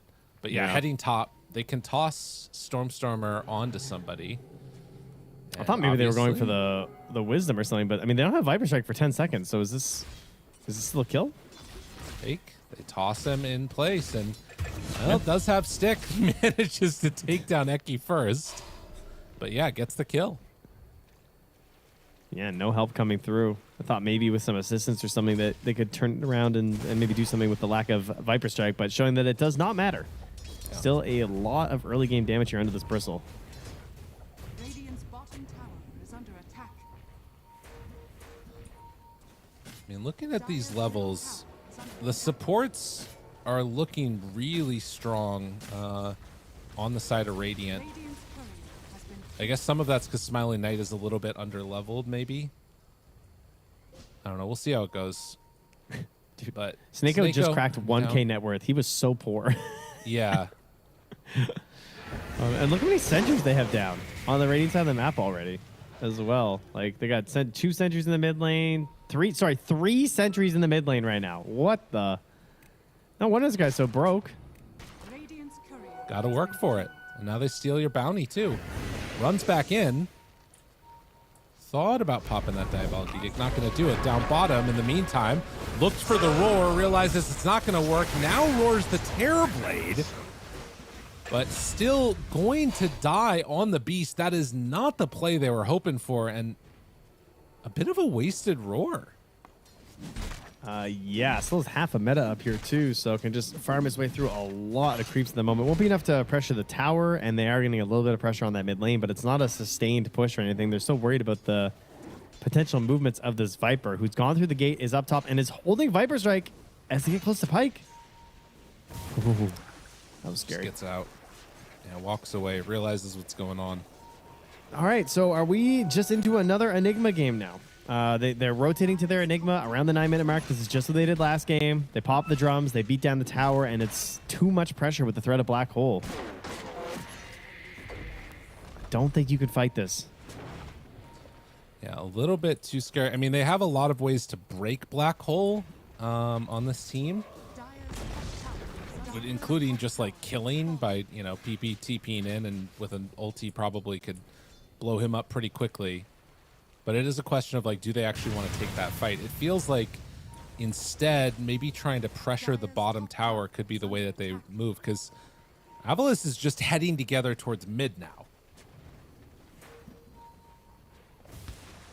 Yeah, we'll see if we get just like a Viper group up gameplay here. Between the Enigma and the Viper, there's definitely a lot of this like momentum-based gameplay that we're going to see here. And sometimes people try to fight into it. Wow. And now the turn, hoping to find it. Stun is there. Nature's Prophet going to fall. Matthew runs in with Diabolic Edict going. It's not enough damage, though, so they will lose to Eki, making so much happen, and now just running in with a haste rune. He really has just been Nyx Assassin. It's like the last game. He just walks behind the tower, and he sets up something that leads into a full-on tower push. Like, he's just making it work. And this is the dream. Yeah. Now, the XP, because they're getting these kills, the XP isn't waiting for them. Eki should be all right. Oh, that would be a crazy dead shot if he had hit that. Oh, no. Matthew again, getting low. He gets the Diabolic Edict off, but is just going to die. And this rotation, it does save the tower, but they lose Lesh again and can't get much done. I guess at the same time, they're pressuring bottom, which is something. They take down that tower. Yeah, I mean, this is hoping to pressure Smiling Knight away from this area of the map as he's just sitting here farming the Ancients. But he is not worried about it. All right, well, we know the game plan from AVULUS. They're just going to run behind either Enigma or Viper or both and moving towards his objectives for a little bit. Viper definitely has a big fall-off period right now, I think. Like, this Hurricane Pike build-up is what we pretty much always see. But during that, it's like he doesn't, like, change very much, you know? Yeah. Like, he's really dependent on his teammates to initiate the fights and start things off. He's just kind of like a walking tower that's pretty slow. But if he opens up an opportunity for a good Viper strike, then the fight generally goes fairly well your way. But until there's a Blink Dagger on the Tiny or on the Enigma, this might be a little bit of a reprieve here for Mosquito Clan to get up some items of their own. Oh, the Croaker's coming in. Hit him, Croaker. And the damage. Oh, chain stun. Croaker get destroyed. Okay. Croaker, dude. I mean, that is something to consider, right? This window is where Viper is strong to buy some space for Terrorblade. And every second that goes by, Viper gets a little bit less strong. As you're talking about, Black Hole up top takes down Pike. Speaking of getting less strong. Yeah. So maybe it's not even worth it if you're losing your carry at the same time. Yeah, unfortunately not. And that does get the gold over towards Jibbe for the Blink Dagger. So they have their own initiating threats now when that Black Hole comes back up. Smiling Knight will just go right back to it in terms of the farming here. But, I mean, Roar, you know, it's only 40 seconds away. They could try again. Yeah. And you are close to Helm of the Dominator, or Helm of the Overlord for this Beastmaster. So there's some, you know, interesting things that could start happening around that. That usually is the timing when, as the Beast, you try and take Roche. Could be something to look towards. And, of course, Tormentor, you know, coming up here in 2 minutes. Yeah, how are they set for Tormentor as AVULUS? Because like they feel like they're stronger right now. I would say is fair in most instances of the fight, especially with like the Blink Black Hole. Can you contest this as the Dire? They have some annoying spells like Deadshot and the Calling around the pit. They have Wrath of Nature. I think dropping some wards here would be of paramount importance right now to Mosquito Clan, but they might be losing their Leshrac. Close to being within Blink Malefice range. That might have just sealed his fate, but he gets away. We get pushed back towards the Wisdom Shrine here as we get close to 14 minutes. Hurricane Pike done for the Viper. Got a little bit more mobility. And in the meantime, Zibbe is still sitting around this area up top where Pike is finishing off his Ags. Everybody just getting into position. I think the biggest thing for me is that Terrorblade... I find it hard to find a way that Terrorblade is a hero in the Tormentor fight versus Bristleback, who is going to be a monster. You know what I mean? Like, yeah, that's true. Yeah, I'm not sure if you can overcome that as AVULUS or if you just like need to give up the Roche. Or sorry, give up the Tormentor. It's really going to matter based on if they can get like some sort of a pick here from Jibbe. Yeah. I mean, he'll have Black Hole up when it happens, but yeah, Bristle's going to have Ag. So if they're in position as the Tormentor spawns, like they will just get on Mosquito Clan for sure. Right. It'll go so quick. And they're moving. And he does have the Dragon too, which is kind of ideal because they want to push the wave out. Eki is also coming right now with Blink Dagger and wards. They're in position. Baby. This is good ward. Oh, Lily finds the Jakiro. He's just running. Thinking about it, wanting the jump for. Oh my God, he went into everybody. Macro Pyre down, maybe an opportunity here. A good chunk of damage, the follow-up Ice Path, but there they get it. Roar onto Eki, he's gone. Still have Black Hole at the ready. The Dragon's well, just they're in there there. in 1 second, they will. Yeah, actually, Snake's just destroyed dying. him. Dragon on Dragon Snako violence. goes down. They find that everyone kill. knows Dragon is super effective versus Dragon. It's just a fact, you know? That's right. It's Gen just life. 1, ever since then. All right, battle for the Tormentor. Who's going to take it? They move up here with Zibe. They'll spot out Matthew, see an illusion on the low ground. There's no way you can sneak the Tormentor. That's not going to happen. No. Yeah, no. But if AVULUS can hold this angle until Jakiro can reconnect with them, maybe they can sort of control this area. Oh, Matthew, he's going to get found. Tries to back away. They actually are just going for it? No, there's no way. No, I can't. Oh, I don't like the angle that Mosquito Clan's at, though. They're so split and separated right now. Yeah, they're pinging. They also see that ward is there. Scan connects. Oh, the turnaround. They wrap Smiley Knight. He reveals himself for a moment. Big Golem is there. Pike is out to the side. Now they wrap. They find Lesh. They get him. Matthew gone. Still ends up taking Smiley Knight a lot of damage there. When does PP join in? Onto creeps. They have Lesh back up in 20 seconds. Now the Atos buyback comes from the Lesh. He wants to get into this fight. Now they jump in with PP. Finds Zibe there to the side. Deadshot pushes back, connects onto Eki. They still have Blink Black Hole if they want to use it. Eki blinks out. They're all alive. Walking up this hill is scary. It's really, really scary. Pike jumps in, and now they got to be careful. The break is there onto the Bristleback. He drops down the Bristleback, but the Black Hole comes out, connects. Zibe not doing enough, though. They couldn't catch on Vitaly. They lose 3, 4-1.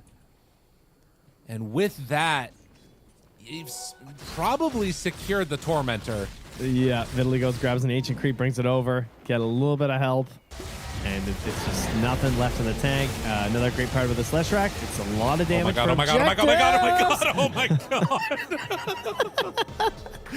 Jesus. I'm remembering that last game. Oh god. That was horrifying.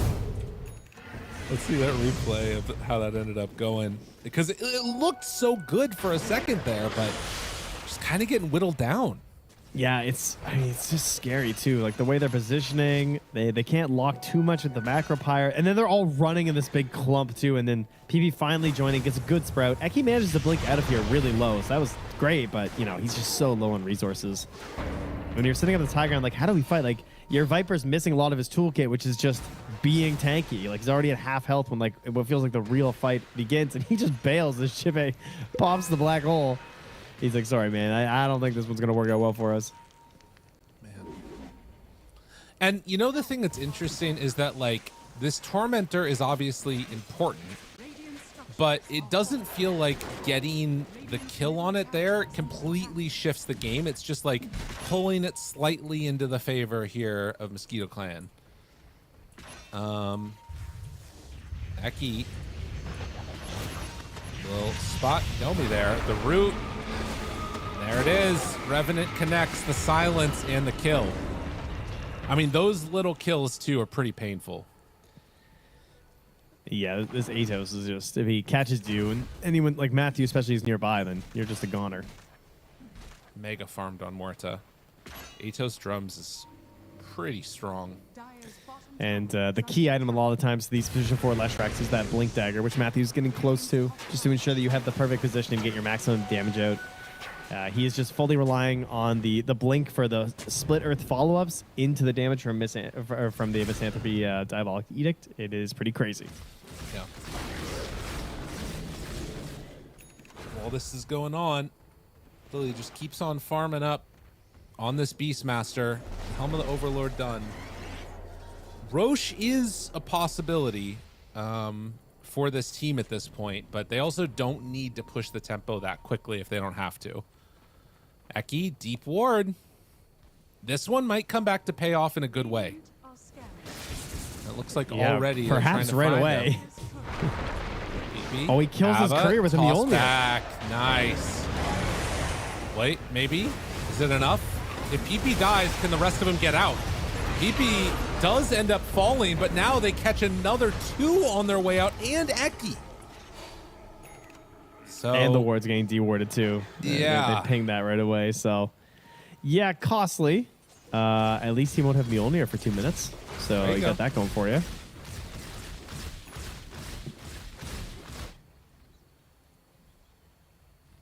$12-17.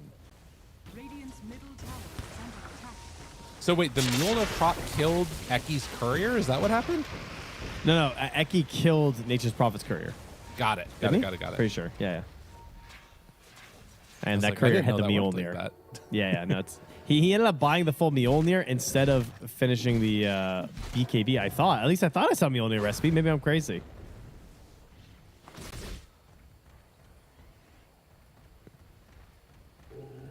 Guess I'll find out. Radiant's bottom tower. Trent, has your wife ever said to you, I think you have ADHD? No, why? No reason. It's just, it hasn't happened to me either. Oh, right. Okay, yeah. Just wondering. Right. Yeah, you didn't have that. No, just nah. Yeah, Anyways, okay. back to the game. We got the Aghanim Scepter done for I feel for this that. Beastmaster. And we're getting into it. I mean, he's starting to hit very hard now. He's a big boy. Him and his big old friend. I mean, are you happy to have the Prowler back, by the way? Mm-hmm. I am. The Prowler. They've I like returned, it. Yeah, you like the Prowler. I'm a fan. It's good. You know. You must love them as Darkseer too, because you can actually kill them. with Iron Shell. I That's mean, cool. well, the problem is that they don't allow you to take the other one. So if you build a stack, that means that like the Iron Shell kill with smoke takes longer. That makes sense. Yeah.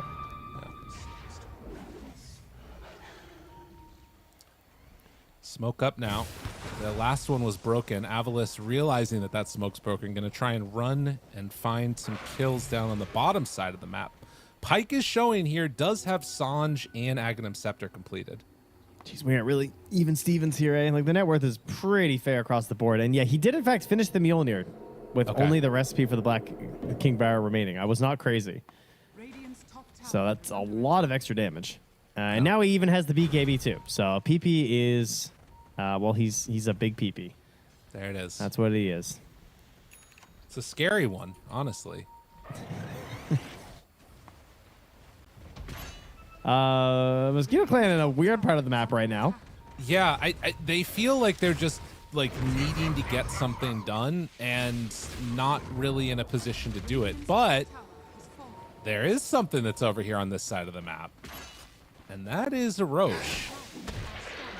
Oh, you were talking about Mosquito Clan. I was really AVULUS. confused what you were talking about. Yeah. I mean, if they get this tier 2 here, this is pretty nice for them at least, but losing Roche does kind of hurt.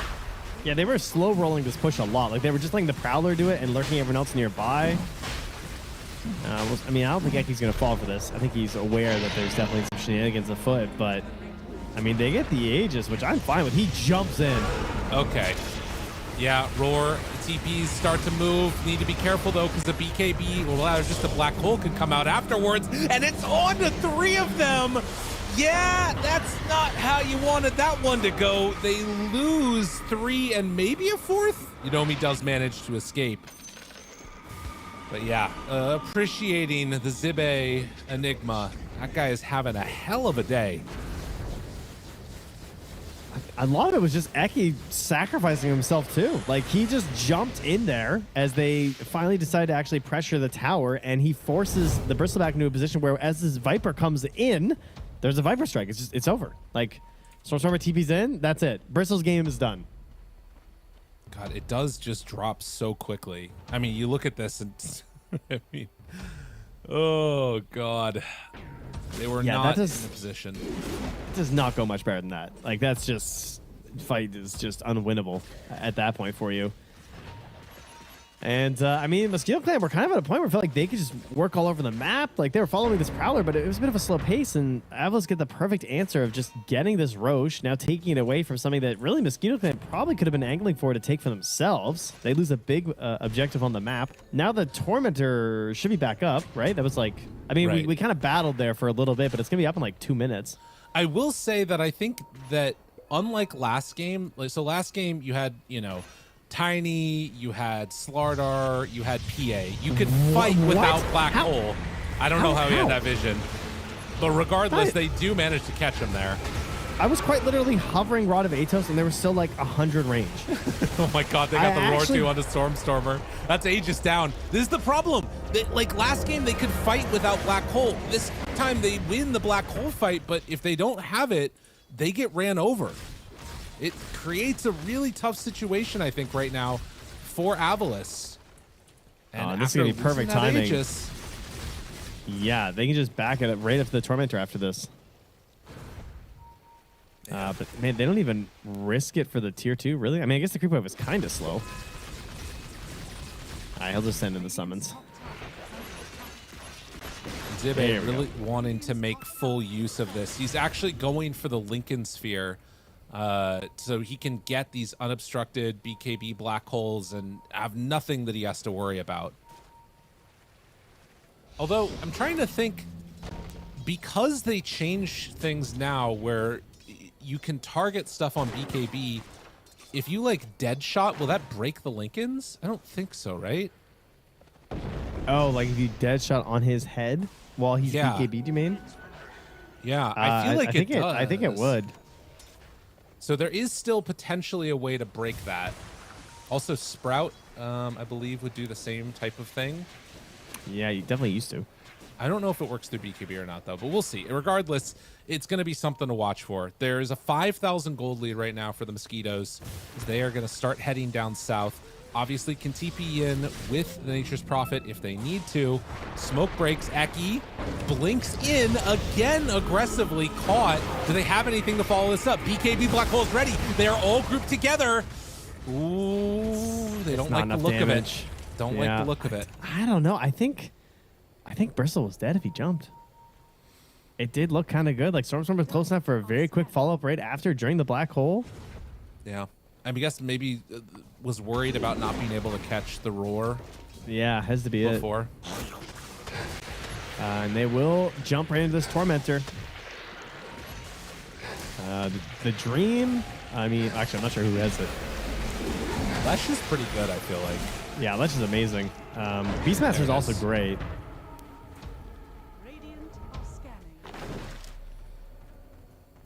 So they do have the Split Earth shard now for the ever-increasing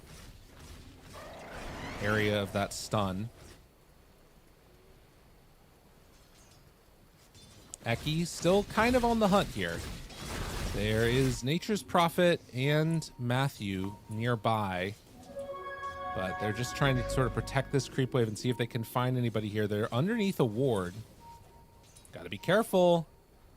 Eki off to the side. They see Seneko, but they didn't see him, but they get him now. Stun, follow-up, Force Staff trying to get him away. Right nearby. Now they jump immediately. He went right on top of Stormstormer. They didn't see him. PP gets demolished. Oh, wow. He was just out of vision of that Viper, but now Viper may be in some trouble. Matthew catches him with the stun there. Blink forward. They have the Black Hole. Caught on Vitaly. Doesn't manage to get the roar off. What a fight. I mean, the NP literally TP'd on top of the Viper. Yeah, that's not ideal. I was watching the other part of the fight. I was watching Jibe just being chased around and managed to barely blink out from the Beastmaster hunt down afterwards too. Just lurking on the side through a lot of that engagement. Ends up being a pretty sizable win for the Radiant. They both get some XP and some gold, but overall it's net positive for AVULUS. A lot for the TB. TB and Enigma both got like 2,000 XP, so big levels for them. Almost puts them to level 18. And it is level 20 for the TB here, too, as Matthew is getting shredded by these illusions. But they do find him here, trying to catch and kill. Smiling Knight Nice. not going to be able to get it. Matthew smokes himself, so he doesn't die to the illusions. Can reset for this if they want. No, they're just going to go through the gate and try and get away. Oh, he That bailed makes on sense. the Lincolns, eh? He's going eggs on Jibe. Interesting. I liked the Lincolns because I did feel like it was really winning the fights, but he's ready.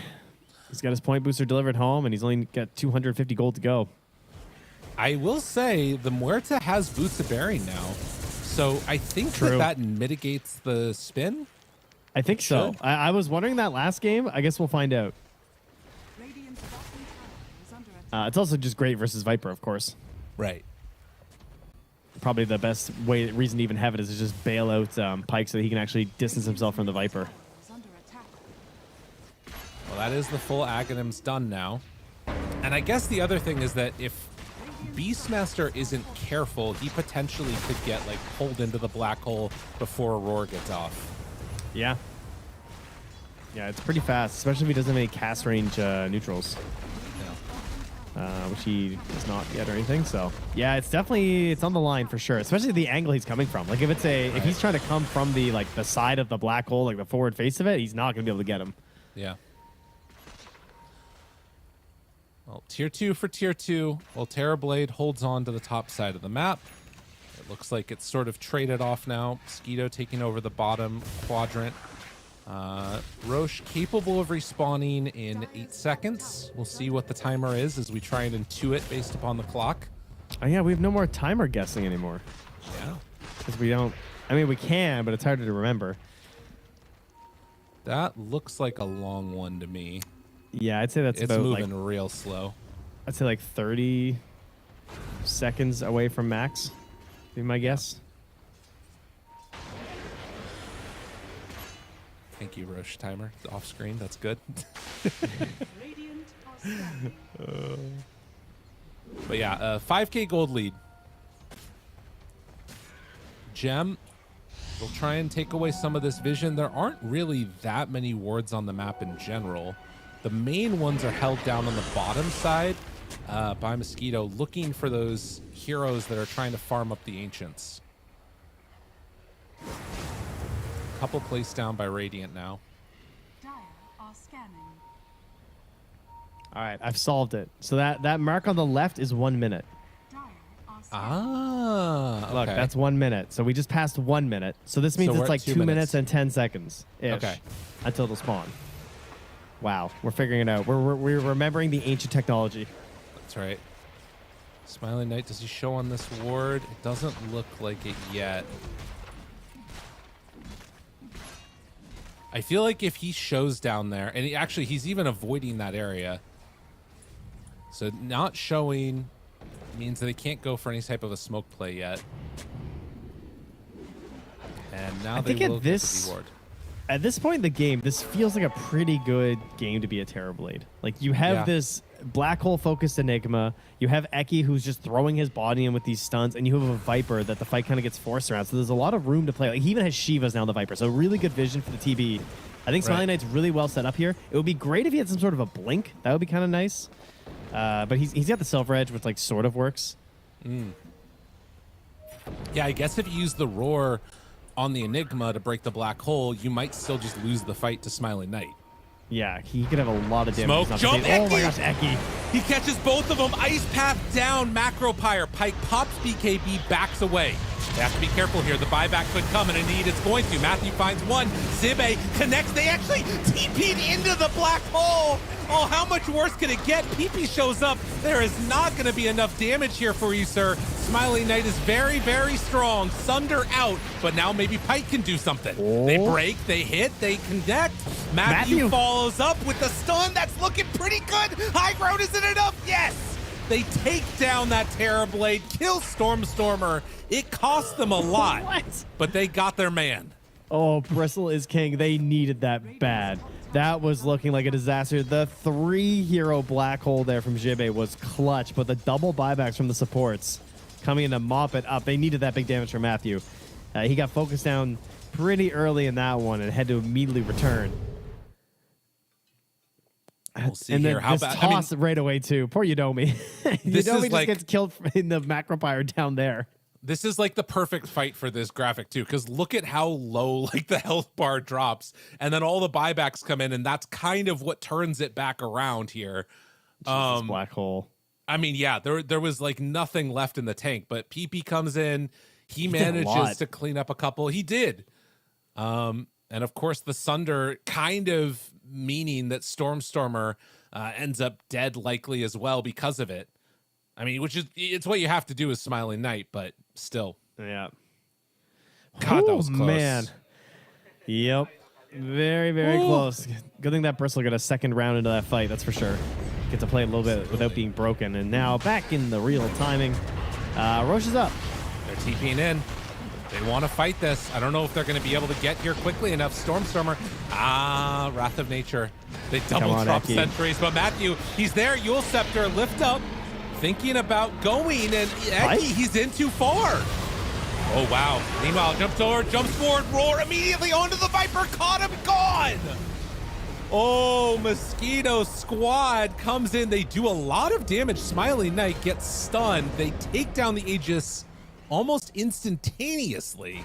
Yeah, that damage for Smiling Knight was crazy.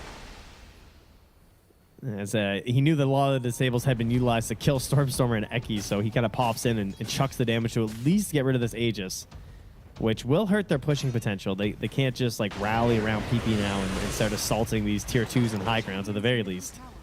But there is still a giant Bristle to deal with the Seeing Red Facet, one of the best siegers in over the past couple of patches, really. Right, and this window right here, they've kind of got to get something done right now. Dude, he just tumbled. What? This guy's tumble playing at 36 minutes? What are we doing? He just That's tumbled so down on sick. that ice path. I love that. It's so awesome. How bad were your other choices, man? That's so sick. Dude, he's tumbling. This guy's going. He just loves a tumble. Listen, you got to add a mana cost to it. If you had a mana cost to it, this wouldn't be here. Give him like 2 mana cost. He'd be gone. 2? That's it? It starts activating Warpath. Yeah. Oh God, no, The no. coding. Yeah. Well, nonetheless, they are not going to push their luck any further as they just take down the tier 2 tower and call it off there. Oh, geez. They also have, man, there actually are a couple more Tumblers toys around, aren't there? They have Tumbler toy on Matthew also. They've figured something out. They're in the know. Very interesting. Well, as we approach the 40-minute mark, it is still a substantial lead, but with Refresher now on Enigma, literally anything could happen. He is trying so hard to pull them back from the brink with these black holes. Yes. Between last game and now even that last fight at the tier 2 when he caught 3 heroes. Right. Jibe is like Atlas right now. He just got the world up there. He's just holding them as hard as he can. And he's got Ags, right? Like, honestly, if you catch 2 with your first black hole, even if you get destroyed afterwards, like, it could potentially happen. Oh, man. Tormentor. They got it for Fiddly. So, call the Wild big Hawk. smoke. I mean, and this is really cool too, right? You push mid like this, the tier 2 tower, they have to respond with heroes, which means they're giving up their position. They have a great ward in this area. Oh, Beastmaster? They walk right into him. BKB out. Does he have anything to get away? They black hole for the Beast. Okay. Round 2, are they going to stick around? Zibe, he still has it. There's the TP out from Domi. They managed to get away with everybody else. Everybody else bailing. But yeah, they got that tier 2 at the same time. I mean, instantly PP is up top and trying to control these creep waves too. So he's going to chuck a Treant there with a static shield. We're seeing this all the time for these Nature's Prophets. Trying to minimize what sort of goals they can attain with this Beastmaster being dead. But it is just one more kill on the long road here to success. We didn't see that, Jibe, don't worry. He did immediately refresh as well. Just wants to make sure. Yeah. It's up and ready. Oh my God. I will say I was playing a little bit of like Treant in Turbo. I saw that game actually. Yeah. I was getting Ags with a refresher as the treant, and I gotta say the reason I'm bringing it up is refreshing Midas is like the best feeling ever. You know, you're like, I gotta use my ability, I gotta refresh Midas, and suddenly you get 2 extra charges, and like now he's a good chunk of the way towards the Lincoln Sphere. Oh, it's so good. It is kind of crazy, yeah. And it certainly does not hurt to have a couple charges on that thing. Give Midas 3 charges. Make it happen. Yeah. What do you think about this Bloodstone for Bristle in this type of a game? I mean, I think, know it. Go for it. I would say I think good because there's no counter to it. Like they don't have. There's a lot of natural counters and itemized counters like Spear Vessels and stuff, or like Shivas. But like these heroes are really not buying too many outside the one Shivas we have with the Viper. Right. And Shivas isn't crazy. It's 25%, which matters. But I mean, I guess the other option would be the AC or the. Hold on. Am I crazy? Octarine? What? Did they not change the spell Lifesteal thing? For am I forgetting the quills, it was the one that he doesn't get it off of the passive one. Okay. So like when his quills reflect from taking damage, he doesn't get the heal, but he still gets it when he uses quills or when he uses the eggs. So it's still good, but it's less good than it used to be. All right.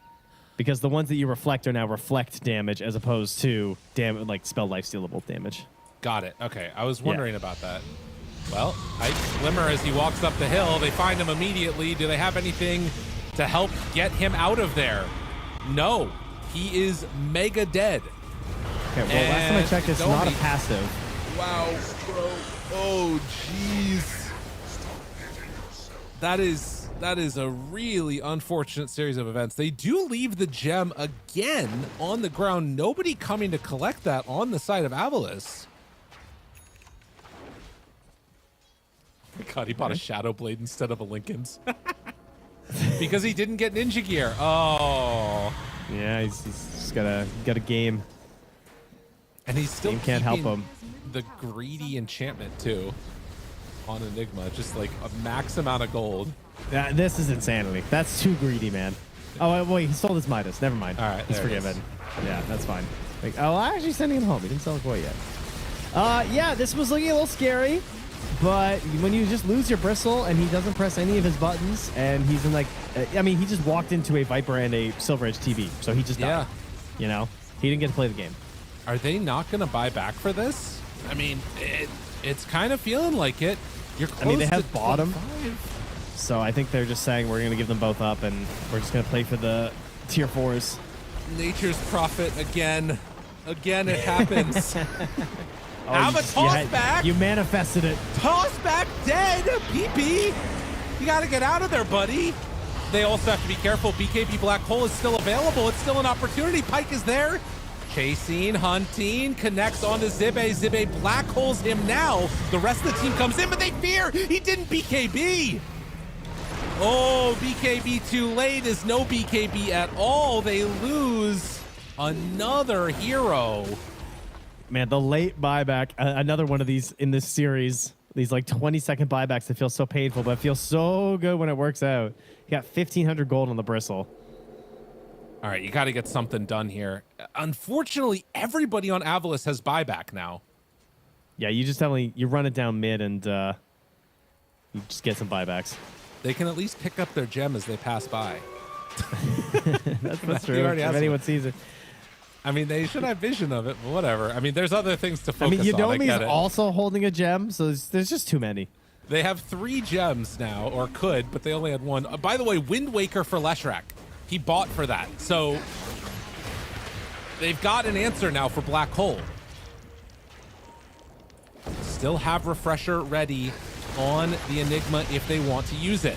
Starting to get the Split Earths working. Roar is there. Force Staff gets them away. Still, buildings starting to fall. Can they equalize the creep equilibrium, or are they just going to back out? No, they looks like they'll back out. Yeah, I think this is the right play from AVULUS. Don't burn the buybacks. Let them have one lane. That's fine. You still have the edge here. You know that they just bought back on Bristle and Nature's Prophet, so you just have immediate win conditions. Either of those heroes die, and this game feels very difficult. Roche is actually a relatively quick spawn, less than a minute, and they are going to head on in right about as it's spawning. Do they stick around long enough? Yes, they. Oh my God. They waited just in time. Easy. That'll be a refresher. That feels pretty good. I actually don't know who takes that. I mean, I like Shakiro, to be honest. I feel like maybe Smiling Knight might ask them to pass that over at some point. If he ends up using meta or whatever. Yeah, that's we'll true. See. For now, Jakiro's keeping it, still working on his Aghanim Scepter. Close in net worth, but not feeling close in this game. No, it's about how the fight started at this point in the game. Like they don't have this overwhelming threat of the roar. It just doesn't feel as strong at this point where like someone's just gonna die and be blown up. Just there's so much counterplay. The BKBs are wearing a little bit thin here at this point. 6 seconds on the Bristle, 6 seconds on the Nature's Prophet, at least a righteous 7 on Beastmaster. And then even when you're BKBing, you're still just thinking about Jive and wondering where he's at. Stormstormer has bot, so he can come and join the roster whenever he wants. But this top lane is going to continually be pushed in by the Nature's Prophet. And of course, you've got to be concerned about any of those backdoor protection situations. Also, finished a Scotty now for Viper, so more of these answers. Yeah, it's making Pyke's life harder and harder, isn't it? Yeah. Yeah, I would not be playing an honest game at this point if I'm Mosquito Clan. I'm starting to think about tactics of like cutting waves, and trying to find a dishonorable way to win this one. There is Boots of Travel here on Stormstormer. He's gonna get fouled. Oh, he pump fakes the roar, didn't he? Now they move in. They can't get there in time though.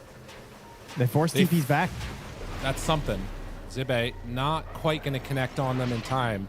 That they can maybe go up high ground here. Smiling Knight, Pyke walks forward. Now they pop the meta. Turn to hit. Broken on the Bristle. He Ogre Seals away. Fear pushes him out. And they have the outpost, so they can just TP some of these heroes back in. I mean, Stormstormer obviously had his TP, even though they went back to save him. He can rejoin up here for Smiling Knight. Keep this pressure up with the 2 lanes. Really struggling to get in behind and actually like force any sort of a bad creep problem here for the Radiant. Right. The banner can't has been TP planted right now. He's got to be able to come in and fight. Didn't have a TP scroll. They get a full AC completed. He was going back and forth on Bristle about what he wanted. AC is the choice. Remember, they have a save for BKB Black Hole with the Wind Waker on Matthew. Shiv is so far back right now. He's just giving them nothing. They need to send somebody in to deal with this because this is just going to drop slowly. They decide to pick up a Butterfly on the Nature's Prophet. He has that done. Also, a Butterfly completed on Terrorblade. That one is in his backpack. Jump forward, Roar catches, trying to take down Stormstormer. He's in trouble. PP goes to the side, and there's the jump in. They only catch onto 1, and it's not good enough. That is not good enough at all. Dude, that Black Hole did nothing. They buy back. They want to get back into this fray. They do have a refresher on that Enigma. Pyke surviving through it for now. They buy back on Muerta now. Eki in trouble. They catch on to Matthew, but he Wind Wakers, tries to get to the high ground, not quite making it in time, and ends up dying. He has buyback. He can rejoin his team here. They don't want to get megged. You've spent a lot on this defense. You have a potential win condition if you get Jibe, but they also know that there's no buyback on Nature's Prophet, no buyback on Bristle. Scary stuff.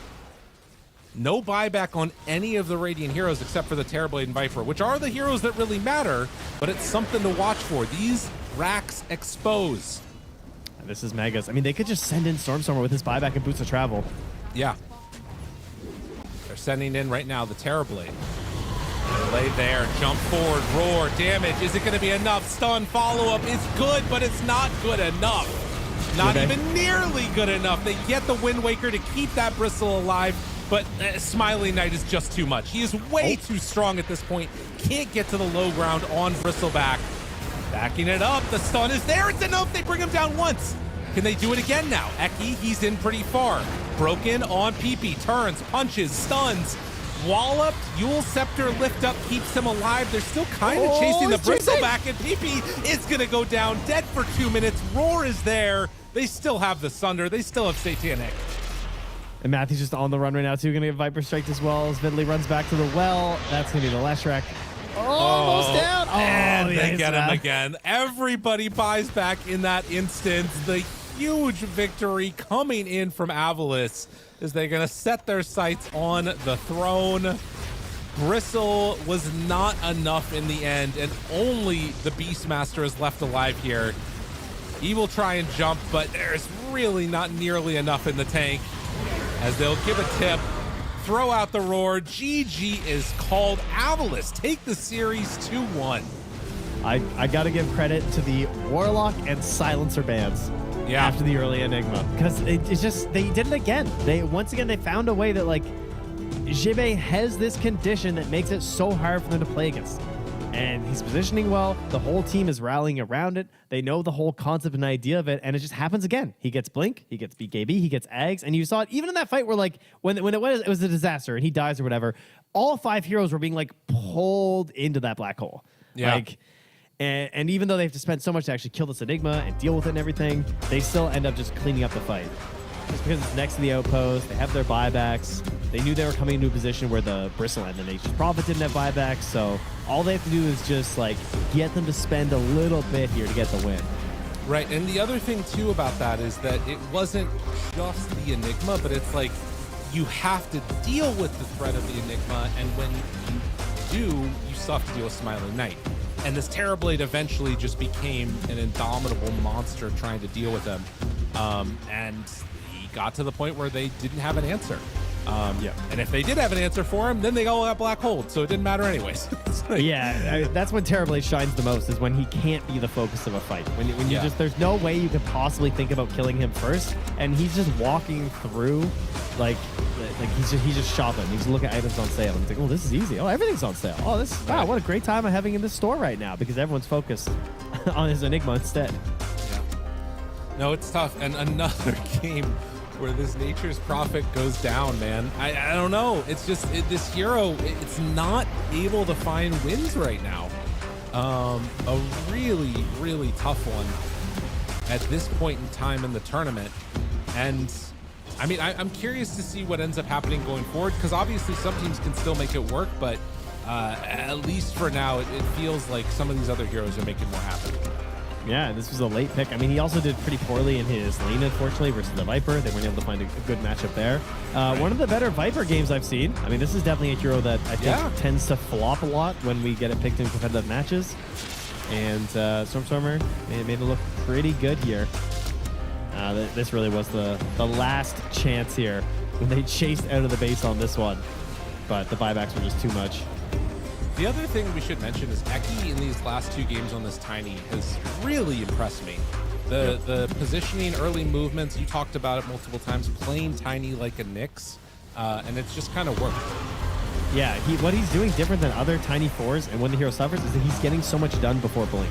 A lot of Tiny players, unfortunately, they struggle to actually do anything before they have the Blink dagger, which makes sense because they've consistently nerfed the Ava and the toss, both in the range that it has to initiate and then the distance you can toss until you like up the levels. So it's been getting harder and harder and harder. You need to be more skillful on it. And his ability to play around vision at nighttime was perfect. Like, there were times where he was just walking out of the darkness, just a few hundred units away from people in the early game. And despite him being like level 3 or level 4, they still couldn't react to it because he's just close enough to immediately toss you into a complete danger zone.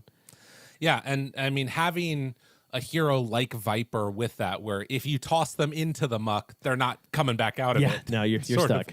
It makes that problem that much more pronounced. Man, what an awesome series. And we still have one more coming up in just a little bit. Oh, and Trent, are you ready?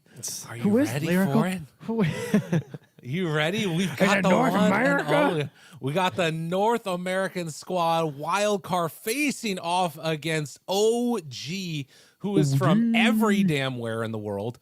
And it's gonna be an awesome one. I'm pretty stoked for this next one personally. Man, that was a good one though. Yeah. Make sure you guys you stick around, eh? How about that? Lobby's already up. I'll tell you guys, we're getting things going ASAP. These players they're ready to play some Dota. So we got that for you coming up soon. Well, let's get ready to hop into it right now. We're going to go a quick break. When we come back, we will have that final series of the day for all you fine folks. See you then. Please welcome the true stars of tonight. The heroes of Dota, who have claimed the top prizes from 1xBet. Best carry, Phantom Lancer. Best support, Marcy. Best mid lane, Zeus. Pudge. Best Players Award, 1xBet customers. 1xBet, it's your pick. The human body was built to move. Not trapped at a desk in one singular posture for 12 hours a day. It's time your chair evolved. This is Secret Lab Titan Evo. Ergonomically engineered for you. Gamers, hybrid workers, artists. Backing your every move.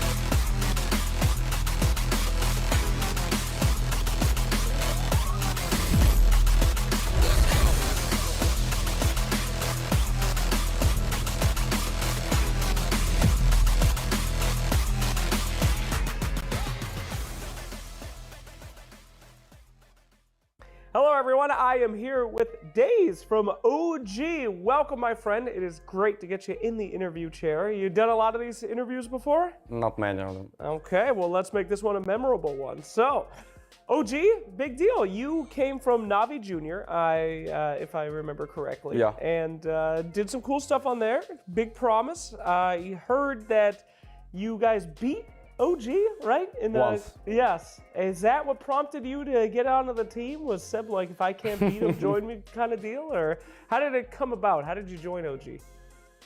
I was, I left Navi Junior. I played in some rosters, some teams. Sure.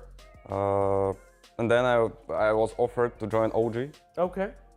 I said, like, why not? Let's try. Let's try. All right, so you were on a few teams. What made OG appealing? I'd like to play with, experienced players. Already, most of them, all of them already champs at some point. Good for me. Okay. Like to bring some ideas. New life, Sure. You got to learn from the old guys. No one's older than Seb and the rest of the boys. So tell me a little bit about you, though. How'd you get into Dota? How did you start playing? My brother taught me to play Dota when I was 6. Actually, he didn't teach me, he just played and I was watching. And when the computer was free, I just played against passive bots. Oh, I see. All right. Yeah, because other level of bots destroyed me. They were too hard? Yeah. Can you beat them now? Not sure. No, really? You haven't gone back? Yeah. Jeez, okay. So you said that you learned stuff from older players and you look at them. When you were first starting off, did you watch certain players? Did you, study them? Yeah. I was watching, I've watched a lot of replays of Creed. Yeah, I'm a big fan of Creed. Okay. Yeah, and of course I watched TIs that OG destroyed. Big Seb's fan as well. Sure. Yeah. That's it, I guess. Is it weird to play with a guy like Seb when you're a fan and, No, I was a fan. Now he's my teammate, so... Yeah. It's good. It's good now. It's good now. So if he messes up, you're going to say like, hey, don't do that. You suck. Someone says that it's bad to be a fan of his teammate, and I agree with that. and for now we're just teammates. Okay, good to hear. Good teammates. I mean, we trust each other, and it's not about being fan. It's about being not in love, being trust each other. Yes, I have that trust. What do you think about the new update? Do you like it? Do you think it's in a good direction? Any update is good. Any update? Yeah, of course. Okay. Something new to learn, new patterns, new heroes. I like it. So we'll bring back Wraith Pack then? All updates are okay? Yeah. Wow, okay, jeez. Well, I've been hearing from, some of the young bloods in Dota that they like the new patches because they're a little bit faster. There's more fighting, there's more things to do, there's more objectives. Are you that kind of player where it's more about fights, or do you like thinking about the game more? I'm that kind of player. Aggressive fighter. And it's good that they updated the system of wisdoms. The new tormentor is OP also. Like you have to fight for it. You have to be ready to fight for objectives. Yeah, I like it. What about neutral items? Do you like the new system there? Not really sure yet, but as I said, any update is good update. All right, cool. And last question, IceFrog looking for inspiration from the new blood of Dota. Thank you for being our new blood that will be the rising stars. What should IceFrog do? Any heroes that are busted? Anything in Dota that's boring? How do we keep this game alive for 20 more years? That's a good question. I'm focused about playing. I don't think about other stuff. Whoa! So there's no hero that you think is so broken needs to be deleted, or item that's too strong? Broodmother has to be deleted. Deleted? Yeah. Broodmother? Yeah, I hate Broodmother players. Dang. Yeah, they are sicko freaks. But, no, just kidding. Yeah. It's okay. You're a very respectable player. You have a respectable pool. So I have no flame for you and your disgusting playstyle. So thank you, sir. Well, this has been a lot of fun. Thank you so much for letting us get to know a little bit about you. We're excited to see how far OG can go, and I hope you can take down those guys that you used to watch those replays of, man. Yeah. Thank you. Hey, thank you very much. All right, we'll be seeing more from him and OG coming up at PGL Wallachia.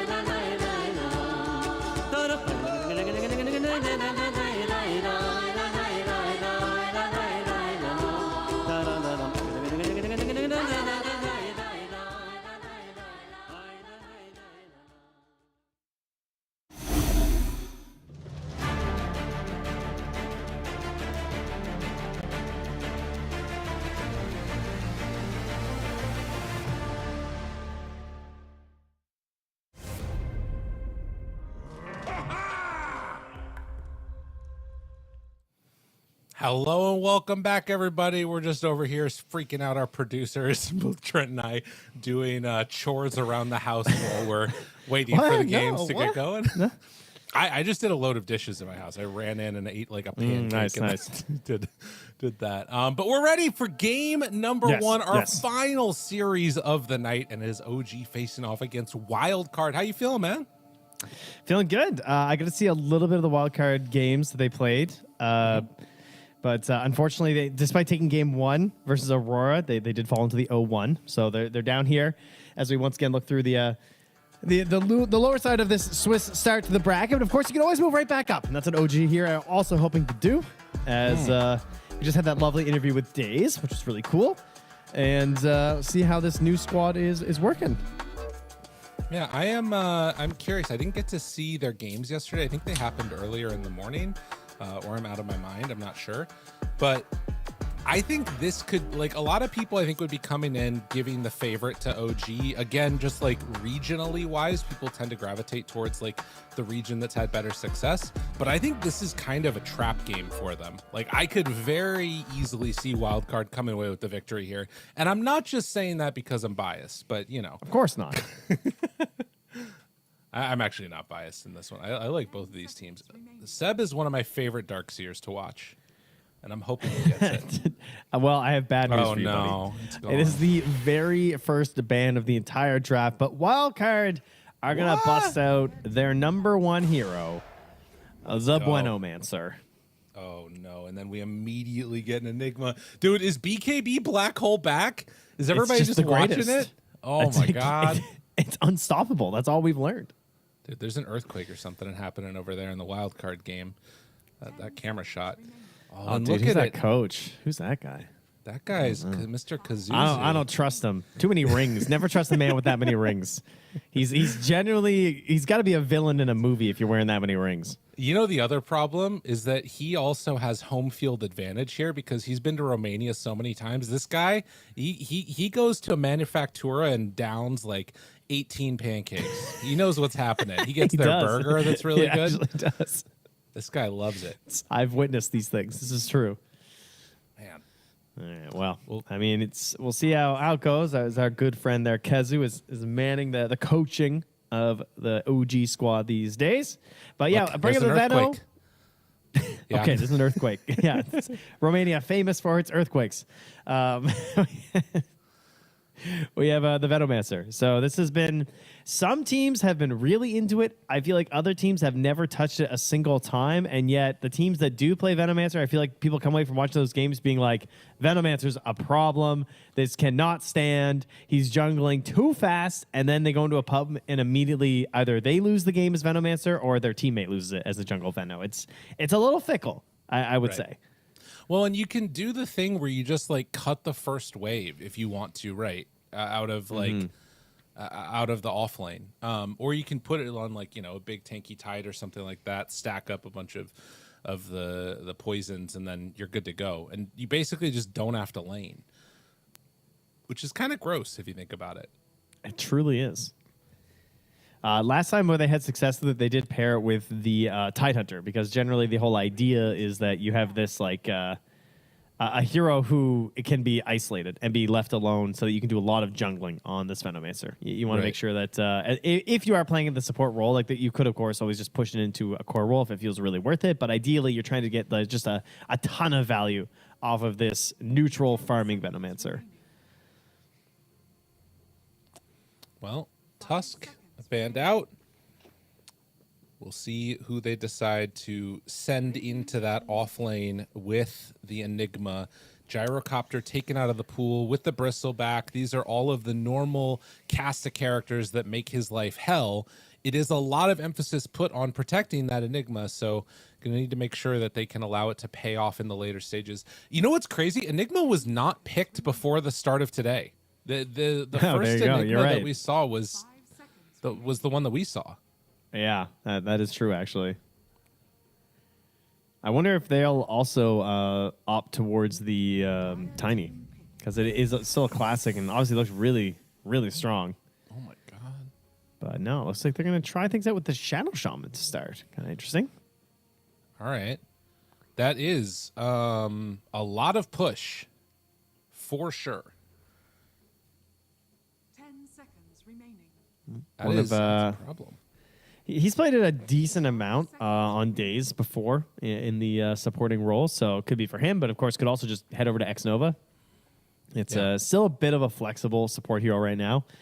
He seems to have eclipsed Lion in a lot of ways, especially with this this new Aghanims that he's got going on, but I don't know if we'll get that far, but just reliable, lockdown, disable, and has an ability to actually push objectives, which if we're trying to open up a good game for an Enigma, we're seeing people run in together and really pressure that tower somewhere between 8, 9, 10 minutes. And the Tiny instead will be heading over to Wildcard, who do have the 9th pick overall, so they're not going to be able to get that guaranteed good mid matchup. So they might be thinking about making this a mid Tiny for that reason. Well, the very combination, well, I guess it's not even a combination, just Jakiro every game. Just here. He's hanging out. I want to see actually how many times he's been picked. He's the most picked, 17 games, only 41% win rate. It's interesting. A lot of the most picks are the really low win rate ones, with the exception of PA, who obviously did just lose that one game, but every other one they've been able to come away with a victory. This would be an interesting PA game if you wanted to try it as OG, because like I could see it being kind of scary. Like, I don't know if I'd want to go into these 3 heroes as PA. Yeah. But you also have Warlock potentially, so you could get your bread and butter combo. You take it away from your opponents. Wildcard, I mean, they also had an opportunity to grab the Warlock as a position 5 to set up for a decent carry. I mean, this could be also position 1 Tiny, which has looked okay. But they went for this Jakiro instead, so perhaps they did not witness the glory of the BKB Black Hole being back. I mean, I don't think they were doing anything else, though, at that time. Somebody on their team surely was watching the game. Maybe not, though. Who knows? They do take the Warlock away and the PA. This is exactly what we saw in the last series. I want to see what they're... I mean, they changed it out. I don't think that it was a... what do they have? We did not have a shaman. Yeah.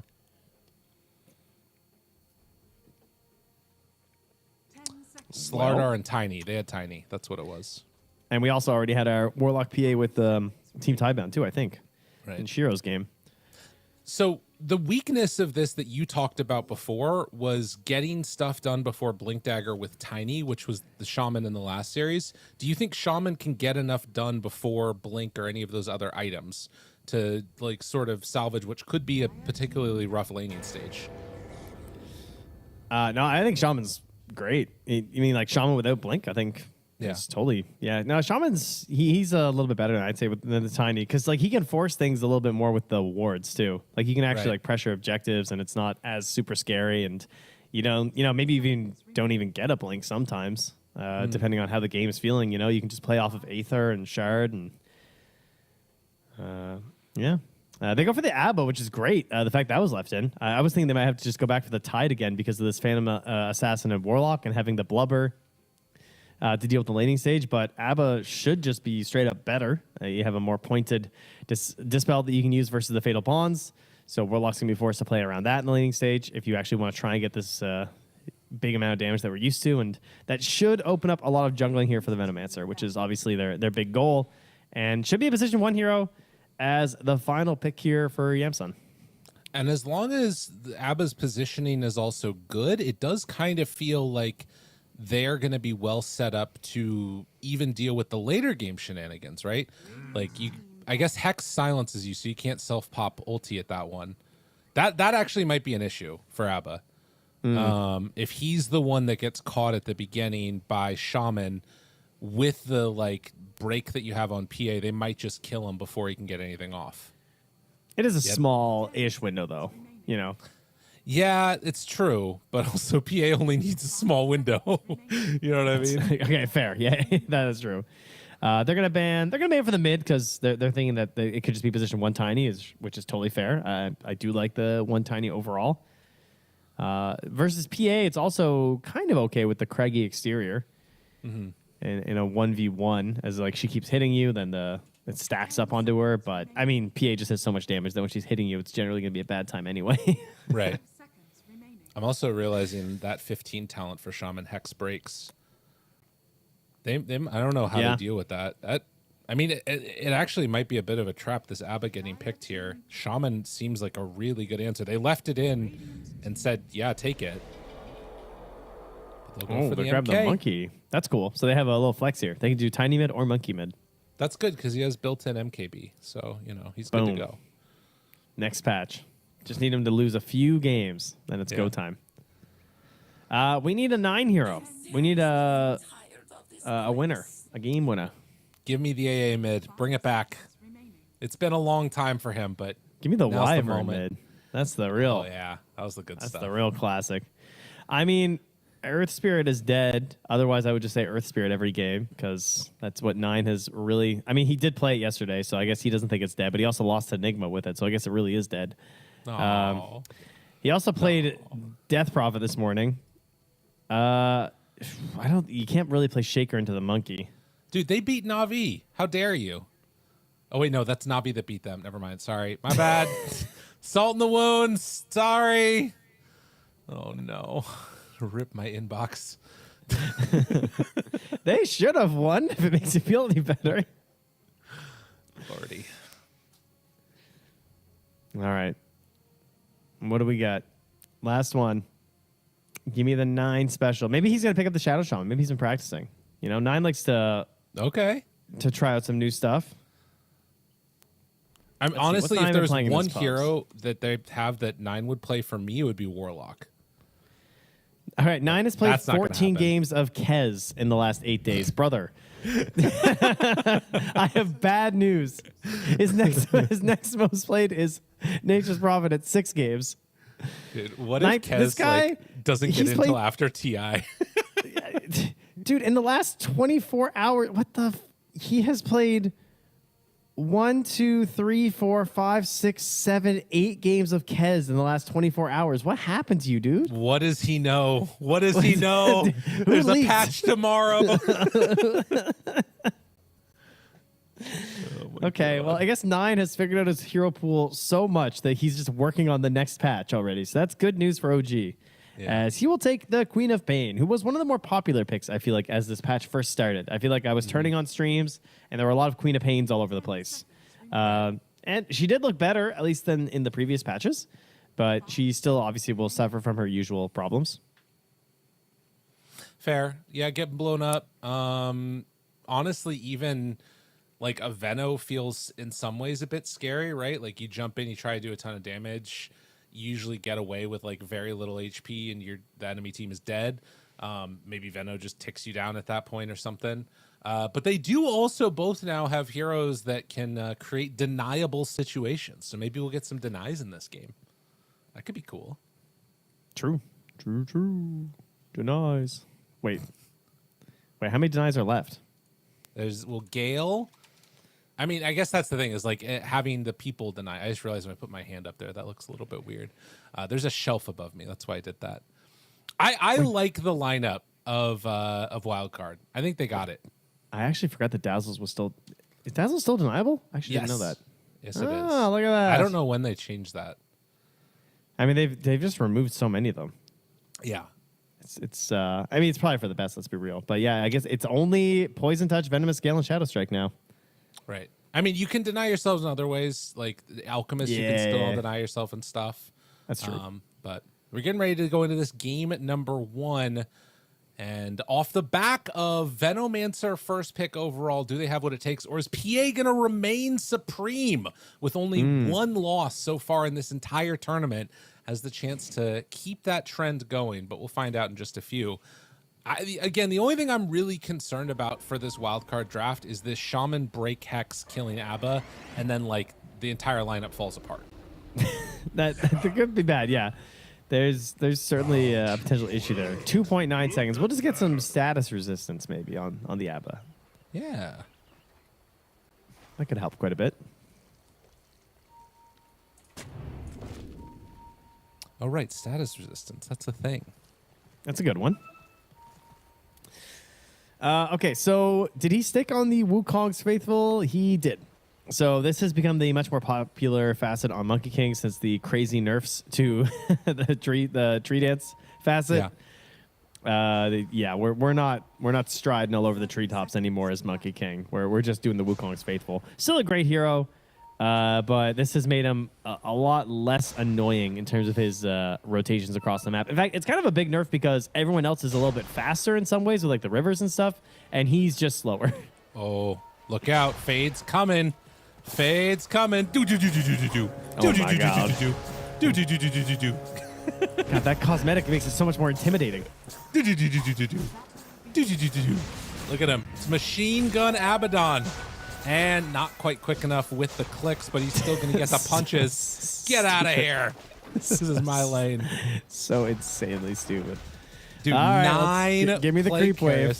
Yeah, they're waiting for it. And look, they're going to try and sit here and deny this. Are you really going to try and stop this from happening? There's so many heroes. I don't think they can do it. Oh, baby. Dun, dun, wait, dun, the range creep? dun. Oh, they got him. And the Veno gets the last hits. The true glory. He got 5 of those last hits. And Abba didn't get any. Oh, that's too bad. That is super interesting. I mean, he's just back in Fountain. Yeah. He's pre-warding himself to run top to go jungle. I love that.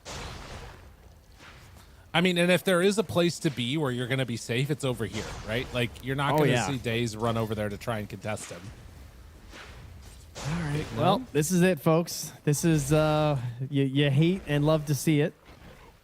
We'll just we can keep like, can we have a Veno cam to the side every now and then that just pops up to remind us that he exists? Yeah, that he's just out there doing things. I mean, it is so effective. Like, he just blew up the wolf camp so fast.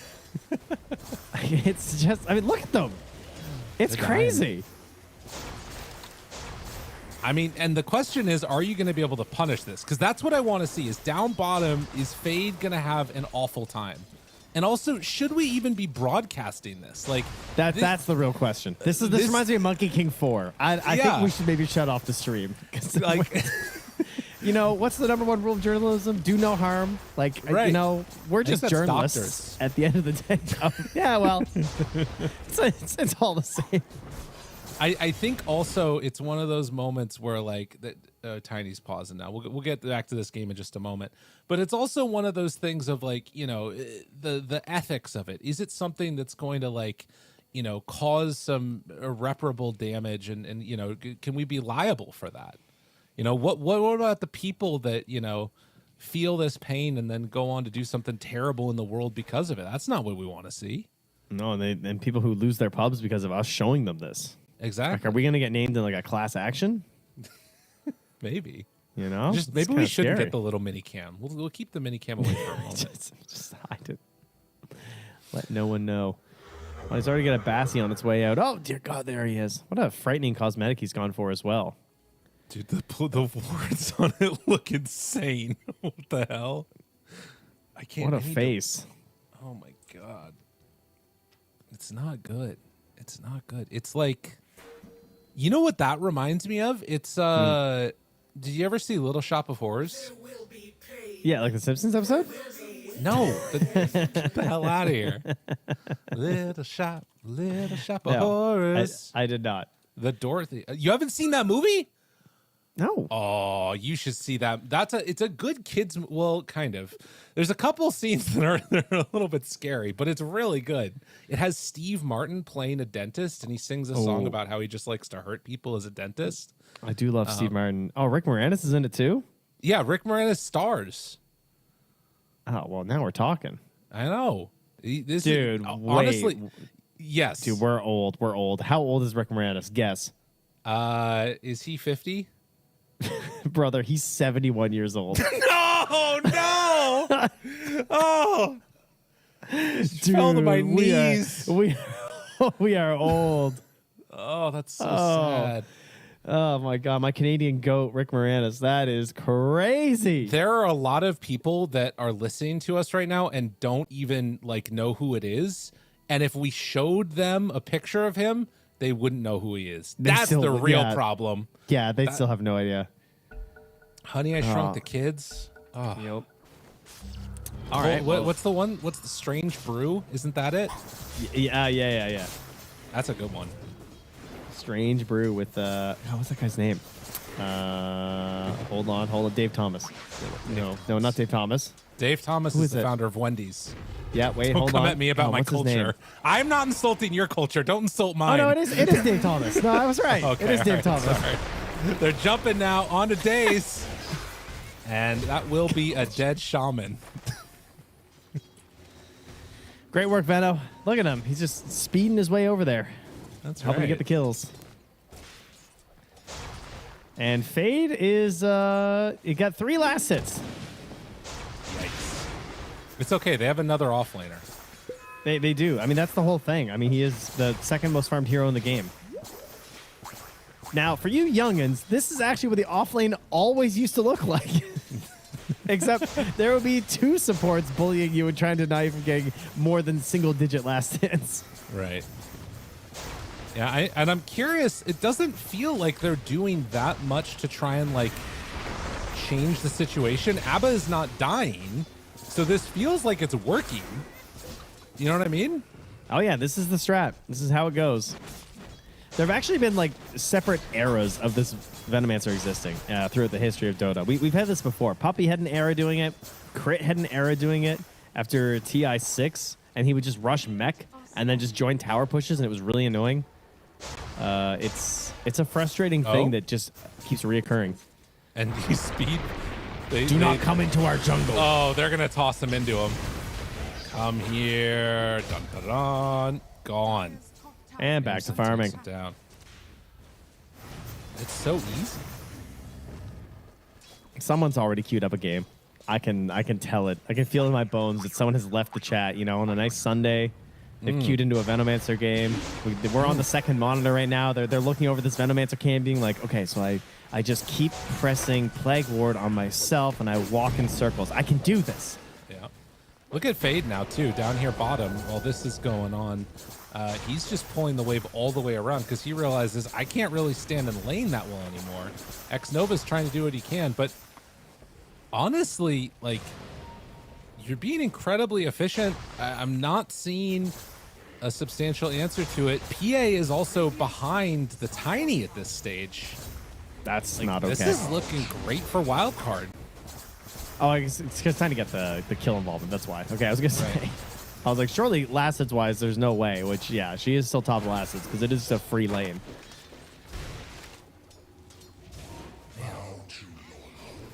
Pretty strong stuff. I do think that it starts to become a bit of an issue as this goes later and later. Oh, he's coming on over to contest the Ancients. He's just getting a ward down on X-Nova. Oh, look at these Prowlers, dude. He can just farm these Ancients. Yeah. Oh, it's glorious. I mean, he's the most farmed hero in the game. This really isn't okay. Yeah, this is what they do. This is the Veno play. Now, here's the thing. They played this. They won game 1 versus Aurora. And unless I'm crazy, they did not pick a game 2. They don't want to reveal the power level. I think that's what's going on right now. I thought that was very interesting. Did they beat him in game 2? Yeah, in game 1 they beat them. In game 2 they lost, and then they lost game 3. Okay. So maybe I misread the draft, but I'm pretty sure it just got ignored in game 2. And yeah, oh sorry, never mind. I got first phase ban. I'm an idiot. Okay, that explains it. I missed that one. Makes more sense. I missed it on the. I misread something. Yeah, and then I got banned game 3. Okay, I'm not stupid. Sorry, I was stupid. I am stupid. But you aren't anymore. No, I've changed. Yes. They're starting to move in this direction now. And Days dying to the wards. Dead to the wards. X-Nova in trouble. X-Nova dead to the wards. I mean, we could just copy paste that little audio bite, and we could just play it at the end of everything this game. To the wards. He's 202, 100% kill participation, highest net worth. Well, not quite, but about to be as soon as he finishes these ancient camps. I mean, this is disgusting. Yeah, and Fade is living. I mean, he's getting XP. He's level 5, 3 points in the shield. It's a Warlock, so there's not a whole lot he can do because he just has the Dispel ready to go. And, I mean, OG obviously knew this was going to happen. They let it through. They saw what happened to Aurora. They understood that the next 2 games it was banned, and then they simply won those games. Right. I'm surprised they didn't have, like, a bounty hunter plan or something, maybe. I'm surprised other teams haven't done this yet.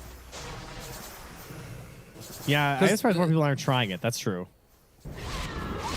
Oh, that's a good answer. I mean, well, you are a pinata now, so 9 is really happy about that. That's the value of the ward. Yep. Thanks, X Nova, and Fade will immediately say, "Yeah, there was definitely a ward there." I mean, he is the support at this point. Oh yeah. But is also level 5, no, level 6, excuse me, on the Abba now. Days in a bit of a precarious spot here if he gets spotted.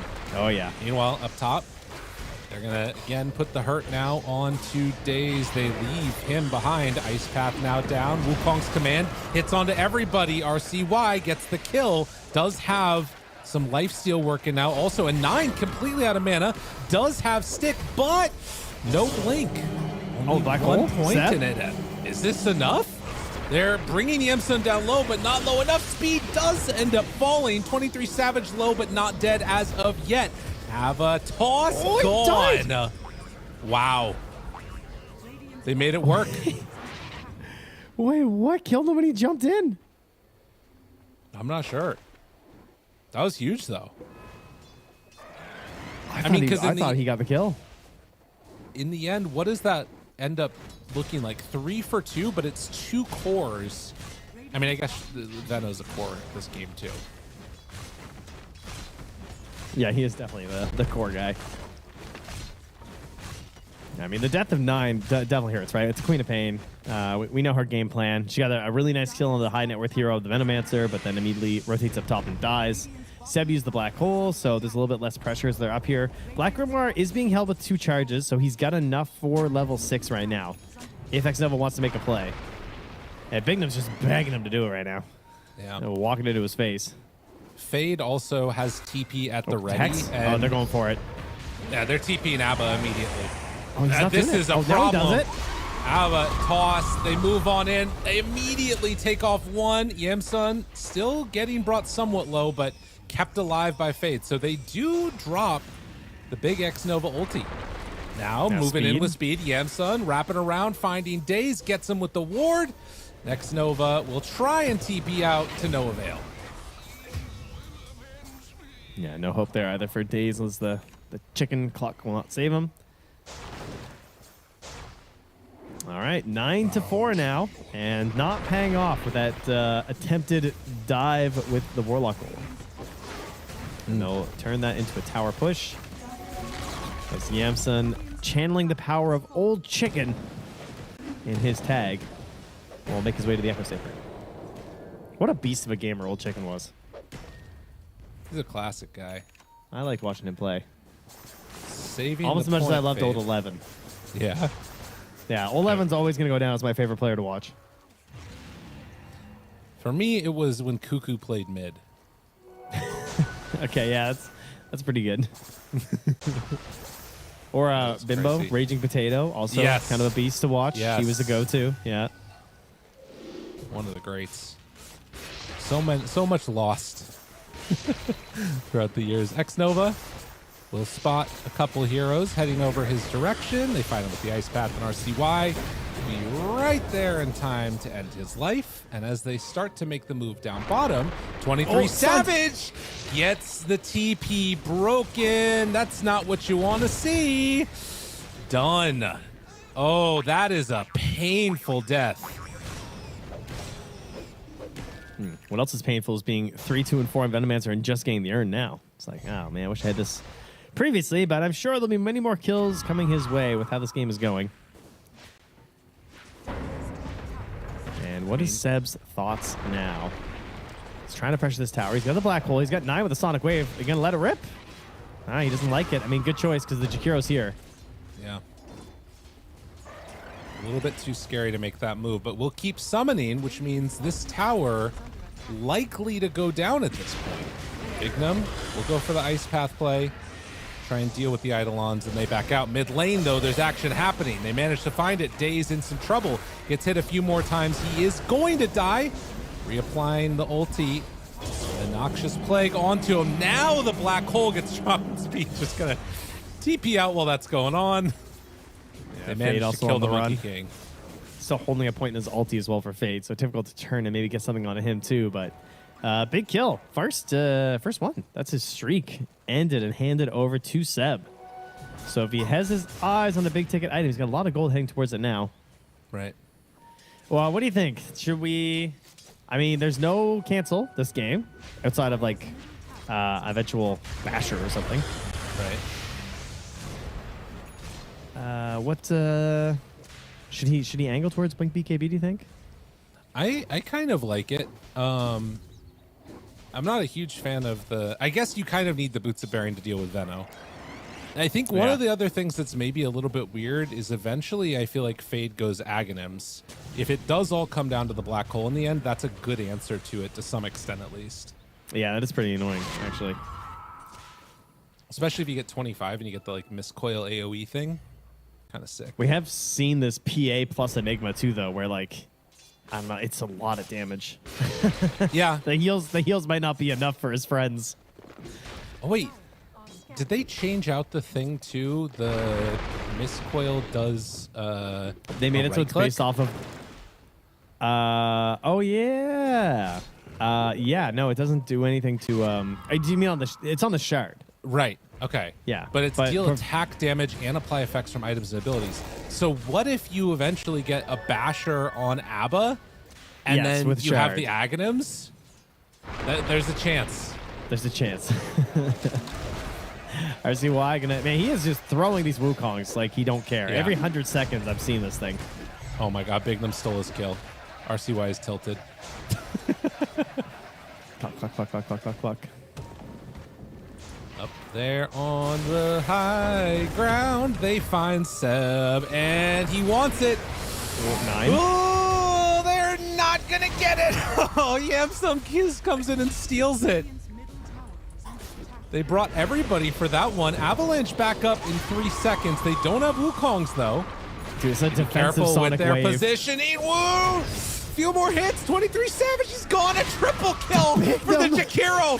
Get him. Get him. Give it to the Jakiro. Oh, good. He missed an Ice Path. Don't look. Don't look. Oh, my God. They almost get him. Yamsun killing spree. Dude, Wildcard is cooking. They're cooking.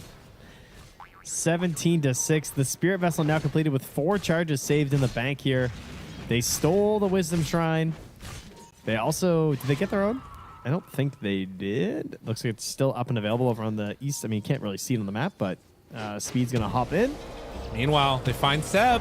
Seb caught. They jump in, jump out, forcing him into an awkward position. And yeah, Speed does manage to pick up that Wisdom. So, oh, wow.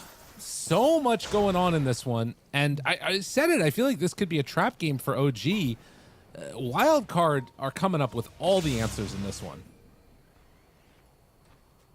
Yeah, everyone's... I mean, it's not even just this Veno or anything. It's just like the whole way down. You know? Yeah. Like, Yamsun's been great this game. He's been very active. He held his own in the lane. He hasn't died yet. Bignum is crushing it. 5, 2, and 10. Just constantly getting these little double tap plays to finish people off. Mostly hitting ice paths. Right. He is going to give up a lot of gold for the streak when he eventually does fall. That's true. But it looks like OG are getting set up to come and defend this Tormentor, maybe. We talked about the Serpent Wards to try and stop this from happening, but if he's not careful, now they move forward, Good vision. jumps in.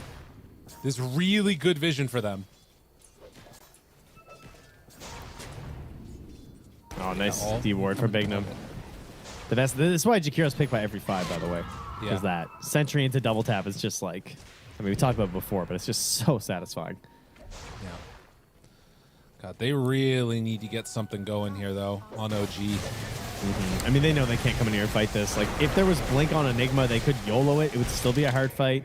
Right. But the Shard will go to Fade, which is probably the worst one possible, considering he doesn't even have a single point in Mystical Ammo. And it's yeah, that's good. Right in their face. Huge. Quap is getting stronger. Are they? There's no way they're trying to do Roche right now. Yamsun finds them all. X-Nova's just dead. Day's now there. Drops down the wards. Wants to get him. Didn't get the range on the shackles. Does have him here now, though. Although, well, who has who? Shielded. He's immediately fine, and now they can farm up these wards. Jakiro again, winning. Trent, I'm not gonna lie to you, man. This is looking really bad for OG here. It sure is, because they are the ones who are going to be losing out on Roche as Wildcard move in very confidently. Look at those wards taken down. My wards are better. That's what Speed says here. It's just factual. How many times do you think he casts Plague Ward in a game? It must be so many. Yeah, I mean, let's see. It's a 5-second cooldown. Or 12 a minute, approximately, because he never stops. He just has infinite mana. So, like, we're looking at least, like, 150 already, probably. Somebody think about this guy's fingers. You know, it's a lot to press those buttons. We should have auto cast for Plague Wars. If that's not a sign that this hero is a problem, then I don't know what is. Should also mention he's got Ripper's Lash, so it's like even worse. You know? I did notice that. That is very Do you comical. think he ever gets rid of it? No. No, I don't think so either. But we'll see as he does have an upgrade in a moment. But down bottom, find one, Bignum there, realizing you can't do that. That is not something that's going to work. And another death for Days, who has just not had a good game. He is half of the deaths of the team. And they've died a lot. It's a bad hero to be behind on, for sure. You know, you are dependent on some of those items outside of your wards. Oh my God, he jumped right in. Oh, that hurts. Yeah, and they take him down. Oof. Trent, that is rough. You know the other thing about that? They're probably not even going to get his ward because he blinked into them. Yeah, you're probably right. I mean, OG have got to be thinking like, okay, how do you actually get it? I mean, it is just Black Hole. That's what it is. He's going Ags too. He's thinking that makes sense. Like, screw the BKB. I mean, you either get Jakiro or you don't, pretty much. Right. He's really gonna full on YOLO it. All right, let me see what he's got. What can you make, Speed? Is there anything worth it more? I mean, I can actually see tumblers. Oh yeah, he got Searing Signet. That's also. I mean, it's like that's not crazy though, right? Because it's 55. Yeah, they did actually increase the amount that you need to take for it to be worth it. But if you're hitting everybody, it's like kind of cool. Yeah, it's good with Plague, I guess, if it jumps to people. Well, that is a high ground push. Abba right next to Yamsun throws the shield on him. And OG, no answers for this. X-Nova just has to watch as the buildings fall.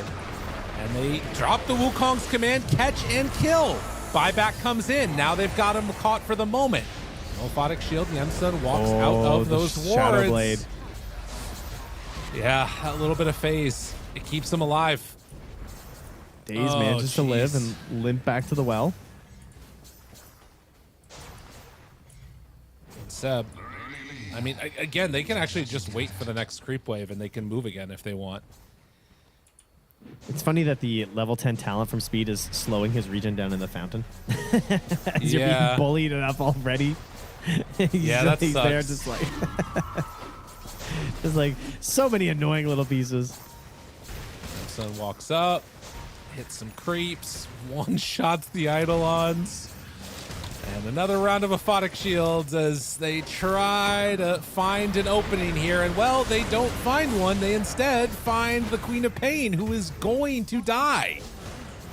Fade on a killing spree. No buyback for Quap. This one, it just feels like they did not have an answer at all. That voice line does not sound very nice at this point. The Gabe Newell one. You're doing very well. I'm very proud of you. That didn't seem very, honest, positive. Yeah, I mean, how could you do that to a team like OG and voice line them like that? I've never seen something like it. Yeah, honestly.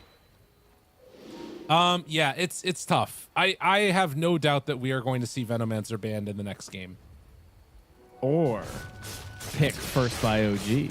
Hey, there you go. Now we're talking. Daze, taking some notes. He's like, I can do it. Put me in, coach. I have the technology. Kezu looks at him, pushes up his glasses, just says, it's banned, no. This hero is illegal. This is Kezu right now. He's sitting in that little coach's room at PGL, and like where all the players there, he's sitting there with the other teammates. This hero is illegal. It's so stupid. It's just so stupid. I mean, he's not wrong. I'm completely honest. That is very true. Look at this. I mean, this is not the problem, but it's the earlier part that's the problem. Oh, did he get the gem? Let's go. Nicely played, X-Nova. All right, big save, big save. That's the thing. When you die a bunch, it just means that you get better at dying. But Fate has the gem. Oh, I see what you're saying. He got the other one. Gotcha. He saved the other one. Understood. Bro, that so they still have bad. a gem, but they're just okay. So they're gonna, instead of going high ground, they're gonna go mid now. I mean, I don't know if you have another option there, to be honest. What are we at? He's going back for BKB now on Enigma. He tumblers toys on in. Ready to blink out. Cutting the wave. Very good. Trying to kill it off, but another tier 3 tower going down. They could also glyph and save it. This is like, if you're gonna lose a game, it also feels like this is the best possible way to lose a game one. Because you can be just like, these guys are cheesers. This isn't real. This is fake. We'll beat them if we get a straight up match. You know what I mean? Yeah, and look, I know right they there. used to Aurora yesterday, but like... Oh, Fatal Bonds immediately broken off. Now they get the ulti out. Yamsun in trouble. 23 Savage finding his target. Guys, we got this. They're running in. They're looking for more. They take down Bignum. 23 Savage is very strong. Oh, God, and now he's in some trouble. Sonic Wave connects onto 3. It is a lot of damage. Seb! Ah! Oh, no! Not that. Hey, he got Abba. Yeah. He's a pretend core. He's as rich as a want the core. Monkey King. I'll come back and get you later. That's what he said.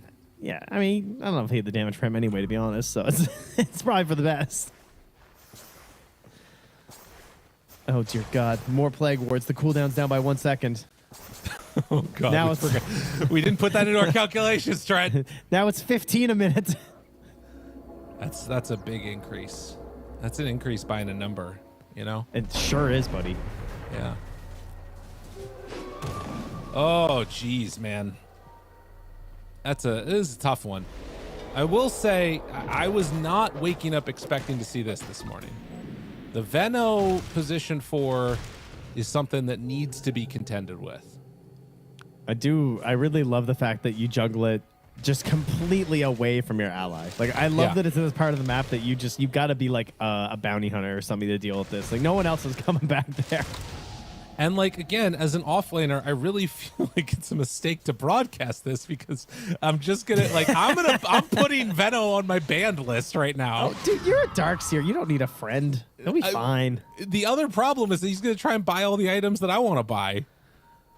Oh, that's a fair point. Oh, but now you can do your other build with your punch and stuff. Yeah, it's real good. Get an Echo Saber on Darkseer.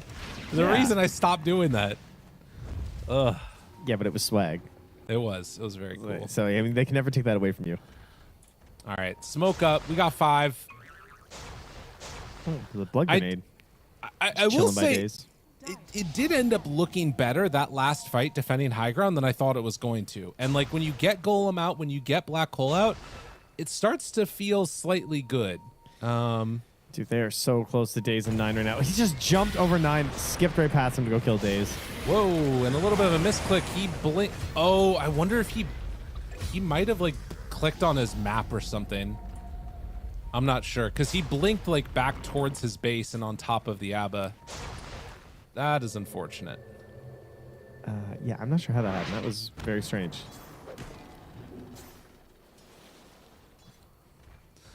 Oh, regardless, 9-28, 14,000 gold lead, and they're going to return.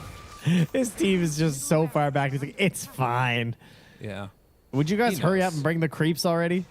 I am waiting. He's like a good thing it's tiny, so he's kind of like a statue. Like he just kind of blends in with the effigies, you know? Right. It's hard to tell that it's actually an enemy hero. Well, they do have Holy Locket now on ABBA, and he's going for the Aghanims next, but something tells me that OG's not going to have to worry about the Aghanims on ABBA for this game. Hey, you say that. He's got the ninja gear. He is ready for his first black hole of many that will be game-changing. Okay. All right. Right? He's going to farm his way to an Ags by simply catching them all. I mean, at least now he has 4 points of Midnight Pulse, so we're getting some big damage to start with. So the key is he needs to wait with the Sonic Wave until like the end of the black hole, so you get the maximum value of the Midnight Pulse since its current health is damaged. You can't dump it at the start. Oh, and they smoke in here. The Eidolon goes in, so now they know that they're smoked inside the pit. Okay. Interesting. They're calculating. And remember, we got golems. Golems are a great target or a great spell in games like this. Yep. Smoke, smoke, smoke. Seb walks on in, says, "Are they doing it?" Doesn't see it. And we'll send in the Eidolons. 7% still a chance, guys. Okay? It's not 0. I mean, they have a... The other thing is, like you said, having the ninja gear on Enigma does change the calculus of this a little bit, too. It's so much worse now. Yeah. It's only 15 out of 60 seconds. It's comically bad in comparison. They actually have to come back on OG to deal with the creep wave in their base, too. So this should... Yeah, Wildcard, as soon as they see PA bottom, they immediately start taking Roche. All right, good safe play here from Wildcard.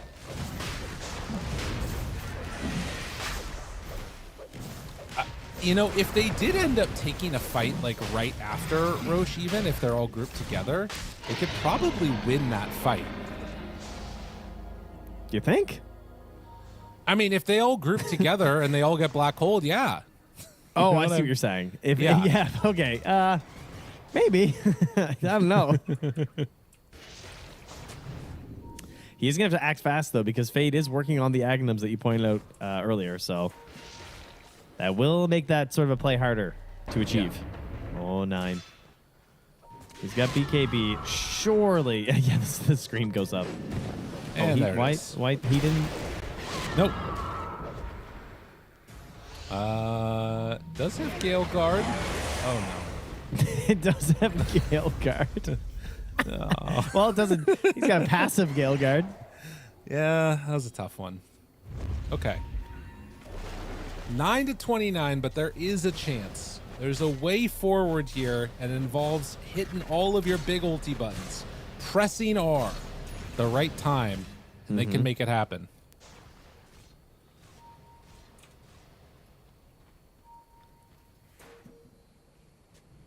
I swear. I'm thinking the comms are pretty quiet right now on OG, you know? You think so? Yeah, I think it's a little quiet moment here. It does feel bad. There's no doubt about that.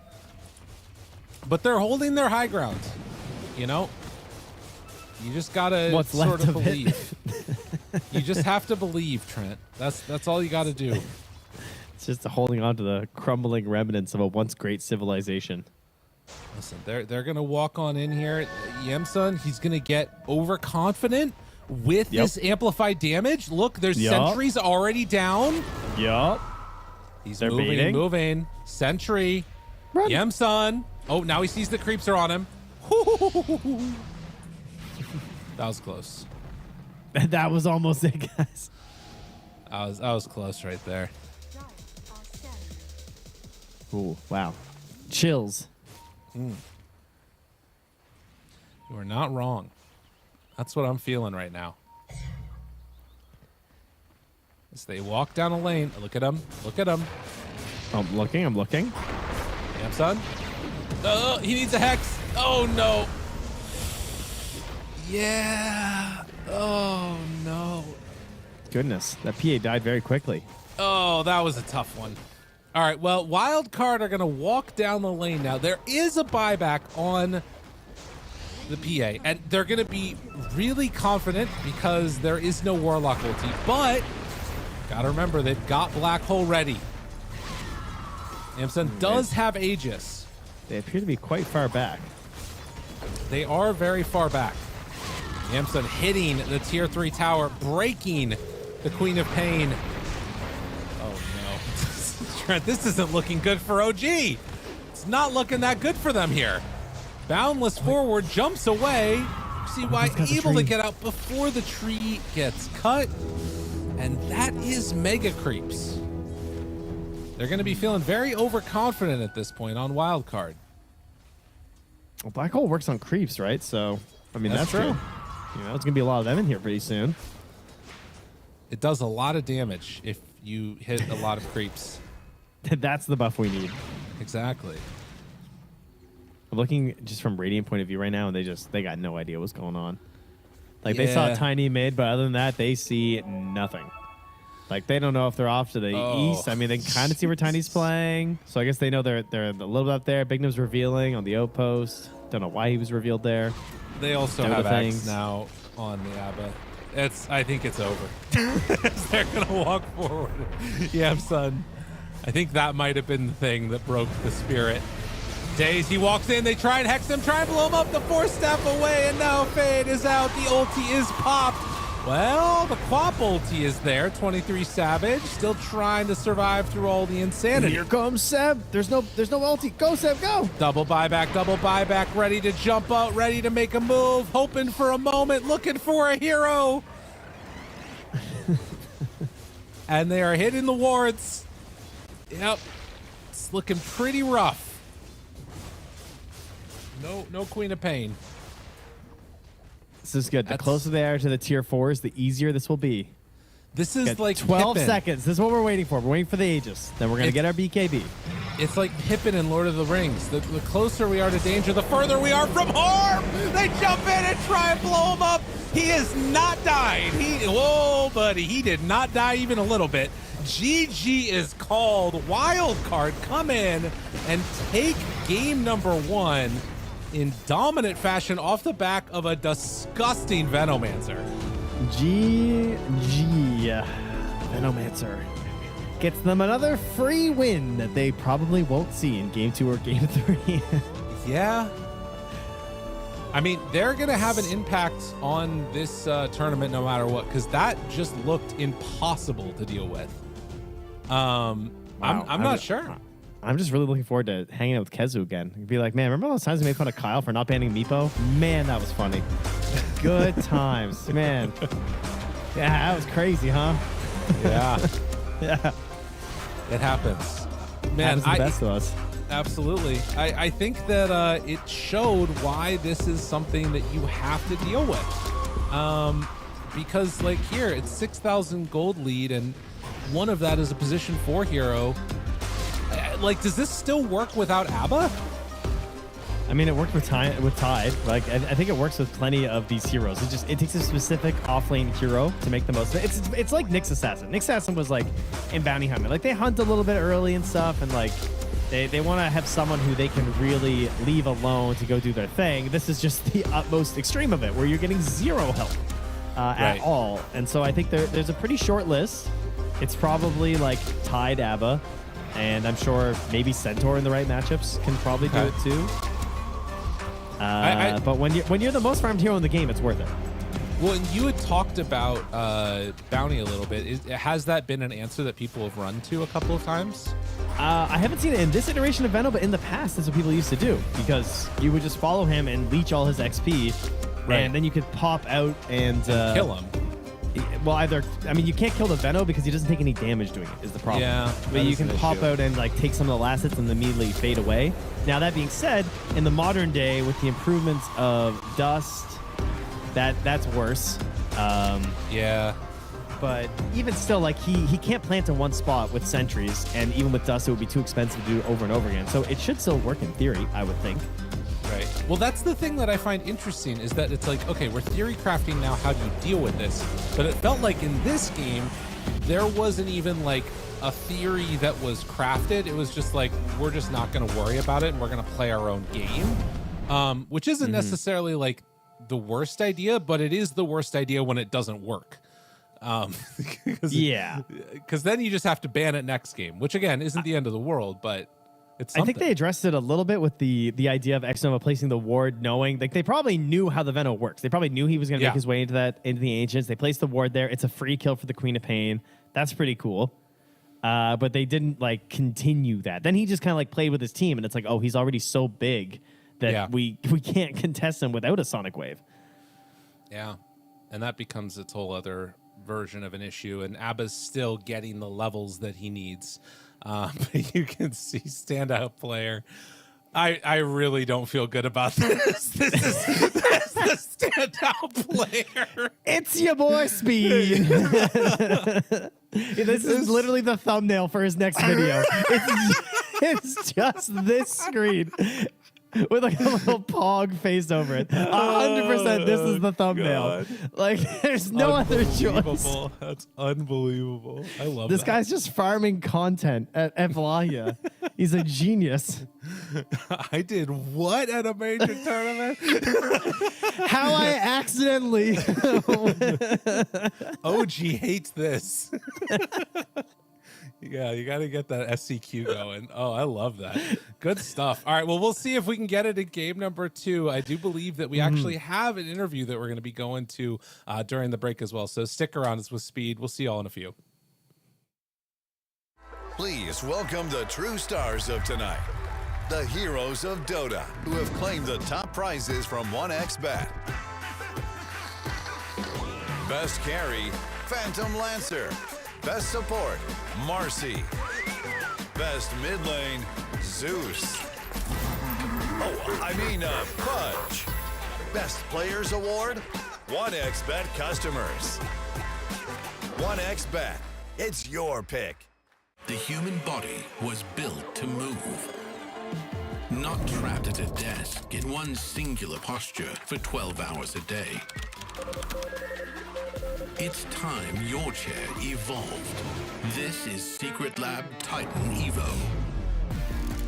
Ergonomically engineered for you, gamers, hybrid workers, artists, backing your every move.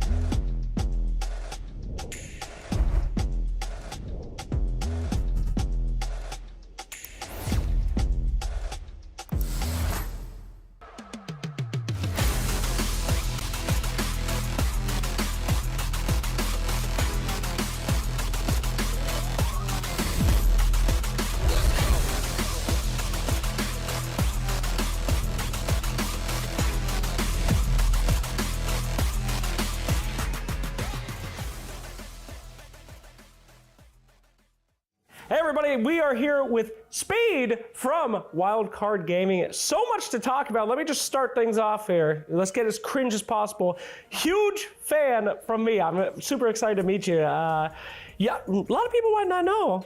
Sorry to bring this up. The same Speed from the old Game Leap days, you know? This is the man, the content creator pro player to making content to now back super pro player, $1 million tournament. Yeah. What a journey, man. How are you?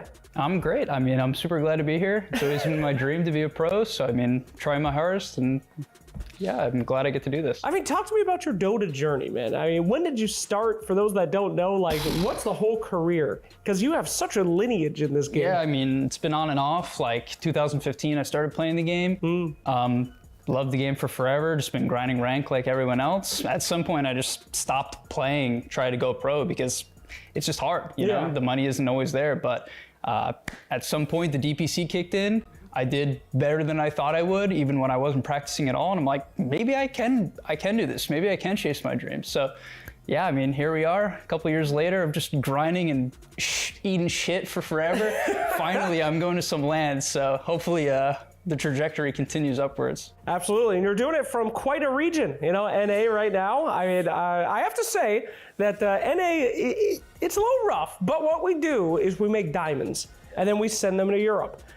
To win championships. But a lot of grinding in there, and you guys are doing some grinding yourselves. What do you think about that scene in general? Are you guys going to be the top of it very shortly? I mean, yeah, I think we're working to be better than Shopify right now. I think we're getting very, very close, and we're doing well in scrims in general, just against European teams. So hopefully we can bring NA back to the top. I feel like it's about time. And we are mostly actually NA. We're not fake NA. Okay? That's true. There's too much fake NA. There is. We're real. Now that you're at the tournament, you're going to be playing on the stage soon, if all goes according to plan. Anybody that you are hoping to, shake hands with in Dumpster?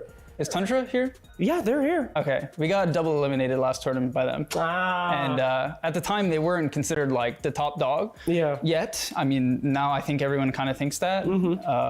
So I want to play them again. I felt pretty bad losing to them. Well, you've been around forever. What do you think about the game state right now? I actually think, I'm playing 5 right now, and I think 5 is really interesting. I think the game as a whole also is actually really good. I think there's a lot of different things you can do. I think actually the amount of creeps on the map makes the game very diverse. A lot of different strategies can be played. So I think Dota is great, but I generally think that. So I'm actually probably the worst person to ask. Okay. I like every patch. So you guys are your own unit then. You're building up, your stuff together. A lot of history between you and your teammates as well. Yeah. You got any stress in this tournament? You worried? You nervous? Of course. Of course. I mean, it's my second land. I mean, I'm going to be a little nervous, right? But I actually think we're playing extremely well. Yeah. Hopefully, we actually play well. Like, we're scrimming well. So I hope we don't choke out.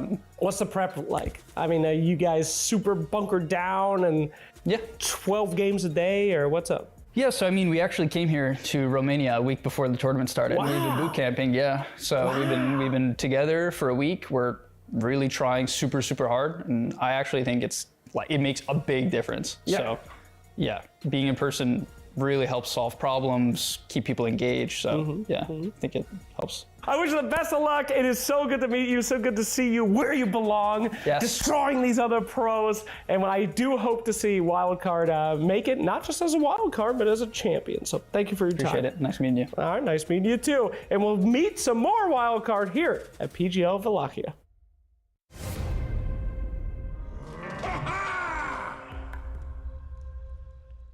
Hey everybody, welcome to another episode of Dota Letters. I am here with a Dota legend himself, Mr. Seb. We had you come in because you have such wide knowledge of Dota players and talents and heroes. None of that will probably help you in this game. All right? Good to know. Yes, you got 2 minutes and 30 seconds to guess what the description is. You get 10 hints. Do you understand? Do you want to yell hint, or is there something else you like to yell when you need help in a game? No, I'll just... hint? Help. I'll just scream for help. What is a hint in French? Indice. Yeah, we're not going to do that. I can't pronounce that. I'll just say help. How do you say help in French? À l'aide. Yeah, I can't say that. All right, well, we'll just go for it. Sorry. Help is good. Help is good. All right. Are you ready? I'm ready. Okay, I think. Let us begin. Our first one. Here we go, Seb. A phantom presence. I haunt the battlefield, striking from all sides. I appear without warning. Phantom assassin. I appear without warning to pursue my victim. What is that? Illusions. What the hell is that? What? It's a hero. Okay. It's a description. You could ask for a hint though if you need. Okay, hint. Hint? All right. Oh my god. Second to last name is an R. What? Jakiro? Jakiro? No, a phantom presence. Yeah, I'm choking right now. Give him another hint. Give him another hint. It's a hero that ends in and is a ghostly presence that ends in and can haunt the Spectre. Thank you very much. Oh my All right, God, Spectre. it's gonna get Next, better. Okay. A brilliant inventor. I unleash my might upon my Tinker. enemies. Tinker, got it. Okay. Next, a gleaming talisman that has a celestial. Well, that's Spectre again, no? celestial aura. Spirits. Okay, it's 2 words. Keeper of the light. No, 2 words. It's an item. I'm gonna help you out. It's an item. It's an item. You can use your hints. Oh, yeah, You're running out of time. Hint. Another hint. Okay. Another hint. What is this? What are these hints? These scams? This is the game, all right? Now, it is an item that supports would buy to bolster their carries or weaken their enemies. Solar crests. There we so go. bad at All this. right, all right. I'm helping you out too much. I'm a walking... Venomancer. All right. What? What? Next. Damn, next. Crimson gem pulsing with dark energy. Yeah, that's right. Have infinite vitality. Oh God. You still got 5 hints, 50 seconds. Yeah, hint. All right. Hit me up with a hint. B. Another hint. All right. Oh, I feel like I should know this one. Dude, I still don't know. It's okay, it's okay. Another hint. Bloodstone. There we go. All right, all right. Bloodstone is a gem. Marcy. Marcy, a gaze that turns flesh to stone. Red Fury. That ain't that kind of show, all right? It's a hero. That's right. Flesh to stone. Medusa. Close, but my flock strikes from the skies. I don't know what a flock is. It's a grouping of birds. 2 hints left. I have no idea. A hint. Another hint. What? Out of hints, it is a stone bird. Visage. There we go. All right, last one. You can do it. I can't do it. All right.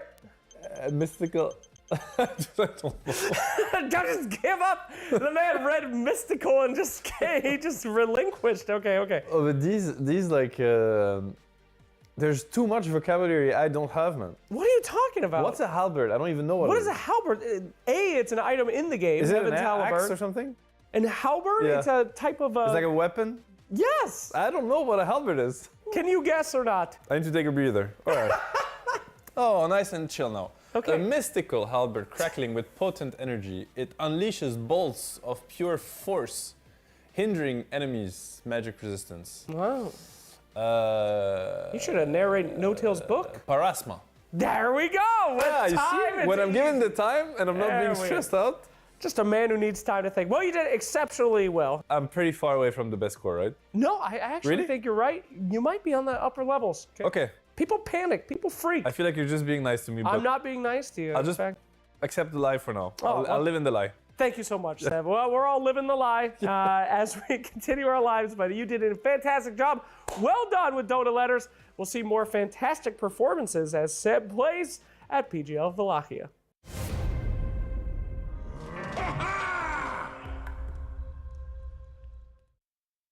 Wow, that was horrible. Slacks is really nice, but he did a terrible job in that one. That was Seb. Shout out to Seb. I'm just we're kidding, but not really. You're much better player. He didn't know what a flock was. Okay, he's got English second language, right? He's no need to know flock. That makes it a lot easier for us. We'll cut him a little bit of slack. Yeah, I mean, and he was, he was reading it all. He was doing it. It's better than I would have done in my second language. That's for damn sure. But we are into this game number 2 where they are down and they're going to need a flock of goodwill coming their way, or they're just going to need to ban Venomancer, because that is definitely something that they need to get gone. He found that one. That was one that he got. It was looking pretty good.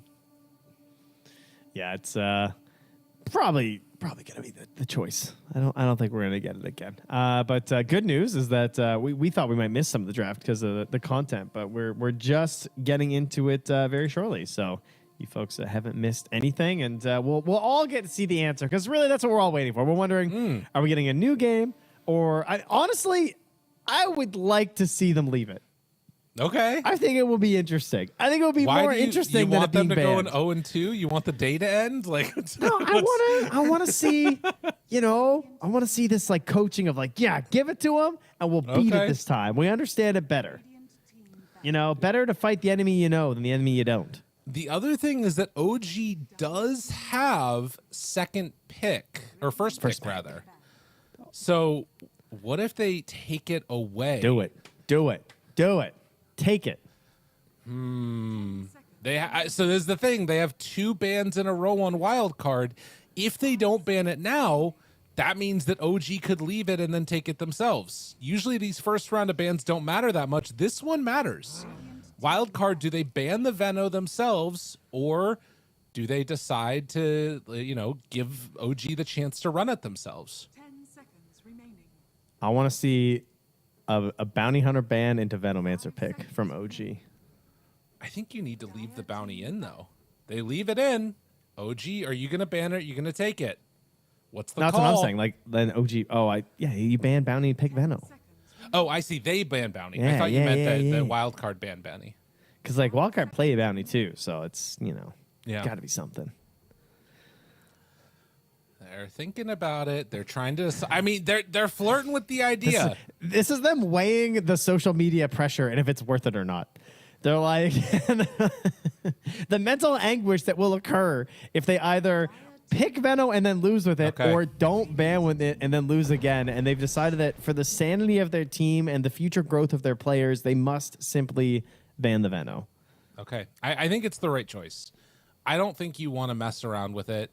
I like the idea of like making wildcards sweat to make them think like, okay, are they going to ban it or are they going to pick it themselves? And also making wildcard like show that they're willing to give the other team an opportunity to play against it. But in the end, I don't think you play it in this one. But they do still take the ABBA. Can I say that I'm not in love with their opener? I mean, they did this versus Spirit as well. A first overall Leshrac. It does not inspire me with confidence. I don't hate the hero, but I don't know. Is he the way? I mean, they're going to try and just give this to Daze on the position 4, and presumably, I mean, that's most likely the plan. Obviously, there could be some flex, but it's a very fickle position 4. Well, in answer to your first question, you can say whatever you want. You can always say that when it comes to Dota stuff, but I kind of agree with you here. So yeah, I'll double down on that. I liked the way that I saw the Leshrac, but I kind of liked it more out of a second pick situation. The thing that I'm wondering about more is like, is ABBA still as potent? Is it as valuable when you're taking it first overall? I'm trying to like think back to some of the other drafts that we saw and like these others, Enigmas or Marcy obviously banned out this time, but several of those other matchups felt like a little bit scarier to me as a hero. I think it still looked pretty good when picked early, so I'm down for sure. Okay. I still think he's just a frustrating hero to deal with. I also think that the shift to him into like position 5 isn't the worst either if you have some of these other heroes, but they're not going to leave that as an option. I thought maybe like, because sometimes I've seen like Medusa ABBA looks all right if you can shift into that in the second half of your draft, but not going to be the plan. We're just going to grab the Warlock, and now there's this PA pressure on OG to either take it or leave it in for Wildcard to round out a very solid-looking opener. PA feels pretty good. There is still Enigma in the pool to think about. If you don't take that as OG now you're giving Warlock Enigma away to them. Is that too much of a concern? One of the things that I feel like was the engine that made it work before was like low cooldown things like Tiny. Maybe you don't get that. I think Tusk 5 for OG would look great with this 4 Leshrac. Okay. It can be a little bit tough because a lot of our carries have moved away from these ranged heroes a little bit, so maybe the laning's not amazing, but I feel like as a rotating duo, that sounds really strong to me, and not banned immediately this game. Yeah. The Darkseer, he's here. You wanted the Seb Darkseer, you are very likely about to get it. Back in the day, I think it was between 33 Seb and Mind Control were my top 3 Darkseers. I haven't seen I thought Seb play Snake King taught you everything you knew. I know, but then he switched to 5, so he wasn't the top Darkseer but he still anymore. was. But he was. At the time, I'm saying at that particular time. This was back when Ags gave you 2 Ion Shells. But I still love to see him play this. And I think that the one thing I'm a little concerned about is that I don't love playing Darkseer into Warlock. Sometimes you just end up like getting exploded. And you know, if they have like in the good mid follow game. up, yeah, exactly. Yeah. Like if you try and initiate on whoever it is that they end up taking as their carry, things could start to feel a little sketchy. But they're going to take ET with it, which is really cool. That's going to be a ton of magical damage coming in with little reductions. Some very high potential supports here. Both of them, I put them both in the fickle category. ET's a little bit more reliable these days. It feels like you tend to get a pretty good laning stage, lots of creeps to work with, to get good bonuses and punch people, and feels all right. But you know, you can easily whiff your spells on both of these heroes and kind of feel like you're not getting a whole lot done. They don't have any valuable point and click spells. You know, like you can lightning, but you're not something like a hex or something along those lines. So danger can occur, and we're going to get ourselves an Ursa. So this Darkseer is not going to be in the lane. We are not going to respect the general flow of a Dota game. We're going to cut as much as possible, presumably. Right. I mean, there are a couple of... This is one of the things, too, about Seb. He knows a couple of these windows where you can kill the Ursa if things go right. They're taking a bounty now. I told you. Yeah, I warned you. Interesting. And they'll take the Terrorblade for themselves now. 23 Savage on the TB. Okay. All right, so Speed has a mindset, you know. Says Wildcard, they got FN mindset right now, drafting for them, but Speed he's on the mindset of being a super annoying position 4 player by drafting Abba for his 3. And this, I imagine that he's going to be doing some out of lane shenanigans. Maybe using the Twin Gate on the earlier end to try and help out with some of the pulling stuff, perhaps. Not sure. Okay. Maybe try and help secure some earlier kills with the Ursa. That could be kind of cool. I mean, honestly, they could bully the hell out of Darkseer. Yeah. Like, even from the start, now that I'm thinking about it, like, Abba, if he can play solo...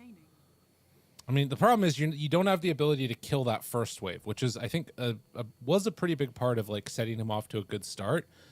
But I think I would rather... I mean, here's the thing. Like, Darkseer has a tougher time recovering if he gets completely bullied level 1 by, like, Bounty, Warlock, Ursa. But he can recover better if he can manage to get past that level 1 point. You know what I mean? Like, if they trade out and give Abba nothing...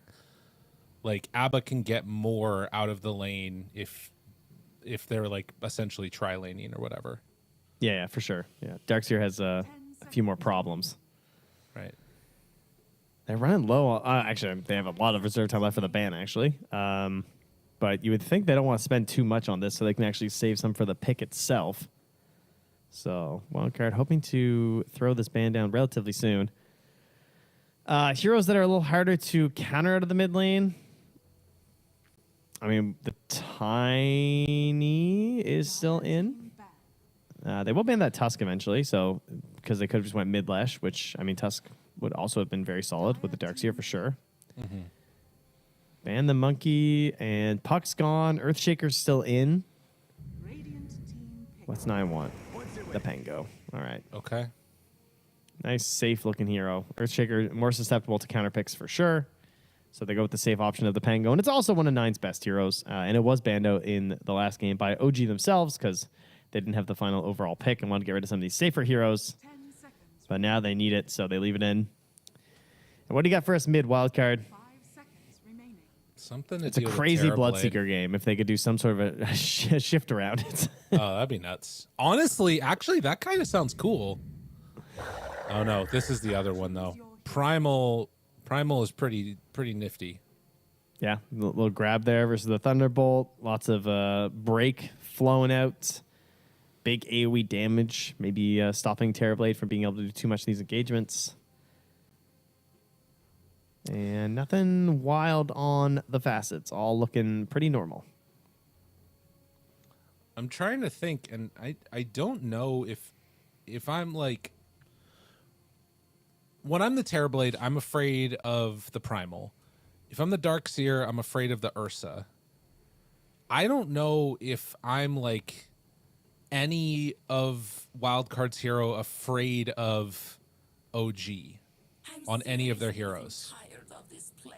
You know what I'm saying there? Yeah, I do know what you're saying. There's nothing that makes you be like, oh, that's gonna be bad for my game. Yeah. Like even Warlock, maybe the worst thing is Pango, arguably, but even then, like you still have Golem. Like it's at least is some sort of a tool. Yeah.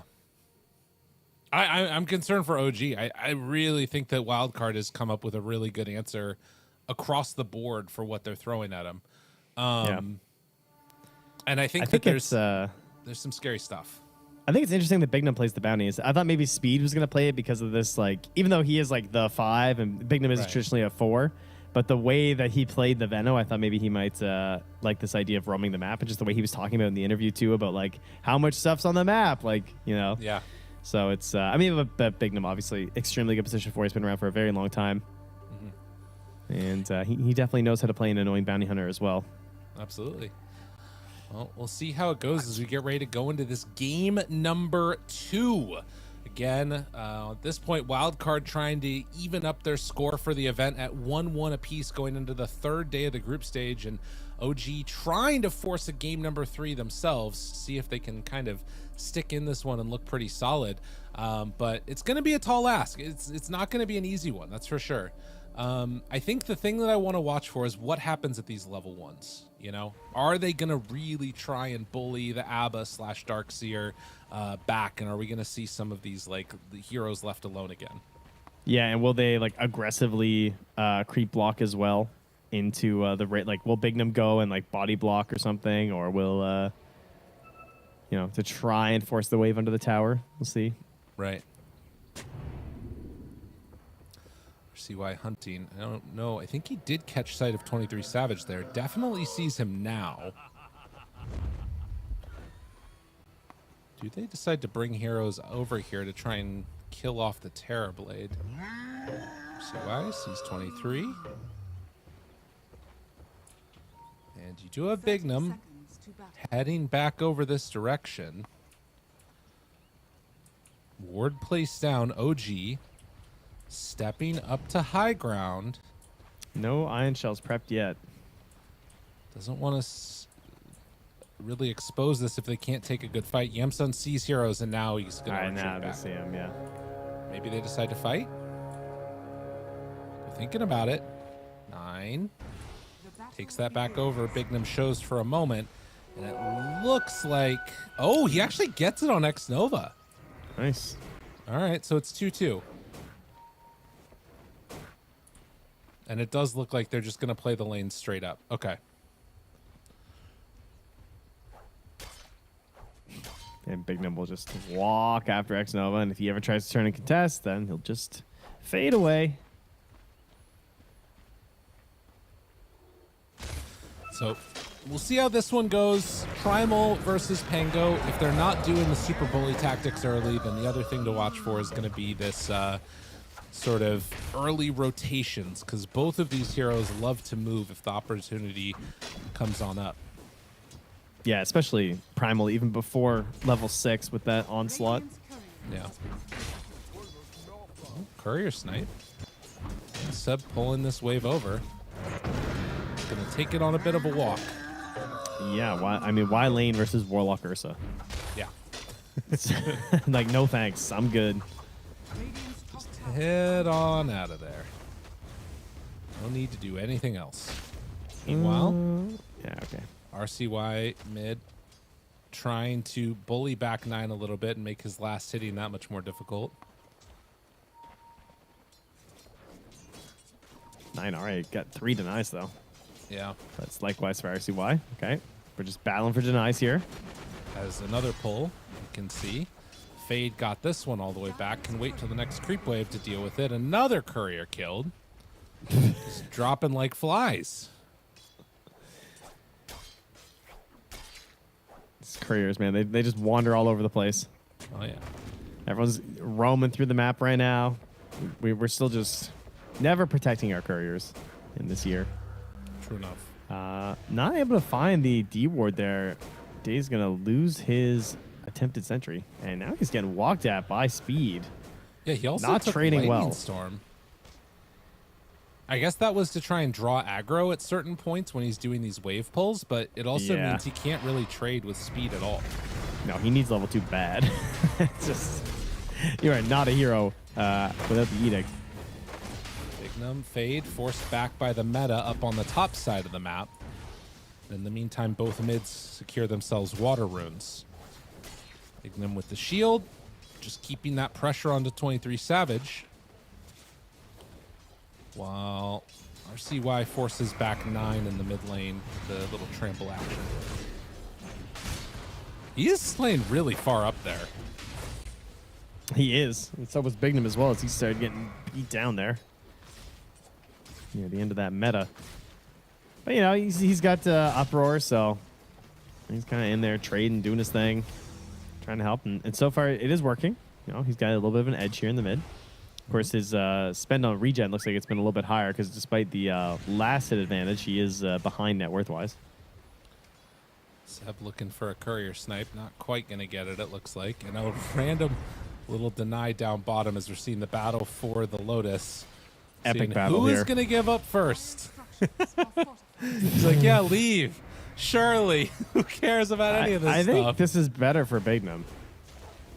Yeah. Because, like, then they're not dealing with Fade. Like, oh, my God. Because 23 Savage, he can't bully him, right?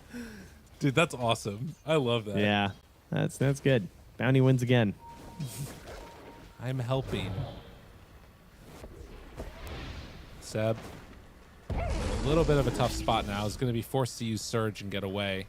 Daze trying to grab needs it. to grab that creep wave. Blood grenade. Nice. Well played. That was pretty cool, actually. Good use. This is mid lane. 9 getting charged. Gets the water rune. Bignum's coming for the save. Needs to wait for it to wear off. Moves in. Takes it. Gives the kill over. First blood at 4 minutes for RCY. To the primal beast. Alrighty, and he gets back in time for the range creep. Nice. Doesn't high five Bignum though. L. Definitely. That's that's gonna hurt Bignum's feelings. Seb on the run back home. Oof. Can't even stay for the last hit. He's just gotta go. I mean, Daze now has a point in Edict, but he can't even find an opportunity to go on speed with it. Fade having an okay time up here. He's not rich or anything, and he's not really slowing down 23 Savage, but he's at a point where he's at least having a worse game than Yimson. So, and the charge up top, early primal. Trying to get active, making it happen onto X Nova, getting that kill. Yeah, I mean, at least you're getting pretty farmed on the Darkseer, but it is an issue. Halberd believer this game, Mr. Darkseer expert. I don't know. I don't know what I would get in this one. This feels a little bit tough. There's a lot of mixed damage for sure from Wildcard. That's one thing. It's not like oh, I have to get piped this game. Right. So that's a little annoying. Halberd is pretty clutch versus Ursa. I mean, obviously Yules is pretty good. Eventually, you need to get Greaves because you need the Dispel. Yeah. Yeah, between the bonds and the tracks, and it's just, you gotta have it. Fade Even the Withering, too, right? From Abba. Yeah. Oh, RCY, 6. Starts to hit onto 9.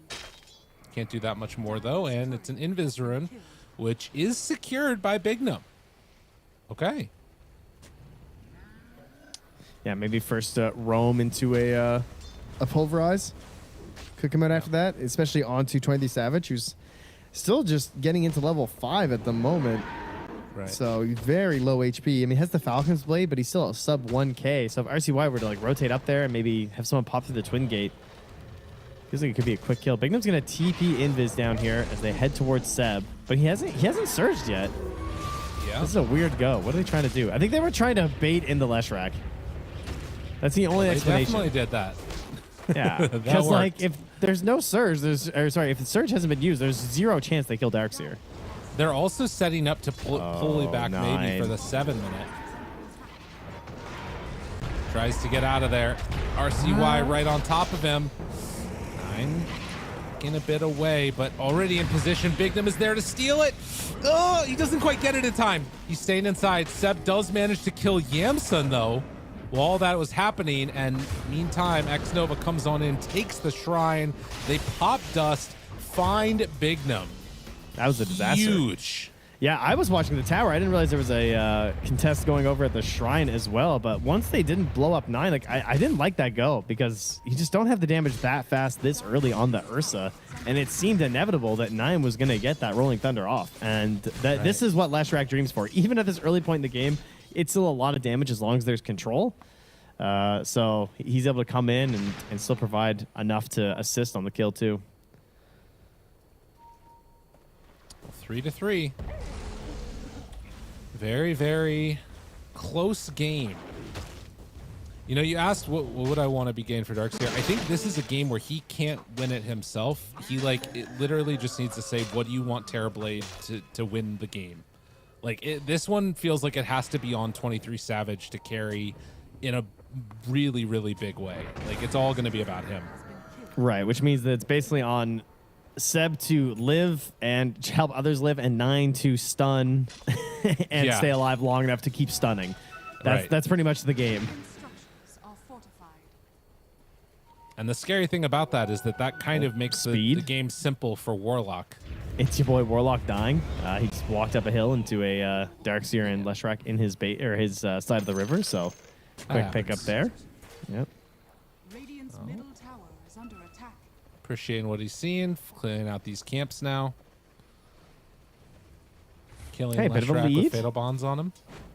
OGR building something up here. Now, that being said, the top hero, by quite a margin at this point, is still Yamsun getting in towards a Battle Fury on the Bear. Yeah, that's a little scary. I mean, they're going to have some Eulses for him, though. Most likely, Daze is already working his way towards one of them. And that will make a pretty substantial difference. The other thing is actually that might make it worthwhile to just go for Halberd for Darkseer too, because then you can sort of chain Q your disables on him. He's already going for a Battle Fury. Likely is going to need to get a blink before he goes BKB on Ursa. So he won't have a second Dispel for a long time. Yeah, priority number 1 will be the Greaves, though, as expected. It makes sense. I like that idea. I think Vanguard into Greaves and then back for Halberd looks pretty good. Maybe a Blink sprinkled in there somewhere. But I guess Darkseer is trying to avoid the Blink A these days as much as they can. Yeah, it depends, yeah. Especially against Lions or stuff or Hexes. Yeah, makes sense. You need it.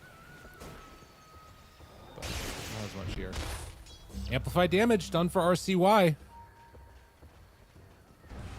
They are still looking for Bignum 6. And I imagine when Track is online, that's where we're going to start to see some craziness come out from Wildcard. OG, on the other hand, they're just looking for items across the board. I mean, 9 is having a great game. He's not high on net worth. His XP is crazy. He is level 9. No one else in the game is there. The next highest is, I think, Seb. Actually, also almost level 9. But, yeah. I mean, 9 is closing in on Diffusal, and then I think he just goes Blink next. They're going to start rotating into this tower. They want this kill on the Ursa. Does Yamsun have the read? Does he know? Chase, gotta run. Enrage is ready. They drop the Golem. Yamsun dodging away from this one with Fade nearby. This is not an easy kill, and in fact, they got to get the hell out of here. Because if they can chase this down with the Primal...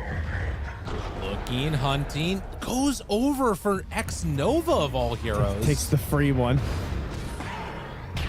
Well, now you're kind of in a weird spot as OG jump in. Xnova dead. Yamsun still has Enrage. Meanwhile, they're also hunting Seb, trying to kill off this pesky Darkseer, but 3 points in Surge means he's fine.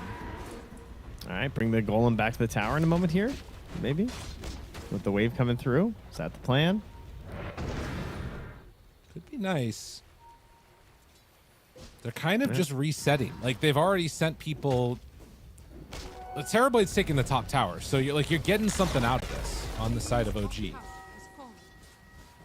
Yeah, and they hold bottom.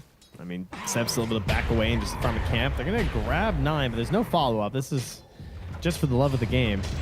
One of the best animations they've ever added to Dota. Not wrong. I don't know. I mean, I know that, like, you know, they didn't win top by any margin, but I do kind of feel like if you start sending this Primal towards Terrorblade, that's where you want him to be at.